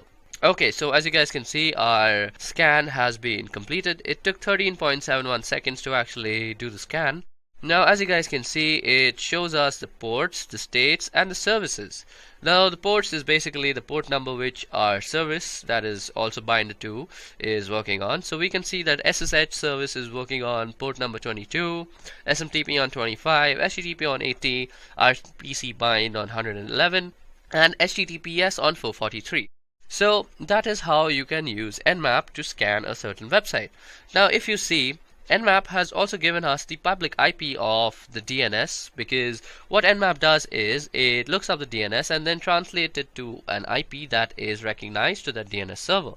So NMAP also returns the public IP. So what we can do also is NMAP -f and 34.210.230 and .35. Okay, so as you guys can see that our command also works when we put in the IP address and it produces the same results. Now we can also scan for multiple hosts.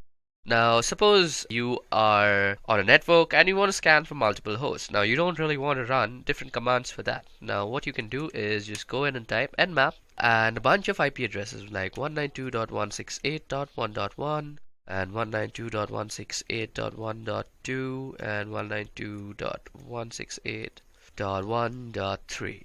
And what this will do is it will run an nmap scan on these three different IP addresses, and you did this in just one command. So that's a way that you can do this. Now you can also know about how much of your scan is left by just pressing the up button. So that will tell you and give you a constant update on how your scan is going. Like mine is 32.4% done and 34.7 now, and also show you kind of the time remaining.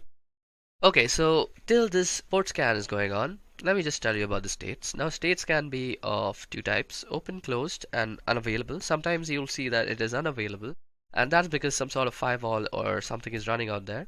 States can also be closed. In that case, mostly NMAP will not return you any result unless you're explicitly finding something of the closed state. So that was a little trivia on states and how they work. Let's see how much our scan is done. So our scan is done 81% and it takes around another 20 seconds. It should be done soon. Now this scan could be significantly made faster with just the F tag, but I really want to give you all a good look into how this works. 97, 98, 99. Okay, so as you guys can see, this is our result. It gives us a bunch of ports and services. Now, as I just said, this thing can be also closed and also unavailable. So, open and closed, we see both the examples. Okay, so that was about how you can scan multiple ports. So, you can also scan multiple ports with this command, as I will show you. So, 192.168.1.1 to 30. Now what this will do is basically scan everything from 192.168.1.1 to 192.168.1.2 up till 30 like that. So this is a very useful way of actually scanning multiple IP addresses. And let me just show you how that works. Since we have used the F flag, this is going to work considerably faster. Now as you guys can see out here, this had taken around 119 seconds, so that's around 2 minutes. Now this will take a considerably lesser time. So let's see, this was done in 29.91 seconds and we did 30 IP addresses. So we see that -F surely speedens the whole scanning process. Now you can also give nmap a target list. Now let me make a target list. So targets.txt. Let me just cat it out for you. So there's nothing in it. Now all I want to do is edit this file. So let me just edit that file and put in 192.168.1.1, 192.168.1.2, 192.168.1.3, 192.168.1.4, 192.168.1.5, or 15. Boom, roasted. Now all we have to do is save it. So that saves it, and Control X to actually exit it. Now you can go ahead and view what is in targets.txt. So as you guys can see, this is what is in targets.txt. And now you can just pass it to Nmap with the IL flag, and you could say that Nmap is going to actually scan all the IP addresses that are in this file. So let that just run. So this will take a little bit of time because it's 5 IP addresses and it's not really running on the fast mode. 83% of our work is done. Okay, so as we see, our scan has been completed. Now what you see out here is the scan results for whatever we had provided in the targets.txt list. So that's how you can also provide Nmap input file, and it will give you the results for all the targets that were specified in the file.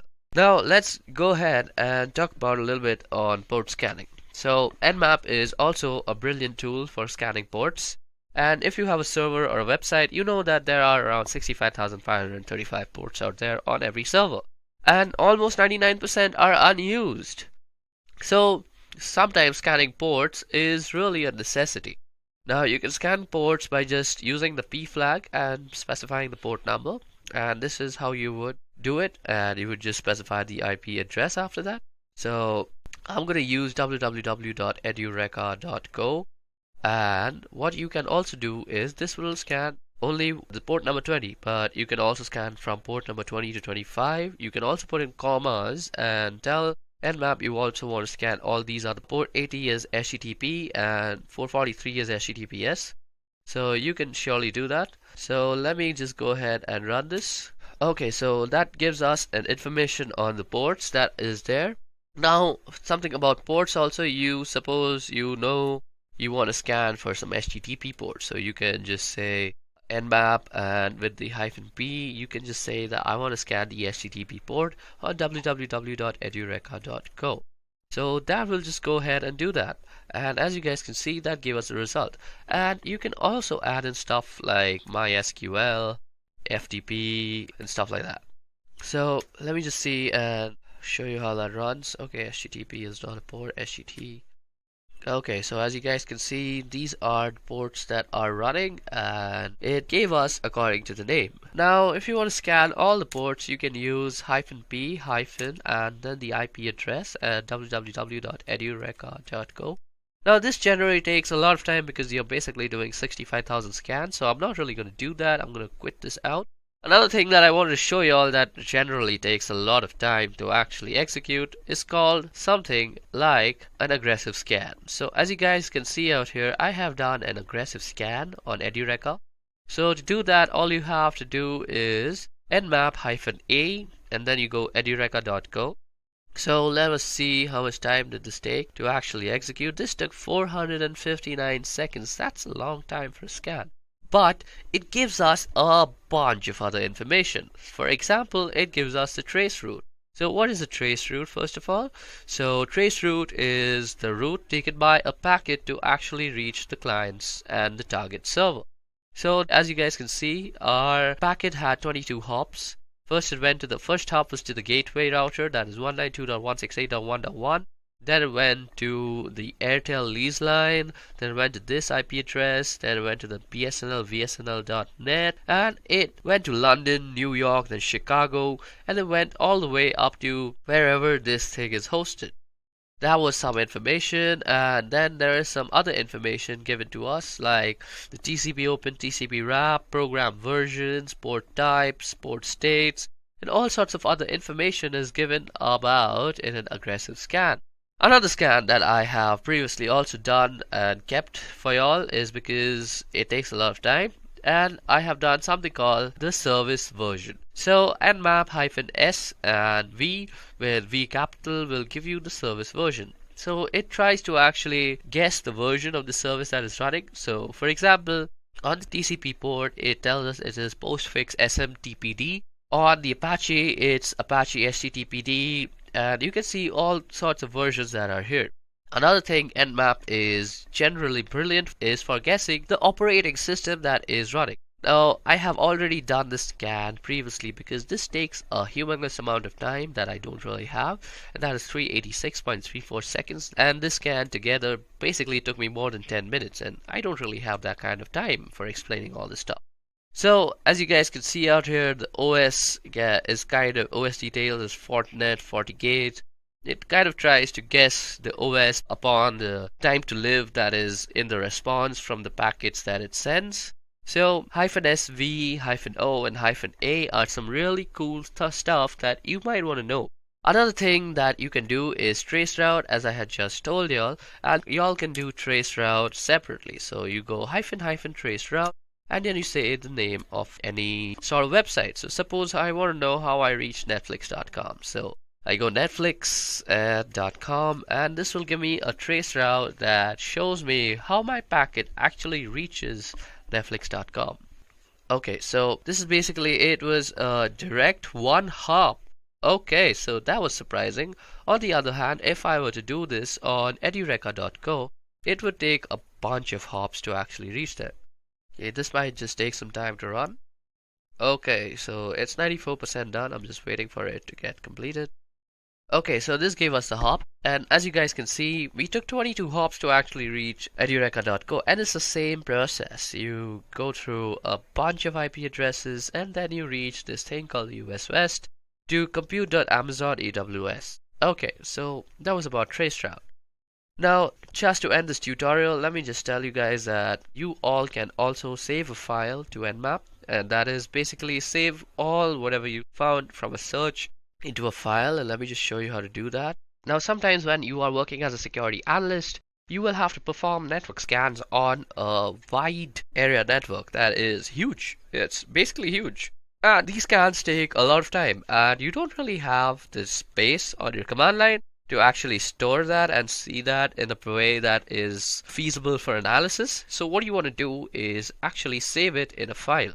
So what you can do is say nmap on, and then you can say the name of the file. We could say results.txt, and we could save this in file. So www.edureka.co. So whatever search result is going to be generated is going to be stored in this file called results.txt. Now this file need not exist from before. It will just be created by nmap, and now you see if I do ls, we have a targets or a results.txt. Now if I just cat out that file, let me just less it actually, results.txt, and what you see out here is an nmap scan result that is stored. Another thing that I would like to show you all before I end this nmap tutorial is a verbose mode. So for verbose mode is basically when we were pressing up arrows to see how much of our scan is done, you can basically do that with verbose mode. So you go -F and -V for verbose, and you could say www.edureka.co. And this will basically give you a verbose mode of what is actually going on. It'll tell you everything, and boom, roasted, there it's done. And we have finished our nmap tutorial.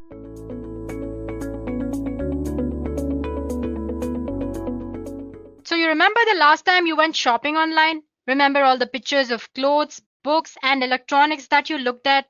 What if I tell you that those images weren't really for you? What if those pants you were looking at were really detailed blueprints of military installments? You would never know, right? This is the nature of steganography. Steganography is science of hiding information from plain sight. Secret communication is very important because if your message is important and if you do not want others to know about your message, then you use different kind of techniques to hide your message from third person. And steganography is one such technique. However, criminals and terrorist organizations are using this for their own purpose. So understanding how to hide data using steganography and prevent the data from being misused will be very helpful. However, to talk about steganography, we should consider its predecessor, cryptography, which is science of writing its secret codes.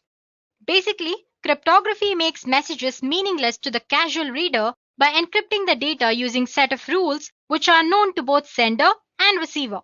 Only the intended receiver with the decryption key can extract the actual message. Thus, when an attacker discovers the message, it is still difficult for him to get the secret message. If cryptography is a strong way to encrypt and secure a communication, then why do we need a new technique? Answer is very simple. When we are using any cryptography technique, we need to send a secret key, and third person can easily judge that some secret kind of communication is going on.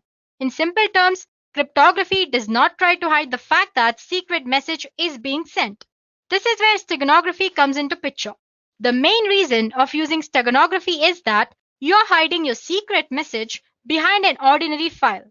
No one will suspect the fact that a communication or some sort of secret message is being sent. People will generally think it is an ordinary file, and your secret message will go without any suspicion. Unlike cryptography, which conceals the content of a secret message, steganography conceals the very fact that message is being communicated.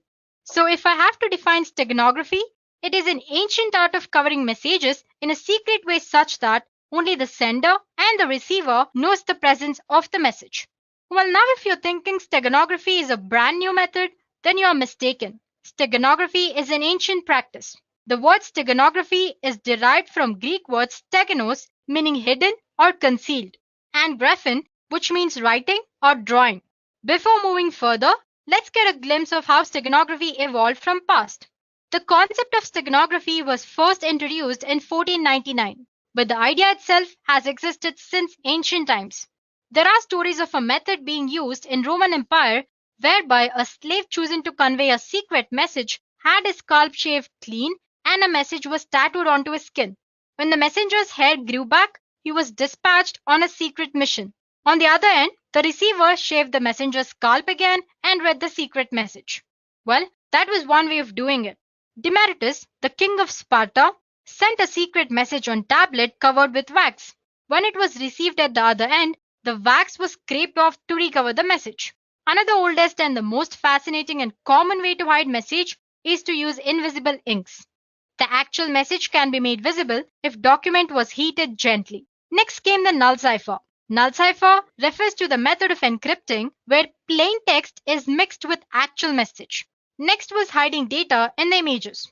Microdots were used to conceal a message. A microdot is a simple text or an image which is reduced in size to hide its contents. And this microdot or the images or the text which are present in a microdot are then read using magnifiers.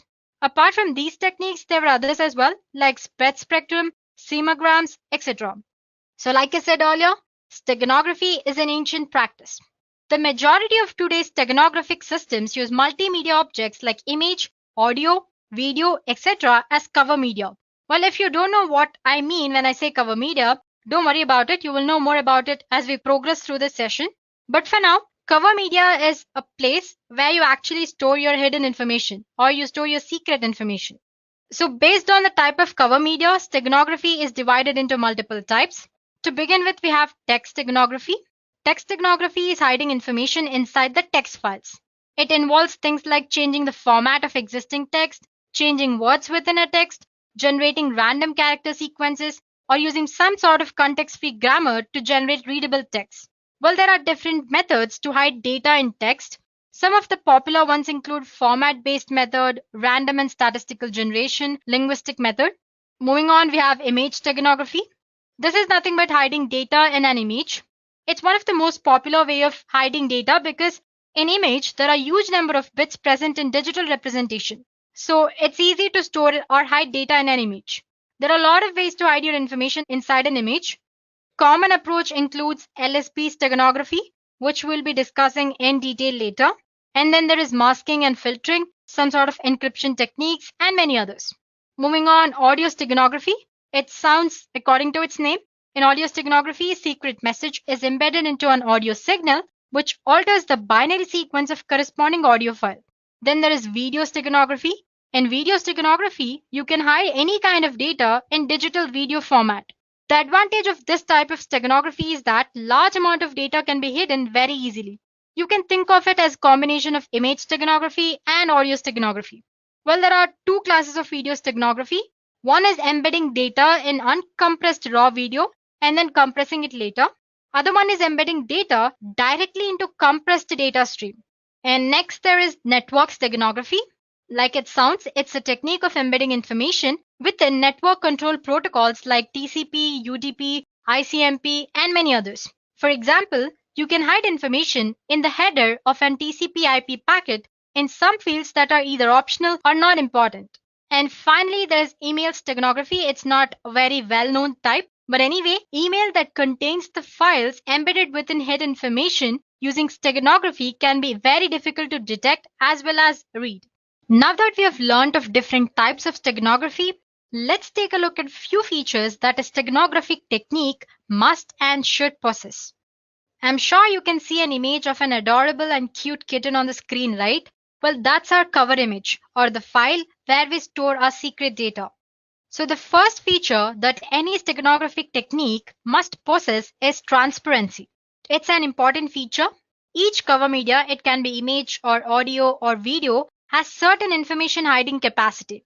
If more information or data is hidden inside the cover, then it will result in degradation of cover media. As you can see, the stego image or our final image after hiding data inside our cover image is not proper or exactly similar to our original image, right? So there's some sort of distortion.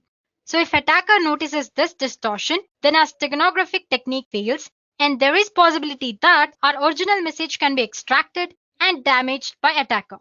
Well, that's the first feature. Next feature is robustness. Robustness is the ability of hidden message to remain undamaged even if the stego media undergoes some sort of transformation like cropping or scaling and blurring or linear and non-linear filtering or some sort of hindrance. So we have to make sure that technique in any way doesn't affect our secret message. And the last property, tamper resistance. This is one of the most important feature because if attacker is successful in destroying the steganographic technique, then the tamper-resistant property makes it difficult for the attacker to alter or damage the original data. Well, you can think of it as a last step that as a sender you can do to protect your data from other people. Okay, so till now we have covered what steganography is, a bit about its history and its types. Now let's go through a basic steganographic model. Well, it's pretty simple concept. But before we start, we should be aware of few technical terms that I was using earlier and which I said I'll explain later. So here we go. We have something called cover object or cover file. This is the file that we will use to hide the information. It could be an image or a video or an audio or networked or the different types which we discussed earlier. And then there is our secret message. As you know, this is the secret information that we want to hide into cover object. And sometimes you also have something called stego key. And I'll explain you what that is when we encounter it. So let's get started then. So there is an steganographic encoder, which uses some sort of steganographic method or function to embed the secret message, which is represented by M, into our cover object or cover file X. So as you can see, there's a function which takes X, which is our cover file, M that is secret message, and another input that's K. Like I said, K is nothing but key or stego key. It is a key to embed data in a cover and extract data from the stego medium. Well, it's optional. Using a key provides extra security, that is all. So basically our steganographic encoder method or function takes this cover image, secret message and key as an input and embeds our secret message into cover object. Embedding process generates a stego object and the stego object looks exactly like our cover object. Now this stego object is sent to receiver through the network without any encryption here. So this is where our steganographic encoding process ends. Now if on the other end, receiver wants to extract the secret message, all he has to do is feed the stego object into steganographic decoder, which also takes key as one of its input, and then as a result, he gets secret message which was intended for him. So like I said, it's a very simple process, right? So if I summarize, you have your cover file, which could be image, audio or anything. And then you have your secret message. Both of them along with the key, if you want, are fed into steganographic encoder. As a result, you get your stego object, which looks exactly same as cover object. And this stego object is sent to receiver through secure communication channel with or without encryption.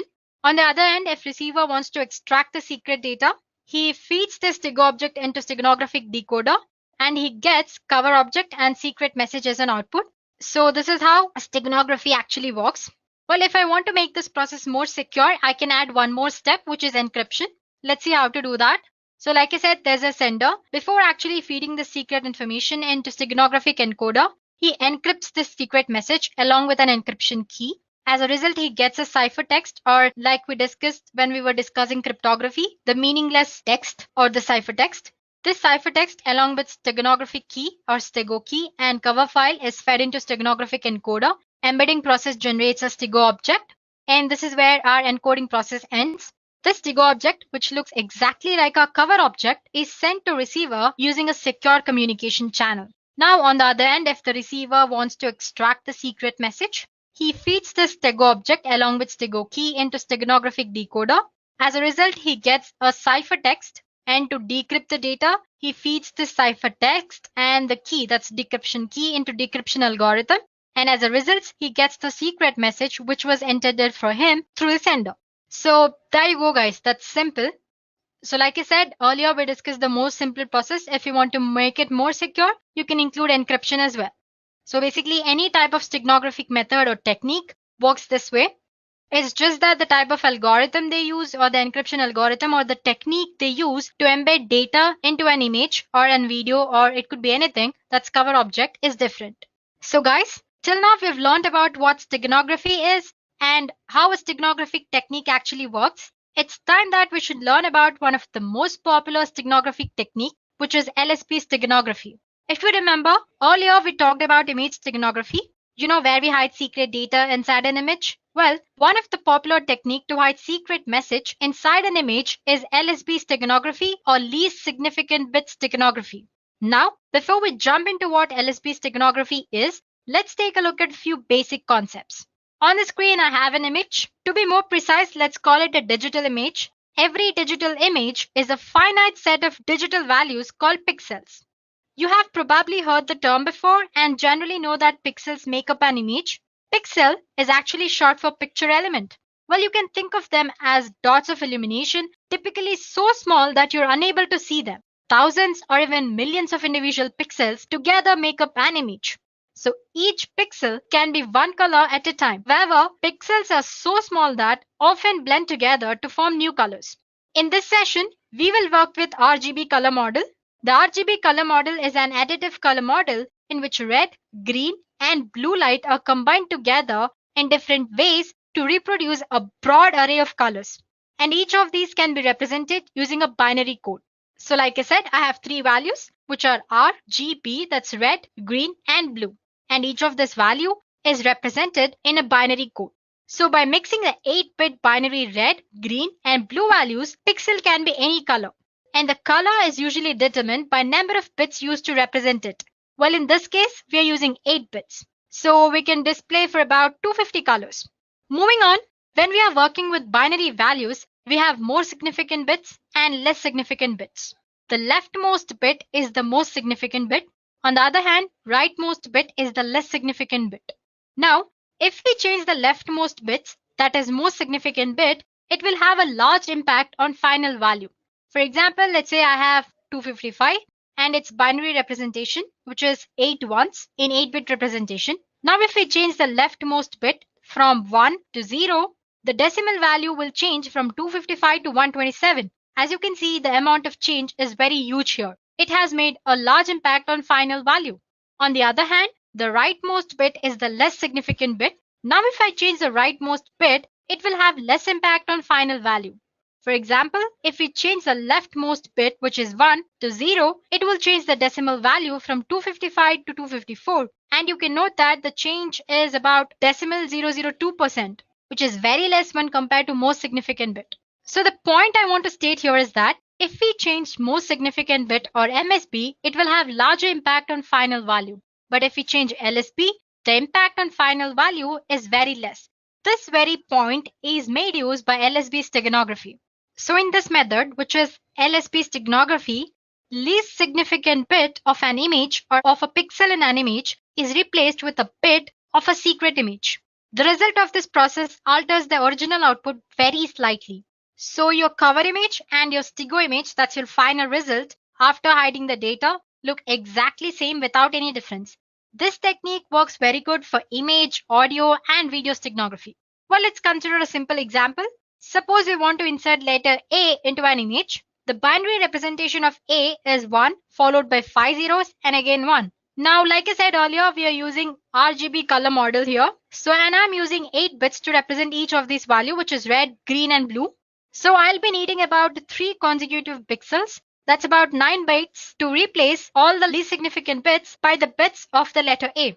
Well, don't worry about it. You'll understand once you see the next image that I show you on the screen. So like I said, I'm considering 3 pixels, which is about 9 bytes. So these are the pixels before insertion.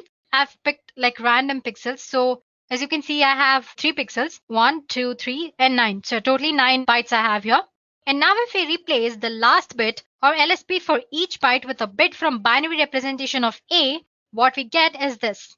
So as you can see, I have replaced the 0 with this 1 here. So as you can see, 0 is replaced with 1. And then I have 5 zeros, 0, 0, like 5 zeros followed by 1, 1, which is already 1, so I'm not replacing anything here. So as you can see, all the color bits have been replaced here. So once you are done with replacing, you'll find that the final result or the Stigo image is very much identical to your actual image. That's your cover object. On an average, LSB requires that only half of the bits in an image can be changed. As you can see, I've like left 3 or 4 bits unchanged here. For example, this one, and the 0 here. The 0 in the first line, in the last line, I have 2 ones left without changing it. So if need required, you can hide data and the least and the second least significant bits as well. And still, the human eye would not be able to discern it. So guys, that's all about least significant bit steganography. Well, that's the concept. So to summarize, every pixel can be represented using different color models. Well, in this demo, I've used RGB color model, and each of these values are represented using 8 bits. While you can use a different number of bits as well. And this number of bits used usually determine the color which pixel displays. Like I said, we have used 8 bits here. And in a binary format, we have least significant bit and most significant bit. Like I said, changing most significant bit makes more changes to our final value. But that does not happen when we change the least significant bit. So we made use of that point. So basically, the least significant bit steganography make uses of the fact that changing LSB doesn't make much change to our actual image. So it replaces the LSBs in the cover object by the binary bits of secret message. So there you go, guys. Now you know the theory part of the concept. It's time to perform a small demo. In this demo, we'll see how to use the concept of LSB steganography and hide secret text in an image. So here are the steps involved. First, to encode the text into image, the program loads an image and looks or considers each pixel hexadecimal's value. Then the program asks you for the secret text and converts it into its binary form. And then one by one, it stores the secret message bits into LSB of image pixels, which is our blue value bits of RGB model. After the message is embedded into an image, program adds delimiter to the end to determine when the text ends. So here ends the encoding process. Suppose you want to retrieve the data, then the program extracts all the zeros and ones from the Stigo image until delimiter is found, and there goes our secret message. So these are the steps we'll be performing in the program. So guys, this is what our program does. Well, to summarize, it takes our image, it converts that into hexadecimal values, it takes our secret text and converts it into its binary value, then replaces the LSB of cover image with the bits of secret message. Once it does that, it adds a delimiter at the end so that we know that this is where the text ended. So this is how encoding is done. Suppose you want to retrieve the message, all you have to do is extract zeros and ones from the Stigo object and convert the binary form into string format. That way you can get your secret message, or the receiver can extract the secret message. Well, I'm using the code which I found in GitHub. And suppose if you guys want to experiment as well, please do post your email IDs in the comment section below and we'll get back to you with the code. Now let's get started with the demo. So guys, I'll be using my Ubuntu system here. So as you can see, I have a code. Let me show it to you guys. I have code here and I have certain images of different formats. I have one of JPG and one of PNG as well. Okay, let me delete this file, move to trash. So going back to terminal, let me show you guys the code first. The file name was hide py. Okay, I think I've misspelled it wrong anyway. Let me just check it anyway. It's HID. Silly mistake, hide.py. Here we go, guys. I already have code because I've already extracted it from Git and I'm using it here. So I'm just going to explain you the basic concept of how this code works actually. So like I said, we're going to convert our image into its hexadecimal format. So I have a code which converts RGB values to hexadecimal values. Before that, since we're using images here, we need to import certain libraries. We need Python library image or PIL, which is below. Well, if you're using Windows operating system, you need to separately download it. But if in Ubuntu, it comes by default. And suppose if it doesn't work, let me go back. Well, if it doesn't work, all you have to do is make sure you have Python 3 version installed. For that, check Python 3 version and make sure you have pip installed. Again, you can check using version command itself. Okay. So as you can see, I have pip installed. And suppose if you don't have, please do install it.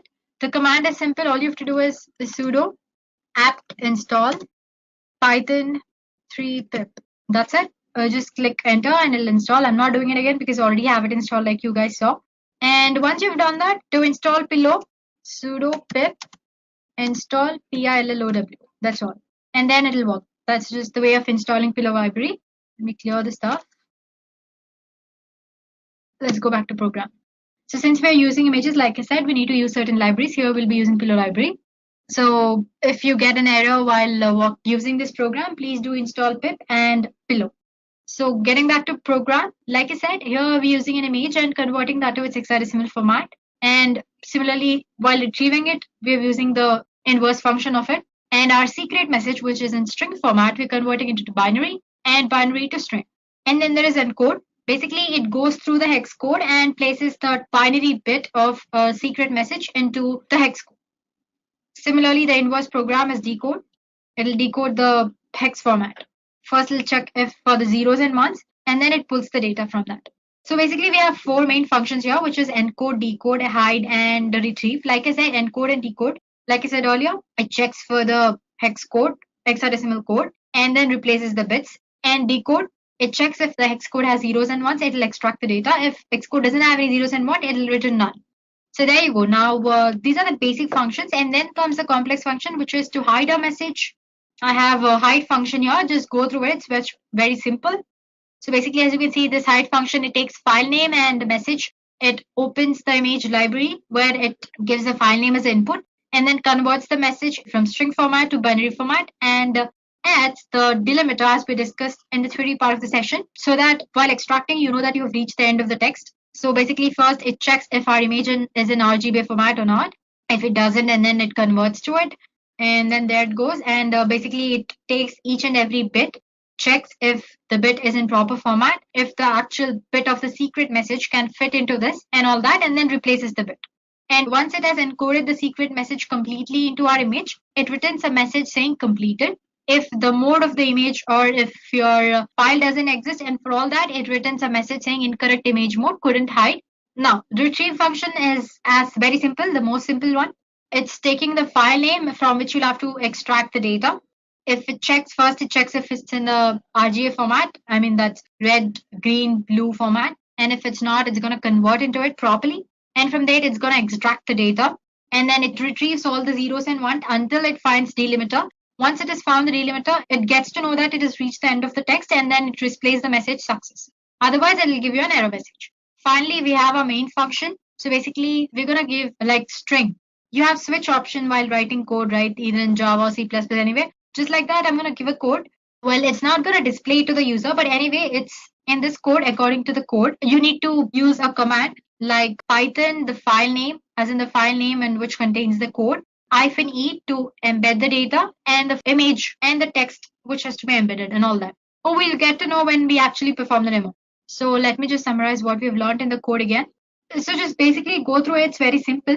So like I said, we are using pillow library. For that, we need to install it properly. If not, the program doesn't work. So make sure you have Python and after that install pip and through pip install pillow. And like I said, we're converting our image into its hexadecimal format using this function and inverse using this function and our secret message to binary and binary to string. Encode, it basically checks for each and every hexadecimal of our image and replaces that by 0 or 1 of a secret message. And then you have decode. It checks if the hexadecimal code has zeros or ones. If it does, it extracts the data. Otherwise, it returns none. And then there's our hide image, which actually embeds the data into our image. So it'll take file name and message as input. It checks if the image is actually in RBF format. And before that, it converts our message into binary format and all that. And then based on certain conditions, it embeds the data properly into the image. If there is some error regarding the mode of the image you're using or if the text file doesn't exist, it shows an error message. Same goes for the retrieval as well. It checks for the zeros and ones, extracts until it finds a delimiter, and then it gives you a success message. So there we go, guys. The program is simple. So if you guys want a copy of the code, and please do post your email ID in the comment section below, and we'll get back to you with the code. Now that you've understood the code, let's go ahead and see if this works properly. For that, I'm going to exit. Before that, like I said, I have my few images here, docs.jpg, then cat and cube and all that. I need a text file to hide, right? So here I go. Okay, I've just typed some random message. Board meeting is on Tuesday. Please do send weapons, lawyers, and food. So I'm going to save it in my home page itself. Let me just give it a name, msg.text, and click. Let me close it. So now going back to files, as you can see, I have a file here which says msg.text. Now I'm going to use a docs.jpg, the image. Oh, sorry, I forgot to tell you this program only works for PNG images, so I can't use docs image. Let's take cube.png. So Python, because we are using the Python core. I meant the file is in Python format, right? Python, and the file name is py, e to embed, and the file name, which is cube.png. Enter a message to hide. Well, basically, this doesn't actually take a file which contains the message. It directly asks you to enter the message to hide. But don't worry, the file which we just created, I'll show how to use it for while we are discussing the steganographic tools. Anyway, getting back to what we were doing, hide a message. So it says it's completed. Now let's get back to files. Now, if in case I open cube.png, it's same as before. You won't find any changes here. Getting back to terminal. If I want to extract the message, -d and enter. Success. It says the message is extracted, which is hi, 10 weapons, do you know where? So that's easy, guys. Well, it's a very simple program. It's just taking an image. It's asking you to enter the message, and it's embedding in that. So, well, you can take this as a base code and create your own code, which performs many things, or advanced steganography as well. So basically, to summarize, in this program, what we did was we converted our secret message into its binary form, and we took the bits in the binary code and replaced the least significant bits, or the blue color bits, of RGB color model by these bits of secret message. So basically, we're replacing the least significant bits so that our cover image, that's cover object, as well as a stego object, both are same and look identical. Now let's get back to PPT. So guys, earlier we discussed about the ancient steganographic methods. There are various ways of achieving the steganography in this digital communication wall. However, you do not need to perform coding to achieve this. There are various software tools are available for steganography. This software can hide your secret message behind the image file or audio file or video file or any kind of file, basically. So we are going to take a look at few such tools, and I'm going to show you how to use them, maybe at least 2 or 3. So there we go. The first tool is StegoSuite. Basically, here you can hide any kind of text inside an image. Then you have StegoHide. It hides a secret file in an image or audio file. Then you have Steganography. It's a free software where you can hide your files inside BMP images or WAV files, that's WAV files. And then there is SQL Pixel, which works as in it's similar to other tools where you can hide data and images, but the way it works is slightly different. I show you how it actually works, so don't worry about it for now. Then there's OpenPuff, where you can conceal all the files in an image, audio, or flash files. Then Camouflage, tools that let you hide any type of files inside any other file. So these are very few. There are other tools outside as well. As for today, we're going to explore 3 to 4 tools, which is StegoSuite, other one is StegoHide, then Steganography, and SQL Pixel. So there we go, guys. Let's begin with StegoHide. Let's go back to our Ubuntu. So this StegHide is an open source steganography software that lets you hide your secret file, an image or audio file. You will not notice any change in the image or audio file. It is a command line software. Therefore, you need to learn the command line to use this tool. And therefore, I have come back to Ubuntu here. So I've already have it installed. It's very easy to install. Apt-get install StegHide. It'll install. Use the command just sudo apt-get install StegHide and click enter. I'm not doing it. It's going to take time. Since I've already done it, I'm going to straight away use it. So StegHide. Well, as soon as you enter the command StegHide, it'll show you the help command related to the StegHide. So basically, it says the first argument should be one of the following. That is, either you should embed the data or extract the data. And you have various options that you can add in commands to use your cover object or the stego object or your secret message. And you have options to compress and encrypt the file before actually putting it into an image for hiding it as well. And then suppose if you want entire information about your file after encrypting it, you can use different commands as well, which for example, you have info command here. If you use that command, it'll display all the information about your file. And when you're trying to embed data, it'll ask you for a passphrase. Basically, it's nothing but just like key. You can think of it as a key or a password. Basically, it's making sure that you're the right user who has entered hidden the data or extracting it. So, well, to make it easier for people using it, they also have given few examples here. So, usually the command begins with steghide, the command name, and embed to embed the file. -cf refers to your cover object. It's the name of your cover object. And then you have your secret message. And for that, you're using -ef. Let's do that. So, steghide, embed. Before that, let me go back to files. So, I'm using this docs.jpg and the message.txt, which we created earlier. Embed -cf, so that's docs.jpg, and -ef, which is our msg.txt, right? Cool. It says enter passphrase, which let's say ABCD. It says embedding, and it's done. Now to check if it's done that properly or not, let's go back to files. I'm going to move it to desktop. Click on enter. Cool. Now let's go back to desktop. Here is our file. Now, to extract, I'm using extract command. Before that, I need to go to my desktop, right? Because that's where my file is stored. Here we are, and steghide extract. SF is what you use to extract your stego file. You can see it in the help session. And the name was docs.jpg. It's asking for the passphrase, more for security purposes. So it says extracted to message.txt. Now, to check the file, you need to go back to desktop because that's where our file should be. And if you open that with editor, there you go. We have successfully extracted the data from the image. Now, let's try a few other commands. Let me come back. Okay, let me try it here. Steghide. What was that? Info command, right? Info. And let's say, so as you can see, it's extracted the information about the file. It's in format, it's capacity, and it says you want to get information about the emitted data as well. Why? Could not extract any data with the data phrase because already extracted the secret message from that file. Well, if you hadn't extracted, then maybe it would have showed the embedded content as well.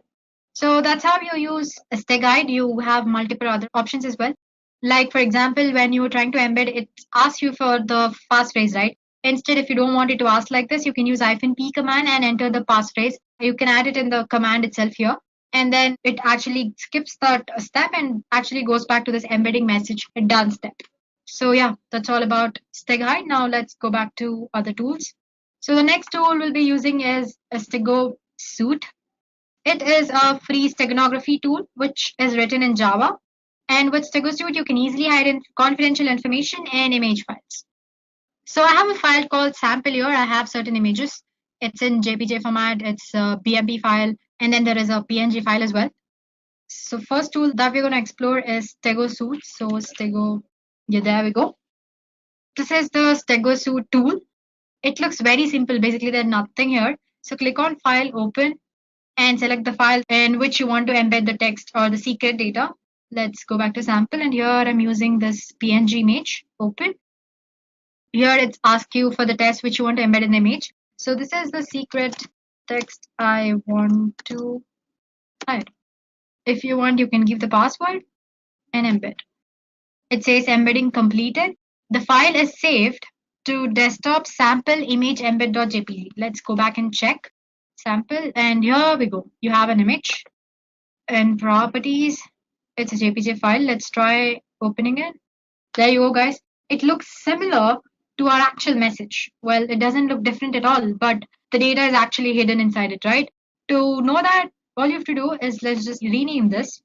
Let's say image E. That's the embedded format of our image. It says the image is open. Okay, I'm gonna close Stego Suite. So yeah, you can see the image here.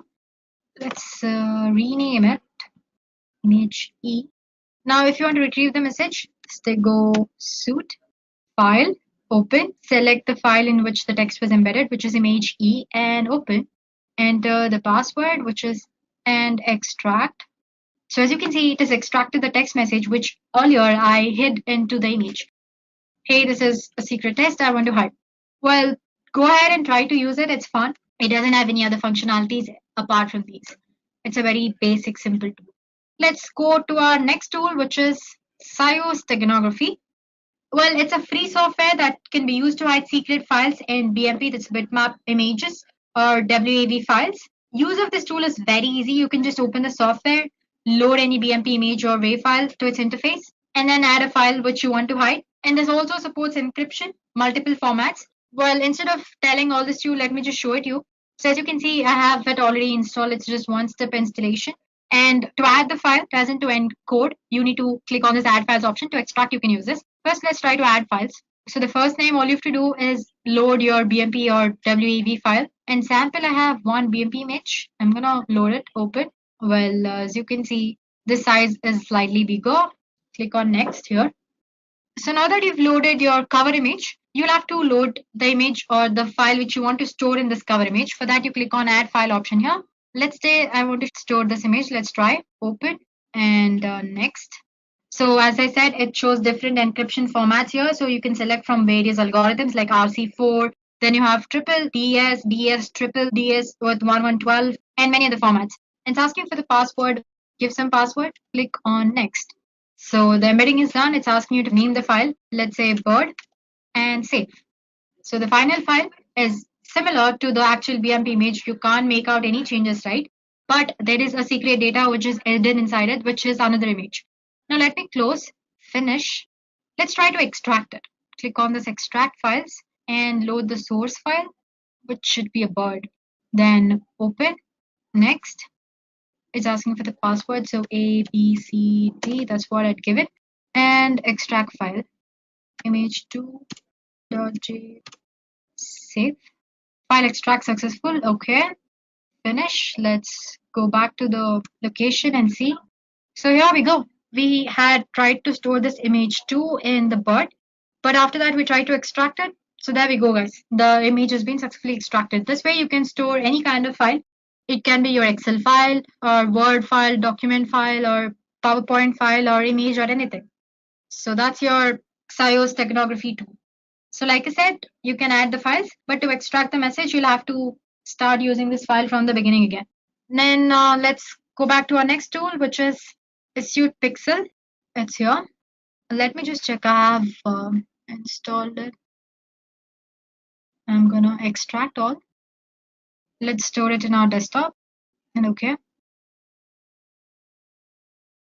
Now, if we go to desktop, this is our application, Pixel. Click on that.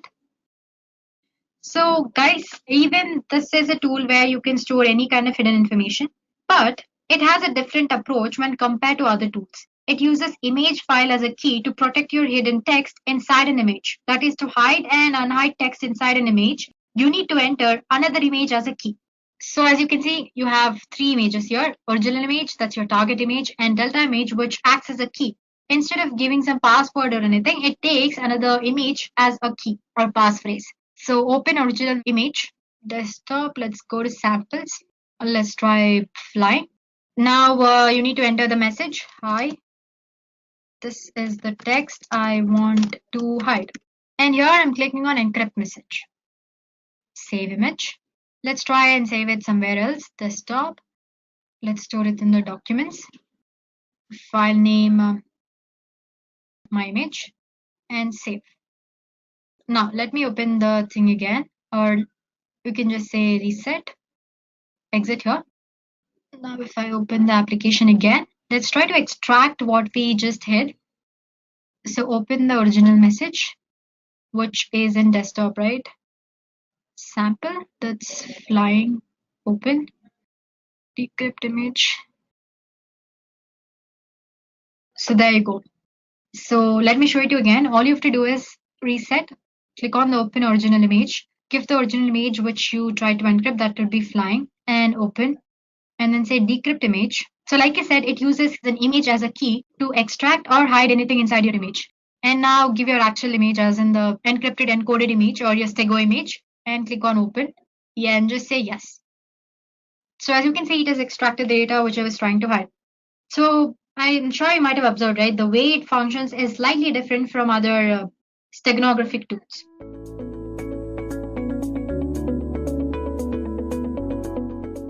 The need for DVWA. Most of the beginners who start with ethical hacking learn from watching videos, reading blogs, and reading books.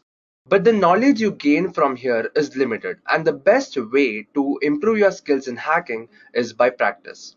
So, DVWA is one such platform where you can practice hacking. So, the main intention of building this web application was to avail a platform where beginners can come and practice different hacking techniques and different tools. And this application is very beneficial for practicing hacking, especially for beginners who have just started with ethical hacking, who just know the concepts and the tools and want to practice these tools on a web application. Now, the question is, why use DVWA to practice hacking? Why not practice hacking on one of the web applications that already exists on the internet? The reason is hacking a target without permission is illegal. You cannot do that. You cannot just pick up a random website on the internet and practice hacking on that. If you do that, you might be prisoned for it. Now, you might be thinking that it says hacking without permission is illegal. So why not just take permission and practice hacking? Well, unfortunately, organizations don't allow hacking for practice. You might think that you'll just go to an organization, talk to someone from the organization, ask for permission so that you can practice hacking on their website.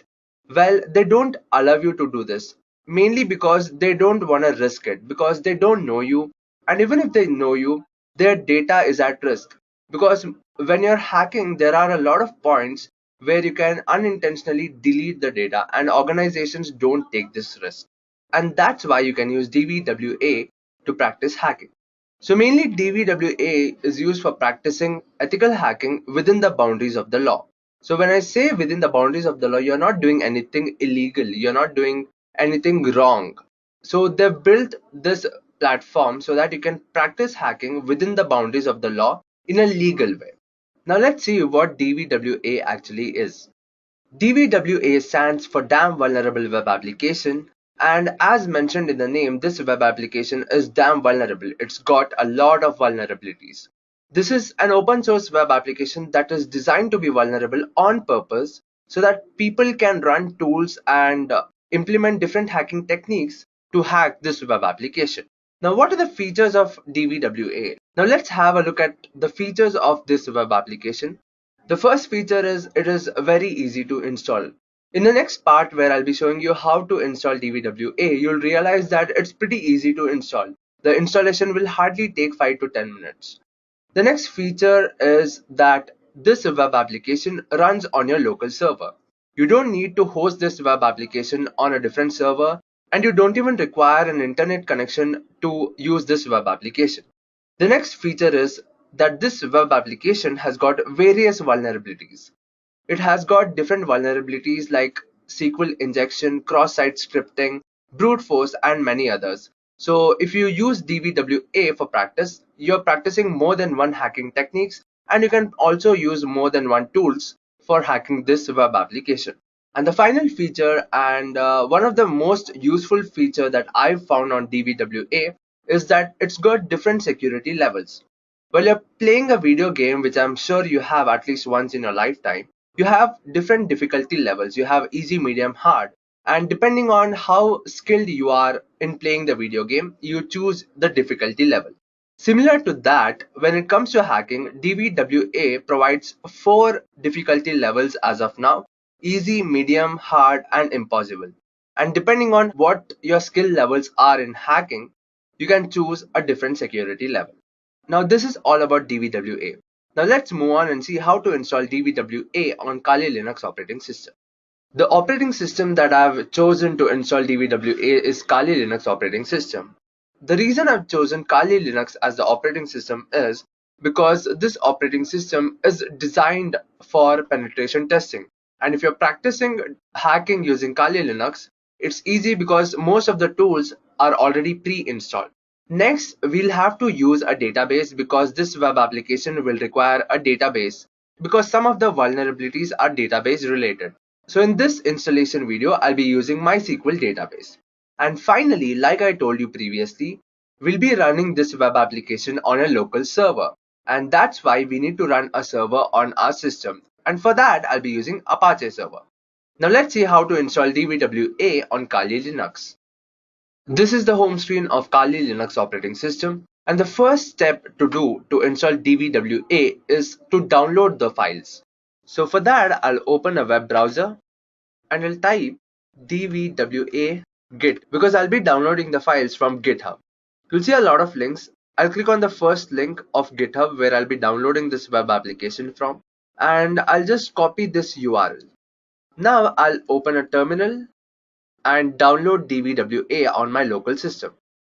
Now before starting the download, I'll switch directory to var www and HTML because for a web application to run, all the files should be present in this particular directory.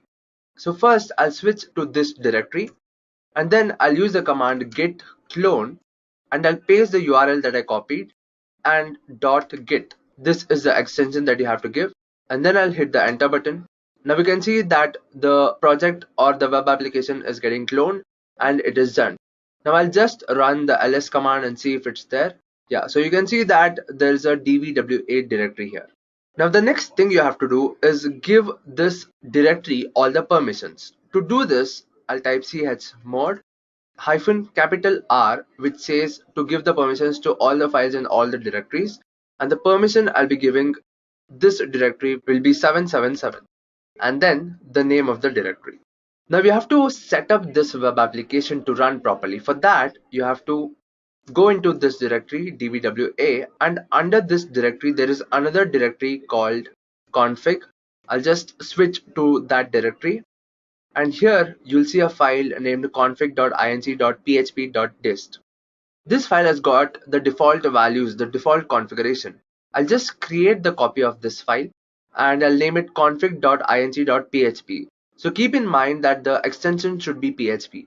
The reason for creating a copy of this file is that in future, if you make changes and you mess up something, then you always have a copy of the default values. So I'll just hit the enter button, and now I'll use a nano editor to make changes to this configuration file.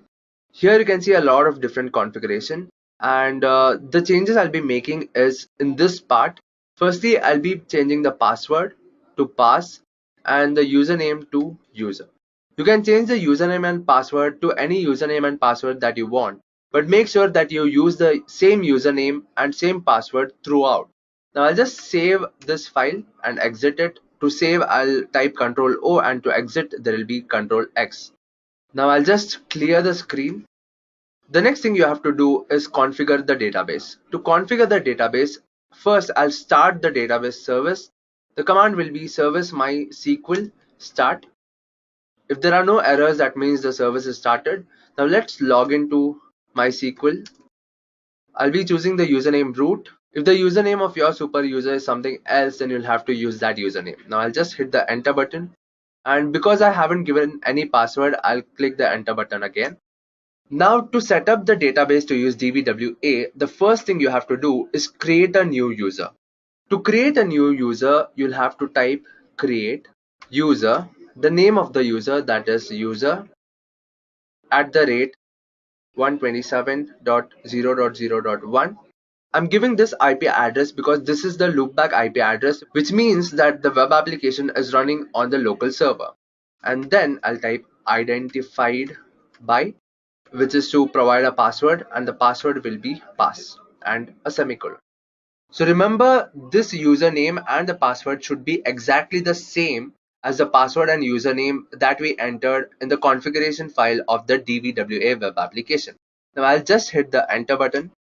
Now the user is created. The next step to do is grant these users all the privileges over the database. For that, you have to type grant all privileges on, the name of the database will be dvwa.star to provide privileges on all the tables and all the contents of that database. 2, and the username is user @127.0.0.1, and then the password identified by pass and a semicolon. Okay, so the database is set up. Now let me just exit this database and clear the screen. So the web application is configured, the database is configured. Now the next thing you have to do is configure the server.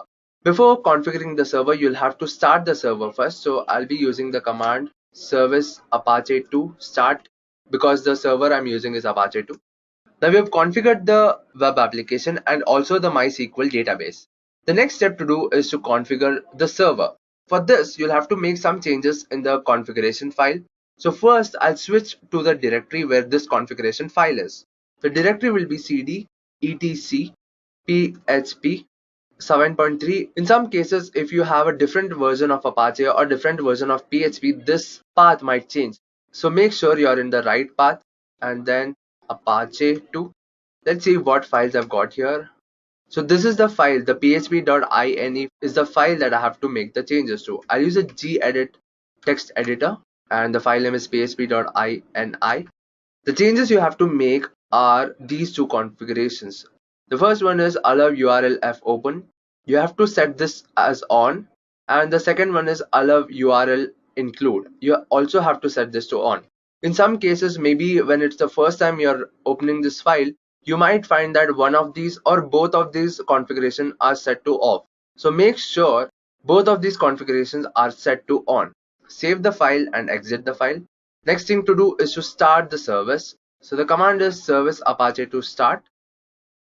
Okay, so I've configured the server. Now let's open the browser and access this web application. To do this, I'll type 127.0.0.1 because this is where I'm running the web application on my local server, and the name of the directory, that is DVWA. I'll click the enter button. So when you open this web application for the first time, you'll see a setup page, and you'll see a lot of different information regarding the configuration. So what you have to do is scroll down to this web application and click the create or reset database button. You can see that the database has been created, and you'll see a lot of different information, and you'll be redirected to a login page. The default password and username for this login page is, the username is admin and the password is password.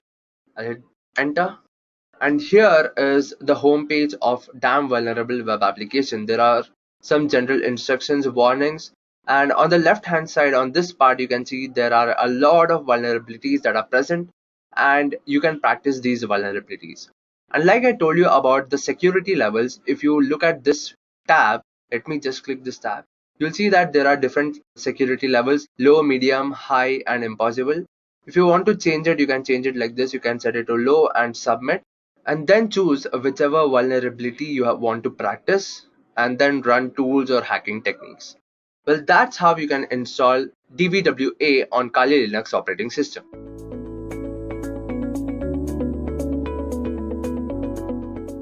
Now let's get down with the differences. The first criteria of differences that we are going to discuss is hardware requirements. Now, as you guys can see on the slide, I have put down the system requirements of Parrot OS on the left hand side, and I have put down the system requirements of Kali Linux on the right hand side. So as you guys can see, Parrot OS and Kali Linux both need 1 GHz dual core CPU. When it comes to RAM, Parrot OS needs much lesser RAM than Kali Linux. Parrot needs 384 MB of RAM for its minimal running time, and Kali Linux needs 1 GHz of RAM on the other hand. In terms of GPU, Parrot OS doesn't really need a graphic card as it has no need for graphical acceleration. Kali Linux, on the other hand, if you're trying to run the GNOME desktop version, you will certainly need a graphic card. On the other hand, Parrot OS needs 16 GB of free hard disk space for its full installation, and Kali Linux needs 20 GB of free space. So basically, Parrot OS is a much more lightweight version. So we see that Parrot OS definitely wins against Kali Linux when it comes to hardware requirements due to its lightweight nature. Not only does it require lesser RAM to function properly, but the full installation is also pretty lightweight thanks to the use of the Mate desktop environment by the developers. So basically, if you're having an older hardware configuration on your computer, Parrot OS should definitely be your choice. Now the next parameter that we're going to compare the two OSs in is look and feel. Now this section completely boils down to personal choice. Personally, I prefer the minimalistic look that is given by Parrot OS. The interface of Parrot OS is built using the Ubuntu Mate desktop environment. There are two clear sections. On top, you see a pane, which contains applications, places, systems, which is much like Kali itself. Parrot also gives some cool information about CPU temperatures along with a usage graph. And the bottom pane contains the menu manager and the workstation manager, which is a brilliant addition to the Linux system. Kali Linux, on the other hand, follows the GNOME desktop interface. While it still has the functionality that is offered by Parrot OS, it doesn't provide the same clean and refined look in my opinion. If you don't know your way around a Kali interface, it is pretty easy to actually get lost. Now, the next parameter that we're going to compare them is hacking tools. Now, since both these operating systems are tuned for penetration testers and ethical hackers, I think hacking tools is the most important criteria that both the operating systems are going to be compared in. So when it comes to general tools and functional features, Parrot OS takes the prize when compared to Kali Linux. Parrot OS has all the tools that are available in Kali Linux, and also it adds its own tools. There are several tools that you will find on Parrot that is not found on Kali Linux. Let's take a look at a few of them. So the first one that you see is called Wi-Fi Fisher. Now, Wi-Fi Fisher is a rogue access point framework for conducting red team engagements or Wi-Fi security testing. Using Wi-Fi Fisher, penetration testers can easily achieve a man-in-the-middle position against wireless clients by performing targeted Wi-Fi association attacks. Wi-Fi Fisher can be further used to mount victim-customized web phishing attacks against the connected clients in order to capture credentials or infect the victim stations with some sort of malware. Another tool that is seen on Parrot and is much appreciated that is not seen on the Kali side is called Anon Surf. Now, being anonymous for a hacker is the first step before hacking a system. And anonymizing a system in an ideal way is not an easy task. No one can perfectly anonymize a system, and there are many tools available on the internet that say that they anonymize system. One such tool is Anon Surf. Now, Anon Surf is pretty good as it uses the Tor IP tables to anonymize the whole system. Also, if you guys have not already realized this, Tor also comes pre-installed on Parrot, while it has to be externally installed on Kali. Now, these things that you see, that Wi-Fi Fisher, Tor browser, and Anon Surf, surely they can be imported and downloaded on Kali, but they don't really come pre-installed, and that is what counts right now. So, since Parrot OS also is designed with development in mind, it also comes pre-installed with a bunch of useful compilers for various languages and IDEs for their respective development, which is completely absent on the Kali Linux side. So for this part of hacking tools, Parrot OS definitely takes the prize. Now, the next thing that we are going to compare both these operating systems is release variations. Now, both operating systems come with a variety of variations, but Parrot OS has much more diversity in terms of variety. So let me just explain what I mean. So as you guys can see on the left hand side, I have listed down the release variations that are available for Parrot OS. Now, aside from the full editions, which is both provided by Parrot and Kali, they also both provide the light editions on Parrot side and the light edition on Kali side. They are both basically the same thing, wherein minimalistic tools are actually pre-installed and you can install and customize the operating system according to your own needs. If you don't choose to customize the operating system, you can very well use it as a very lightweight and portable operating system. So Parrot OS Lite Edition and Kali Lite Editions are two flavors of the operating system. Now, this is where the differences start. So Parrot OS Air Edition also exists. So this is an edition that is used for wireless penetration testing and wireless vulnerability testing. So basically anything wireless, Parrot OS Air Edition does it faster and does it better. Then there's also Parrot OS Studio Edition, which is used for multimedia content creation. Yes, you heard that right. Parrot OS can also make content for your social media. So if you're thinking about using Parrot OS for marketing as well as security, Parrot OS here is definitely your go-to operating system. Kali, on the other hand, aside from its light version and full edition, offers some desktop interfaces like the E17, KDE, XFCE, the Ubuntu Mate, and the LXDE. So these are basically just skins that run over Kali and basically make Kali look a little different from one another. You can check out all these different customizations on the Kali documentation. Other than that, Kali has also support for cloud and IoT devices in the form of the ARML and ARMHF releases. These releases are also available in Parrot OS, so Parrot OS doesn't stand down. So as you guys see, Parrot OS provides you a lot of diversity in the variety that it is offering. So in my opinion, Parrot OS also takes the prize in this section. Now the main question remains, which of these two distributions is better for beginners?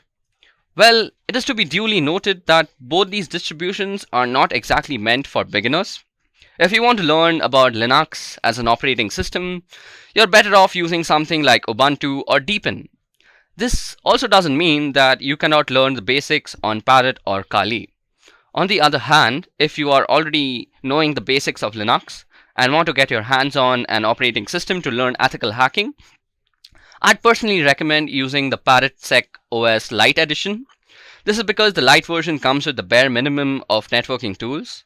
This means as you learn your ethical hacking concepts slowly, you could develop or install tools one by one, instead of being overwhelmed with a whole bunch of them from the beginning. Not only does this allow yourself to evolve as an ethical hacker and penetration tester, but it also makes sure your fundamentals are built in a methodical manner. Now, I recommend Parrot OS over Kali for one other reason too. That is because the default user for Kali is root. This makes the environment a whole lot more aggressive, and mistakes tend to be punished and a whole lot more difficult to deal with. So this means that Parrot OS is generally the winner in my opinion. Okay guys, this brings us to the end of this live session. As you guys might have already realized, I prefer Parrot OS over Kali Linux for many reasons, both subjective and objective.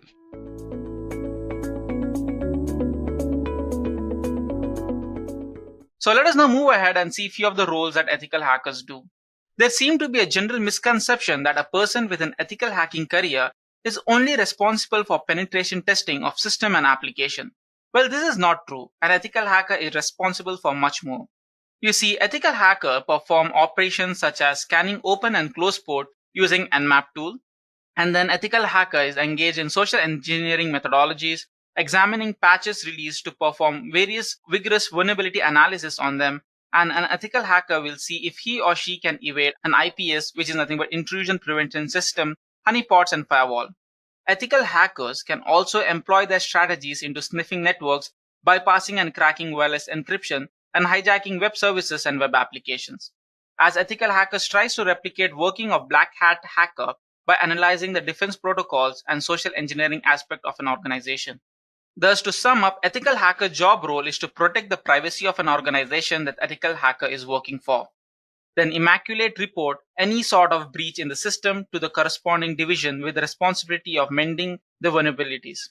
And update hardware and software vendors regarding the sort of vulnerabilities found in the product that is being used in orchestrating the business. Alright, so moving ahead, let us now see why ethical hacking is important. We all know that data has become an invaluable resource. Accordingly, the prevention of privacy and integration of data has also increased in the importance. In the essence, this makes ethical hacking extremely important today. This is primarily due to the fact that almost every business out there has an internet-facing site. Whether be it public relation, content marketing, or sales, internet is being used as a medium. This makes any endpoint that is being used to serve the medium a possible vulnerabilities. Furthermore, hackers of the present age have proven themselves to be creative genius when it comes to penetrating into a system. Fighting fire with fire might not work in the real world. But to fight off a hacker so smart, an organization needs someone who has the same training to go through. Recent hacking outrage have led to losses amounting to millions of dollars. These incidents have cautioned businesses around the globe and made them rethink their stance on the importance of ethical hacking and cybersecurity. By now, I'm sure you have a motive to study ethical hacking. Let me now walk you through the roadmap to become an ethical hacker. How you begin your road to become an ethical hacker very much depends on your current field of occupation, study, or research. If you're not in the field that is remotely related to computer science, information technology, or cybersecurity, you might need to shift to one.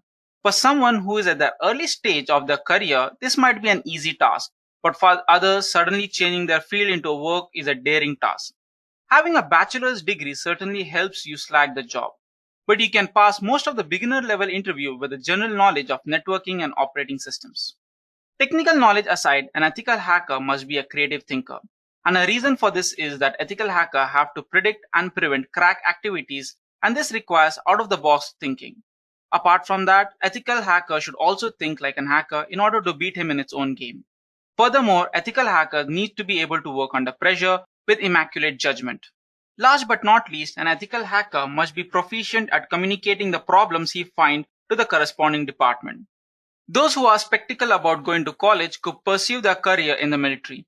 Having some experience in the military, particularly in the intelligence faction, could help your resume get noticed by necessary employers.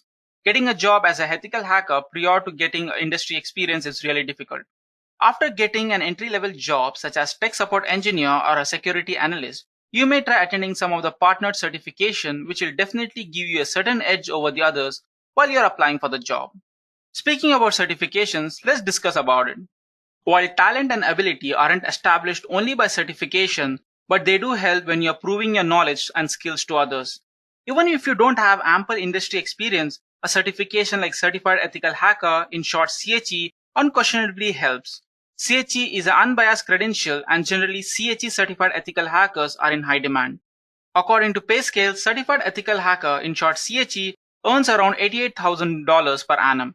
Apart from CHE, few other noteworthy certifications are SANS certification, Certified Vulnerability Assessor, Certified Professional Ethical Hacker, and then Certified Penetration Testing Engineer. Alright, so moving ahead, let me now speak about few of the skills that ethical hackers should have. As I mentioned earlier, an ethical hacker is a computer expert who specializes in networking and penetration testing. Some of the skills that I would say important are experience in various operating systems, primarily in Linux and its various distributions. This is because a good portion of vulnerability testing includes invading the target system and shifting through their systems. This is impossible without a good grasp of an operating system. Then, in-depth knowledge of networking is also a key to a successful ethical hacking career. This involves packet tracking, packet sniffing, intrusion detection, prevention, and scanning subnets. Also, programming is an important skill. Now, programming is a very vast topic with different approach in every language. As an ethical hacker, it is not expected of you to be a master coder, but to be a jack of all trades. Whenever I have mentioned programming is an ethical hacking essential, I have been asked why. This is because most people don't have the slightest clue about the roles and responsibilities of an ethical hacker. Here are the few reasons that makes programming knowledge critical in ethical hacking career. You see, ethical hackers are problem solvers and tool builders. Learning how to program will help you implement solutions to the problem. Programming also helps in automating tasks that would generally take up precious time to complete. Writing program can also help you identify and exploit programming errors in application that will be targeted. Programming knowledge also helps you in customizing pre-existing tools in order to cater to your needs. Talking about tools used in ethical hacking, let me walk you through a few of them. Although it is impossible to go through every ethical hacking tool in this single session, hence I'll be just going through some of the really famous ones. Starting off with NMAP. NMAP, which is a shorthand term for network mapper. It is a reconnaissance tool that is widely used by ethical hackers to gain information about the target system. This information is key to decide proceeding steps to attack the target system. NMAP is a cross-platform and works on Mac, Linux, and Windows. It has gained immense popularity in hacking community due to its ease of use and powerful searching and scanning abilities. Next we have NetSpeaker. NetSpeaker is a web application security testing tool, and NetSpeaker finds and reports web application vulnerabilities such as SQL injection, cross-site scripting, and all type of web applications regardless of the platform technology that they are built with.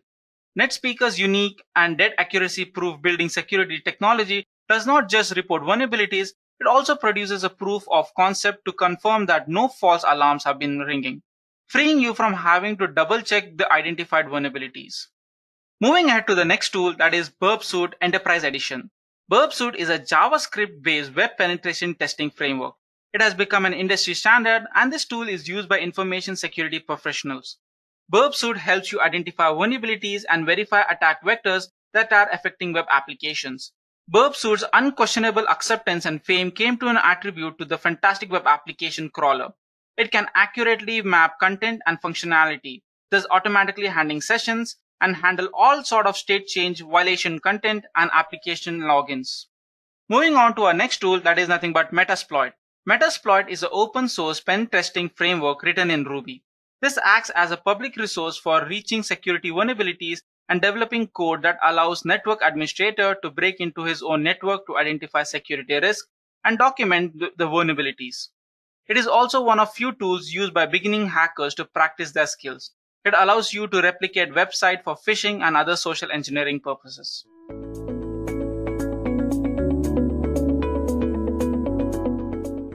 Now, firstly, let's go over who exactly is an ethical hacker. Well, an ethical hacker, also known as a white hat hacker, is a computer security specialist who works to improve the security of an organization. An ethical hacker hacks into an organization with the owner's permission to find out vulnerabilities before any hacker with malicious intent can find them. Well, an ethical hacker is generally responsible for a few stuff that he works for in an organization. Firstly, he is responsible for protecting the privacy of the organization that they are working for. Secondly, he has to transparently report all the vulnerabilities and weaknesses they find in the system to the relevant people. Third, he has to inform vendors and suppliers about any weakness found in their hardware or software that is being used by the organization or business. Okay, now let's get to the main part of today's discussion, that is the roadmap to become an ethical hacker. Now, how your ethical hacking career begins depends on your current field of work. If you're not in an IT field already, you should definitely try shifting into one. Firstly, anybody trying to pursue ethical hacking as a career should definitely try getting a bachelor's degree in a field related to information technology, computer science, or cybersecurity. This is where the fundamentals of the basics of ethical hacking are inculcated in you as a student. Now, the curriculums generally are inclusive of networking, which teaches you the major network protocols and network architecture. They also teach you how to use databases and its various interactions with the client side of the computer, and also the working of operating systems, which is essential for an ethical hacking career. Now, after a bachelor's degree, it is recommended that you get a job because work experiences is essential. Most ethical hackers begin their career as tech support engineers who climb their way up by earning certifications like CCNA and CISSP, before working towards the ultimate CEH certification, that is. Now, when you are working for a company, you get hands-on experience with security tools that are used at an enterprise level. Also, people learn to work under pressure and think creatively too.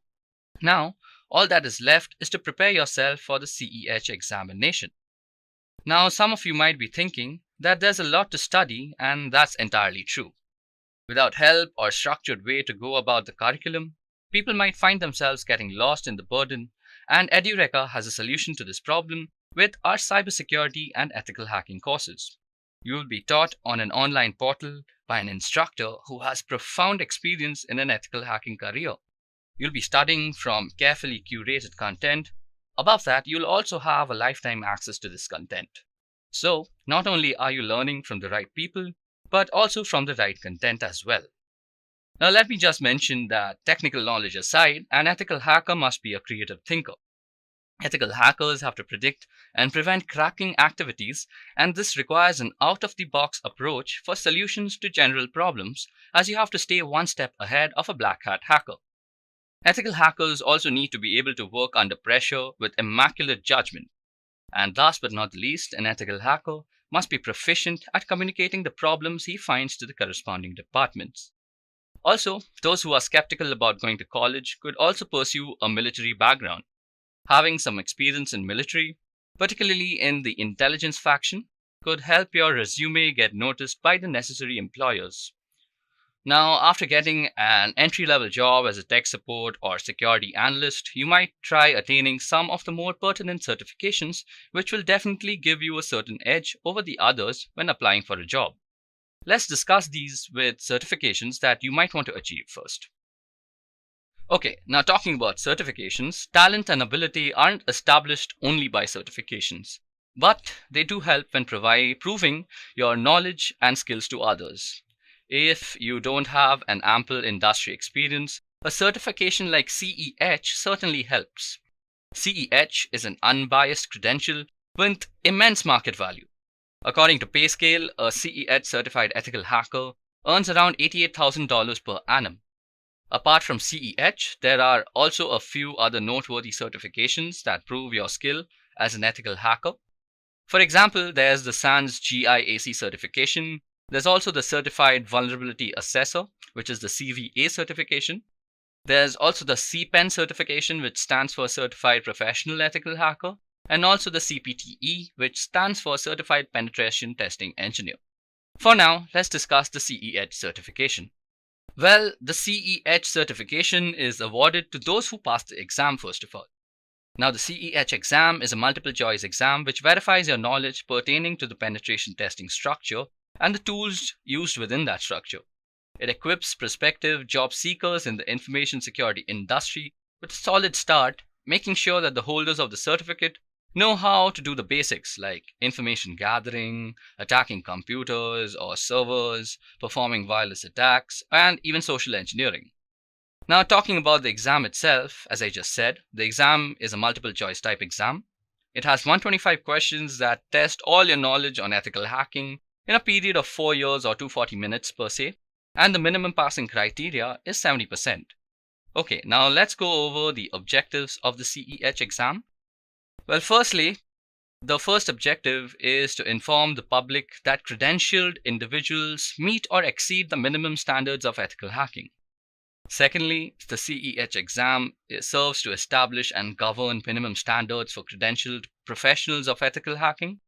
Thirdly, the CEH exam also reinforces ethical hacking as a unique and self-regulating profession.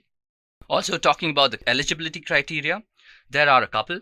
Now, firstly, you need to attend a CEH training, an official CEH training rather.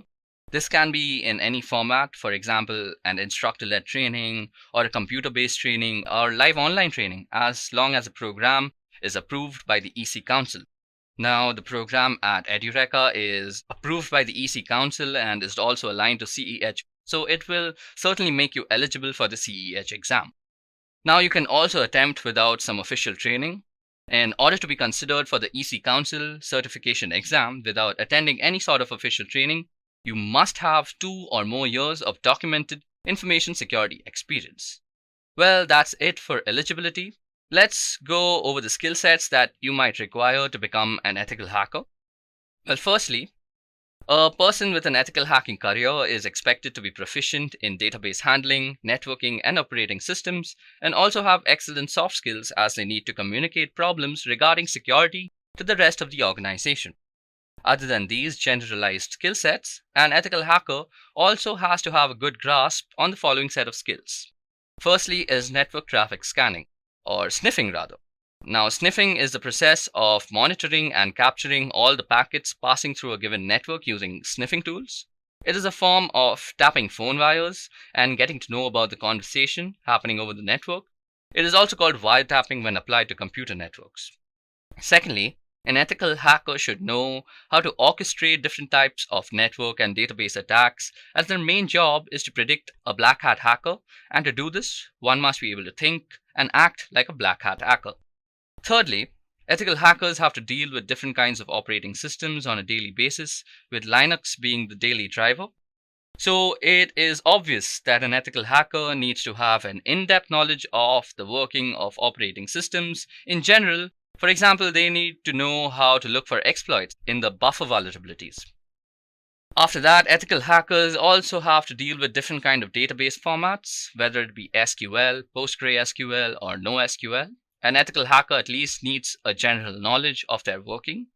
Also, an ethical hacker should be proficient in cryptanalysis, which is basically the deciphering of ciphertext without knowing the key to the ciphering. This also means that the fundamentals of password cracking is generally imbued in this, with methods like brute force and dictionary attacks getting their influence from cryptanalysis. Also, ethical hackers are generally endowed with the responsibility of network traffic monitoring. Therefore, there must be proficient in stuff like intrusion detection and prevention, session hijacking knowledge, and overall have an in-depth knowledge of networking in general. Also, ethical hackers have to make custom softwares to tackle the use case specific security flaws that might be affecting a company. So they generally need to write custom softwares. Now, this requires general programming knowledge so that you can execute the solutions that you think of. And programming knowledge also helps you in automating a lot of tasks that would generally take a lot of precious time. Okay, with all these essentials covered, let's discuss the market for ethical hackers now. First of all, let's have a look at the job trends. Now, growing at a rate that is outpacing all the other areas of the IT industry, cybersecurity has emerged as a high growth field of 2017 and possibly of the entire decade. During the 5 years between 2012 and 2017, listings for cybersecurity jobs increased by a whopping 75%, according to the analysis made by the Bureau of Labor Statistics. This has led to a lot of unfilled positions, which include the delegations of that of an ethical hacker. Now, talking about the companies that hire ethical hackers, well, an ethical hacker finds a job in just about any company which has an internet-facing site or anything to do with the web at all. These include college institutions like MIT and even private companies like Wipro and E&Y. Apart from private institutions, you also get a chance to work for the top secret intelligence gathering agencies like CIA, Mossad, and NSA. Okay, so that was all about companies. Now let's get to the most important question of the day. That is, how much money does an ethical hacker make? Well, certified ethical hackers make an average annual income of $88,000 according to PayScale. And also, the average starting salary for a certified ethical hacker is set to be $95,000 according to the EC Council Senior Director, Stephen Graham. And the founders of Nova Security, Eric Gaio, estimates a more conservative $50,000 to $100,000 per year in the first years of work, depending on your employer, experience, and education. Those with a few years of experience can also pull up to $120,000 and upwards per year, particularly those people who work as independent consultants.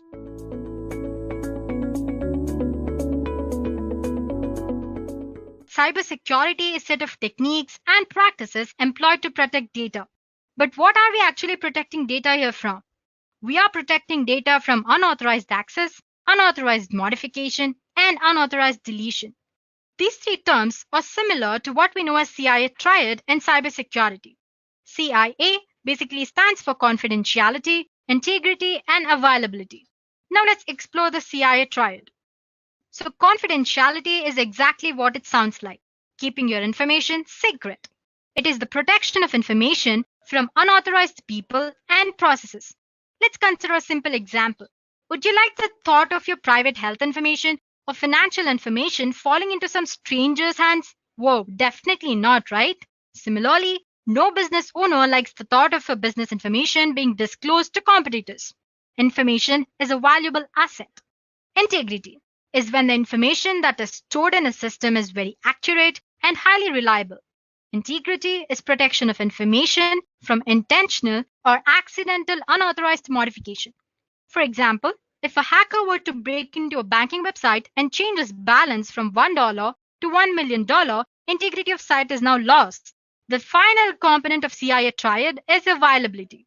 Availability is assurance that systems and data are accessible by authorized users whenever they need it.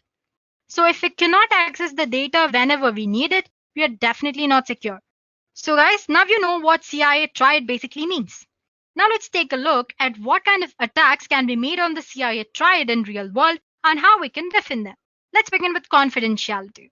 Attacks and confidentiality include cracking poorly encrypted data, an employee knowingly or unknowingly putting sensitive data on removable media such as SD cards, pen drives, and giving it to unauthorized parties. And then there is doxing, which is basically leaking private information about an individual or an organization in order to do harm. Now, the best way to keep your information secret is to make sure that there is strict access control. That is, only people who are allowed to access data can access it. And another way is to encrypt any data that's being transmitted from one position or one place to another. Now, integrity. Attacks on integrity include penetrating a web server in order to embed malware into web pages to corrupt the system, or maliciously accessing a financial server in order to falsify financial records, or hacker turning your machine into a zombie computer so that he can control your computer without you knowing about it. And the best way to upload the integrity is to use cryptography and then ensure intrusion detection. Well, if you're wondering what intrusion detection is, it's the act of detecting when hackers can carry out actions that might compromise the integrity of the system.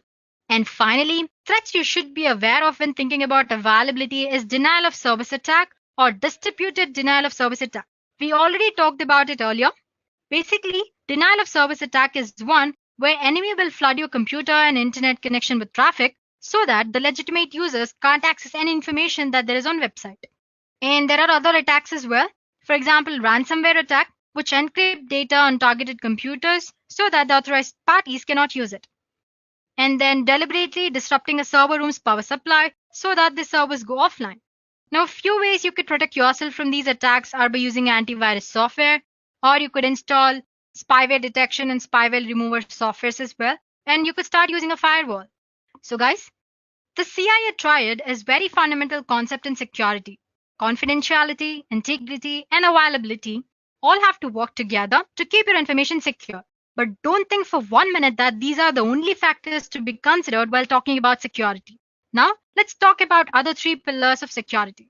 To begin with, the most important concept, people. An individual, it could be me or it could be you, play a very important role when it comes to security. Every employee needs to be aware of their role in preventing and reducing this ever-ending cyber attacks. The specialized technical cybersecurity staff need to stay fully updated with latest skills and qualifications to mitigate and respond to cyber attacks easily. So guys, people play a very important role when it comes to security. Moving on, we have processes. Processes are crucial in defining how the organization's activities, roles, and documentation can be used to mitigate the risk of organization's information and data. Cyber threats keep changing quickly, so processes need to be continually reviewed and updated to be able to adapt with them. And finally, technology. Technology plays a very important role. Technology can be deployed to prevent or reduce the impact of cyber risk, depending on your risk assessment and what you deem an acceptable level of risk. So guys, now that we are aware of what cybersecurity is and its fundamentals, let's take a look at real-world scenario to understand how cybersecurity is ensured. Meet Wendy. She owns a successful hotel and spa because everyone needs an escape from the stressful life once in a while, right? Now, being the owner of successful spa means that her clients are trusting her with their personal information, and she uses different kind of technical systems to book appointments, make payments, and keep track of her financial accounts. On top of that, to keep it all safe, she has an elaborate IT security system protecting everything. But unfortunately, it's not secure enough. Wendy's business is targeted by hackers who are determined to break and hold her business information hostage. Because of this, Wendy's business has come to a halt. She can't make appointments, can't process payments, and her client's personal information is exposed. And on top of that, hackers are asking her for a heavy ransom. So what would you do if you are in Wendy's place? Well, Wendy doesn't want to pay hackers. So she decides to hire incident response team from a very popular security company. This incident response team mission basically is to prevent serious loss of profits, ensure public confidence, and protect information assets for business like Wendy's. But how does this IRP team actually achieve it? So as first step, IRP team will identify the source of security breach. Then IRP team orchestrates chain of events that ultimately prevents from encountering a serious security disaster. They detect logs and access control and contain the threat path so that Wendy's company can avoid further damage. After the attack is contained, the team identifies the data that has been stolen or compromised during the incident. After that, the team prioritizes recovery to protect Wendy's business from further attacks. Now, Wendy's customers can continue their spa day without any hassles. In the past, security breach of this nature would have required Wendy to contact several agencies and third parties to solve the problem. In the worst case, Wendy might have had to pay hackers the amount they demanded for. But IRP platform organized all of these people, processes, and technology to identify and contain the problem in very limited amount of time. So guys, today we have reached the position in which cybercrime is so sophisticated it seems almost impossible to prevent. The emphasis is now on how an organization responds once it has been breached. While we can't prevent every incident that there is, we can easily control how we manage the aftermath so that we are prepared and practiced in the process of response.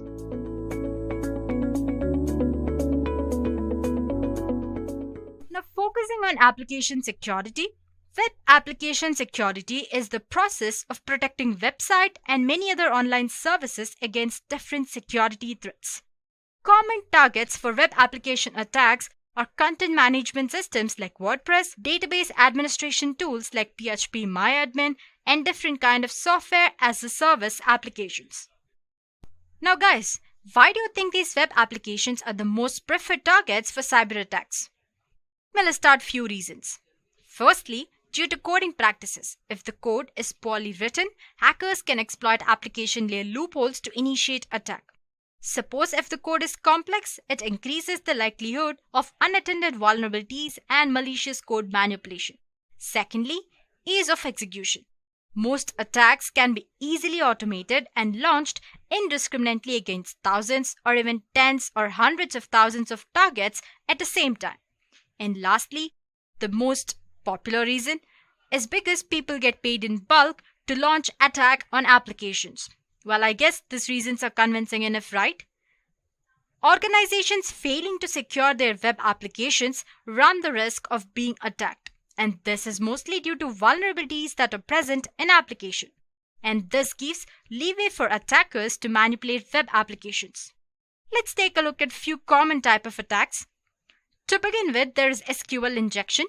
Here, perpetrator uses malicious SQL code to manipulate a backend database so that he can get his hands on sensitive information. And then there is cross-site scripting. This usually occurs when attacker injects malicious code directly into an application. This way, he can get access to accounts, activate trojans, or modify page content without user's consent. And then there is remote file inclusion. A hacker injects a file onto a web application server. By doing so, he can easily execute malicious scripts or code within the application as well as steal data and manipulate it without you knowing about it. And then there is cross-site request forgery. It is caused when a malicious web application makes a user's browser perform an unwanted action in a site to which is currently logged into. Most of the time, organizations have certain countermeasures to ensure safety against these attacks. Let's take a look at few such countermeasures. To begin with, there is web application firewalls. These firewalls are designed to examine incoming traffic to block attack attempts and thereby compensating for any code manipulation. And then there is information gathering. So you manually review the application, you identify entry point, client-side codes, server-side codes, you classify third-party hosted content so that way you can keep your application very safe. And then there is authorization. Here, you test the application for path traversals, vertical and horizontal access control issues, missing authorization, and insecure object and references, and many more. And then there is cryptography. You can use different kind of encryption and decryption algorithms to secure all your data transmissions. And finally, you can install antivirus programs, spyware detection programs, and removal programs to prevent cyber attacks. So guys, at this point, you must know what web application security is and why web application seems to be favorite target for cyber attacks.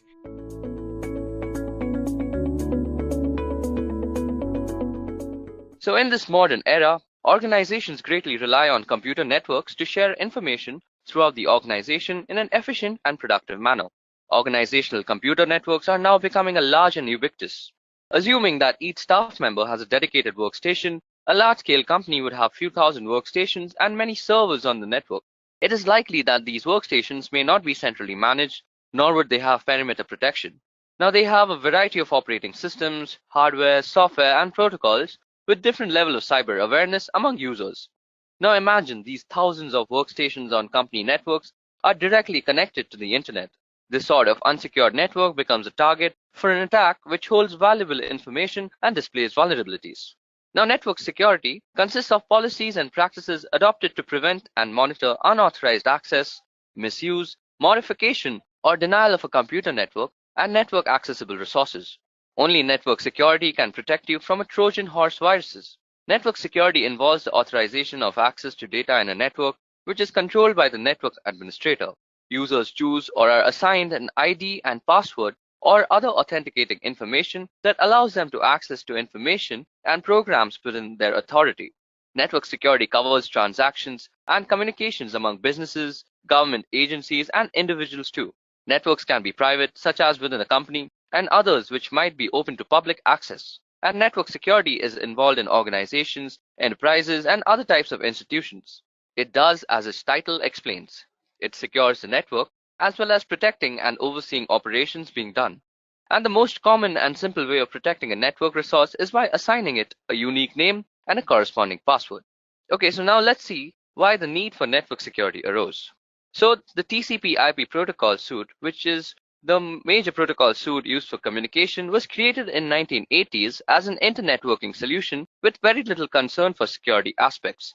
It was developed for a communication in the limited trusted network. However, over a period, this protocol became the de facto standard for the unsecured internet communication. Now, some of the common security vulnerabilities of TCP/IP protocol suites are as follows. Firstly, HTTP is an application layer protocol in TCP/IP suite used for transfer files that make up the web pages for the web servers.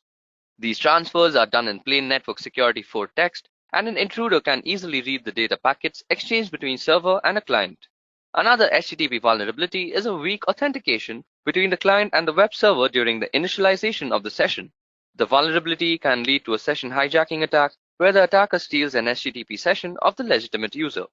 Thirdly, TCP protocol vulnerability is the three-way handshake for connection establishment. An attacker can launch a denial of service attack called SYN flooding to exploit this vulnerability. He establishes a lot of half-open sessions by not completing the handshake, and this leads to server overloading and eventually a crash. The fourth vulnerability is that the IP layer is susceptible to many vulnerabilities in itself. Through an IP protocol header modification, an attacker can launch an IP spoofing attack that can be a serious conundrum to your business. Now, apart from the 4 vulnerabilities mentioned, many other security vulnerabilities exist in TCP/IP protocol family in design as well in its implementation. Incidentally, in TCP/IP based network communication, if one layer is hacked, the other layers do not become aware of the hack and the entire communication gets compromised. Hence, there is need to employ security controls at each layer to ensure foolproof security.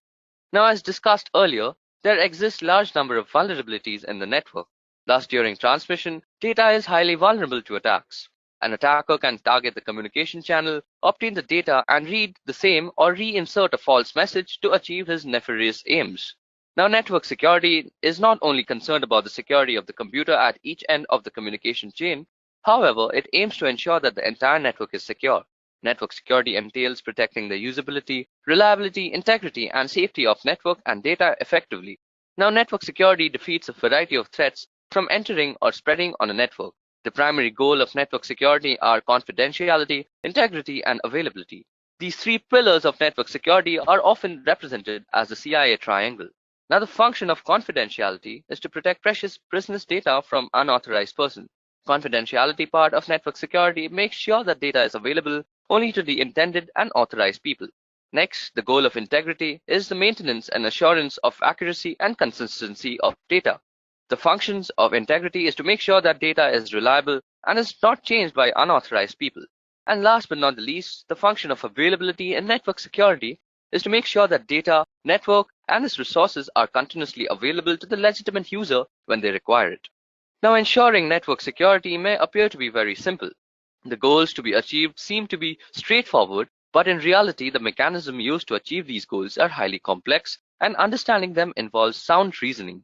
International Telecommunication Union, or the ITU, in its recommendation on security architecture of X.800, has defined certain mechanisms to bring the standardization in methods to achieve network security. Some of these mechanisms are as encipherment. So this mechanism provides data confidentiality services by transforming data into not readable forms for the unauthorized people. This mechanism uses encryption and decryption algorithm with the use of secret keys. Next is digital signatures. Now, this mechanism is the electronic equivalent of ordinary signatures in electronic data. It provides authenticity of the data. Third is access control. This mechanism is used to provide access control services. These mechanisms may use identification and authentication of an entity to determine and enforce the access rights of the entity before he touches anything on the network. Now, having developed and identified various security mechanisms for achieving network security, it is essential to decide where to apply them, both physically at what location and logically at what layer of an architecture such as TCP/IP. Okay, so it's time we discuss the application layer security, and this is the first layer that we're going to discuss in today's tutorial. Now, various business services are now offered online through client-server applications. The most popular form are web applications and email. In both applications, the client communicates to the designated server and obtains services. While using a service from any server application, the client and server exchange a lot of information on the underlying intranet and internet. We are aware of the fact that these information transactions are vulnerable to various attacks. Now, network security entails securing data against attacks while it is in transit on a network. To achieve this goal, many real-time security protocols have been designed. Such protocols need to provide at least the following primary objectives. Firstly, the parties can negotiate interactively to authenticate each other. Secondly, establish a secret session key before exchanging information on a network. And last but not the least, the exchange information must be in encrypted form. Interestingly, these protocols work at different layers of networking model. For example, the S-MIME protocol works at an application layer, and the SSL protocol is developed to work at the transport layer, and the IPsec protocol works at the network layer. So we're going to discuss how email security works because it's very important to the application layer security. As many of the application layer information is mostly through emails or web server architectures, we're going to choose email for this one. Now, the simplest way of sending an email would be sending a message directly from the sender's machine to the recipient's machine. In this case, it is essential for both machines to be running on the network simultaneously. However, this setup is impractical as users may occasionally connect to their machines to the network. Hence, the concept of setting up email servers arrived. In the setup, the mail is sent to the email server, which is permanently available on the network. When the recipient's machine connects to the network, it reads the mail from the mail server, and in general, the email infrastructure consists of a mesh of mail servers, also termed as a message transfer agent or an MTA, and the client's machines running an email programming comprising of a user agent and a local MTA. Now, the growing use of email communication for important and crucial transactions demands provision of certain fundamental security services, such as the following. Firstly is confidentiality. Now, email messages should not be read by anyone but the intended recipient. Second is authentication. That is, email recipient can be sure of the identity of the user. Third is integrity, and that is assurance to the recipient that the email message has not been altered since it was transmitted by the sender. Next is proof of delivery. That is, the sender gets a confirmation that the recipient received the message. Second last is non-repudiation, which is email recipient is able to prove to a third party that the sender really did send the message. Lastly, we have proof of submission, which is that the email sender gets confirmation that the message is handed over to the mail delivery system. Now, security services such as privacy, authentication, message integrity, and non-repudiation are usually provided by using public key cryptography. Now, Pretty Good Privacy, or PGP, is an email encryption scheme. It has become the de facto standard for providing security services for email communication. Now, as discussed, it uses public key cryptography, symmetric key cryptography, hash functions, and digital signatures. It provides privacy, sender authentication, message integrity, and non-repudiation. Now, along with these security services, it also provides data compression and key management support. PGP uses existing cryptographic algorithms such as RSA, IDEA, MD5, etc., rather than inventing the new ones. So, how does PGP exactly work? Well, firstly, we have a message. For example, hi Varun, here's your cash. So now this message is hashed using the MD5 algorithm, and a hash is actually made. Now the resultant 128-bit hash is signed using the private key of the sender using the RSA algorithm. Next, the digital signature is concatenated to the message and the result is compressed. Now a 128-bit symmetric key KS is generated and used to encrypt the compressed message with the International Data Encryption Algorithm, or IDEA. Now the symmetric key KS is encrypted using public key of the recipient using RSA algorithm, and the result is appended to the encrypted message. Now, PGP key certificate is normally established through a chain of trust. For example, A's public key is signed by P using his public key, and B's public key is signed by C using his public key. As this process goes on, it establishes a web of trust.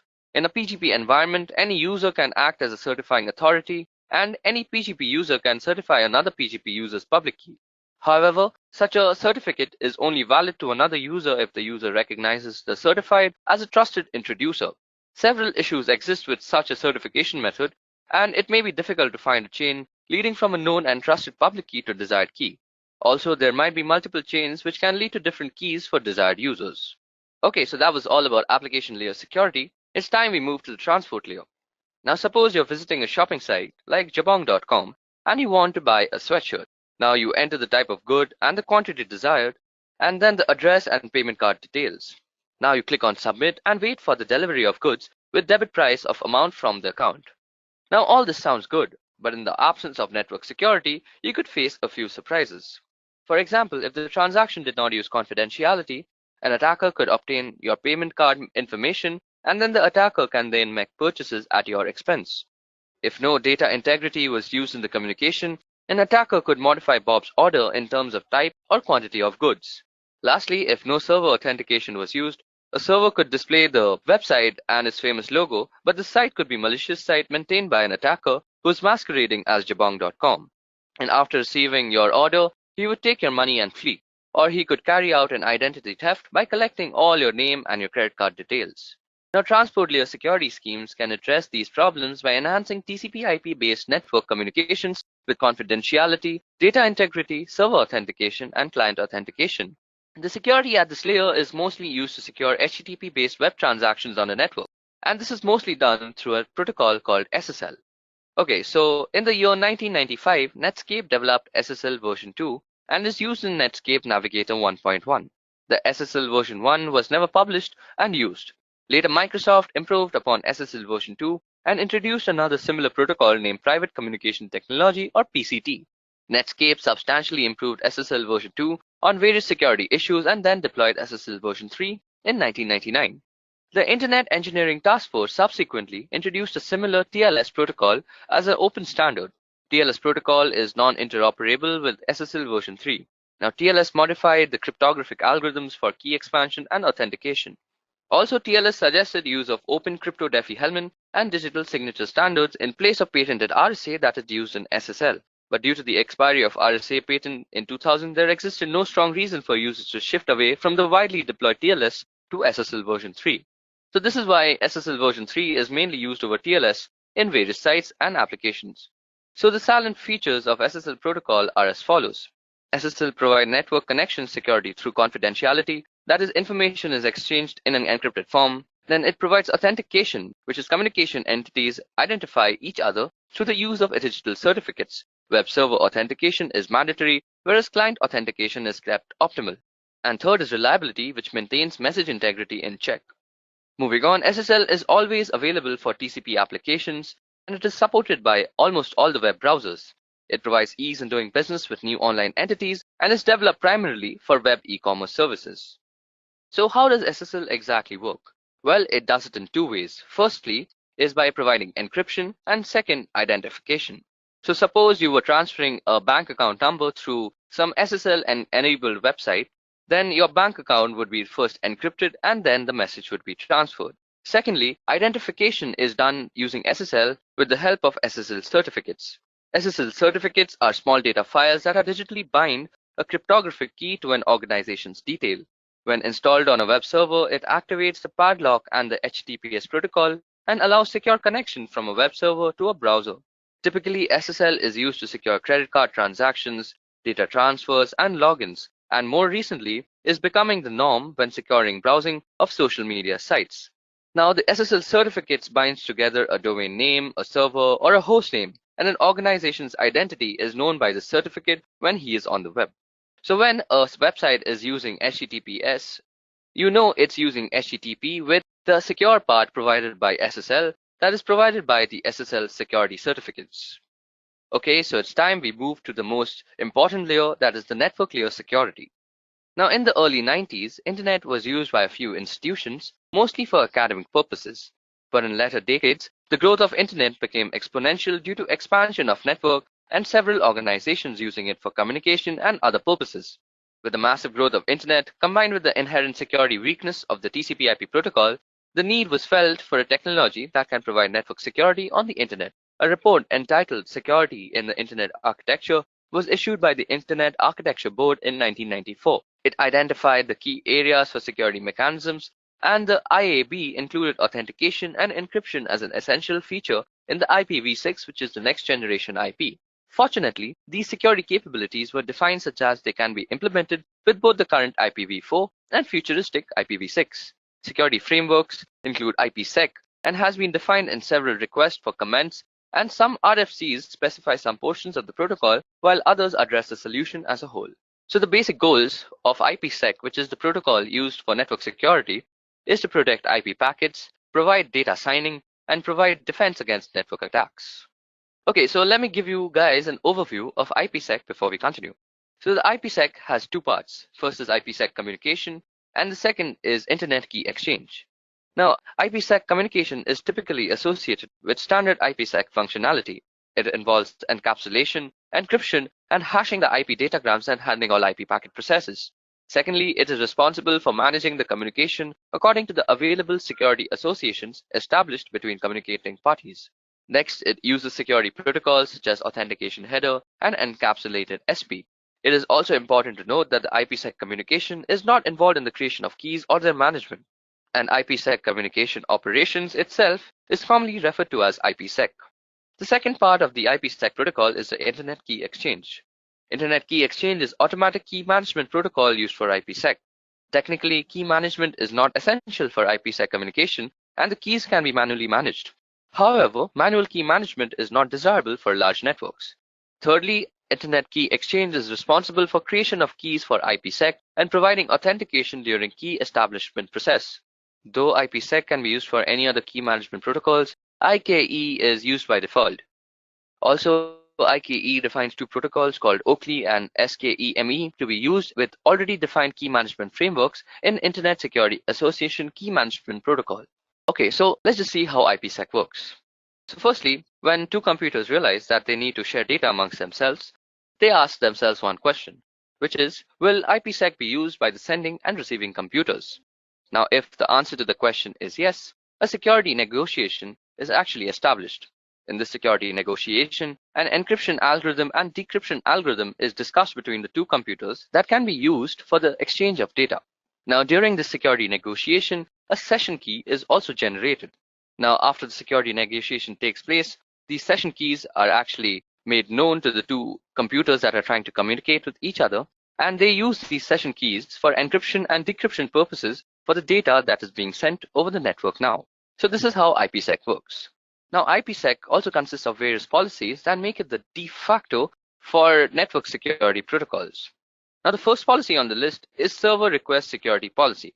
Contrary to the name, this policy can be used on both clients and server PCs. This PC will use IPsec security for all outbound security, and this policy will accept insecure inbound communications. Now, if a client requests a secure session, the policy will allow the client to establish one, which basically means that all computers and servers will always request for security for all IP-based traffic. The second policy we have is Client Respond Only policy. Now, this policy is designed to be run on client machines that don't normally need to worry about security. The policy is designed in such a way that the client will never initiate secure communication on its own. However, if a server requests that the client go into secure communication mode, the client will respond appropriately. Now, this means that computer will only secure the communication when the security has been requested by the other person too. Now, the last policy of IPsec is the Secure Server or Required Security policy. Now, according to this policy, all IP traffic that happened over a network will only be transferred over a secure connection. Okay, so that was all about security at the network layer. Now let's discuss the benefits of network security in a business. Nowadays, computer networks are viewed as a resource by almost all businesses. This resource enables them to gather, analyze, organize, and disseminate information that is essential to their profitability. Most businesses have installed networks to remain competitive. Now, the most obvious role of computer networking is that organization can store virtually any kind of information at a central location and retrieve it at desired place through the network. Now, benefits of computer networking enables people to share information and ideas easily so they can work more efficiently and productively. Networks improve activities such as purchasing, selling, and customer service. Networking makes traditional business processes more efficient and more manageable and less expensive. Now, the major benefits that a business draws from computer networks are as follows. Firstly is resource sharing. A business can reduce the amount of money spent on hardware by sharing components and peripherals connected to the network. Second is a streamlined business process, which means computer networks enable businesses to streamline their internal business processes. Third is a collaboration among departments. Now, when two or more departments of business connect selected portions of their network, they can streamline business processes that normally take inordinate amounts of time and effort and often pose as difficulties for achieving high productivity. Last but not the least is improved customer relations. Network provide customers with many benefits such as convenience in doing business, speedy service response, and so on. There are many other business-specific benefits that accrue from networking. Such benefits have made it essential for all types of business to adopt computer networking and network security as a whole.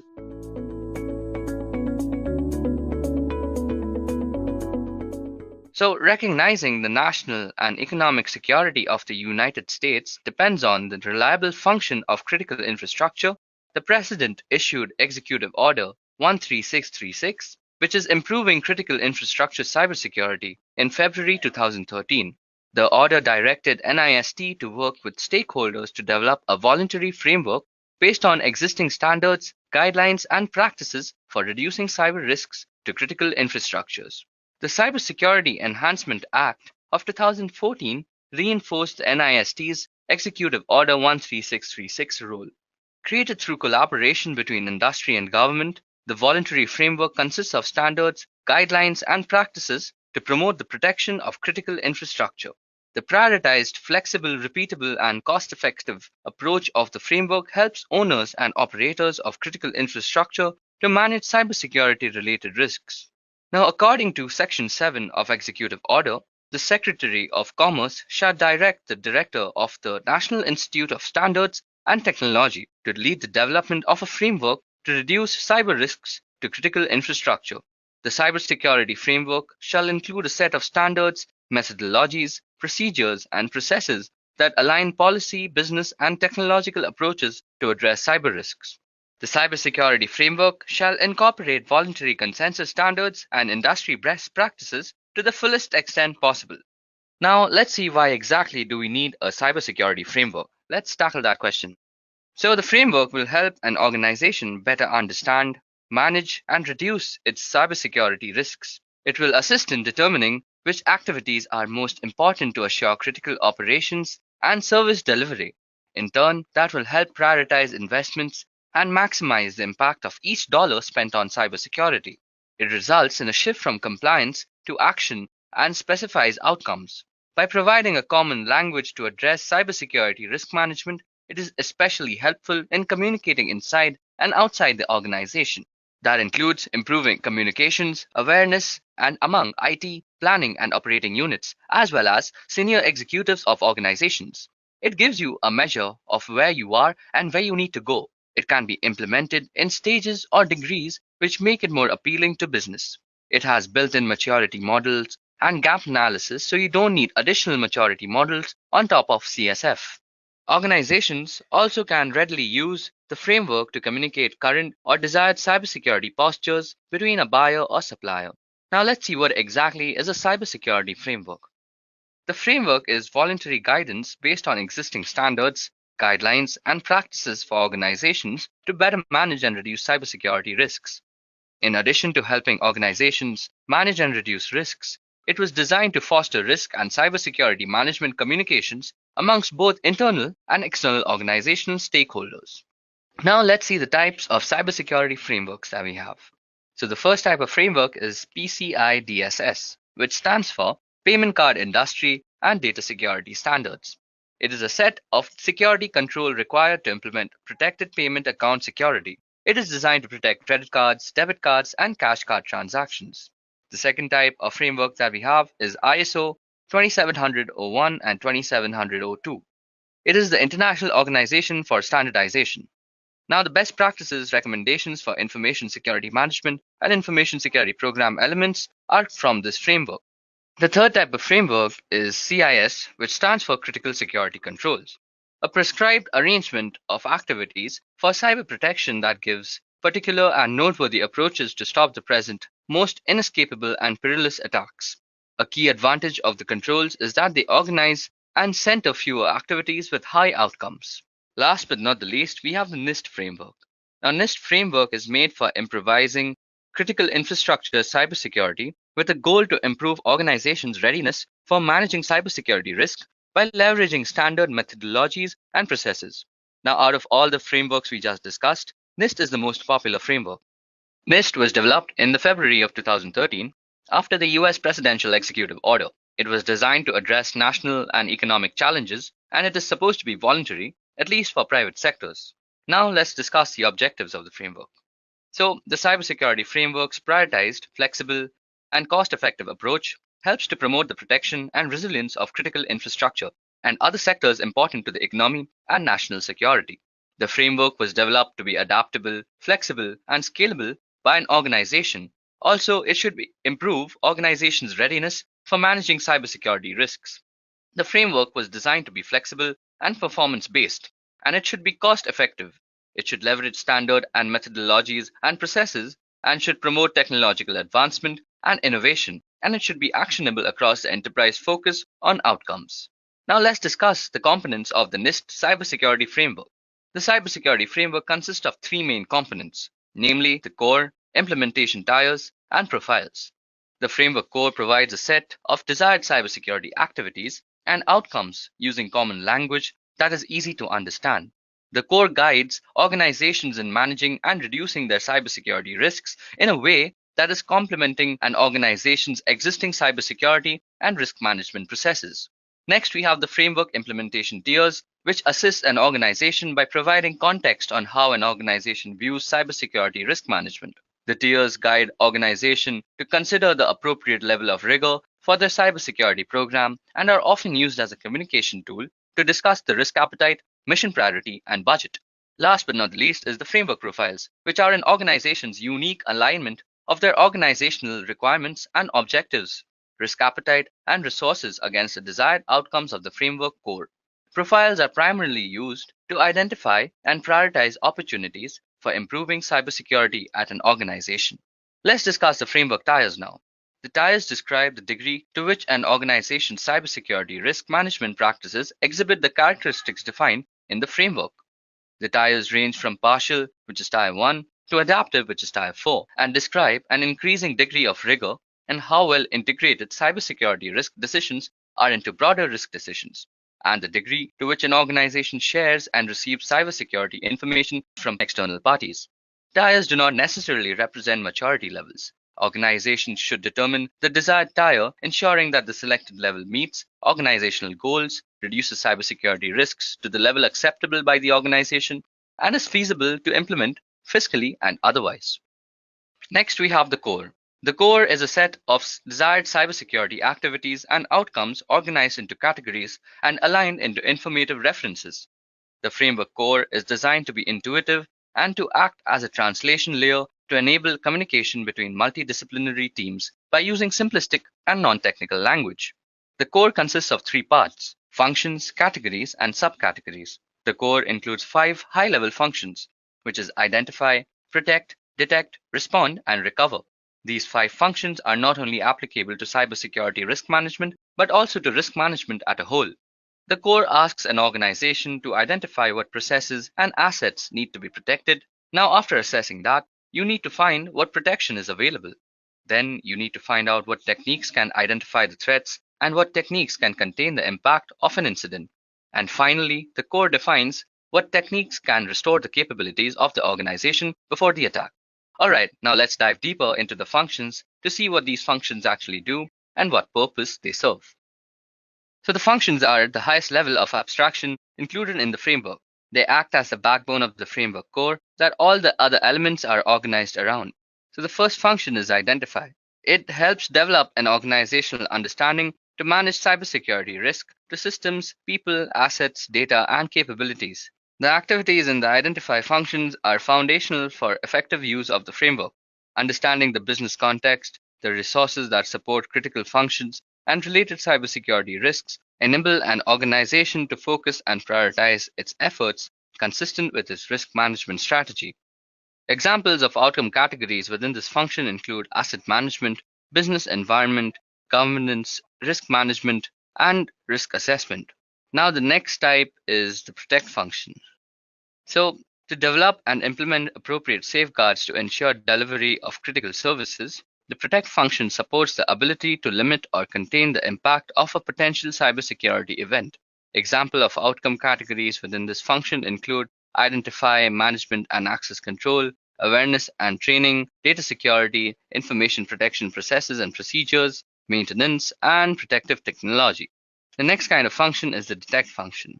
So this is used to develop and implement appropriate activities to identify the occurrence of a cybersecurity event. The detect function enables timely discovery of cybersecurity events. Example of outcome categories within this function includes anomalies and events, security, continuous monitoring, and detection processes. Now next we have the respond function. Now to develop and implement appropriate activities to take action regarding a detected cybersecurity incident, the respond function supports the ability to contain the impact of a potential cybersecurity incident. The outcomes category within this function includes response planning, communications, analysis, mitigation, and improvements. Last but not the least, we have the recover function. Now to develop and implement appropriate activities to maintain plans for resilience and restore any capabilities or services that were impaired due to a cybersecurity incident, the recovery function supports timely recovery to normal operations to reduce the impact from a cybersecurity incident. Examples of outcome categories within this function include recovery planning, improvement, and communications. These 5 functions were selected because they represent the 5 primary pillars for a successful and holistic cybersecurity program. They aid organizations in easily expressing their management of cybersecurity risk at a high level and enabling risk management decisions. Okay, now let's understand the last component of the NIST framework. NIST recommends that the framework be customized in a way that maximizes business value, and that customization is referred to as a profile. Profiles are an organization's unique alignment of their organizational requirements and objectives, risk appetite, and resources against the desired outcomes of the framework core. Profiles can be used to identify opportunities for improving cybersecurity posture by comparing a current profile with the target profile. Profiles are about optimizing the cybersecurity framework to best serve the organization. The framework is voluntary, so there is no right or wrong way to do it.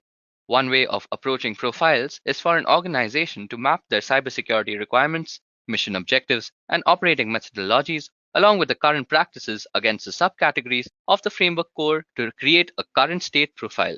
These requirements and objectives can be compared against the current operating state of the organization to gain an understanding of the gaps between the two. Now, the following steps illustrate how an organization could use the framework to create a new cybersecurity program or improve on an existing program. These steps should be repeated as necessary to continually improve cybersecurity. So the first step is to prioritize and scope. The organization identifies its business mission, objectives, and high-level organizational priorities. With this information, the organization makes strategic decisions regarding cybersecurity implementations and determines the scope of systems and assets that support the selected business line or process. The framework can be adapted to support the different business lines or processes within an organization, which may have different business needs and associated risk tolerance. Risk tolerances may be reflected in a target implementation tier. Step 2 is to orient yourself. Now, once the scope of cybersecurity program has been determined for the business line or process, the organization identifies related systems and assets, regulatory requirements, and overall risk approach. The organization then consults sources to identify threats and vulnerabilities applicable to those systems and assets. So step 3 is to create a current profile. The organization develops a current profile by indicating which category and subcategory outcomes from the framework core are currently being achieved. If an outcome is partially achieved, noting this fact will help support subsequent steps by providing baseline information. The fourth step is to conduct a risk assessment. This assessment could be guided by organization's overall risk management process or previous risk assessment activities. The organization analyzes the operational environment in order to discern the likelihood of a cybersecurity event and the impact that the event could have on the organization. It is important that the organization identify emerging risks and use cyber threats information from internal and external sources to gain a better understanding of the likelihood and impact of cybersecurity events. So the fifth step is to create a target profile. The organization creates a target profile that focuses on the assessment of the framework categories and subcategories describing the organization's desired cybersecurity outcomes. Organizations may also develop their own additional categories and subcategories to account for unique organizational risks. The organization may also consider influences and requirements of external stakeholders, such as sector entities, customers, and business partners when creating a target profile. The target profile should appropriately reflect criteria within the target implementation tier.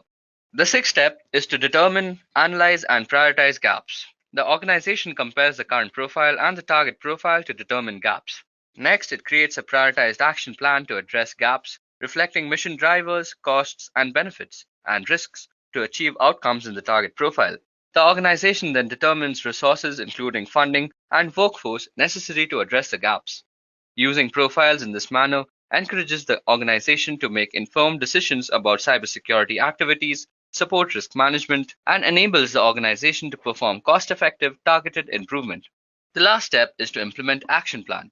The organization determines which actions to take to address the gaps, if any, identified in the previous step, and then adjust its current cybersecurity practices to achieve the target profile. For further guidance, the framework identifies examples, informative reference regarding the categories and subcategories, but organizations should determine which standards, guidelines, and practices, including those that are sector-specific, work best for their needs. An organization repeats the steps as needed to continuously assess and improve its cybersecurity. For instance, organizations may find that more frequent repetition of orient step improves the quality of risk assessment. Furthermore, organizations may monitor progress through iterative updates to the current profile, subsequently comparing the current profile to the target profile. Organizations may also use this process to align their cybersecurity program with their desired framework implementation tier. Now, the framework helps guide key decision points about the risk management activities through the various levels of an organization for supporting risk management.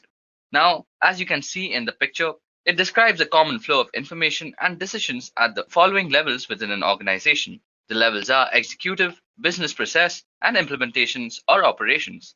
The executive level communicates mission priorities, available resources, and overall risk tolerance to business process levels. The business or process level uses the information as input into the risk management process and then collaborates with the implementation or operation level to communicate business needs and create a profile. The implementation or operations level communicates the profile implementation progress to the business level. The business level uses this information to perform an impact assessment. Next, the business level management reports the outcomes of that impact assessment to the executive level to inform the organization's overall risk management process and to the implementation operation levels for awareness of business impact.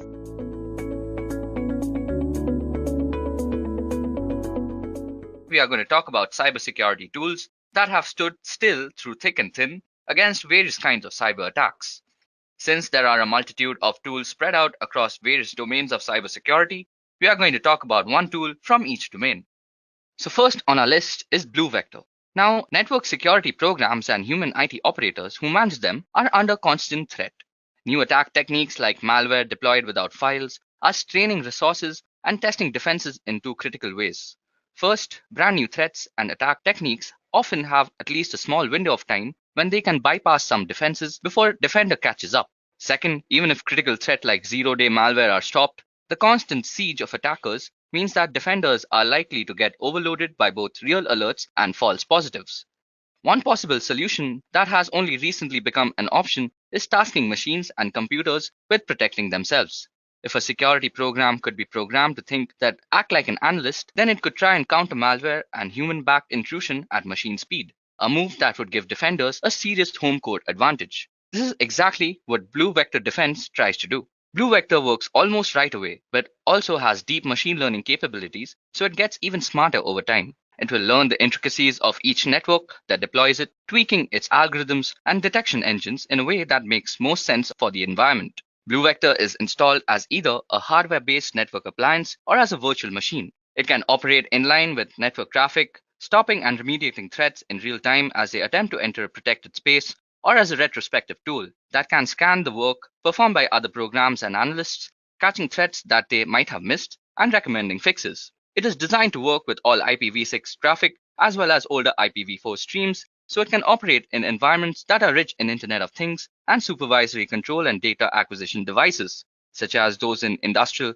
and manufacturing settings, as well as for normal office type environments. So that was it for Blue Vector. Next up on our list of cybersecurity tools is Bricata.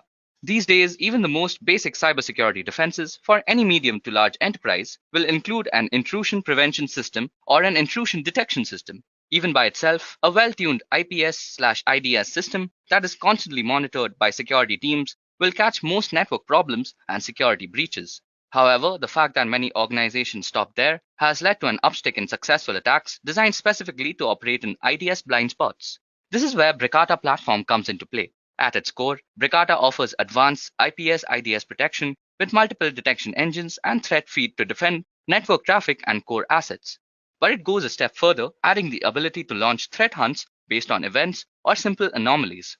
This would enable an organization to begin network-level threat hunting using the same staff and tools they are already using for IPS monitoring. It would be a good step in the right direction towards better protection without the pain of installing additional programs or retraining staff. Looking first at Bricata as a pure IDS system, it is deployed as a physical or virtual appliance that serves as the main collator point and user interface. This in turn links up to network sensors that are deployed at network choke points to capture traffic data.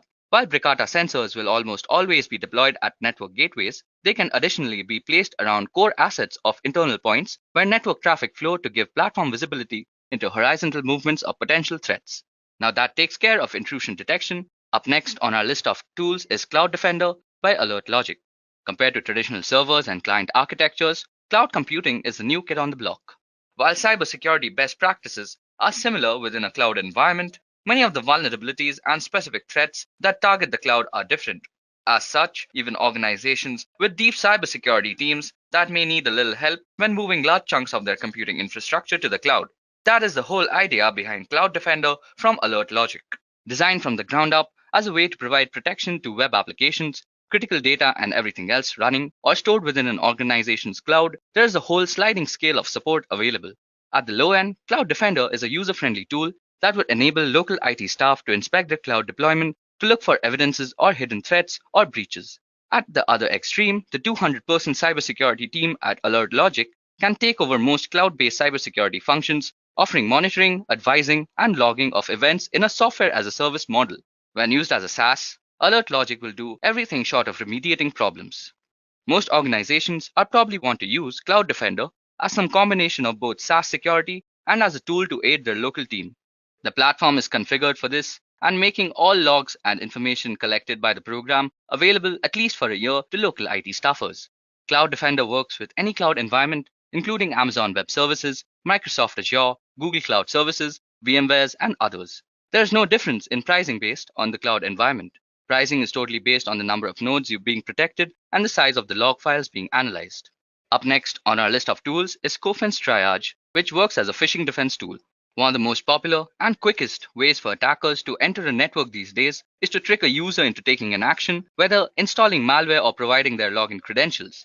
And if they pretended to be a company official, a business partner, or a family friend, their chances of success skyrockets. Phishing email run the game from clumsily worked sweepstakes type scams all the way up to highly researched and targeted campaign designed to attack a handful of key people at an organization. Yet, despite the danger they pose, most organizations have little or no defense against them. Back in 2008, when the original PhishMe product was deployed, which was also the name of the company at the time, there was also very low awareness of the danger that these types of email represented. The PhishMe simulation was created to allow network administrators and security personnel to craft their own phishing emails to train users about the dangers sometimes hidden in mail messages. As an organization, PhishMe has moved its focus away from pure education into threat remediation. Even the company's name is changing from PhishMe to Cofense, which is a combination of collaborative and defense. One of the first Cofense branded products, Triage, takes email reported by users as suspected phishing and helps to manage responses. In one sense, the PhishMe product helps to make users more adept at spotting phishing scams, while Triage creates a way for organizations to tap into newfound skill set that the employees should have learned. The next tool in our list deals with application security which is basically the convergence of endpoint security, network security, and content security. As you guys can see, the name of the tool is Contrast Security, which is actually a suite of tools. Now, as such, cybersecurity programs tend to look at the problem of defense from a lot of different angles, with expectations that enterprises will employ several different types of security at the same time. This has led to a different problem. Alert fatigue setting in on IT teams as all of those programs sound the alarm many times and all the time. The Contrast Security suite aims to change that trend in two important ways. First, it takes one of the critical aspects of cybersecurity today, that is application security, and condenses it into a single program that can protect apps from the time of development, first begins all the way through the deployment and their full life cycle. Second, because Contrast Security embeds agents inside each app that is protecting essentially becomes a part of the program, there is almost no chance of a false positive. In fact, it scored a rare 100% on the OWASP security benchmark, passing over 2000 tests without generating any false positives. The secret sauce for Contrast Security is use of bytecode instrumentation, a feature in Java used to help integrate programs and application features during development. Only here, Contrast Security uses it for the purpose of cybersecurity, specifically embedding an agent into an application which will thereafter be directly monitored and protected from the inside out. In a sense, it turns any type of normal application into one that is designed to focus on security. But don't worry, all the normal business-focused tasks of the app will still function. So next on our list of tools is Digital Guardian. In recent years, advanced threats have been increasingly targeting endpoints. This makes sense because endpoint security has traditionally been the realms of signature-based antiviruses, technology that has proven to be inadequate protection against targeted and highly advanced malware campaigns. That is where Digital Guardian threat-aware data protection platform comes in. With most endpoint security programs, protection is delivered through the creation of rules. Behavior that breaks the rules of the network is considered a suspect and is blocked, flagged, or otherwise becomes the subject of a security alert. One of the biggest problems with this method is that security is only as good as the rule set. Administrators either must carefully craft rules based on their own expertise or set a protection program into learning mode for several weeks or months while it discovers good network behavior and crafts rules restricting everything else. The Digital Guardian platform, by contrast, comes ready to use, preloaded with thousands of best practices rules based on years of experience working in the field. And after a quick data discovery process, those rules are tailored to the specific network that it is protecting. This is all done nearly instantaneously, so that when agents are deployed, they can immediately begin protecting endpoints with good security policies. Next on our list of cybersecurity tools, we have Intellecta. There are important distinctions between compliance and security. They are meant to be mutually supporting, with compliance rules put in place to provide a good security baseline. But it's possible to be completely in compliance with all applicable regulations and still not be adequately secure. The reverse is also true. If an organization has deep security, but it's still not technically in compliance with applicable regulations, should a data theft occur, they will likely still be held responsible, sometimes financially because of the lack of compliance. And just like compliance and security are similar but different, so too are the skill set used to implement them. Organizations can have a deep IT or cybersecurity staff that is unskilled with compliance issues or unpracticed in knowing exactly which regulations apply. That is where the Intellecta platform from Tech Democracy shines. The platform acts like a security information and event management console, but for compliancy issues.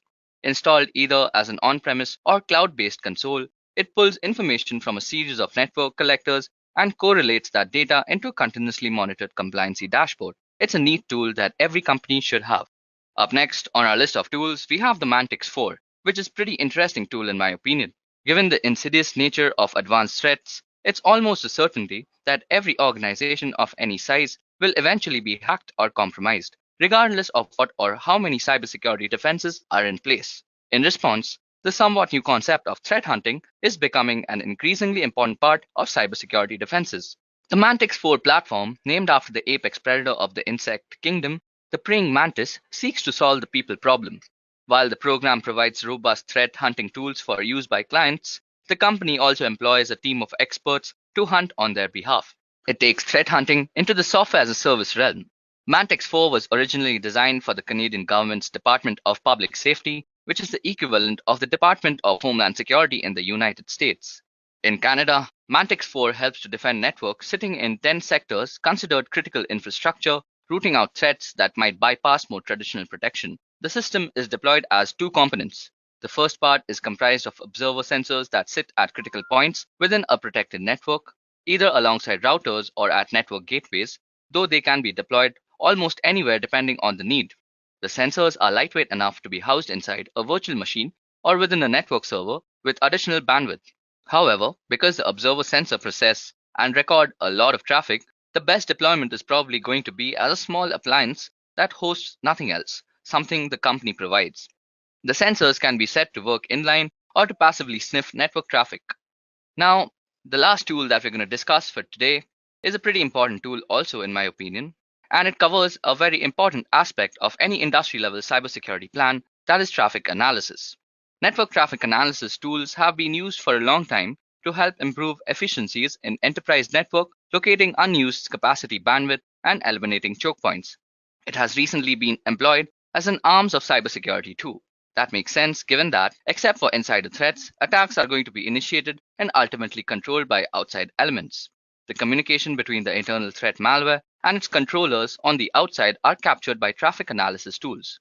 The problem is that while the logic of using traffic analysis in cybersecurity is solid, the reality is a bit different. For one, even a small to medium-sized enterprise is going to generate 3 or 4 billion traffic logs per month. Without computerized assistance, no human is going to be able to wade through that and find anything meaningful. Second, capturing all that data traditionally requires the installation of network traps on gateways across the network. For an organization with branch offices or remote locations, the number of traps installation can climb pretty high, and even then, some traffic may escape around those gateways. SecBI has fielded new software that aims to eliminate both of those problems: volume processing of data for actionable intelligence threat and a reliance on network trapping hardware. They have done this by deploying their analyzer as a software module capable of running on-premise or in the cloud. It only looks at the log files, so there is no need for any network traps, agents on the clients, or anything beyond access to the constantly generated log files. It then crunches those billions of events in the logs using finely tuned algorithms that look for patterns associated with an ongoing attack or an advanced persistent threat. It can be deployed with as a pay-as-you-go contract where users only pay based on how many gigabytes of log file data they need to process per day.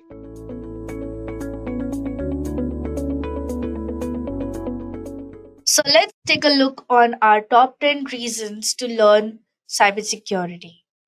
So one of the major reasons to learn cybersecurity is that cybersecurity is an evergreen industry. As long as there is internet, there will be malware, hence a need of absolute digital protection against it. With a CGR of 13.4%, the worth of cybersecurity market through 2027 is projected to be staggering 403 billion US dollars according to Forbes 2021. With the advent of technologies like big data, machine learning, the IoT, the cloud computing, the position of cybersecurity has carved in stone, and the magnitude of its importance is only the set to increase. Cybersecurity job trends are always forever, and there is no chance for a shortfall of demand for those who have gone through professional training or in this particular domain. So, our next reason is cybersecurity is meaningful and vitally important. We all know cybercrimes have cost the world $2 trillion so far since 2019. And the major drawbacks were the advancement of the technologies such as artificial intelligence. As artificial intelligence plays an increasingly prominent role in cybersecurity, as the number of attempted cyber attacks has grown rapidly, it has become increasingly tricky for human cybersecurity experts to react to them all and predict where the most dangerous attacks will take place. This is where AI comes to play. But unfortunately, thanks to ever growing availability of AI hackers and criminals, where they are growing increasingly proficient and using it too. AI algorithms are used to identify systems with weak security or that are likely to contain valuable data among the million of computers and the network connected to the internet. This is how the hackers get opportunity to attack their targets. Next is building a security aware culture. Perhaps the most important step that can be taken at any organization is to ensure that it is working towards initiating and fostering the culture of awareness around cybersecurity issues. Today, it's no longer good enough for employers or employees to simply think of cybersecurity as an issue for the IT department to take care of it. In fact, developing an awareness of the threat and taking basic precautions to ensure safety should be fundamental part of everyone's jobs description in 2023. If we talk about Internet of Things and cloud security, ranging from smart wearables to home appliances, cars, buildings, alarm systems, and industrial machineries, which have proven to be bugbear for those with responsibility for cybersecurity. This is because as they are often not used to store sensitive data directly, manufacturers haven't always been focused on keeping them secure with frequent security patches and updates. With more and more organizations now established on cloud security, measures need to be continuously monitored and updated to safeguard the data from leaks. Although cloud applications such as Google or Microsoft are well equipped with security from their end, still it's the user end that acts as an significant source for erroneous errors, malicious software, and phishing attacks. By this, you might have come to know that cybersecurity is actually meaningful and very vitally important in our day to day lives. Now, if you wish or you are planning to become a cybersecurity expert, you must be wondering about the requirements to start your career in cybersecurity. Well, in cybersecurity, the requirements are super basic. If you think pursuing a career in cybersecurity is challenging, you are possibly wrong. Because in cybersecurity, the requirements are super basic. All you need is confidence and a professional background in IT. The overall eligibility criterion is being relaxed around the world. One reason for this could be the huge gap between the demand and the availability of the experts. Even the college students and young professionals can go for it without worrying anything. For those who doesn't have a professional background can simply proceed with the cybersecurity certification which enables them to earn equally as experts with solid background in cybersecurity. So to become a cybersecurity professional, you absolutely don't have to go to some college for a 4-year degree course or anything else like that or get a handful years of experience. All you need is basic understanding to cybersecurity. Well, as we are talking about the basic requirements, we shall also know that mathematics is not a concern. Well, the fact couldn't be denied that mathematics have been challenging subject for many college going students.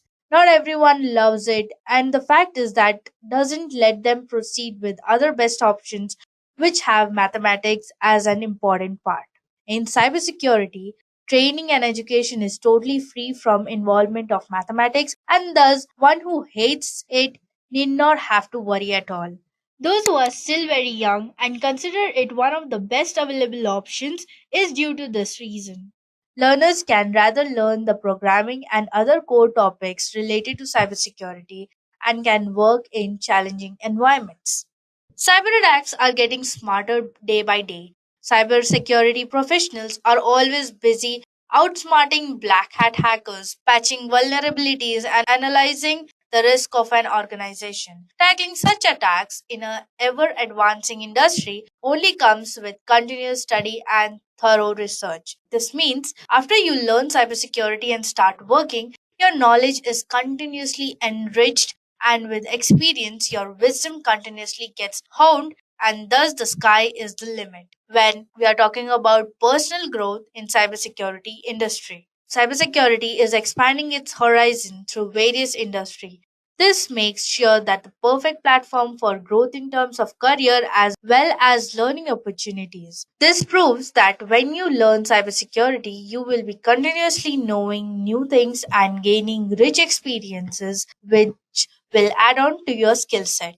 Now, for those who aspire to travel the globe, cybersecurity might just be the perfect career path. Thousands of homegrown cybersecurity experts are working to protect business, government agencies, and general consumers travel the whole world. On a globe scale, the rise of cyber attacks is outspacing the supply of cyber defenders. This results in plenty of opportunities for cybersecurity professionals and experts to travel overseas to serve their skills which are in high demand. Hence, if you have ever wanted to work in different countries, then a career in cybersecurity must just be the perfect passport to your success. If we talk about industry requirements, then there are over millions of companies in this world spread across a variety of sectors and industry, and a large proportion of them share one thing in common today, that is the internet connection. More than 400,000 people already work in the information security industry, and demand for cyber skills which is growing fast in every type of company and government department. So whether you dream of working in a sports or a fashion or media or the emergency services, the Skype or any other industry, cyber skills could be your gateway, as everyone needs someone to defend their sensitive data. Well, we got to know that there are plethora of industries where the cybersecurity professionals are in huge demand. We should also know there's a wider scope in cybersecurity. That means it is certain that cybersecurity professionals have a clear shot working with prestigious Fortune 500 companies like Dell, Accenture, Infotech, etc. But the potential doesn't end here in cybersecurity. That means in cybersecurity, you get a chance to work with secret agencies. Experts who prove to be worthy of their skills might earn to work with top secret government agencies and intelligence agencies. For example, MI6, Mossad, NSA, RAW, and many other secretive agencies. So, if you learn cybersecurity, you might just become a top secret agent. Well, that sounds interesting, right? Now, if we talk about one of the major reasons why should we learn cybersecurity, then that can be the paychecks which have ballooned in cybersecurity. I think we all can agree that money makes the world go round. And that's true. The world has realized the sheer importance of cybersecurity, with stories in the news almost every week on new cyber attacks. Faced with online attacks, business and government agencies are looking for experts who can protect their systems from cyber criminals, and they are willing to pay high salaries and provide training and development. So, there are great opportunities for anyone starting their career in cybersecurity, because salaries in cybersecurity have a greater growth potential than 90% of other industries. For senior security professionals, earning can surpass the average median by vast amount. And these earnings totally depends upon your merits. Now, the last but not the least, the reason to learn cybersecurity is that it's never too late to begin with. That means one of the best thing about cybersecurity is that it's never too late to realize that you want to be in this particular profession. There are a lot of people across the globe that opted this option after completing 50 years of age. In fact, it could be the best thing you can do after the retirement if you are having a background in IT. There is no need to worry about the job security, as experts in this fields are always demanded widely.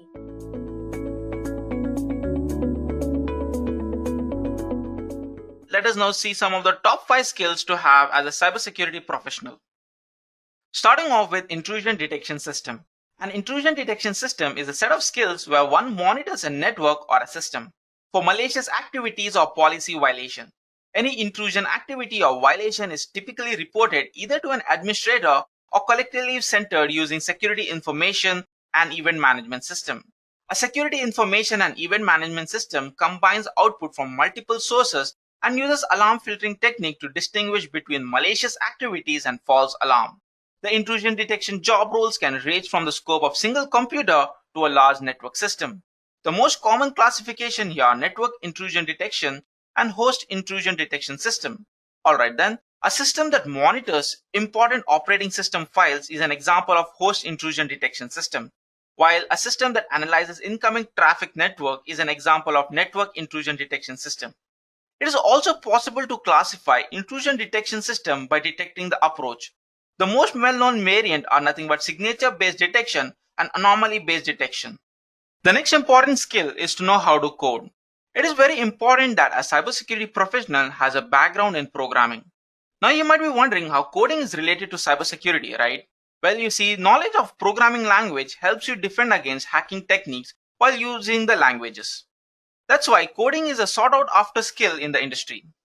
If you know cybersecurity programming language, you're already a step ahead.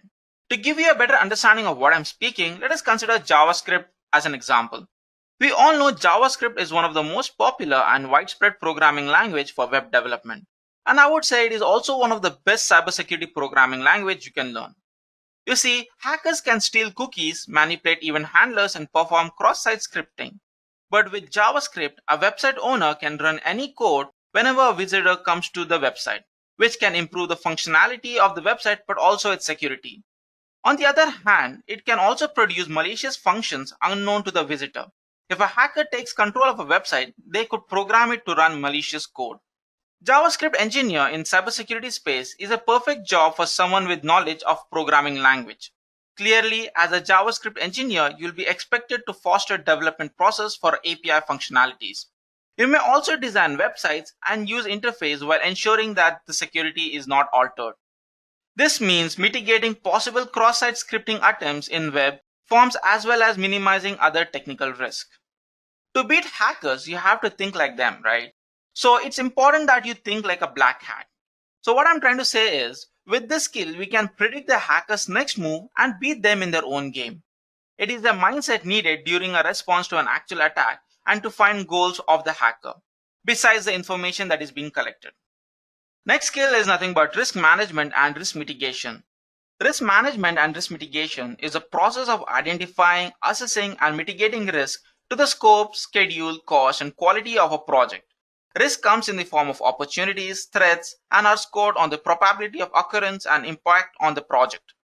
Few of the most common ways to achieve this is by having a risk management plan, and then to identify the risk, and whatever risk have been identified would be put in a register which is called as risk register, and to perform qualitative and quantitative analysis on the risk. Then if the risk is pretty high or low, a response plan would be determined. And once we have controlled the risk, there will be an audits that can be performed in order to prevent the same risk from occurring on the project. Then we have cloud security. Cloud security is the protection of data stored online via cloud computing platforms from theft, leakage, and deletion. Methods of providing cloud security include firewall, penetration testing, obstruction, tokenization, and VPN. Therefore, it is always advised that never to use public internet connection. Major threats to cloud security include data breaches, data loss, account hacking, server traffic hacking, and many more. One of the most common threat that occurs over here for cloud computing is nothing but denial of service. These attacks shut down a server by overwhelming it by data, and thus users cannot access their accounts such as bank account details or email accounts.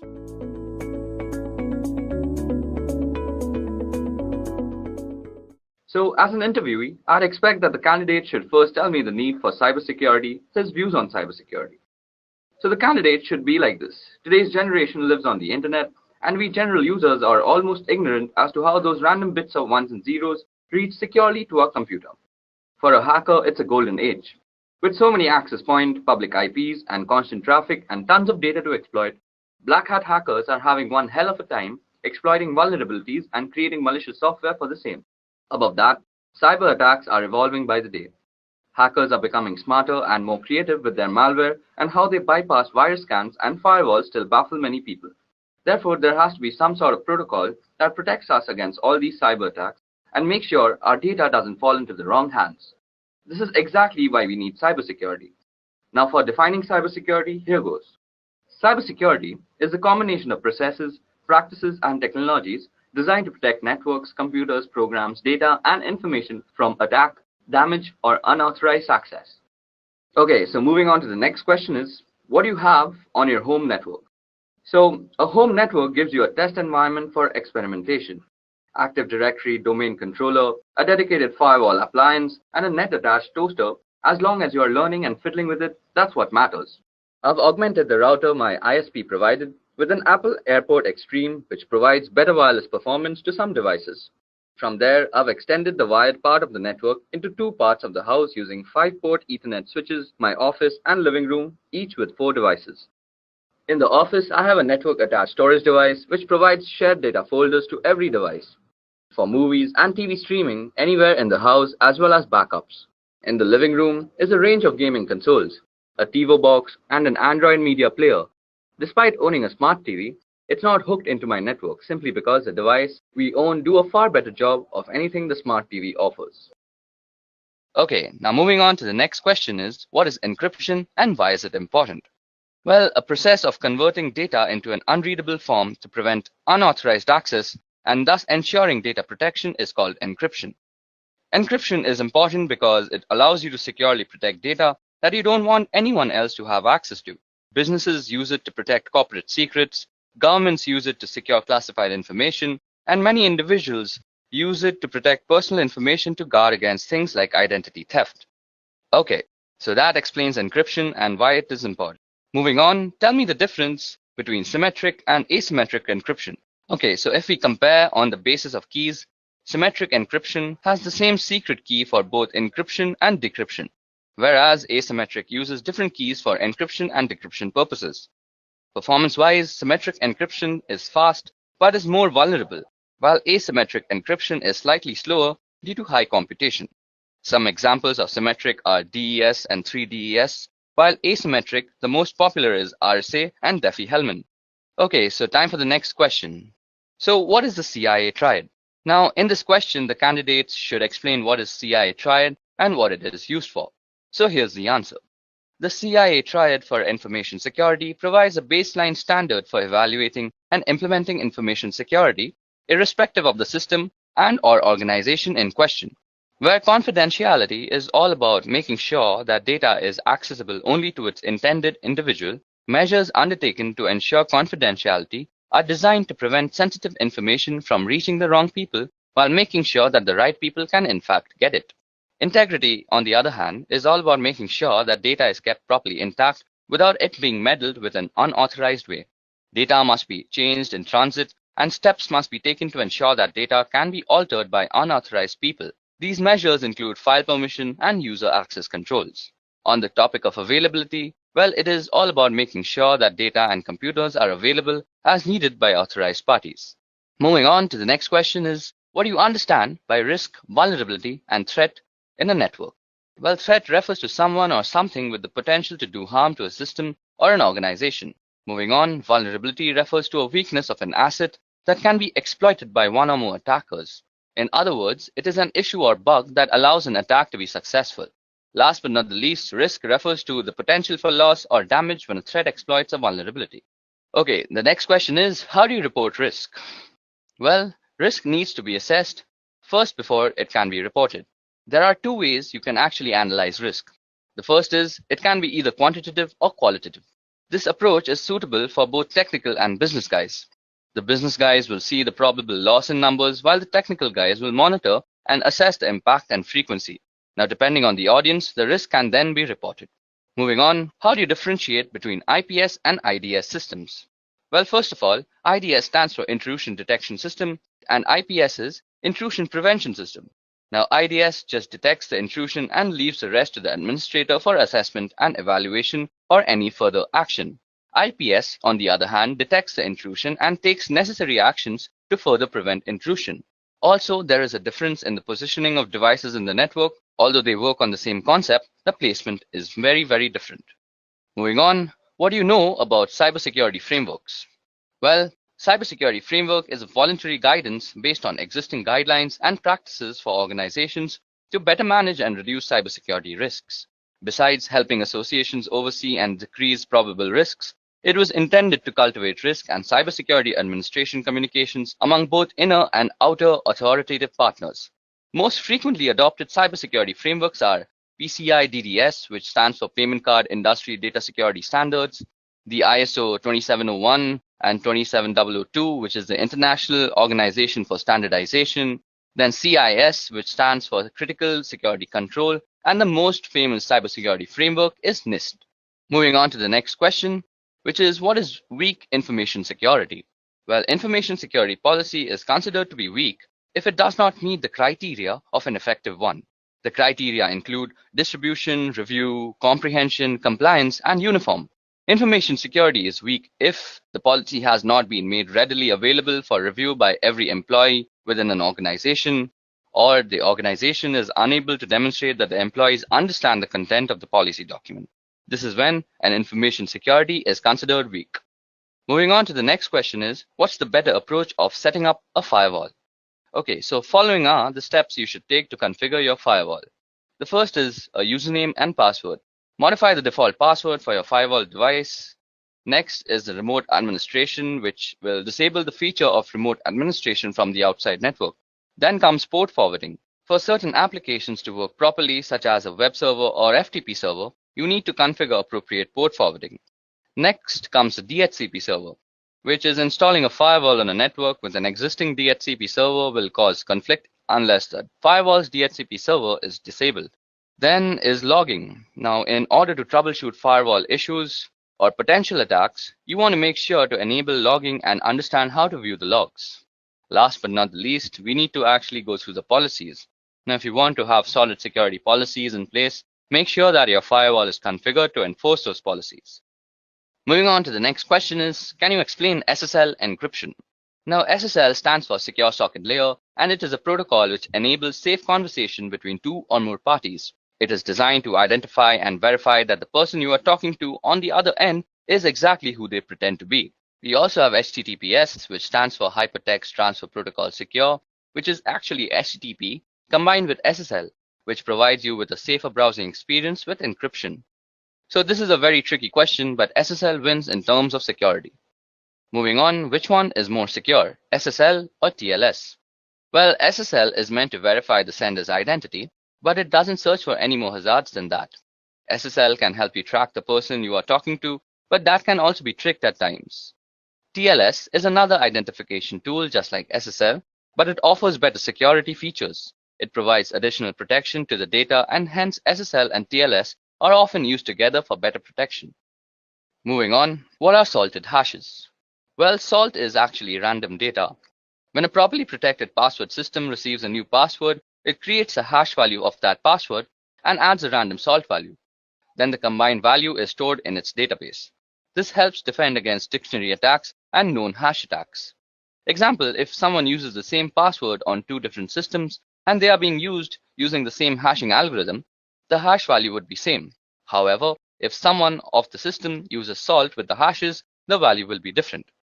Moving on to the next question, which is, how can identity theft be prevented? Okay, so the following steps can be ensured to actually prevent identity theft. First of all, ensure a strong and unique password. Secondly, avoid sharing confidential information online, especially on social media. Third, shop from known and trusted websites only. Fourth, use the latest version of the browsers. Fifth, install advanced malware, spywares, and tools. Next, use specialized security solutions against financial data, and always update your system and software. And last but not the least, always protect your social security number. Now moving on to the next question is, how can you prevent a man-in-the-middle attack? Okay, so an MITM attack happens when communication between two parties, that is systems, is intruded or intercepted by an outside entity. This can happen in any form of online communication, such as email, social media, web surfing, etc. Not only they are trying to eavesdrop on your private conversation, they can also target all the information inside your devices, and the outcome could be pretty catastrophic. So the first method to prevent this attack would be to have encryption, preferably public key encryption between both the parties. This way, they both will have an idea with whom they are talking with because of the digital verification. Secondly, to prevent this, it is best to avoid open Wi-Fi networks, and if it is necessary, then use plugins like HTTPS, force TLS, etc. Moving on to the next question, which is, state the differences between encoding, hashing, and encryption. Okay, so the purpose of encoding is to transform data so that it can be properly and safely consumed by a different type of system. That is, example, a binary data being sent over email or viewing special characters on a web page. The goal is not to keep information secret, but rather to ensure it's able to be properly consumed. Examples include ASCII, Unicode, URL encoding, and Base64. Now, the purpose of encryption is to transform data in order to keep it secret from others. Example, sending someone a secret letter that only they should be able to read, or securely sending a password over the internet. Rather than focusing on usability, the goal is to ensure that data cannot be consumed by anyone other than the intended recipients. Examples include AES, Blowfish, and RSA. Now, hashing serves the purpose of ensuring integrity. That is, it makes sure that if something has changed, you know that some change has taken place. Technically, hashing takes arbitrary inputs and produces a fixed length of string. Examples are SHA-3, MD5, which is now obsolete, and SHA-256, etc. Now, moving on to the next question, which is what steps will you take to secure a server? Now, Secure Server uses the Secure Socket Layer protocol for data encryption and decryption to protect data from unauthorized interception. Here are 4 simple ways you can actually secure a server. So the first way is that you make sure that you have a secure password for your root and administrator user. The next thing you need to do is to make new users on your system. These will be the users you'll use to manage the system. Step 3 is remove remote access from the default or root administrator accounts. And the last step is to configure your firewall rules for remote access. Okay, so the next question is, what is a DDoS attack and how is it mitigated? Okay, so DDoS stands for Distributed Denial of Service. When a network is flooded with large number of requests, which is not recognized to handle, making the server unavailable to the legitimate request senders. DDoS can be mitigated by analyzing and filtering the traffic in the scrubbing centers, and the scrubbing centers are centralized data cleaning stations wherein the traffic to a website is analyzed and malicious traffic is removed. Okay, so the 20th question is, why do you need DNS monitoring? The domain name system allows your website under a certain domain that is easily recognizable, also keeps the information about other domain names. It works like a directory for everything on the internet. Thus, DNS monitoring is very important since you can easily visit a website without actually having to memorize their IP addresses. DNS has an important role in how end users in your enterprise connect to the internet. Inspecting DNS traffic between clients' devices and your local recursive resolver could be revealing a wealth of information for forensic analysis. DNS queries can reveal both botnets and malwares connecting to the CNC server. So this is why DNS monitoring is very essential. Moving on, what is a three-way handshake? The TCP three-way handshake in transmission control protocol is the method used by a device on a network to set up a stable connection over an internet protocol-based network. TCP's three-way handshaking technique is often referred to as the SYN-SYNAC, or more accurately SYN, SYNAC, and ACK because there are 3 messages transmitted by the TCP to negotiate and start a TCP session between 2 computers. Moving on to the next question is, what are black hat hackers, white hat hackers, and gray hat hackers? So like all hackers, black hat hackers usually have extensive knowledge about breaking into computer networks and bypassing security protocols. They are responsible for writing malware, which is a method used to gain access to these systems. Their primary motivation is usually for a personal or financial gain, but they can also be involved in cyber espionages, protests, or perhaps just addicted to the thrill of cybercrime. Now, white hat hackers choose to use their power for good rather than evil. Also known as ethical hackers, white hat hackers can sometimes be paid employees or contractors working for companies as security specialists that attempt to find security holes via hacking. They employ the same method of hacking as black hats with one exception, that is they do it with permission from the owners of the system first, which makes the process completely legal. Now there comes grey hat hackers. As in life, they are grey areas that neither black nor white. Grey hat hackers are a blend of both black hat and white hat hackers. Often grey hat hackers will look for vulnerabilities in a system without the owner's permission or knowledge. If issues are found, they will report them to the owner, sometimes requesting a small fee to fix the issue. Okay, now moving on. How often should you perform patch management? Well, patch manage should be done as soon as it is released. For Windows, once the patch is released, it should be applied to all machines not later than 1 month. Same goes for network devices. We should patch it as soon as it is released. And proper patch management process should be followed too. Question number 24. What do you know about application security? Application security is the practice of improving the security of applications using software, hardware, and other procedural methods. Countermeasures are taken to ensure application security, the most common being an application firewall that limits the execution of files or the handling of data by specific installed programs. Moving on to the next question, which is differentiate between penetration testing and software testing. Now, penetration testing helps identify and address the security vulnerabilities, whereas software testing focuses on functionality of the software and not the security aspect. A good penetration tester truly thinks differently than the other two. They don't care about the proper behaviors of the system or software, and they are crafty, looking for that one small chink of vulnerability that was not mitigated. And software security testers generally have a fair amount of crossover, as they usually know the full details of the system or software, and they know how it's supposed to properly behave when properly used, and they can test for a lot of the common end user misbehaviors. Moving on, when to use traceroute or traceroute. So traceroute is a command which can show you the path a packet of information takes from your computer to the one you specify. It will list all the routers it passes through until it reaches its destination, or fails to and is discarded. In addition to this, it will tell you how long each hop from router to router takes. Now, when you connect to a website, say howtogeek.com, the traffic has to go through several intermediaries before reaching the website. The traffic goes through your local router, your internet service provider's router, onto larger networks, and so on.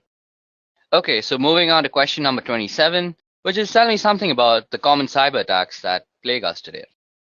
I'm going to be discussing 8 cyber threats. Firstly, it's malware. Now, malware is an all-encompassing term for a variety of cyber threats, including Trojans, viruses, and worms. Malware is simply defined as code with malicious intent that typically steals data or destroys something on your computer. Next is phishing. Now, phishing, often posing as a request for data from a trusted third party, phishing attacks are sent via email and ask users to click on a link and enter their personal data. Phishing emails have gotten much more sophisticated in recent years, making it really difficult for some people to discern a legitimate request for information from a false one. Phishing emails often fall into the same category as spam, but are more harmful than just a simple ad. Next is a password attack, and a password attack is exactly what it sounds like. That is a third party trying to gain access to your system by cracking a user's password, usually using some algorithm like brute force, dictionary attacks, or a software which is a keylogger. Next is a DDoS attack, and a DOS attack focuses on disrupting the service to a network. Attackers send high volumes of data or traffic through the network until the network becomes overloaded and can no longer function. Next is a man-in-the-middle attack, and a man-in-the-middle attack is an attack where somebody is impersonating the endpoints in an online information exchange. For example, if you're a banking online, the man in the middle would communicate with you by impersonating your bank and communicate with the bank by impersonating you. Next is drive-by downloads, and this is a malware which is actually implanted into a legitimate website, and a program is downloaded to the user's system just by visiting the site. It doesn't require any type of action by the user to actually start to trigger the download. Next is malvertising, and malvertising is actually malicious code which is hidden behind advertisements on websites, and it is also downloaded to your system without your knowledge. Last but not the least is rogue software, which is malware that masquerades as legitimate and necessary security software that will keep your system safe. Okay, so moving on to the next question is what are different OSI layers and what is the job of the network layer? Okay, so OSI or Open System Interconnection is a reference model for how applications communicate over a network. A reference model is a conceptual framework for understanding relationships, and the purpose of the OSI reference model is to guide vendors and developers so the digital communication product and software programs they create can interoperate, and to facilitate a clear framework that describes the function of a network or telecommunication system. The 7 OSI layers are application layer, presentation layer, session layer, transport layer, network layer, data link layer, and the physical layer. Okay, so the network layer is actually used for controlling the operations of the subnet, and the main job of this layer is to deliver packets from a source to a destination across multiple links. Moving on to the next question, which is how would you reset a password-protected BIOS configuration? Now, since BIOS is a pre-boot system, it has its own storage mechanism for its setting and preferences. In the classic scenario, simply popping out the CMOS battery will be enough to have the memory storing these settings lose its power supply, and as a result, it will lose all its setting. Other times, you'll need to use a jumper or a physical switch on the motherboard. Still other times, you'll need to actually remove the memory itself from the device and reprogram it in order to wipe it out. The simplest way by far, however, is if the BIOS has come from the factory with the default password enabled, try the whole word password. Now for question number 30. What is cross-site scripting or XSS? Now XSS refers to client-side code injection attacks wherein an attacker can execute malicious scripts, also commonly referred to as malicious payload, into a legitimate website or web application. XSS is amongst the most rampant of web application vulnerabilities and occurs when a web application makes use of unvalidated or unencoded user input within the output it generates. By leveraging XSS, an attacker would exploit a vulnerability within a website or web application that the victim would visit, essentially using the vulnerable website as a vehicle to deliver a malicious script to the victim's browser. Now, what is data protection in transit versus data protection at rest? So the answer to that is that data in transit or data in motion is data actively moving from one location to another, such as across the internet or through a private network. Data protection in transit is the protection of this data while it's traveling from network to network or being transferred from a local storage device to a cloud storage device. Wherever data is moving, effectively data protection measures for in-transit data are critical as data is often considered less secure while in motion. Now, data at rest is data that is not actively moving from device to device or network to network, such as data stored on a hard drive, laptop, flash drive, or archived/stored in some other way. Data protection at rest aims to secure inactive data stored on any device or network. While data at rest is sometimes considered to be less vulnerable than data in transit, attackers often find data at rest a more valuable target than data in motion. The risk profile for data in transit or data at rest depends on the security measures that are in place to secure data in either state. Moving on to question number 32 is tell me the differences between cybersecurity and network security. Okay, so cybersecurity describes that the policies and procedures implemented by a network administrator to avoid and keep track of unauthorized access, exploitation, modification, or denial of the network and the network resources. Network security describes the process and practices designed to protect network, computers, programs, and data from attack, damage, or unauthorized access. In a computing context, security includes both cybersecurity and physical security. While cybersecurity is concerned with threats outside the castle, network security is worried about what is going on within the castle walls. The cybersecurity specialist is the crusading knight defending the kingdom, and network security focuses on the barbarians at the gate and how the castle connects to the world around it. Moving on to question number 33, which is how will you prevent data leakage? Data leakage is when data gets out of the organization in an unauthorized way. Data can get leaked through various ways, that is emails, prints, laptops getting lost, unauthorized upload of data to public portals, removable drives, photographs, etc. A few controls can be restricting uploads on internet websites, following an internal encryption solution, restricting the mails to internal networks, or restriction on printing confidential data, etc. Moving on to the next question, which is what is ARP and how does it work? Okay, so Address Resolution Protocol, or ARP, is a protocol for mapping an internet protocol address to a physical machine address that is recognized on the local network. On the topic of how it works, when an incoming packet destined for a host machine on a particular local area network arrives at a gateway, the gateway asks the ARP program to find a physical host or MAC address that matches the IP address. Now the ARP program looks into the ARP cache, and if it finds the address, it provides it so that the packet can be converted to the right packet length and format and send it to the machine. Now if no entry is found for the IP address, ARP broadcasts a request packet in a special format to all machines on the LAN to see if one machine knows that it has the IP address associated with it. So for question number 35 is what is 2FA and how can it be implemented for the public websites? So an extra layer of security that is known as multi-factor authentication requires not only a password and username, but also something that only that user has on them. That is a piece of information only they should know or have immediately to hand, such as a physical token. Authenticator apps replace the need to obtain verification code via text, voice call, or email. For example, to access a website or web-based service that supports Google Authenticator, the user types in their username and password. That is a knowledge factor. Okay, now time for question number 36, which is what techniques can we use to prevent brute force login attacks? So here the attacker tries to determine the password for a target through a permutation of fuzzing process. As it is a lengthy task, attackers usually employ software such as Fuzzer to automate the process of creating numerous passwords to be tested against target.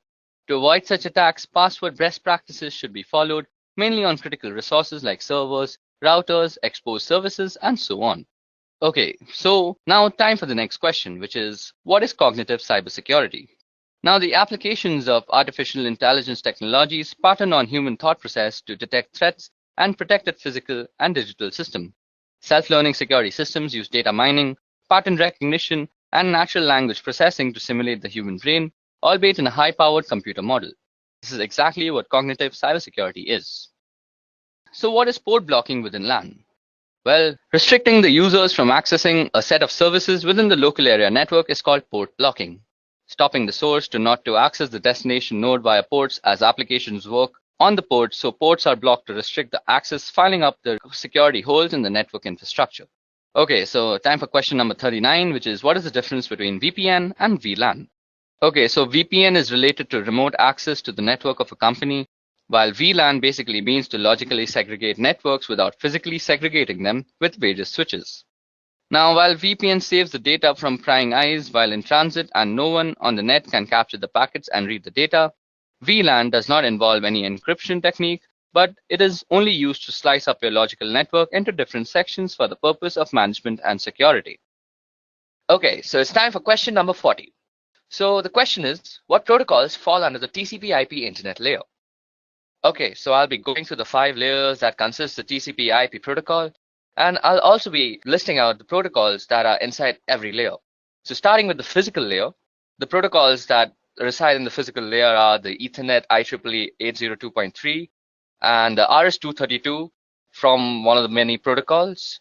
And moving on to the data link layer, we have the PPP protocol, the IEEE 802.2 protocol. Then moving on to the network layer, it's governed by the IP protocol, the ARP protocol, which is basically the address resolution protocol, and the ICMP protocol. Then moving on ahead is the transport layer. Now the transport layer has 2 main protocols, namely the TCP and the UDP protocols. And last but not least, we have the application layer, which is governed by a multiple of protocols, namely NFS, NIS+, DNS, Telnet, FTP, RIP, SNMP, and various other protocols as such. Okay, so that brings us to the end of the general interview questions that might be asked in any cybersecurity interview. Now moving on to the scenario-based questions. So first, I'll be reading out the scenario, and then I'll ask the questions regarding the scenario too. Okay, so for scenario number 1, we have, you receive the following email from help desk. So the email goes as follows. Dear UCSC email user, beginning next week, we will be deleting all inactive email accounts in order to create space for more users. You are required to send the following information to continue using your email account. If we do not receive this information from you by the end of the week, your email account will be closed. So then the email actually goes on to ask the various credentials like name, email login, password, DOB, and alternate email. And then it says, please contact the webmail team with any questions and thank you for your immediate attention. So in such a scenario, what do you do and justify your actions for doing so? Okay, so this email is a classic example of phishing trying to trick you into biting. The justification is the generalized way of addressing the receiver, which is used in mass spam mails. Above that, a corporate company will never ask personal details on mail. They want your information, so don't respond to the mail, instant message, text, phone calls, etc. asking you for your password or other private information. You should never disclose your password to anyone, even if they say they work for the UCSC, ITS, or any other campus organization. Moving on to the next scenario, which is a friend sends an electronic Hallmark greeting card to your work email. You need to click on the attachment to see the card. What do you do and justify your actions? Well, this one has 4 big risks. Firstly, some attachments contain viruses or other malicious programs. So just in general, it's risky to open unknown or unsolicited attachments.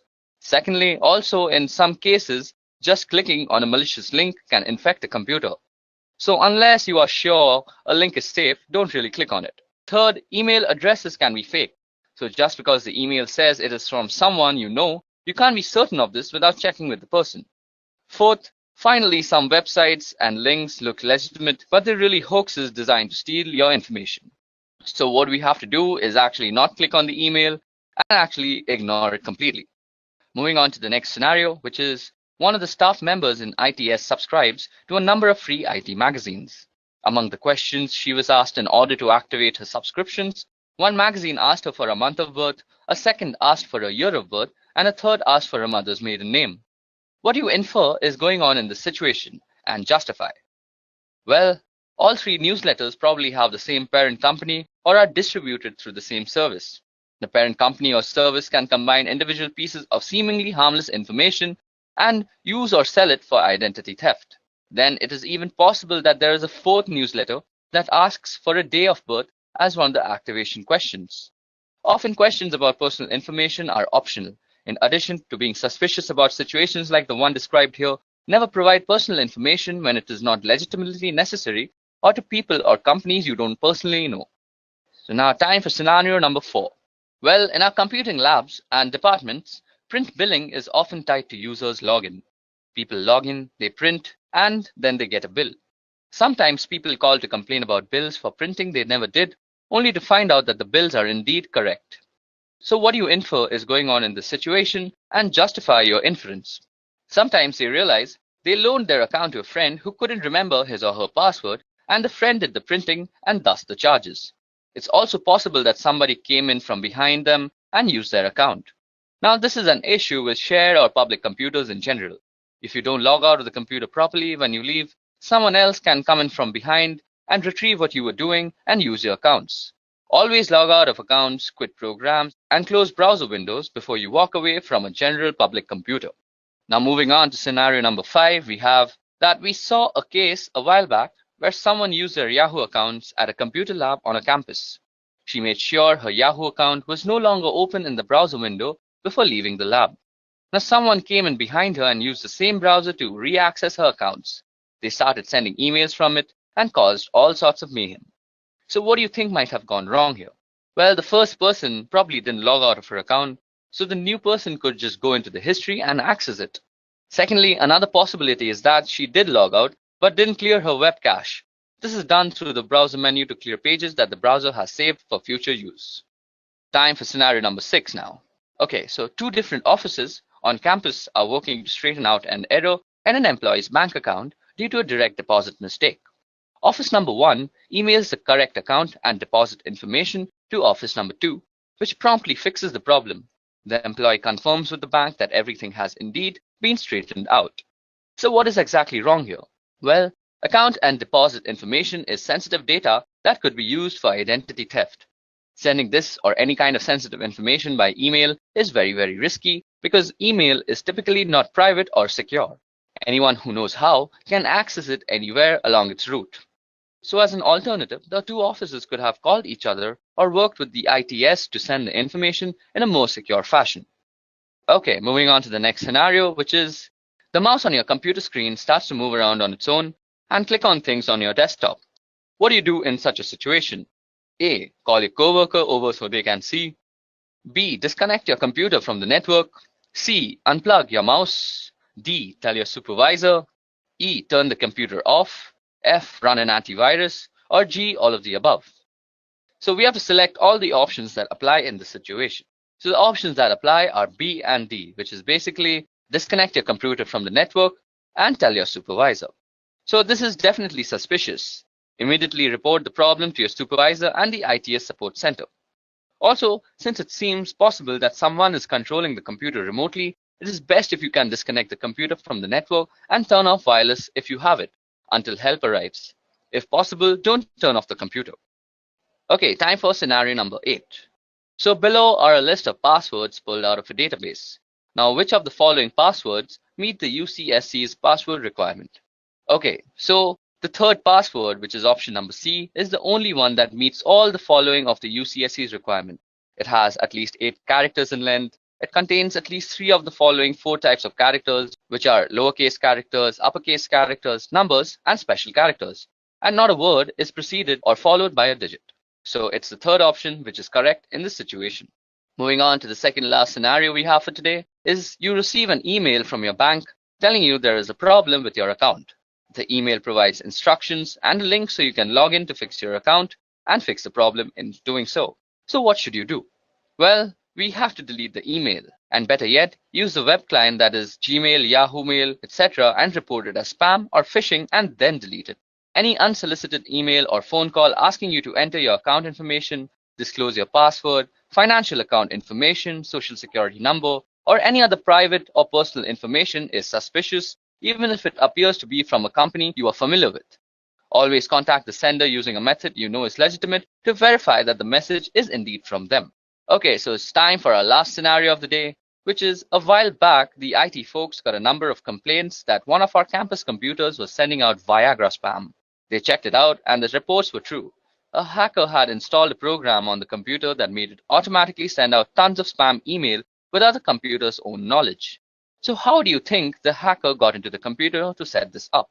Well, this was actually the result of a hacked password, using passwords that can be easily guessed, and protecting your password by not sharing them or writing them down can help to prevent this. Passwords should be at least 8 characters in length and use a mixture of uppercase, lowercase letters, and numbers and symbols. Even though in this case it was a hacked password, other things could possibly lead to this are that out-of-date patches and updates, the lack of an antivirus software or an out-of-date antivirus software, or clicking on an unknown link or attachment, or downloading unknown or unsolicited programs onto your computer. Okay guys, so that was it for the session on cybersecurity interview questions were discussed here. Please put a comment down below. If you all also want the PowerPoint presentation that's shown out. Enjoyed listening to this video. I hope you have enjoyed listening to this video. Please be kind enough to like it, and you can comment any of your doubts and queries, and we will reply them at the earliest. Do look out for more videos in our playlist and subscribe to Edureka channel to learn more. Happy learning!